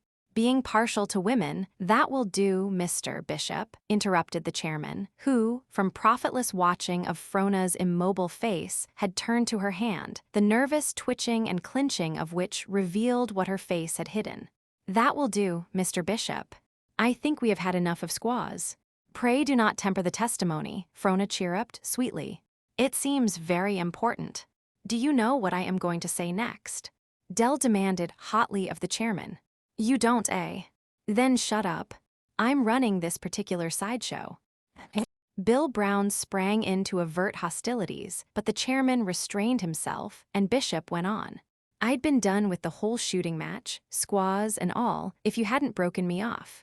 Well, as I said, he had it in for me, and the first thing I didn't know, he'd hit me on the head with a rifle stock, bundled the squaw into the canoe, and pulled out. You all know what the Yukon country was in '84. And there I was, without an outfit, left alone, 1,000 miles from anywhere. I got it all right, though there's no need to tell how, and so did he. You've all heard of his adventures in Siberia. Well, with an impressive pause, I happen to know a thing or two myself. He shoved a hand into the big pocket of his Mackinaw jacket and pulled out a dingy leather-bound volume of venerable appearance. I got this from Pete Whipple, an old woman from El Dorado. It concerns her granduncle or great-granduncle, I don't know which, and if anybody here can read Russian, why, it'll go into the details of that Siberian trip. But as there's no one here that can, Kerbertin. He can read it. Someone called in the crowd, a way was made for the Frenchman forthwith, and he was pushed and shoved, protestingly, to the front. Save the lingo. Dell demanded. Yes, but so poorly, so miserable, Kerbertin demurred. It is a long time. I forget. Go ahead. We won't criticize. No, but go ahead. The chairman commanded. Dell thrust the book into his hands, opening at the yellow title page. I've been itching to get my paws on some buck like you for months and months, he assured him, gleefully. And now I've got you, you can't shake me, Charles. So fire away. Kerbertin began hesitatingly. The Journal of Father Yakonsk, comprising an account in brief of his life in the Benedictine monastery at Obodorsky, and in full of his marvelous adventures in East Siberia among the Baron looked up for instructions. Tell us when it was printed, Dell ordered. In Warsaw, 1807. The pocket miner turned triumphantly to the room. Did you hear that? Just keep track of it. 1807, remember. The Baron took up the opening paragraph. It was because of Tamerlane, he commenced, unconsciously putting his translation into a construction with which he was already familiar. At his first words, Frona turned white, and she remained white throughout the reading. Once she stole a glance at her father, and was glad that he was looking straight before him, for she did not feel able to meet his gaze just then. On the other hand, though she knew St. Vincent was eyeing her narrowly, she took no notice of him, and all he could see was a white face devoid of expression. When Tamerlane swept with fire and sword over Eastern Asia, states were disrupted, cities overthrown, and tribes scattered like stardust. A vast people was hurled broadcast over the land. Fleeing before the conquerors no before the mad lust of the conquerors, these refugees swung far into Siberia, circling to the north and east, and fringing the rim of we haven't got all night. Kerbertin complied. The coast people are Eskimo stock, merry of nature and not offensive. They call themselves the Aukilian, or the Sea Men. From them I bought dogs and food. But they are subject to the Chowchuan, who live in the interior and are known as the Deer Men. The Chowchuan are a fierce and savage race. When I left the coast, they fell upon me, took from me my goods, and made me a slave. He ran over a few pages. I worked my way to a seat among the headmen, but I was no nearer my freedom. My wisdom was of too great value to them for me to depart. Old Piyun was a great chief, and it was decreed that I should marry his daughter Ilswunga. Ilswunga was a filthy creature. She would not bathe, and her ways were not good. I did marry Ilswunga, but she was a wife to me only in name. Then did she complain to her father, the old Piyun, and he was very wroth. And dissension was sown among the tribes, but in the end I became mightier than ever because of my cunning and resource, and Ilswunga made no more complaint, for I taught her games with cards which she might play by herself and other things. Is that enough? Kerberton asked. Yes, that will do, Bill Brown answered. But one moment. Please state again the date of publication. 1807 in Warsaw. Hold on, Baron, Del Bishop spoke up. Now that you're on the stand, I've got a question or so to slap into you. He turned to the courtroom. Gentlemen, you've all heard of the prisoner's experiences in Siberia. You've caught on to the remarkable similarity between them and those published by Father Yakonsk nearly 100 years ago. And you have concluded that there's been some wholesale cribbing somewhere. I propose to show you that it's more than cribbing. The prisoner gave me the shake on the Reindeer River in '88. Fall of '88, he was at St. Michael's on his way to Siberia. '89 and '90 he was, by his talk, cutting up antics in Siberia. '91 he came back to the world, working the conquering hero graft in Frisco. Now let's see if the Frenchman can make us wise. You were in Japan? He asked. Kerberton, who had followed the dates, made a quick calculation and could but illy conceal his surprise. He looked appealing to Franco, but she did not help him. Yes, he said finally. And you met the prisoner there? Yes. What year was it? There was a general craning forward to catch the answer. 1889, and it came unwillingly. Now how can that be, Barons? Dell asked in a wheedling tone. The prisoner was in Siberia at that time. Charles shrugged his shoulders that it was no concern of his and came off the stand. An impromptu recess was taken by the courtroom for several minutes, wherein there was much whispering and shaking of heads.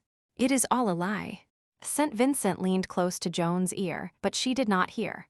Appearances are against me, but I can explain it all. But she did not move a muscle, and he was called to the stand by the chairman. She turned to her father, and the tears rushed up into her eyes when he rested his hand on hers. Do you care to pull out? He asked after a momentary hesitation. She shook her head, and St. Vincent began to speak. It was the same story he had told her, though told now a little more fully, and in no wise did it conflict with the evidence of La Flitche and John. He acknowledged the washtub incident, caused, he explained, by an act of simple courtesy on his part and by John Borg's unreasoning anger.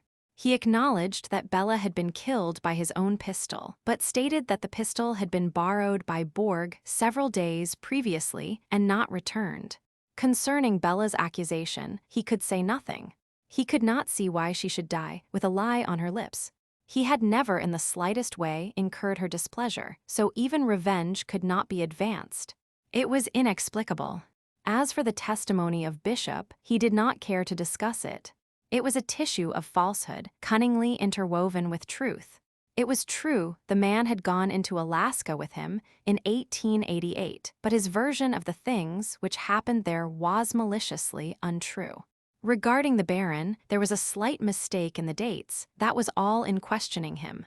Bill Brown brought out one little surprise. From the prisoner's story, he had made a hard fight against the two mysterious men. If, Brown asked, such were the case, how can you explain away the fact that you came out of the struggle unmarked? On examination of the body of John Borg, many bruises and contusions were noticeable. How is it, if you put up such a stiff fight, that you escape being battered? St. Vincent did not know, though he confessed to feeling stiff and sore all over.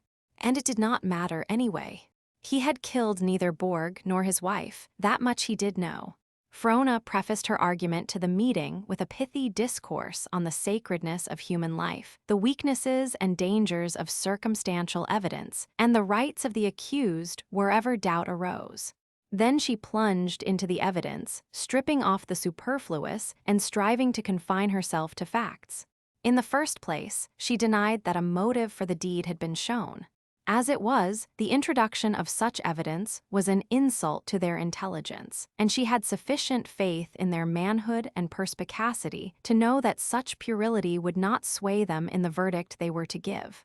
And on the other hand, in dealing with the particular points at issue, she denied that any intimacy had been shown to have existed between Bella and St. Vincent, and she denied, further, that it had been shown that any intimacy had been attempted on the part of St. Vin. Viewed honestly, the washtub incident, the only evidence brought forward, was a laughable little affair, portraying how the simple courtesy of a gentleman might be misunderstood by a mad boor of a husband. She left it to their common sense. They were not fools. They had striven to prove the prisoner bad-tempered. She did not need to prove anything of the sort concerning John Borg. They all knew his terrible fits of anger. They all knew that his temper was proverbial in the community, that it had prevented him from having friends and had made him many enemies.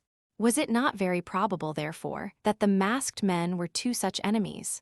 As to what particular motive actuated these two men, she could not say, but it rested with them, the judges, to know whether in all Alaska there were or were not two men whom John Borg could have given cause sufficient for them to take his life.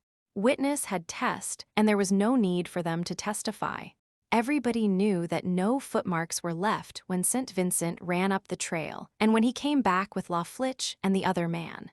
Everybody knew the condition of the trail, that it was a hard-packed groove in the ground, on which a soft moccasin could leave no impression, and that had the ice not gone down the river, no traces would have been left by the murderers in passing from, and to at this juncture, La Flitche nodded his head in approbation, and she went on. Capital had been made out of the blood on St. Vincent's hands. If they chose to examine the moccasins at that moment on the feet of Mr. La Flitche, they would also find blood. That did not argue that Mr. La Flitche had been a party to the shedding of the blood. Mr. Brown had drawn attention to the fact that the prisoner had not been bruised or marked in the savage encounter which had taken place. She thanked him for doing so. John Borg's body showed that it had been roughly used. He was a larger, stronger, heavier man than St. Vincent. If, as charged, St. Vincent had committed the murder, and necessarily, therefore, engaged in a struggle severe enough to bruise John Borg, how was it that he had come out unharmed? That was a point worthy of consideration. Another one was, why did he run down the trail?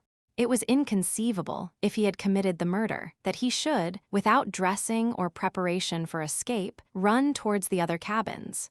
It was, however, easily conceivable that he should take up the pursuit of the real murderers, and in the darkness, exhausted, breathless, and certainly somewhat excited, run blindly down the trail. Her summing up was a strong piece of synthesis, and when she had done, the meeting applauded her roundly. But she was angry and hurt, for she knew the demonstration was for her sex rather than for her cause and the work she had done. Bill Brown, somewhat of a shyster, and his ear ever cocked to the crowd, was not above taking advantage when opportunity offered, and when it did not offer, to dogmatize artfully. In this, his native humor was a strong factor, and when he had finished with the mysterious masked men, they were as exploded sun myths which phrase he promptly applied to them. They could not have got off the island. The condition of the ice for the 3 or 4 hours preceding the breakup would not have permitted it. The prisoner had implicated none of the residents of the island, while every one of them, with the exception of the prisoner, had been accounted for elsewhere. Possibly the prisoner was excited when he ran down the trail into the arms of La Flitche and John the Swede. One should have thought, however, that he had grown used to such things in Siberia. But that was immaterial. The facts were that he was undoubtedly in an abnormal state of excitement, that he was hysterically excited, and that a murderer under such circumstances would take little account of where he ran. Such things had happened before. Many a man had buted into his own retribution. In the matter of the relations of Borg, Bella, and St. Vincent, he made a strong appeal to the instinctive prejudices of his listeners, and for the time being abandoned matter-of-fact reasoning for all potent sentimental platitudes. He granted that circumstantial evidence never proved anything absolutely. It was not necessary it should. Beyond the shadow of a reasonable doubt was all that was required. That this had been done, he went on to review the testimony. And finally, he said, you can't get around Bella's last words. We know nothing of our own direct knowledge.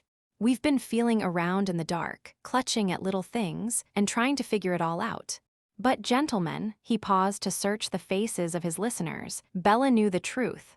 There is no circumstantial evidence. With quick, anguished breath and lifeblood ebbing from her, and eyeballs glazing, she spoke the truth. With dark night coming on, and the death rattle in her throat, she raised herself weakly and pointed a shaking finger at the accused, thus, and she said, him. St. Vincent, do it. With Bill Brown's finger still boring into him, St. Vincent struggled to his feet. His face looked old and gray, and he looked at him speechlessly. Funk, was whispered back and forth, and not so softly but what he heard. He moistened his lips repeatedly, and his tongue fought for articulation. It is as I have said, he succeeded finally. I did not do it. Before God, I did not do it. He stared fixedly at John the Swede, waiting the while on his laggard thought. I did not do it. I did not. I did not. He seemed to have become lost in some supreme meditation wherein John the Swede figured largely, and as Frona caught him by the hand and pulled him gently down, some man cried out, secret ballot. But Bill Brown was on his feet at once. No. I say no to an open ballot. We are men, and as men we are not afraid to put ourselves on record. A chorus of approval greeted him, and the open ballot began. Man after man, called upon by name, spoke the one word, guilty. Baron Kerbertin came forward and whispered to Frona. She nodded her head and smiled, and he edged his way back, taking up a position by the door. He voted not guilty when his turn came, as did Franco and Jacob Welse. Pierre Laflitch wavered a moment, looking keenly at Frona and St. Vincent, then spoke up, clear and flute-like, guilty. As the chairman arose, Jacob Welse casually walked over to the Charles, who had missed nothing, pulled a pickle keg out of the wall and stepped upon it. The chairman cleared his throat and rapped for order. Gentlemen, he announced, the prisoner hands up. Jacob Welse commanded peremptorily, and a fraction of a second after him came the shrill, hands up, gentlemen, of Kerbertin. Front and rear, they commanded the crowd with their revolvers. Every hand was in the air, the chairman still grasping the mallet. There was no disturbance. Each stood or sat in the same posture as when the command went forth. Their eyes, playing here and there among the central figures, always returned to Jacob Welse. St. Vincent sat as one dumbfounded. Frona thrust a revolver into his hand, but his limp fingers refused to close on it. Come, Gregory, she entreated. Quick. Corliss is waiting with the canoe. Come. She shook him, and he managed to grip the weapon. Then she pulled and tugged, as when awakening a heavy sleeper, till he was on his feet. But his face was livid, his eyes like a somnambulist's, and he was afflicted as with a palsy. Still holding him, she took a step backward for him to come on. He ventured it with a shaking knee. There was no sound, save the heavy breathing of many men. A man coughed slightly and cleared his throat. It was disquieting, and all eyes centered upon him rebukingly. The man became embarrassed and shifted his weight uneasily to the other leg. Then the heavy breathing settled down again. St. Vincent took another step, but his fingers relaxed, and the revolver fell with a loud noise to the floor. He made no effort to recover it. Frona stooped hurriedly, but Pierre Laflitch had set his foot upon it. She looked up and saw his hands above his head, and his eyes fixed absently on Jacob Welse. She pushed at his leg, and the muscles were tense and hard, giving the lie to the indifference on his face. St. Vincent looked down helplessly, as though he could not understand. But this delay drew the attention of Jacob Welse, and, as he tried to make out the cause, the chairman found his chance. Without crooking, his right arm swept out and down, the heavy cocking mallet leaping from his hand. It spanned the short distance and smote Jacob Welse below the ear. His revolver went off as he fell, and John the Swedish grunted and clapped a hand to his thigh. Simultaneously with this, the Baron was overcome. Del Bishop, with hands still above his head and eyes fixed innocently before him, had simply kicked the pickle keg out from under the Frenchman and brought him to the floor. His bullet, however, sped harmlessly through the roof. Laflitch seized Frona in his arms. St. Vincent, suddenly awakening, sprang for the door, but was tripped up by the breed's ready foot. The chairman pounded the table with his fist and concluded his broken sentence. Gentlemen, the prisoner is found guilty as charged. Chapter 29. Frona had gone at once to her father's side, but he was already recovering.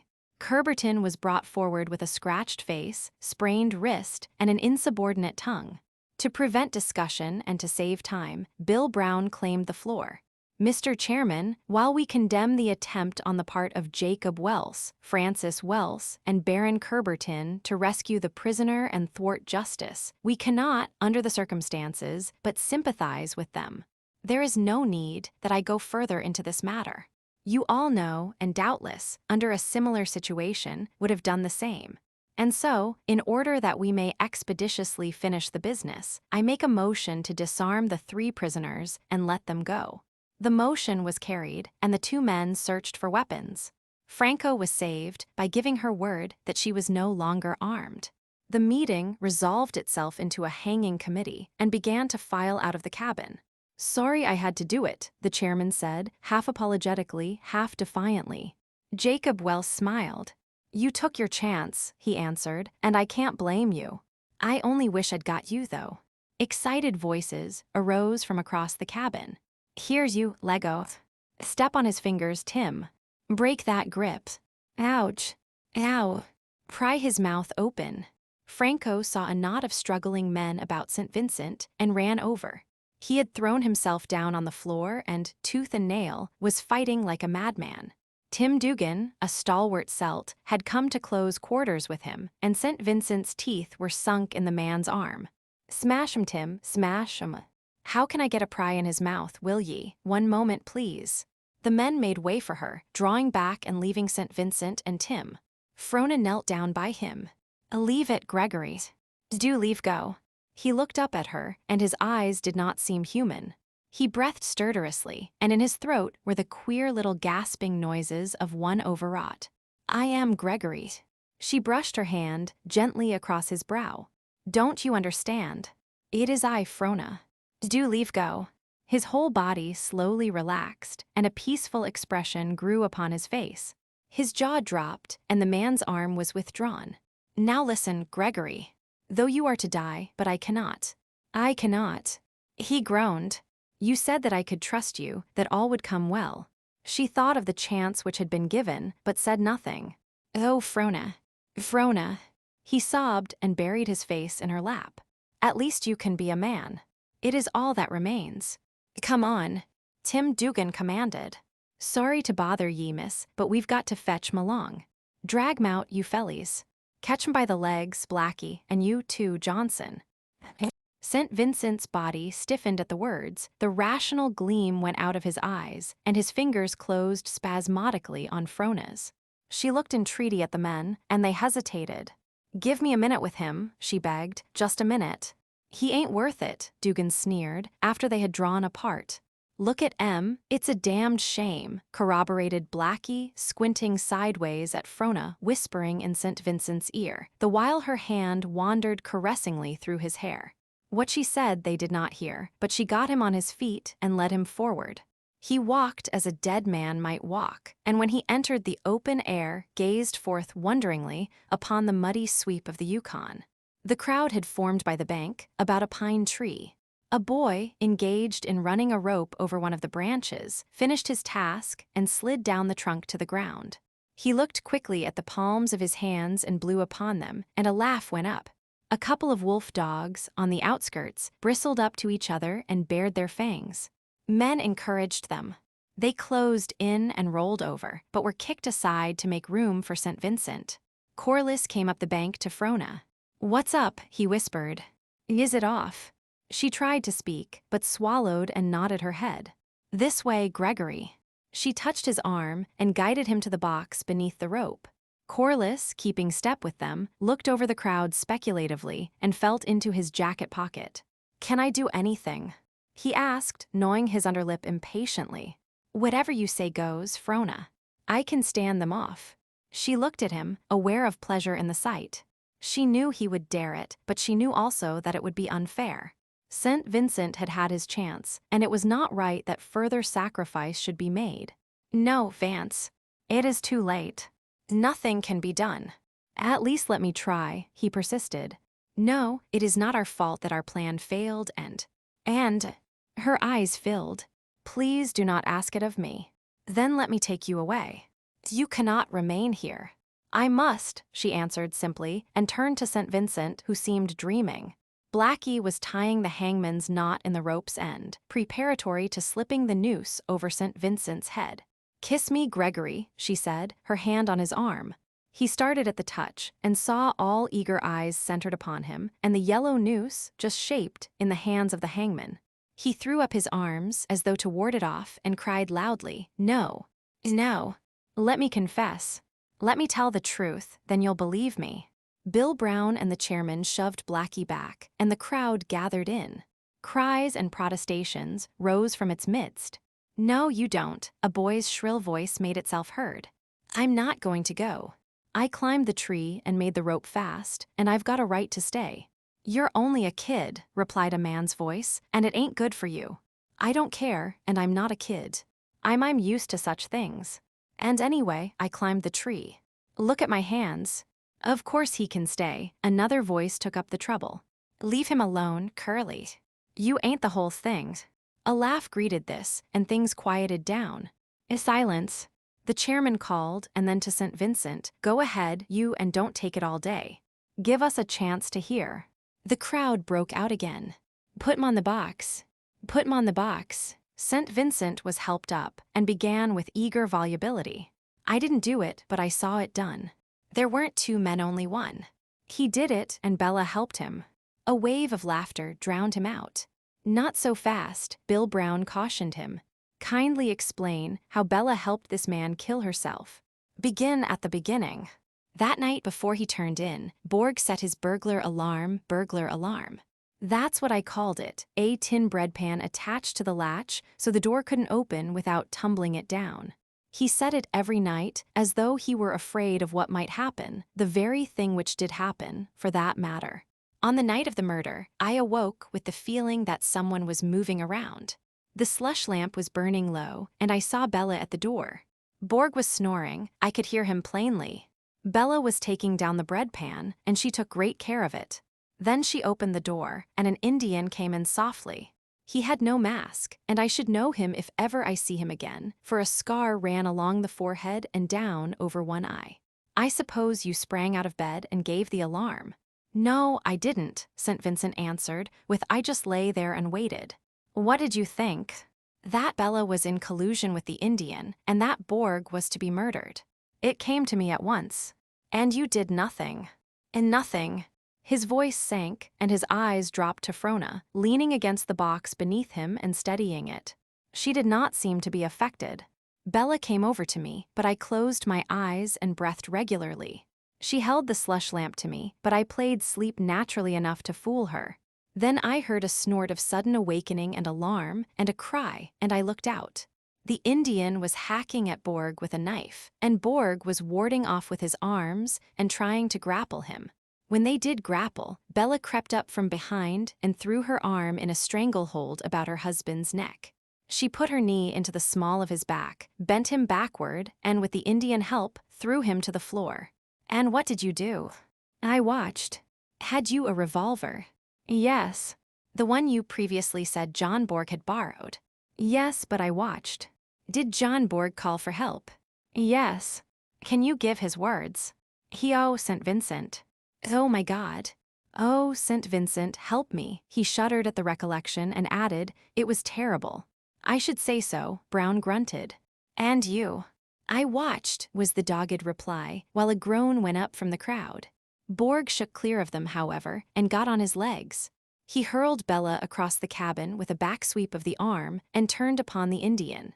Then they fought. The Indian had dropped the knife, and the sound of Borg's blows was sickening. I thought he would surely beat the Indian to death. That was when the furniture was smashed. They rolled and snarled and struggled like wild beasts. I wondered if the Indian's chest did not cave in under some of Borg's blows. But Bella got the knife and stabbed her husband repeatedly throughout the body. The Indian had clinched with him, and his arms were not free, so he kicked her sideways. He must have broken her legs, for she cried out and fell down, and though she tried, she never stood up again. Then he went down, with the Indian under him, across the stove. Did he call any more for help? He begged me to come to him. And I watched. He managed to get clear of the Indian and staggered over to me. He was streaming blood, and I could see he was very weak. "Give me your gun," he said. "Quick, give me it." He felt around blindly. Then his mind seemed to clear a bit, and he reached across me to the holster hanging on the wall and took the pistol. The Indian came at him with the knife again, but he did not try to defend himself. Instead, he went on towards Bella, with the Indian still hanging on to him and hacking at him. The Indian seemed to bother and irritate him, and he shoved him away. He knelt down and turned Bella's face up to the light, but his own face was covered with blood and he could not see. So he stopped long enough to brush the blood from his eyes. He appeared to look in order to make sure. Then he put the revolver to her breast and fired.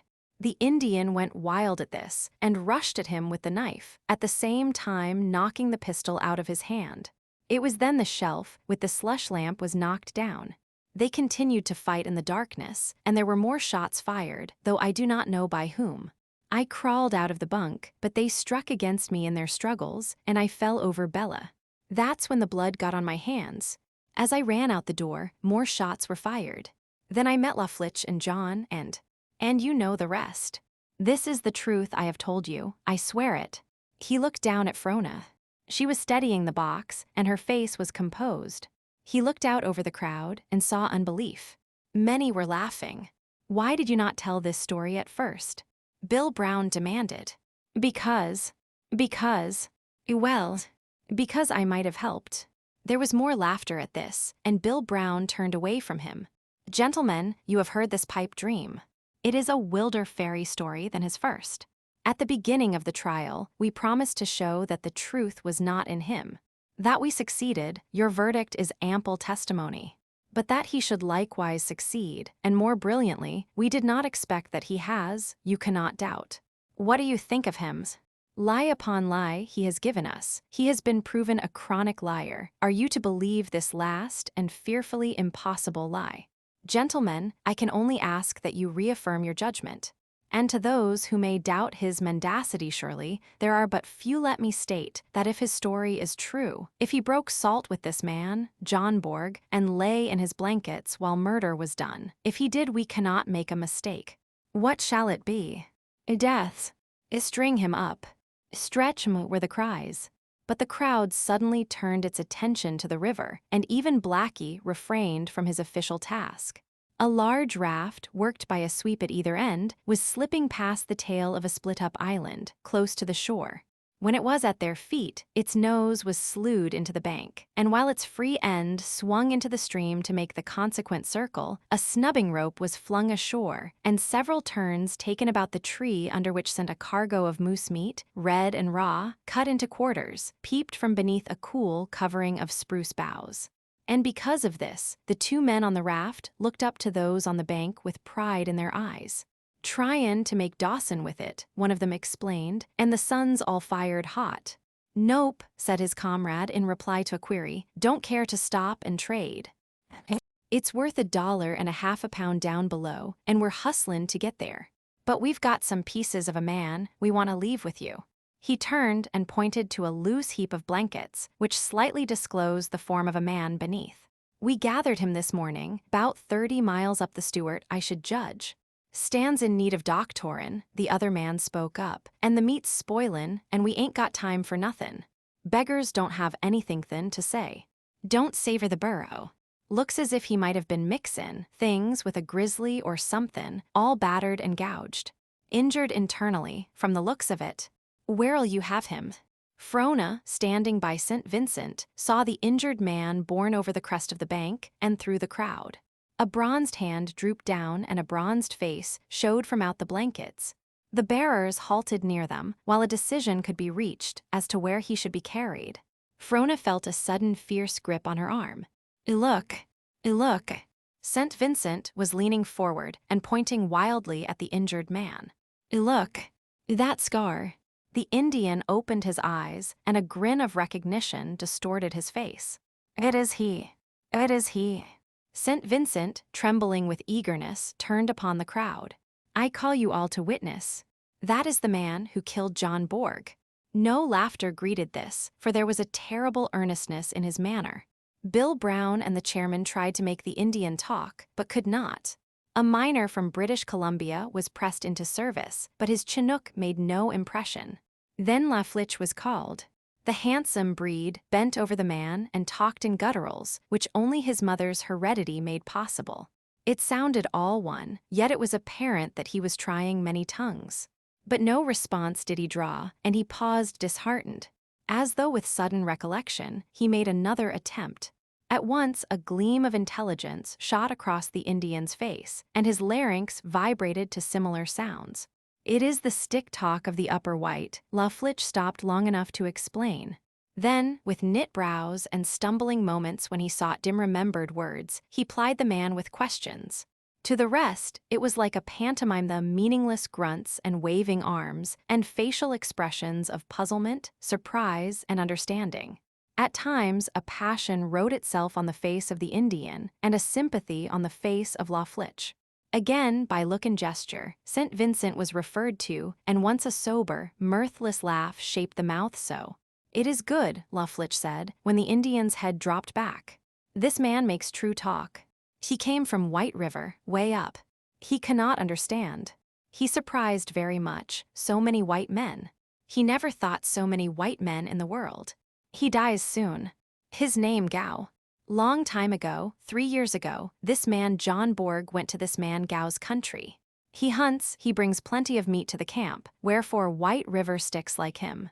Gao has one squaw, Pis Ku. By John Borg prepares to go away. He went to Gao and he said, 'Give me your squaw. We trade. For her I give you many things.' But Gao say no, Pis Ku good squaw. No woman sews moccasins like she. She tan moose skin the best, and make the softest leather. He likes Pis Ku. Then John Borg says he don't care, he wants Pis Ku. Then they have a big fight, and Pis Ku go away with John Borg. She doesn't want to go any further, but she goes anyway. Borg called her Bella and gave her plenty of good things, but she likes Gao all the time." La Flitche pointed to the scar which ran down the forehead and past the eye of the Indian. "John Borg he did that. Long time Gao pretty near die. Then he gets well, but his head is sick. He doesn't know anybody. Don't know his father, his mother, or anything. Just like a little baby. Just like that. Then one day, quick click. Something snaps, and his head gets well all at once. He knew his father and mother, he remembered Pis Ku, he remembered everything. His father said John Borg went down river. Then go down river. Springtime, ice very bad. He very much afraid, so many white men, and when he come to this place he travels by night. Nobody sees him, but he sees everybody. He likes a cat, see in the dark. Somehow, he comes straight to John Borg's cabin. He did not know how this was, except that the work he had to do was good work. St. Vincent pressed Frona's hand, but she shook her fingers clear and withdrew a step. He sees Pis Ku feed the dogs, and he talks with her. That night he came, and she opened the door. Then you know what was done. St. Vincent do nothing, Borg kill Bella. Gao kill Borg. Borg kill Gao, for Gao die pretty quick. Borg has a strong arm. Gao sick inside, all smashed up. Gao no care, Pis Ku dead. After that he went cross ice to the land. I tell him all you people say it cannot be, no man can cross the ice at that time. He laughs and says that it is, and what is must be. Anyway, he had a very hard time, but he got it all right. He was very sick inside. Bye he cannot walk, he crawls. Long time he came to Stewart River. Can go no more, so he lay down to die. 2 white men find him and bring him to this place. He doesn't care. He dies anyway. La Flitche finished abruptly, but nobody spoke. Then he added, I think Gao damn good man. Frona came up to Jacob Welse. Take me away, father, she said. I am so tired. Chapter 30. Next morning, Jacob Welse, for all of the company and his millions in mines, chopped up the day's supply of firewood, lighted a cigar, and went down the island in search of Baron Kerbertin. Frona finished the breakfast dishes, hung out the robes, and fed the dogs. Then she took a worn Wordsworth from her clothes bag and, out by the bank, settled herself comfortably in a seat formed by 2 uprooted pines. But she did no more than open the book, for her eyes strayed out and over the Yukon to the eddy below the bluffs, and the bend above, and the tail of the spit which lay in the midst of the river. The rescue and the race were still fresh with her, though there were strange lapses, here and there, of which she remembered little. The struggle by the fissure was immeasurable. She knew not how long it lasted, and the race down Split Up to Raubo Island was a thing of which her reason convinced her, but of which she recollected nothing. The whim seized her, and she followed Corliss through the 3 days' events, but she tacitly avoided the figure of another man whom she would not name. Something terrible was connected therewith, she knew, which must be faced sooner or later, but she preferred to put that moment away from her. She was stiff and sore of mind as well as of body, and will and action were for the time being distasteful. It was more pleasant, even, to dwell on Tommy of the bitter tongue and craven heart, and she made a note that the wife and children in Toronto should not be forgotten when the Northland paid its dividends to the Welse. The crackle of a foot on a dead willow twig roused her, and her eyes met St. Vincent's. "You have not congratulated me upon my escape," he began, breezily. "But you must have been dead tired last night." "I know I was." "And you had that hard pull on the river." He watched her furtively, trying to catch some cue as to her attitude and mood.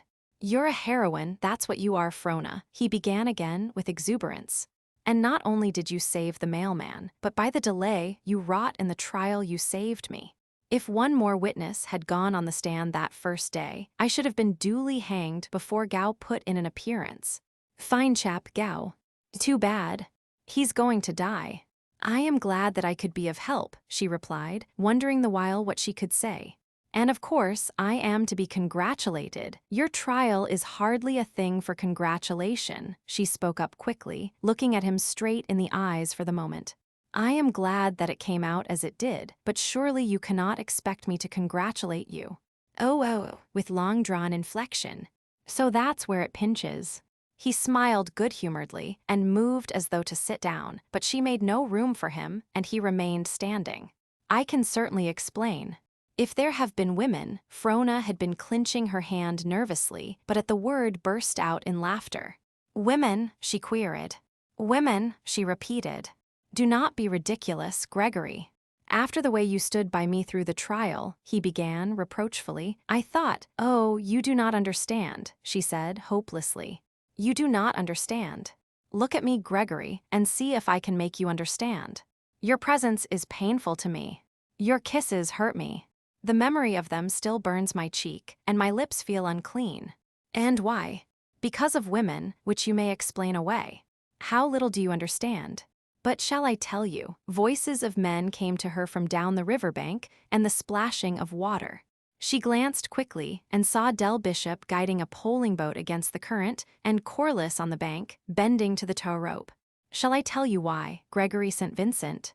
she said again. "Tell you why your kisses have cheapened me. Because you broke the faith in food and blankets. Because you broke salt with a man, and then watched that man fight unequally for life without lifting your hand.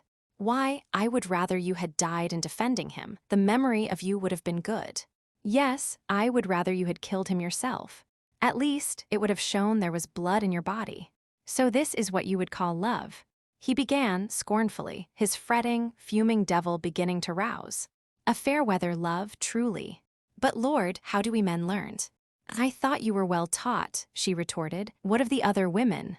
"But what do you intend to do?" he demanded, taking no notice. "I am not an easy man to cross. You cannot throw me over with impunity. I shall not stand for it, I warn you. You have dared do things in this country which would blacken you were they known. I have ears. I have not been asleep. You will find it no child's play to explain away things which you may declare most innocent." She looked at him with a smile which carried pity in its cold mirth, and it goaded him. "I am down, a thing to make a jest upon, a thing to pity, but I promise you that I can drag you with me. My kisses have cheapened you, eh? Then how would you have felt at a happy camp on the Dia Trail? As though in answer, Corliss swung down upon them with the tow rope. Frona beckoned a greeting to him. "Vance," she said, "the mail carrier has brought important news to his father, so important that he must go outside. He starts this afternoon with Baron Kerberton in La Bijou. Will you take me down to Dawson? I would like to go at once today." He suggested you," she added shyly, indicating St. Vincent.